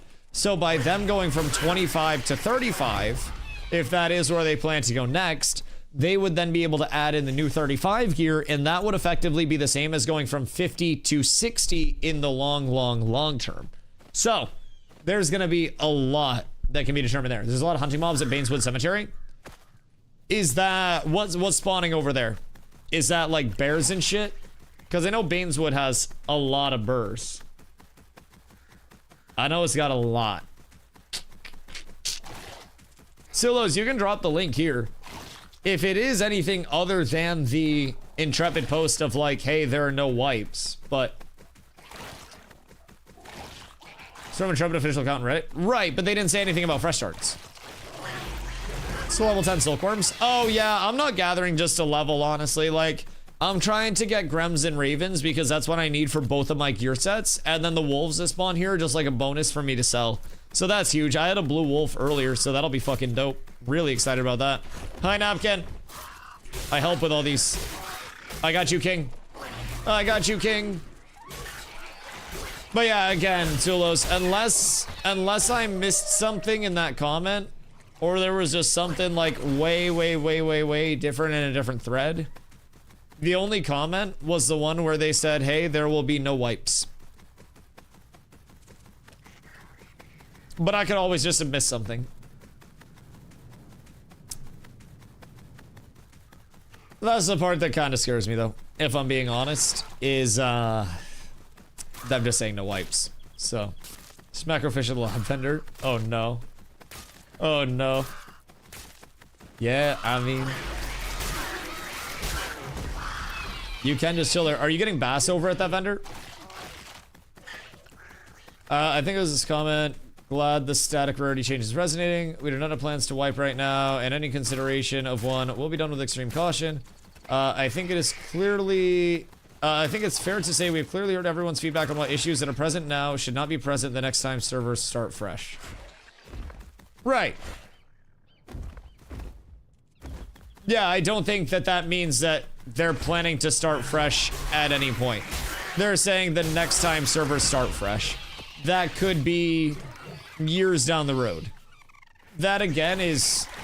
I don't see this confirming fresh starts either. I took the last part of the confirmation. You're reaching like crazy. You're reaching like Michael Jordan in Space Jam right now, brother. Yeah, no, that's a big reach, if I'm being honest. They literally said the next time servers start fresh. But again, they've also said 1,000 times that their plan is minimal wipes in fresh start servers over the course of phase 3 so they can get long-term econ and testing data. I think that that is far from any form of confirmation, even soft confirmation, of a fresh start server in November. I really would love to have like this hype moment where it's been uncovered, but I don't think that's too, I don't know, too linked up. It's the second time they mention a next fresh. Correct, because there will eventually be fresh start servers again. Yeah, like at some point, this server isn't going to go forever. Eventually it'll be a beta. Eventually there will be launch servers.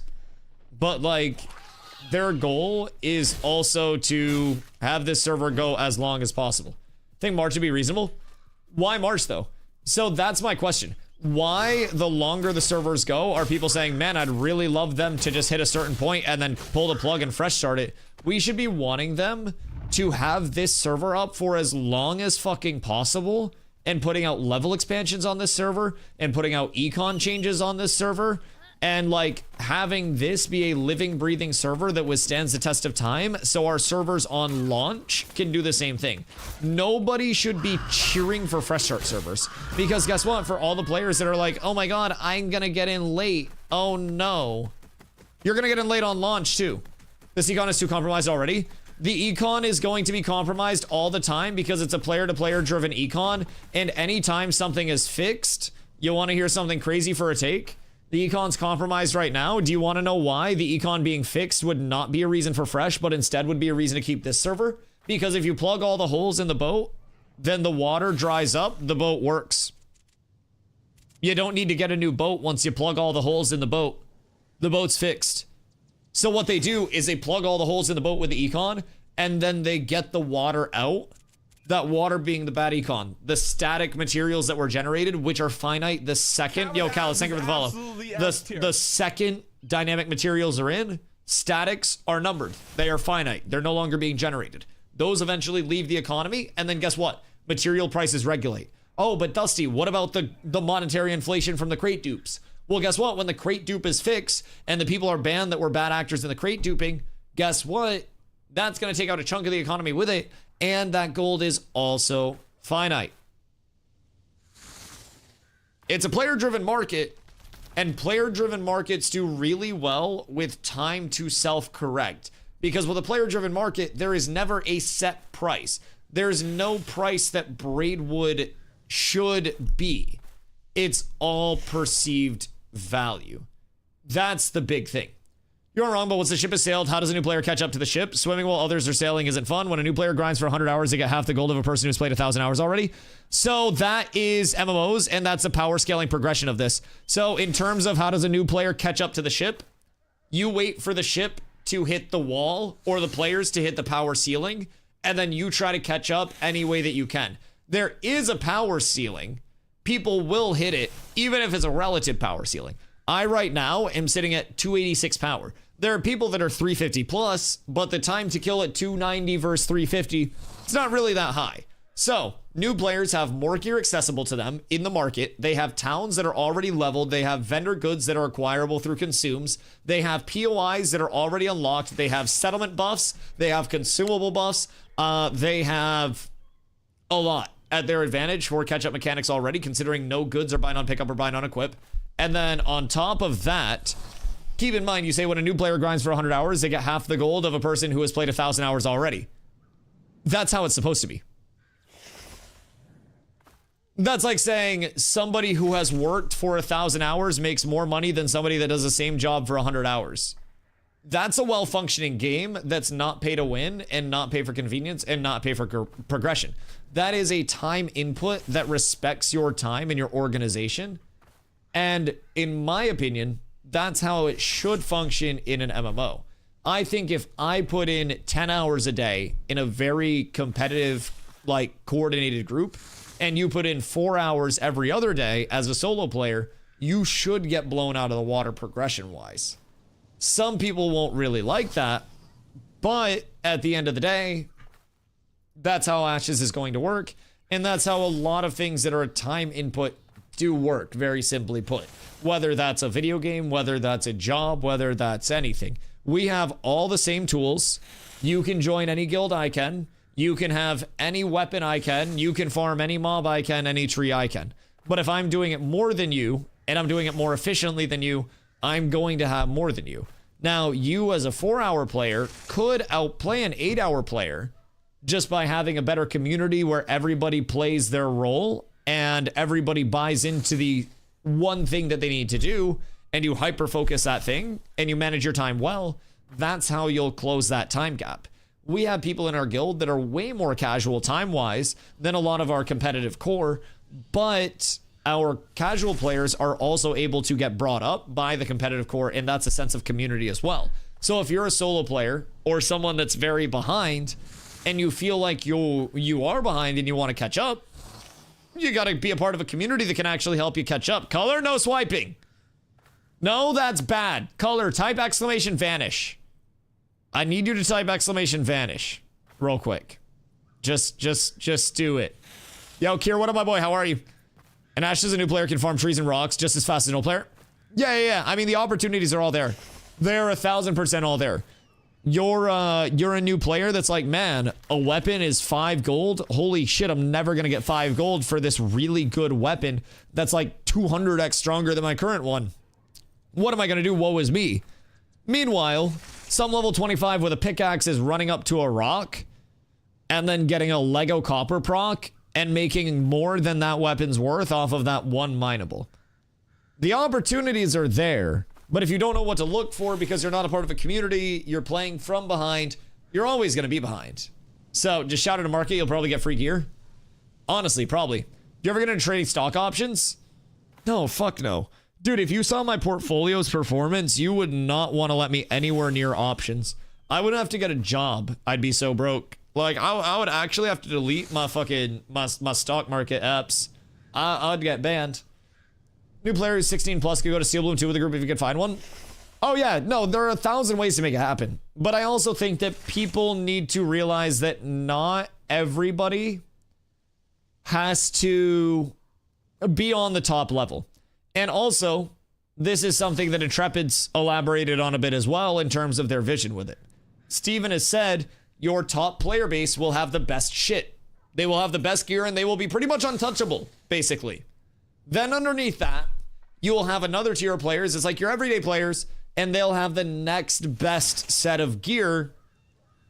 And then you'll have your casuals underneath that, and they will have the casual set of gear. And that'll be your gap from like greens and blues to heroics and epics to epics and legendaries.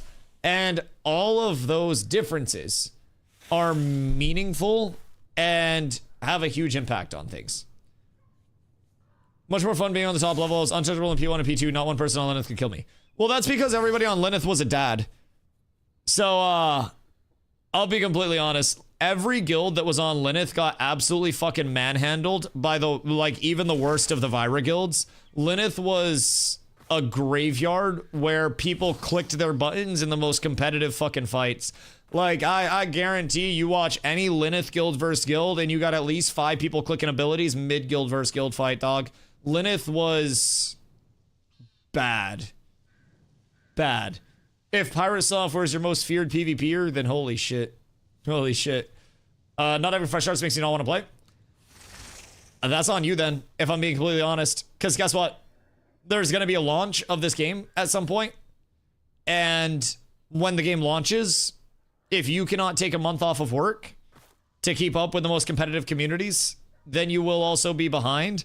If something happens and you have to take a break, everybody else will just keep farming.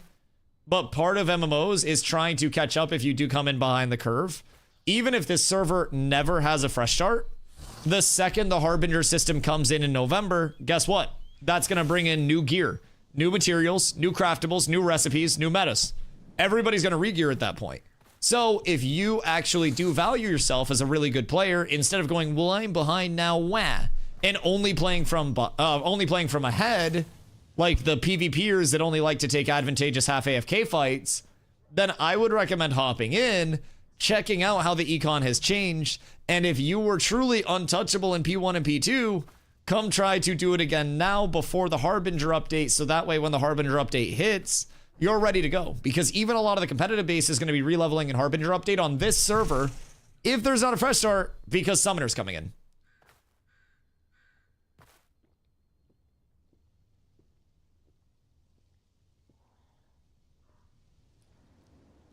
So personally, I would say, like, if you're actually about that, just join back up and give it a shot, man.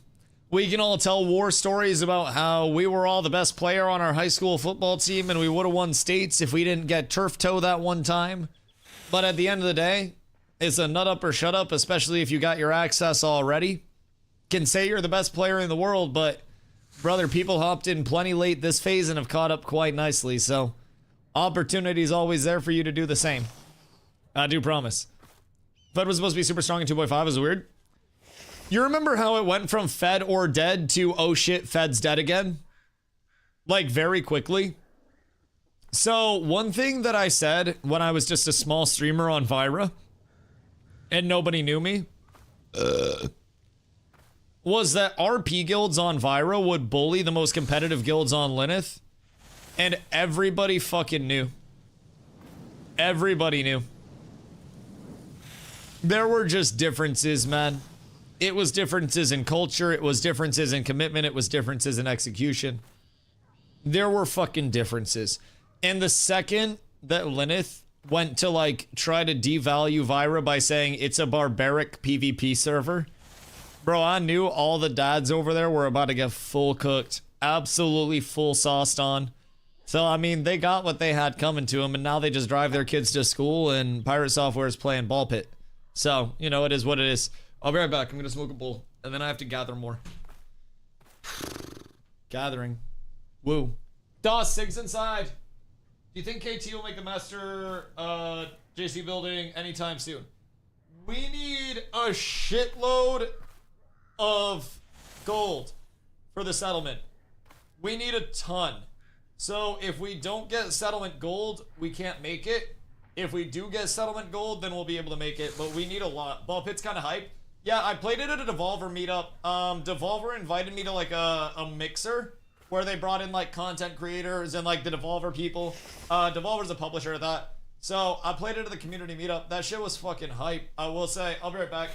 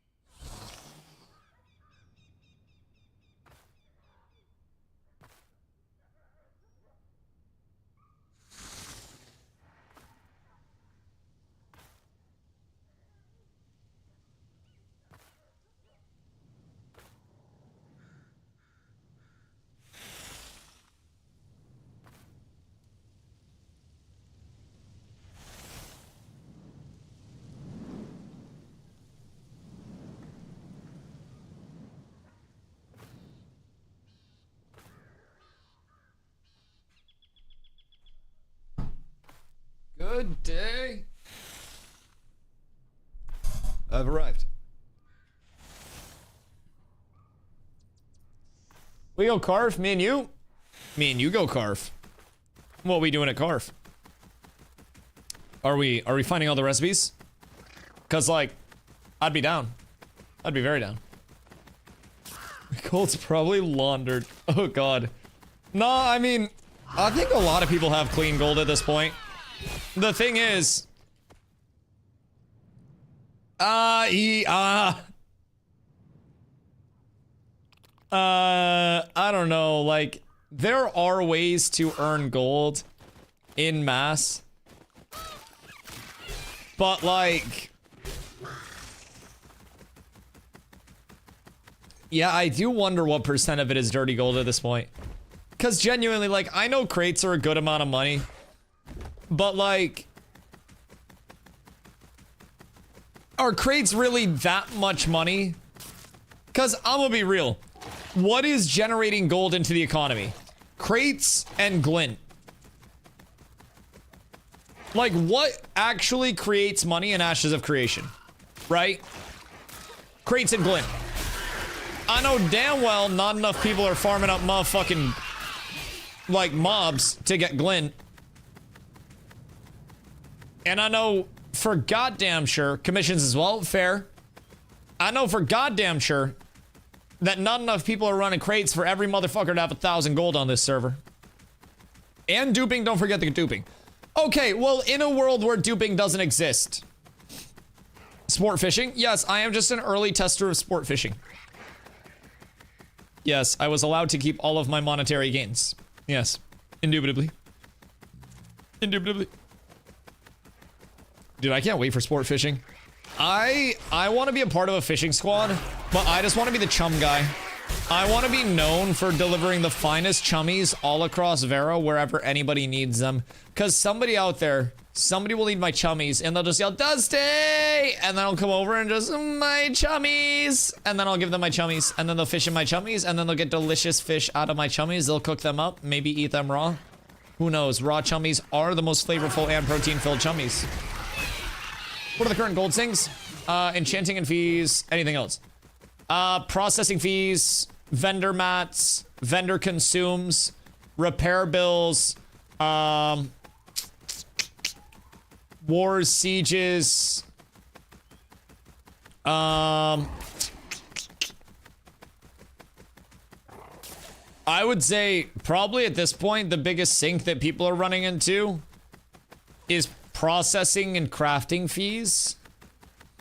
Second largest sink. Caravans are a good gold sink. I don't necessarily think a lot of people are running caravans though. But yeah, if caravans are getting hit and killed, then that's another good gold sink. I just don't necessarily think that caravans are the most active this phase, with crates being a safer alternative. I feel like people that were running vans are still running vans. Like, the people that were running vans that could confidently protect their vans are still running vans. But the people who don't feel comfortable are the ones that are,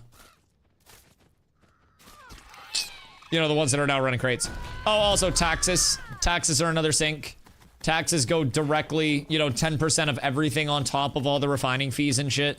So a refining fee is 100% sink, and then there's another additional sink on top of that, depending on the taxes. So that's another one. But that's also just, you know, an accessory tied off of the previous sinks. But yeah, I mean, it's a pretty core system, man. Your sinks are vendors, repairs, taxes, and fees. Your faucets are mob kills and crates. And other than that, everything in between is just taking the amount of currency that exists and just shoving it one place or the other. Pretty straightforward. So it's kind of cool. I think in its simplicity, though, there's a whole shitload of intricacy. We need to spam sieges to save the econ. I agree. I agree. More sieges will help dry up a lot of the gold. And if we can get a lot of the bad actors... Okay, so you know how, like, the cartel will go into really bad neighborhoods? And they'll, like, you know, bring, like, candy and shit and food to the neighborhoods that are, like, super poor?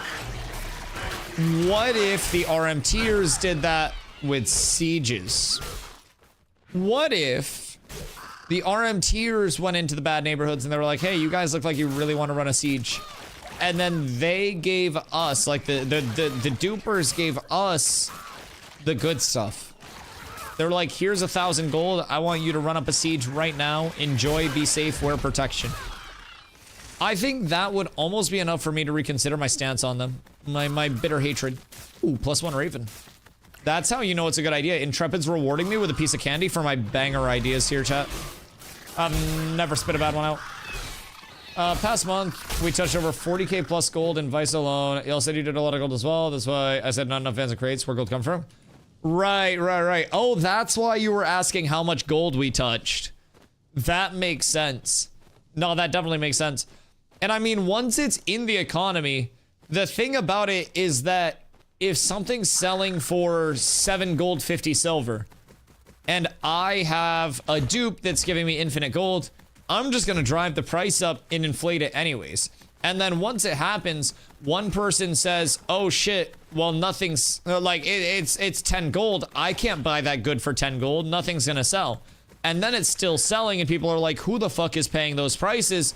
But then the person that's getting the stuff goes and buys another good and inflates the price of that other good, and then that price point goes up, and then the person who receives that money then buys a different good, and over the course of it, you see every good hit by this inflation.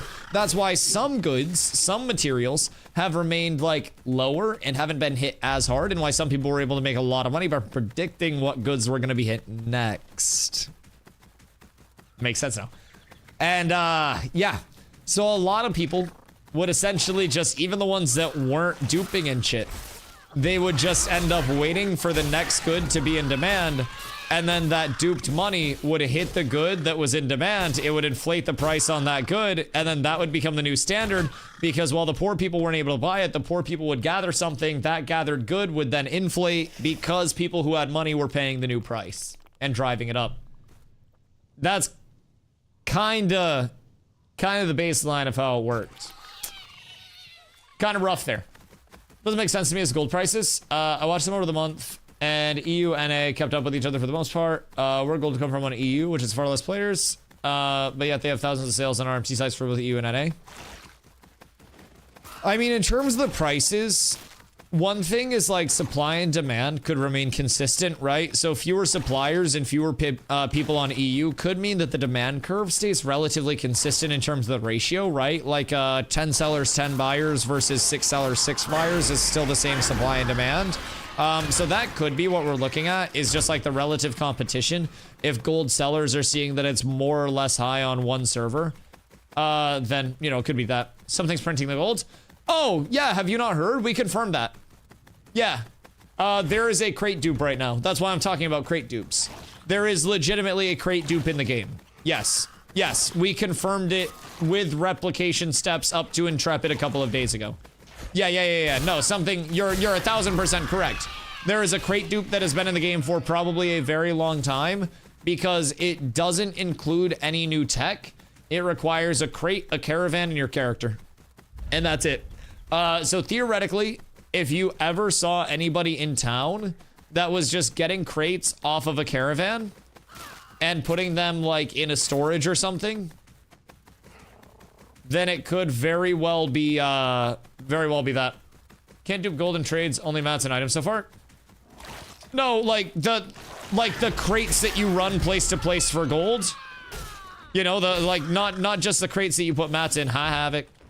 But the crates that, like, your market crates, like your citizen crates and stuff. Those are the crates that you're able to dupe for gold, because those have a selling price on them. And you make those, and then you run them. Thank you, Havoc, I appreciate you. And then you run those, and then you sell those. But you want to know what's crazy with part 2 of the bug? I think this is bugged, I don't think this is intended. But you can make a crate and then sell it in the same area, and it gives you a very shitty return, but guess what? Any return, when you have infinite return, is profit. So the thing with the crate dupe is people duplicate the crates that you sell to the vendors in town for money, and it's an infinite faucet because vendors have no turnoff for a maximum amount of crates accepted in a day, whatever it may be. It's just diminishing returns. So even if the diminishing returns are driven all the way down, or you're selling in the same settlement that you made the crate and getting next to nothing for, if you have an infinite amount of next to nothings, well then all of a sudden you got a whole lot of something. And that's the problem with it. So we reproduced it. We sent steps up. They've known about it as well. They're working on getting to the bottom of it. But it's a very, very, very, very, very, very, very easy thing to actually facilitate. And I'm hoping that they're able to get it in place soon. Because that, my friend, is the reason the economy feels so inflated. Because it is an ungodly accessible exploit that has probably, if I'm being honest, permeated through a lot. Damage has been done, but it's also finite. Like, the damage has been done, yes, but with the amount of faucets, if in the event, right? Sorry, not the amount of faucets, but with the amount of sinks. If in the event that the infinite faucet does dry up, and they fix the crate dupe, then given enough time, that money will dry up and it will go out of the server. Like, people are still spending that money. It's just like, once people start realizing they have less money, then things will sell a little bit less. Prices will trickle down, and it's not something that you'll notice the next day after the dupe is out.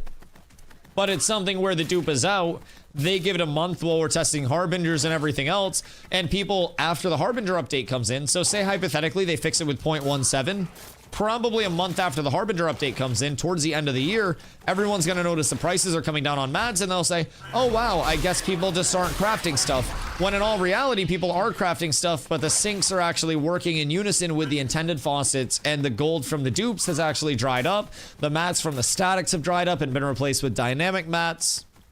Everything just kind of self-regulates in a player-driven economy with enough time. Providing there are not outside actors, dupes, bugs, whatever it may be. And that's just what we've got to kind of like wait and see, you know, if it does actually happen, right? If they are able to fix the dupes, just takes enough time for the sinks to work and the intended amount of gold to dry up from the econ. Really, we went from people early on in the phase complaining about the cost of like all of the processing fees and stuff to everybody miraculously having enough gold for it and the processing fees being completely negligible for most people. And everyone just like didn't bat a single eye because it was more convenient to have the money than to not have the money.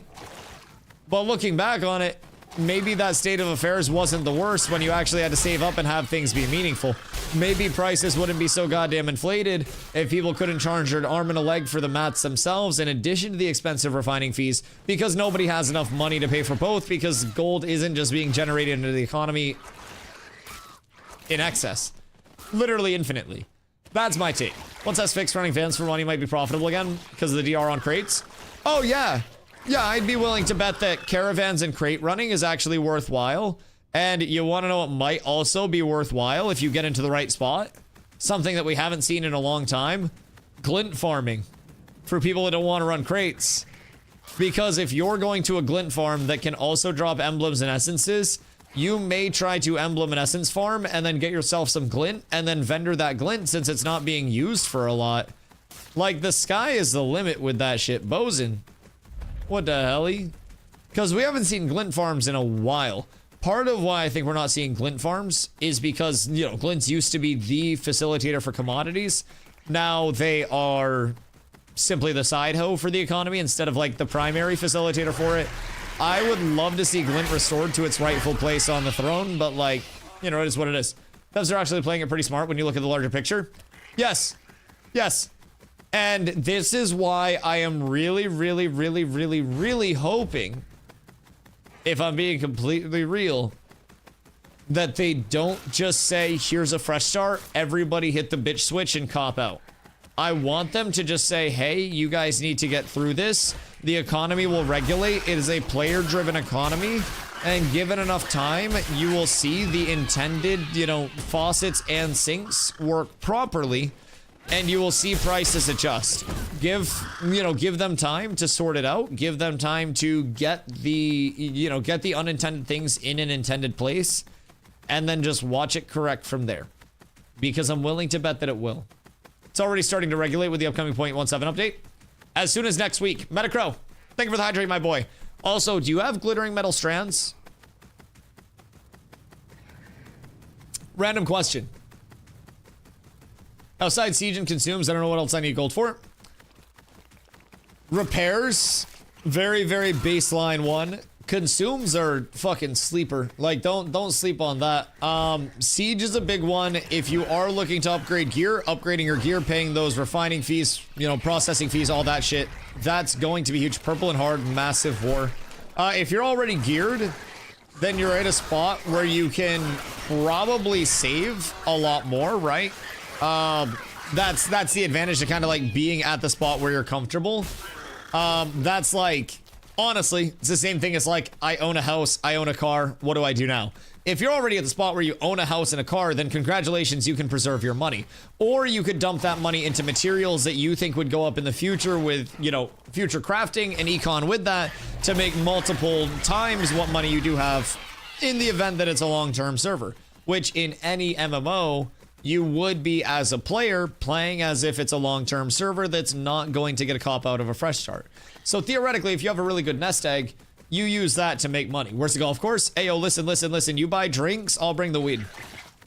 And then you also pay for the cart fees because you're richer. I got you, brother.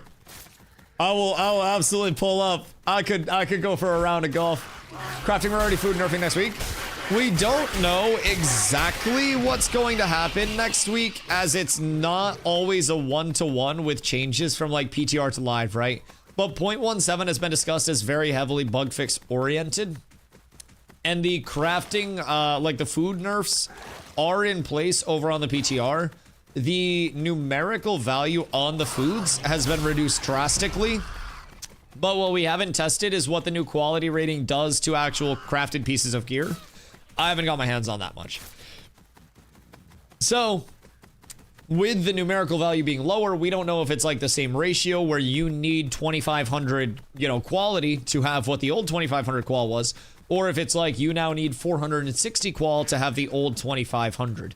So that's what's going to have to be tested a good bit. I'm sure Codex will probably have that compiled before we have it with the crafting calc, hopefully. Fucking pray. Because that's going to save us a lot of mats in testing. But yeah, that's the most intriguing part of it right now. It'd be nice for quality to start affecting tool making too. Oh my god, I know. That'll be wonderful. Yeah. So it's hopefully the start of some really good fixes. Did they do any bans? For crate dupes? Crate dupes are still in, so they're still investigating them and trying to get them all squared away. Nobody's been banned for this round of crate dupes, but I have a theory that this will probably be one of the larger ban waves that we've seen so far, because the crate dupe is so accessible. If I told you guys how to do it right now, you could do it within 10 minutes. No, I'm not going to tell you how to do it. No, you cannot DM me on Discord and have me tell you how to do it. None of you gift enough subs for that. I'm not going to tell you how to dupe and fuck this economy even more. And you will get banned. I wouldn't recommend doing that shit. So, personally, I say we all just chill. Bans for the Gathering Rarity mod. What do you mean the Rarity mod?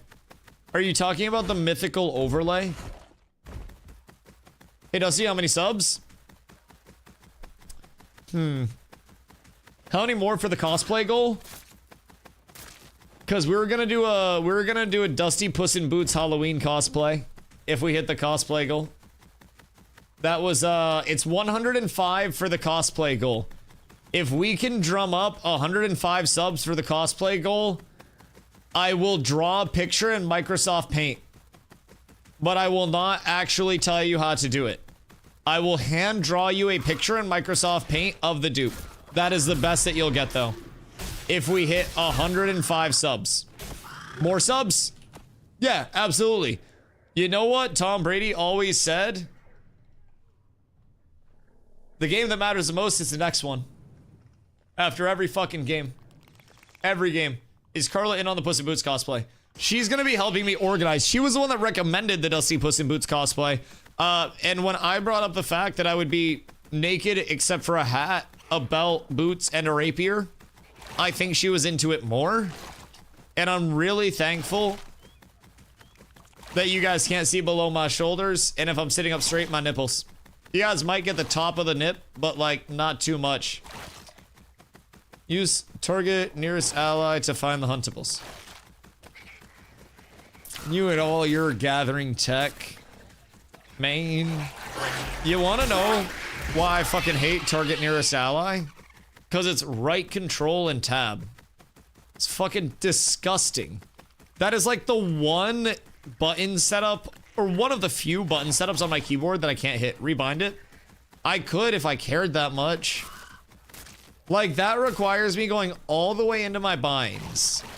Tonight, right now, when I'm already in the zen state of gathering, I am Himothy right now. I'm setting land speed records on this shit at this moment in time. I am, like, the Optimus Prime. Rebind a butt plug? I love hunting. Bro, I'd be level 75 hunting before that shit even came out. I swear to God. I would have my entire set gathered in one 72-hour stream. And I would look like hell by the end of that stream, bro. I would look so worn out. Holy shit, death by snoo snoo indeed. It's true, shift gears in your brain when you become a gather. Dude, the thing about it is like, I always tell people, the reason why I mob grind for so long is because I see the objective at the end of it. And as long as I see an objective and there's something tangible in sight, I can sit here and I can talk to chat and I can do one thing for fucking 12 hours a day if people show up and make it possible for me to not have to get a job. Like, I will mob grind, I'll gather, I'll do whatever as long as I, like, feel as though it's a beneficial use of my time.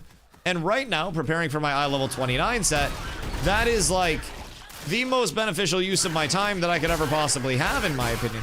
So, I am, like, more than happy to be out here. I'm just like, damn, who actually wants to show up and watch me fucking run this same loop and gather for fucking 100 hours a week? And I'm thankful that you guys do. Really thankful. I think a lot of people know item dupe, not crate dupe shortly. Wonder what devs will do. Item dupe is interesting. There's a direct item dupe as well. Interesting. I'm assuming you've reported that up the ladder and like heard confirmation that they've got it back. Because anytime there's a dupe, I always recommend messaging like the community people directly. So there's probably 10 different ways to dupe. Oh yeah. And everybody that's asking for a fresh start, you want to know something funny? People find more ways. Your precious little fresh start's not safe. If you do crates, and crates can be material crates. So we don't know all of what the extent of it is. But yeah, all crates are dupable at this point in time. That is, where's Nin? Nin! Where you at? Nin's probably somewhere. Nin's my resident duper.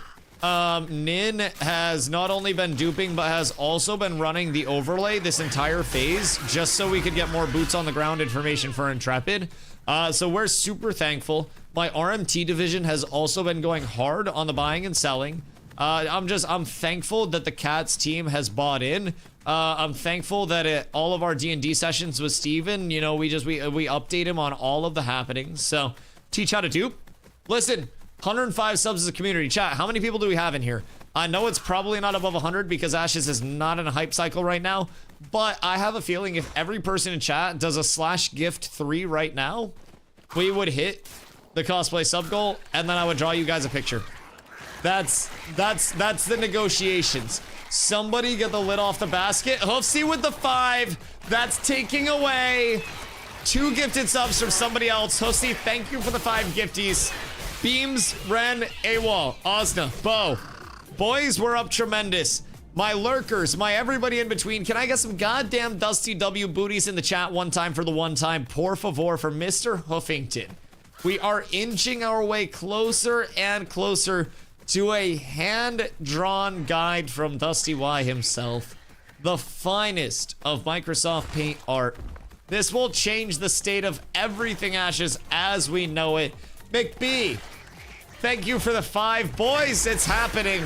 We need to keep the train going. This is like at Starbucks when somebody pays for the person behind them. Now we need somebody to pay for the 5 people behind them with a nice 5 gifties to keep it going. Boys, we must dupe the gifties. We must keep it going. We dupe 5 gifties, we dupe items, we dupe crates, we dupe it all in the name of science. I need more Dusty W booties. We must dupe the Dusty W booties in the chat. You guys are being fucking weak with it. I know you have way more Dusty W booty energy in you than that. It is 11:11 p.m. right now, and I'm wishing for you guys to not be absolute fucking pussies. Drop the Dusty W booties like you fucking mean it, or I'm gonna take that goddamn emote away. If you guys don't appreciate what you have, I swear to fucking God. I swear to God. I will take that shit away so unbelievably fast. Where lurker gifties at? Listen. The lurkers, they strike sometimes in force. There is occasionally an Anon out there that just likes to go ridiculously hard. And I feel like that is the only Anon or the only like gift giver that has ever managed to ego hoofs And they have dropped bombs before. And they've also been mysterious about it. Hoofsy, that's my boy. That's my boy. Leon and Hoofsy'll fucking carry. Listen, there's no I in team, but y'all are making a goddamn good team yourselves. And I appreciate you guys for that. All my lurkers, I appreciate you guys. All my gifters, I appreciate you guys. We're working our way up towards the sub goal, but we've still got a very, very, very long road ahead. I'm intrigued by the item dupes. Because between duping crates to get enough gold to buy your mats and then crafting one item and then duping that item,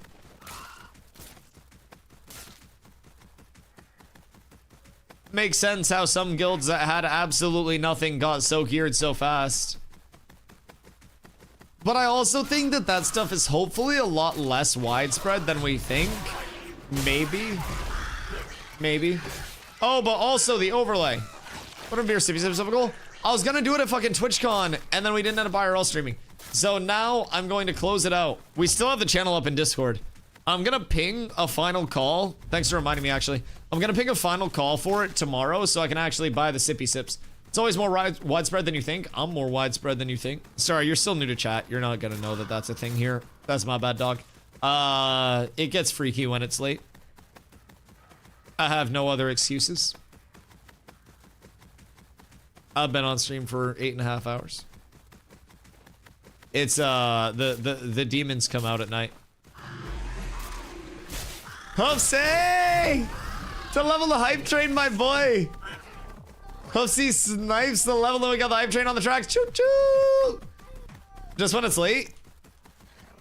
Okay, and when it's early, and also in the middle of the day, and most of the time. No, you're right. I'm not gonna like. I'm not gonna hide from it. That's my bad, dog. That's my bad. But no, I totally get that. Also, overlay stuff.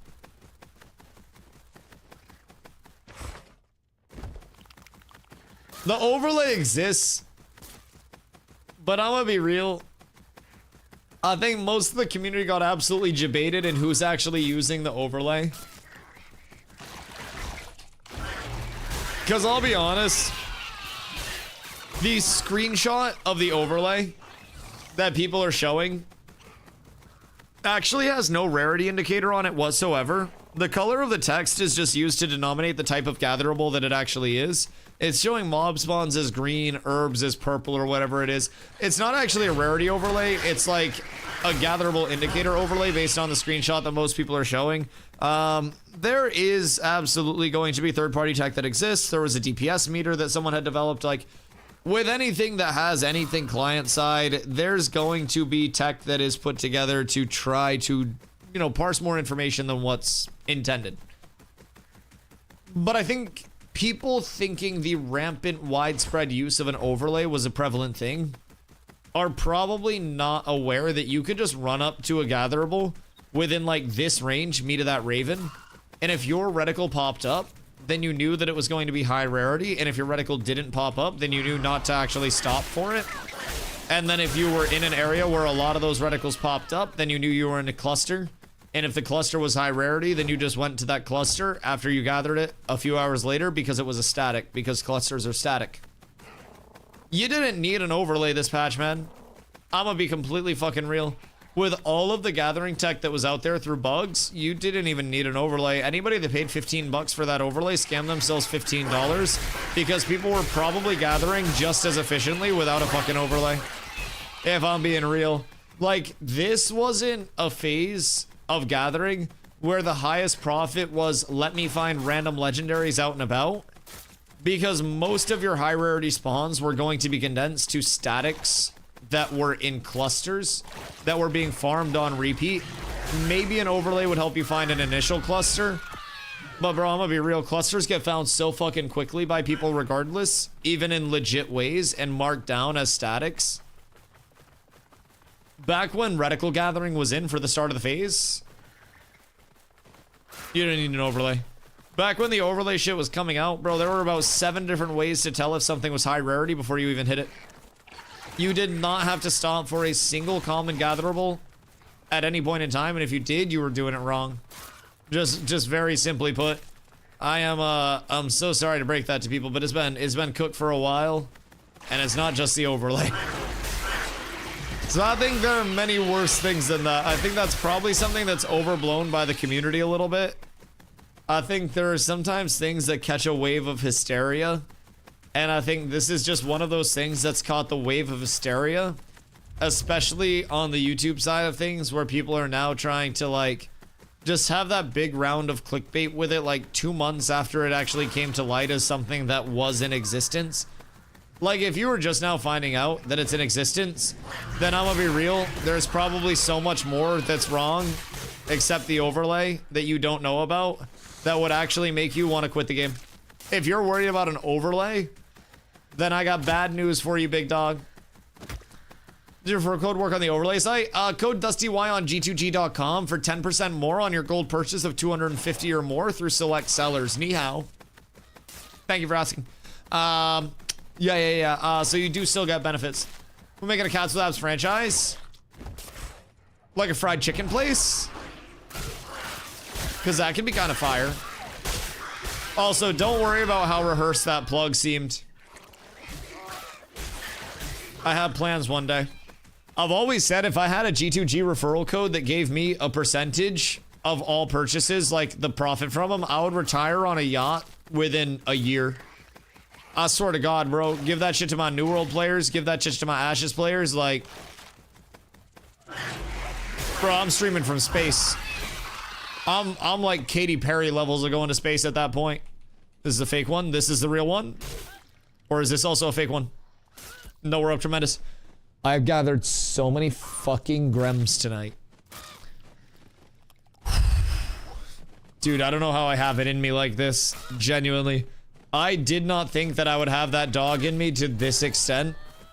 And I am so disappointed in myself that I actually do. This shit sucks. Nice part-time hunting. Bro, I gotta try to go fucking, like, 8 hours of hunting while being entertaining. If you had a G2G code, the funding wouldn't be coming from subs. You got that right. Dog, Jesus, Hoofsy, I'd move you up here. Yeah, no, I'd already have the compound set up, dog. We wouldn't have to worry about that. I would own Tesla. Like, Elon would work for me at that point.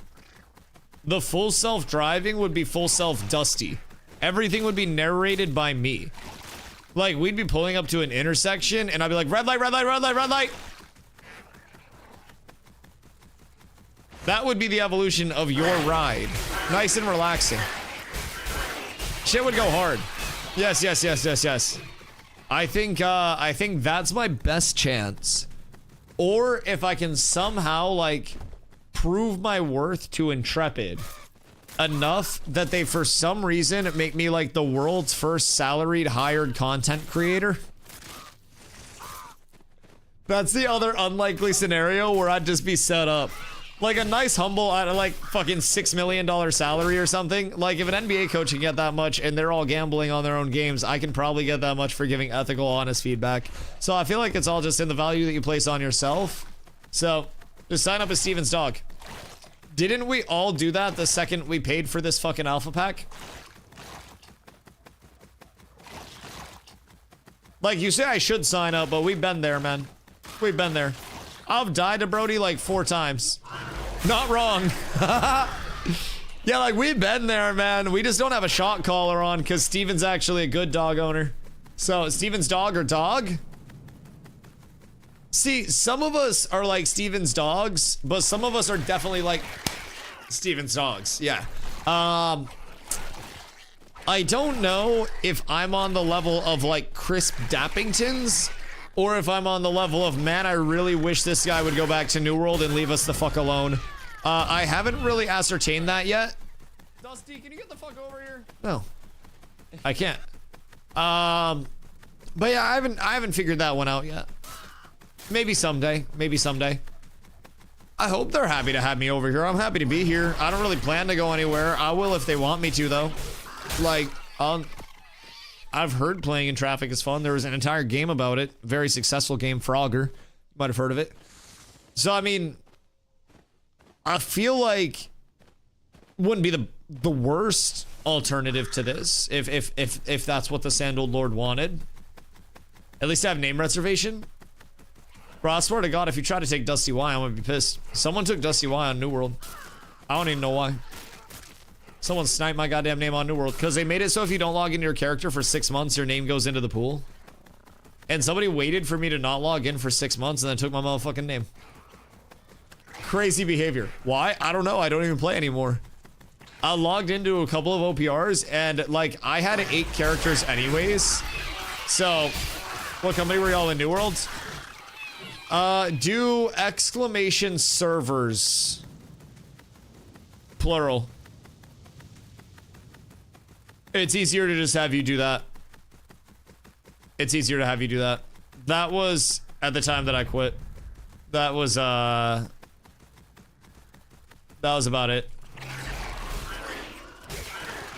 I played that game too fucking much. Much too much.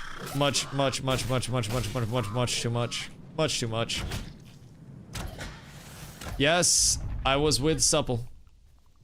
Yes, we had an overlay over there for collapses and wars. Every bruiser essentially had a full heads up display that would tell them the best angles for collapses, the best initiates to take. It's crazy. Crazy. Well, I don't even know why they took my name. I already had it. Fucking 7 other names. Like, I got names on deck. I literally just made my character fake DustyWhy. You can't beat me. I always win. Cause like, what's someone gonna say if they see someone running around with my name that's not me? They're not gonna be like, haha, you got Dusty. They're gonna be like, brother, why do you have Dusty's name in your account? That would be like your friends coming over and looking in your closet and you having a cardboard cutout of me and you being like, huh, yeah, I get it so I can punch it and make fun of him. And I punch it with my penis. Like, bro, it's just weird. It's just weird. So someone out there is just sitting on my character name going, I got him. Meanwhile, I'm like, brother, why do you care that much? Like, why do you care about me? I don't know, I'm irrelevant. I'm irrelevant as shit. My name's Snake, so I sort of need the name reservation. Not if you're fast. Was there a mouthful cut out on your Dusty cutout? Mine? That is for, you weren't supposed to tell people that. That was a mod meetup only thing, Dust. That. You're not getting the big can of Chef Boyardee this month. You're going back to the small can, buddy. You were working your way up, but it's back to the YouTube shorts for you, man. You almost fucking had it. Ooh, level 17. Diddy's gonna invite me to help him hunt soon. Yep, no, you almost worked your way up to the large can, but nah, you're fucked, buddy. Absolutely fucked. It was good while it lasted, but it ain't lasted much longer. Could almost say some mini ravioli. Well, now it's much more mini ravioli. You're getting mini raviolis and fewer of the mini raviolis. I hope you're proud, bucko. How many ravens to go? I'm not keeping track of how many I have. I figure I'll just gather until I physically make all of my viewers watch a different streamer and kill my channel. And then I'll bring every single viewer back when I have all of my Blood Runner and Torrent Scout stuff. That's kind of the mentality here. I think that I keep running this area on loop until my until my account gets flagged for like bot accusations. And then I keep running it after that until they ban me. I appeal the ban and then I come back and run this again on principle. If I'm being real. I would be willing to guess that I don't even have 100 ravens yet. Dusty has a bot confirmed. If Dusty had a bot, Dusty would have more than 100 ravens. Dusty would be done already. If Dusty was smart, Dusty would off stream, not bot, but AFK fish, and then Dusty would sell all the AFK fish to actually, you know, make some moolah. But Dusty's not smart, and as soon as stream is done, Dusty really likes to go get food. Dusty likes food a lot. Barely banned anyone from what I've seen. So there's like a tolerance scale to it. And I think as development continues to get closer to launch, the tolerance will be a lot less for, you know, people who are fucking around and doing dumb shit.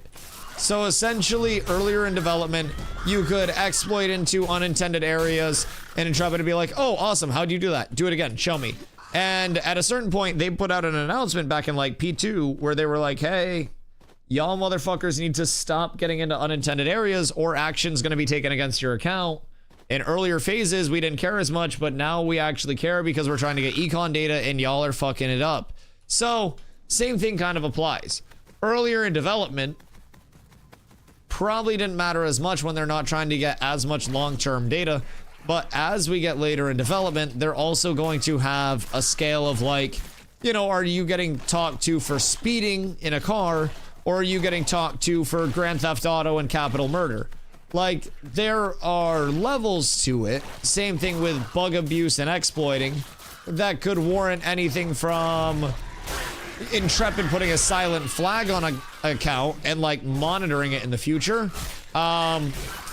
To Intrepid going all the way through and, you know, disciplining accounts. People that are buying 8 out of 8 active era for casual 4,200 gold a pop. Are people actually doing that? And how? How do they even pay 4,200 gold?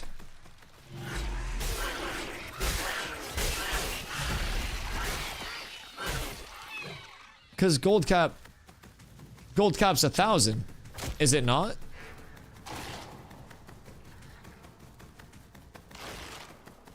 Is it more than 1,000? Or is it still 1,000? We make alts for holding gold. We? Muff, how rich are you? Dog, buy me another Blood Runner piece. What the fuck? For my hard work today. I would love a Blood Runner helm. If you guys happen to stumble across one. Rare preferably. Vice are a crazy econ guild. Wait, really? Vice got money like that? The fuck? I thought they just chilled and hung out all day. I didn't really know their game. Damn, my apologies. I wasn't familiar with your guys' game. Fuck, teach me the ways. Y'all trying to become Cat's money division? Cause like... Did I go overlord from... Well, I know they PvP'd and stuff. But I just thought they were like hanging out and like chilling and shit. I thought they were just vibing. I didn't know they were like sweaty ass econ guilds. It's buying 1,000 mats week 1 while people were fighting over level 10 greens. We are not the same. I love that. Wolf carcass is 2 silver per, etc. I love that, dude. There are just so many levels to it. Nah, that's so fucking smart. And then just waiting on the blow up, and then you multiply the money like crazy. That's dope. Good for you guys, man. Econing and MMOs is my worst thing. Like, I'm so bad at it because my entire early was like get myself leveled and then double back and get other people leveled. So I didn't take the time to econ for myself at all. And I was just like, give everything back into the guild, get people leveled, get people geared, do whatever I can to help people. And it's possible to do both. But bro, you gotta have some knowledge. I will say though, I'm very thankful for this phase so far because it has forced me to play a lot of the gathering, refining, and crafting loop that I previously just completely ignored. If I'm being honest. Clean up one of my storages and made 250 gold. Yeah, I have so many emblems and shit. If I went through one of my storages, I think I'd be in a good spot. I know nothing about crafting really. Bro, even just like, for me, finding out more about the progression of all of these steps and like understanding more about the system and actually participating in it a bit more. I don't know, I feel like it's helped me with the econ side of things a lot, but what, like, every MMO player starting level econ's always a player to get ahead of everyone else? Yeah, that's very fair. That's very fair. So like, what are your indicators that you typically go off for econ? Like, what was your big Q in on wolves? Were you just looking at shit and you were like, oh, steel bloom gear, everyone's gonna want to craft that, wolves? Or were you just like, oh, wolves are used in a lot of stuff, let me buy cheap, these will probably go up? Like, was it just a random hit on wolves, or was it something that was like a well thought out thing? Because I know, like, econ play is typically a mix of like, I really, really, really think this is going to be a big play. And, oh shit, this is actually working out. Like, it can be a little hard to actually strike the gold, but once you do, you're in a real good spot. Lego Iron and Riv went crazy. Yeah, I hope I can make some econ plays for myself. Now, I think I'm on a pretty good one here. Obviously, I'm not buying with a huge nest egg and then flipping for more. Although I do have a nice little nest egg at this point that I could use to get into some stuff. But I do think I am setting myself up kind of well by getting ahead of this. Sold Vice a ton of grams early on, knowing I was selling way too low. I was just so poor and trying to level weaponsmithing at the time. That makes sense. And then they just flip everything. Nah, it's huge. You get a nest egg early. You get a little bit ahead monetarily. You invest that because the buying power of a gold is way higher early than it is later. And then you capitalize on that and you just keep snowballing, man. It makes so much sense. Econ playing is better than actually playing the game this phase. No, it's 1000% true. 1000% true. Quest is reliable for instant gold at the start.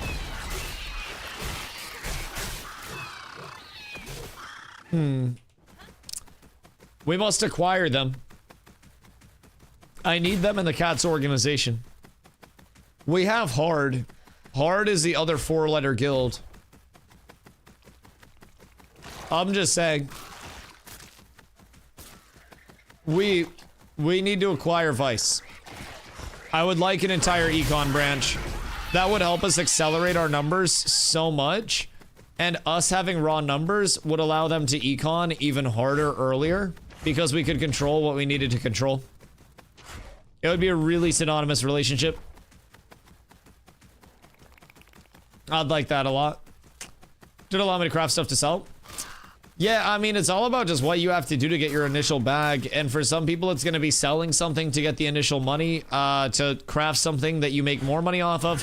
For others, it's going to be buying something incredibly low after you find an item and sell that. Like, there are so many ways that you can get that. I mean, I have been sitting at no money for a while. Today, I sold a recipe for 100 gold. I could go mob grind and hope to find more recipes, as we found a couple of really worthwhile recipes today, actually. Like our groups that were out mob grinding in the time that they were out grinding. And so it's kind of encouraging just how many ways there are to make the initial bag. And then it's about, you know, turning that bag into a multiplicatively larger bag. We were in 2 months from leveling at a bunch of locations: Steel Bloom Gear Farm, some Carfin, Tree Gather Crate Run, Town Sieges Development, Run Defend Attack Caravans, jump on Cool Crafting Craze. Oh yeah, no, absolutely. It has been a very quickly shifting and evolving, like, state of affairs, and I 1000% look forward to what hopefully past November has to offer. I really hope they don't take freshies or anything like that, genuinely. Understanding you don't need good adept gear. Oh my god, dude. People freaked out about adept gear. No, I agree. I agree. Dude, need the carts and stuff. Wasn't just wolves. I'm crying. Oh, word.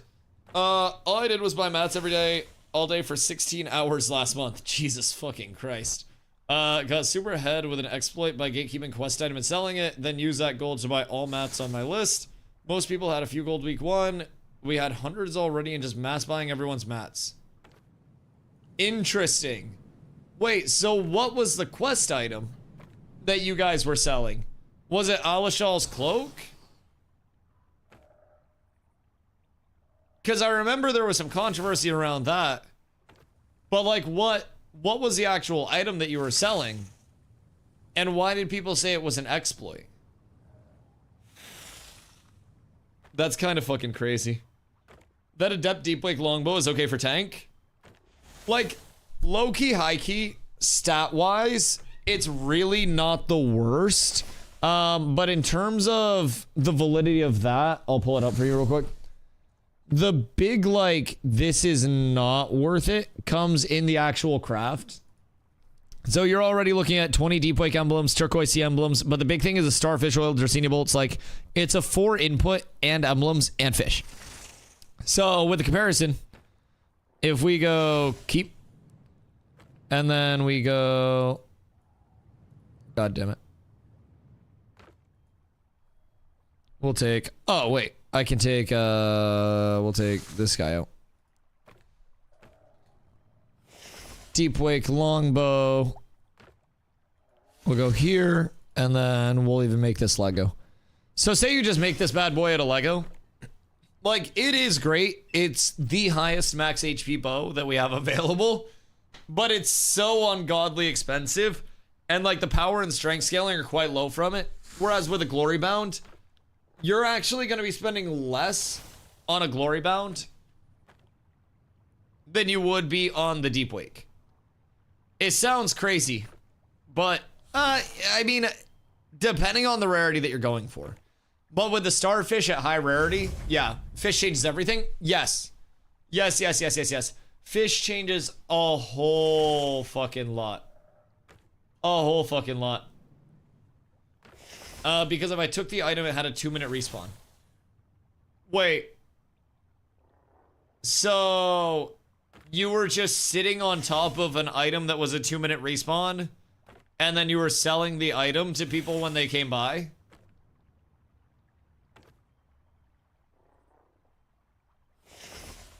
What ring was this? Was it the anvils one? Like the starter ring? Or what? I walked the items to the Riverlands once I filled a bag. Oh my god, bro, you sat on the anvil's ring? Jesus fucking Christ. Wait, so you would fill a bag with the anvil's rings, and then you would death warp to the Riverlands, and then you would sell, and then you'd run back up to the anvils, walked? What was the tech to get to the Riverlands? 80 silver to 1 gold per. And you were doing entire bags of it. Wait, so was it like a repeatable quest? Where you could just get as many rings as you wanted to? I paid a poor! Good for you! I made alts. Oh my fucking god. Wait, that is insanity. Fuck you and well played. Holy shit, you deserve the money at that point. So you literally sat there and you ran that loop every 2 minutes. And then you would get an inventory full of rings. Pay a poor to transport the rings. And sell the rings. And then you would just keep doing that.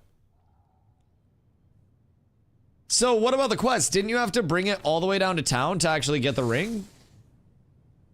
Were you just fucking thumbing through it, grabbing that one quest, and then like getting the rings and trading them over? Bro, that's actually absurd. That is genuinely fucking wild.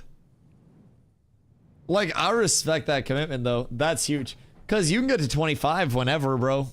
You can get to 25 literally whenever you want. My Roku gatekeeper was named Ringkeeper. He would hold the quest while I was busy IRL or whatever. Wait. So he would just sit there on the interact and not let anybody have it? And just keep the interact perma... I just send him to loot the item every spawn. Bruh.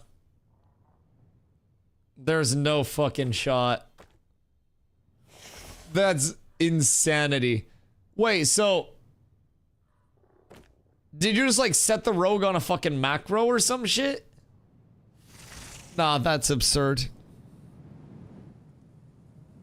A lot of players who walked by and asked for it to loot it though, bruh.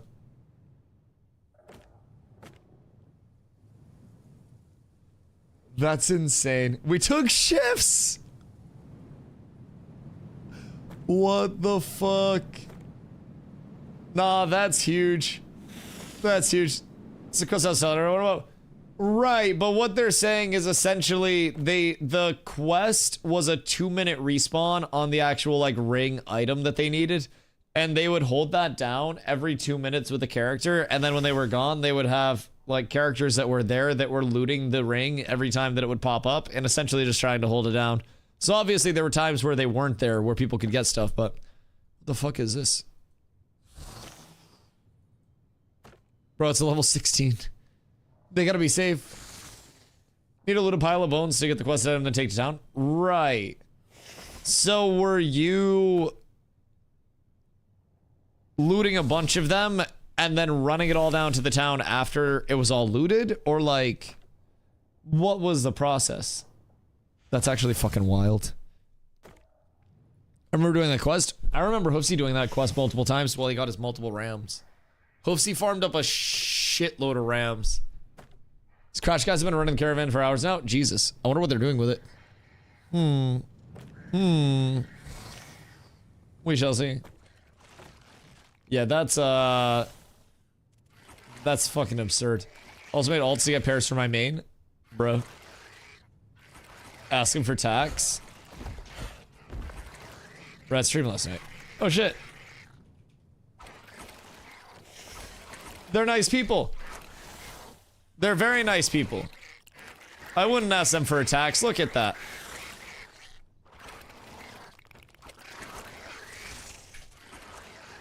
Oh, look at that. Wait. The crash guys are nice as shit. W people. W people. Bro, that's super kind. I appreciate that. Yeah, no, we don't need to ask for tax. Everything is fine. Everything is fine. I still have 3 rams. The sacrificial rams. As you must. The 3 rams are fucking crazy. Alright, boyos. EP as heck. So I'm gonna send a raid over to Thogington. And I'm gonna get back on tomorrow. And then we're gonna grind like crazy. The gatherables, they've been going good. The hunting is hunting. The inventory is up. The econ is thick. Boys, I shall return tomorrow. Please bring your friends. We're trying to keep the interest high, so I don't have to go back to New World to farm up artificial short-term viewership. I greatly appreciate all the love and support, all the lurks. It genuinely means the world. Couldn't do it without y'all. And as always, you know, we got a couple of weeks until the hype kicks up for Ashes again. In the meantime, I greatly appreciate those that are sticking it out, hanging around, just chilling with the channel, man. It means so much. So, I will catch you guys tomorrow. We'll have a banger stream, hopefully get into some PvP shit, perhaps. And we'll go from there. I love y'all. I appreciate y'all. Peace. Yeah. Cry. Hit me up on Discord. I love econ. I need more econ help. And we're absorbing you guys for our econ division. You don't have a choice. You work for cats now. Love you guys. Peace.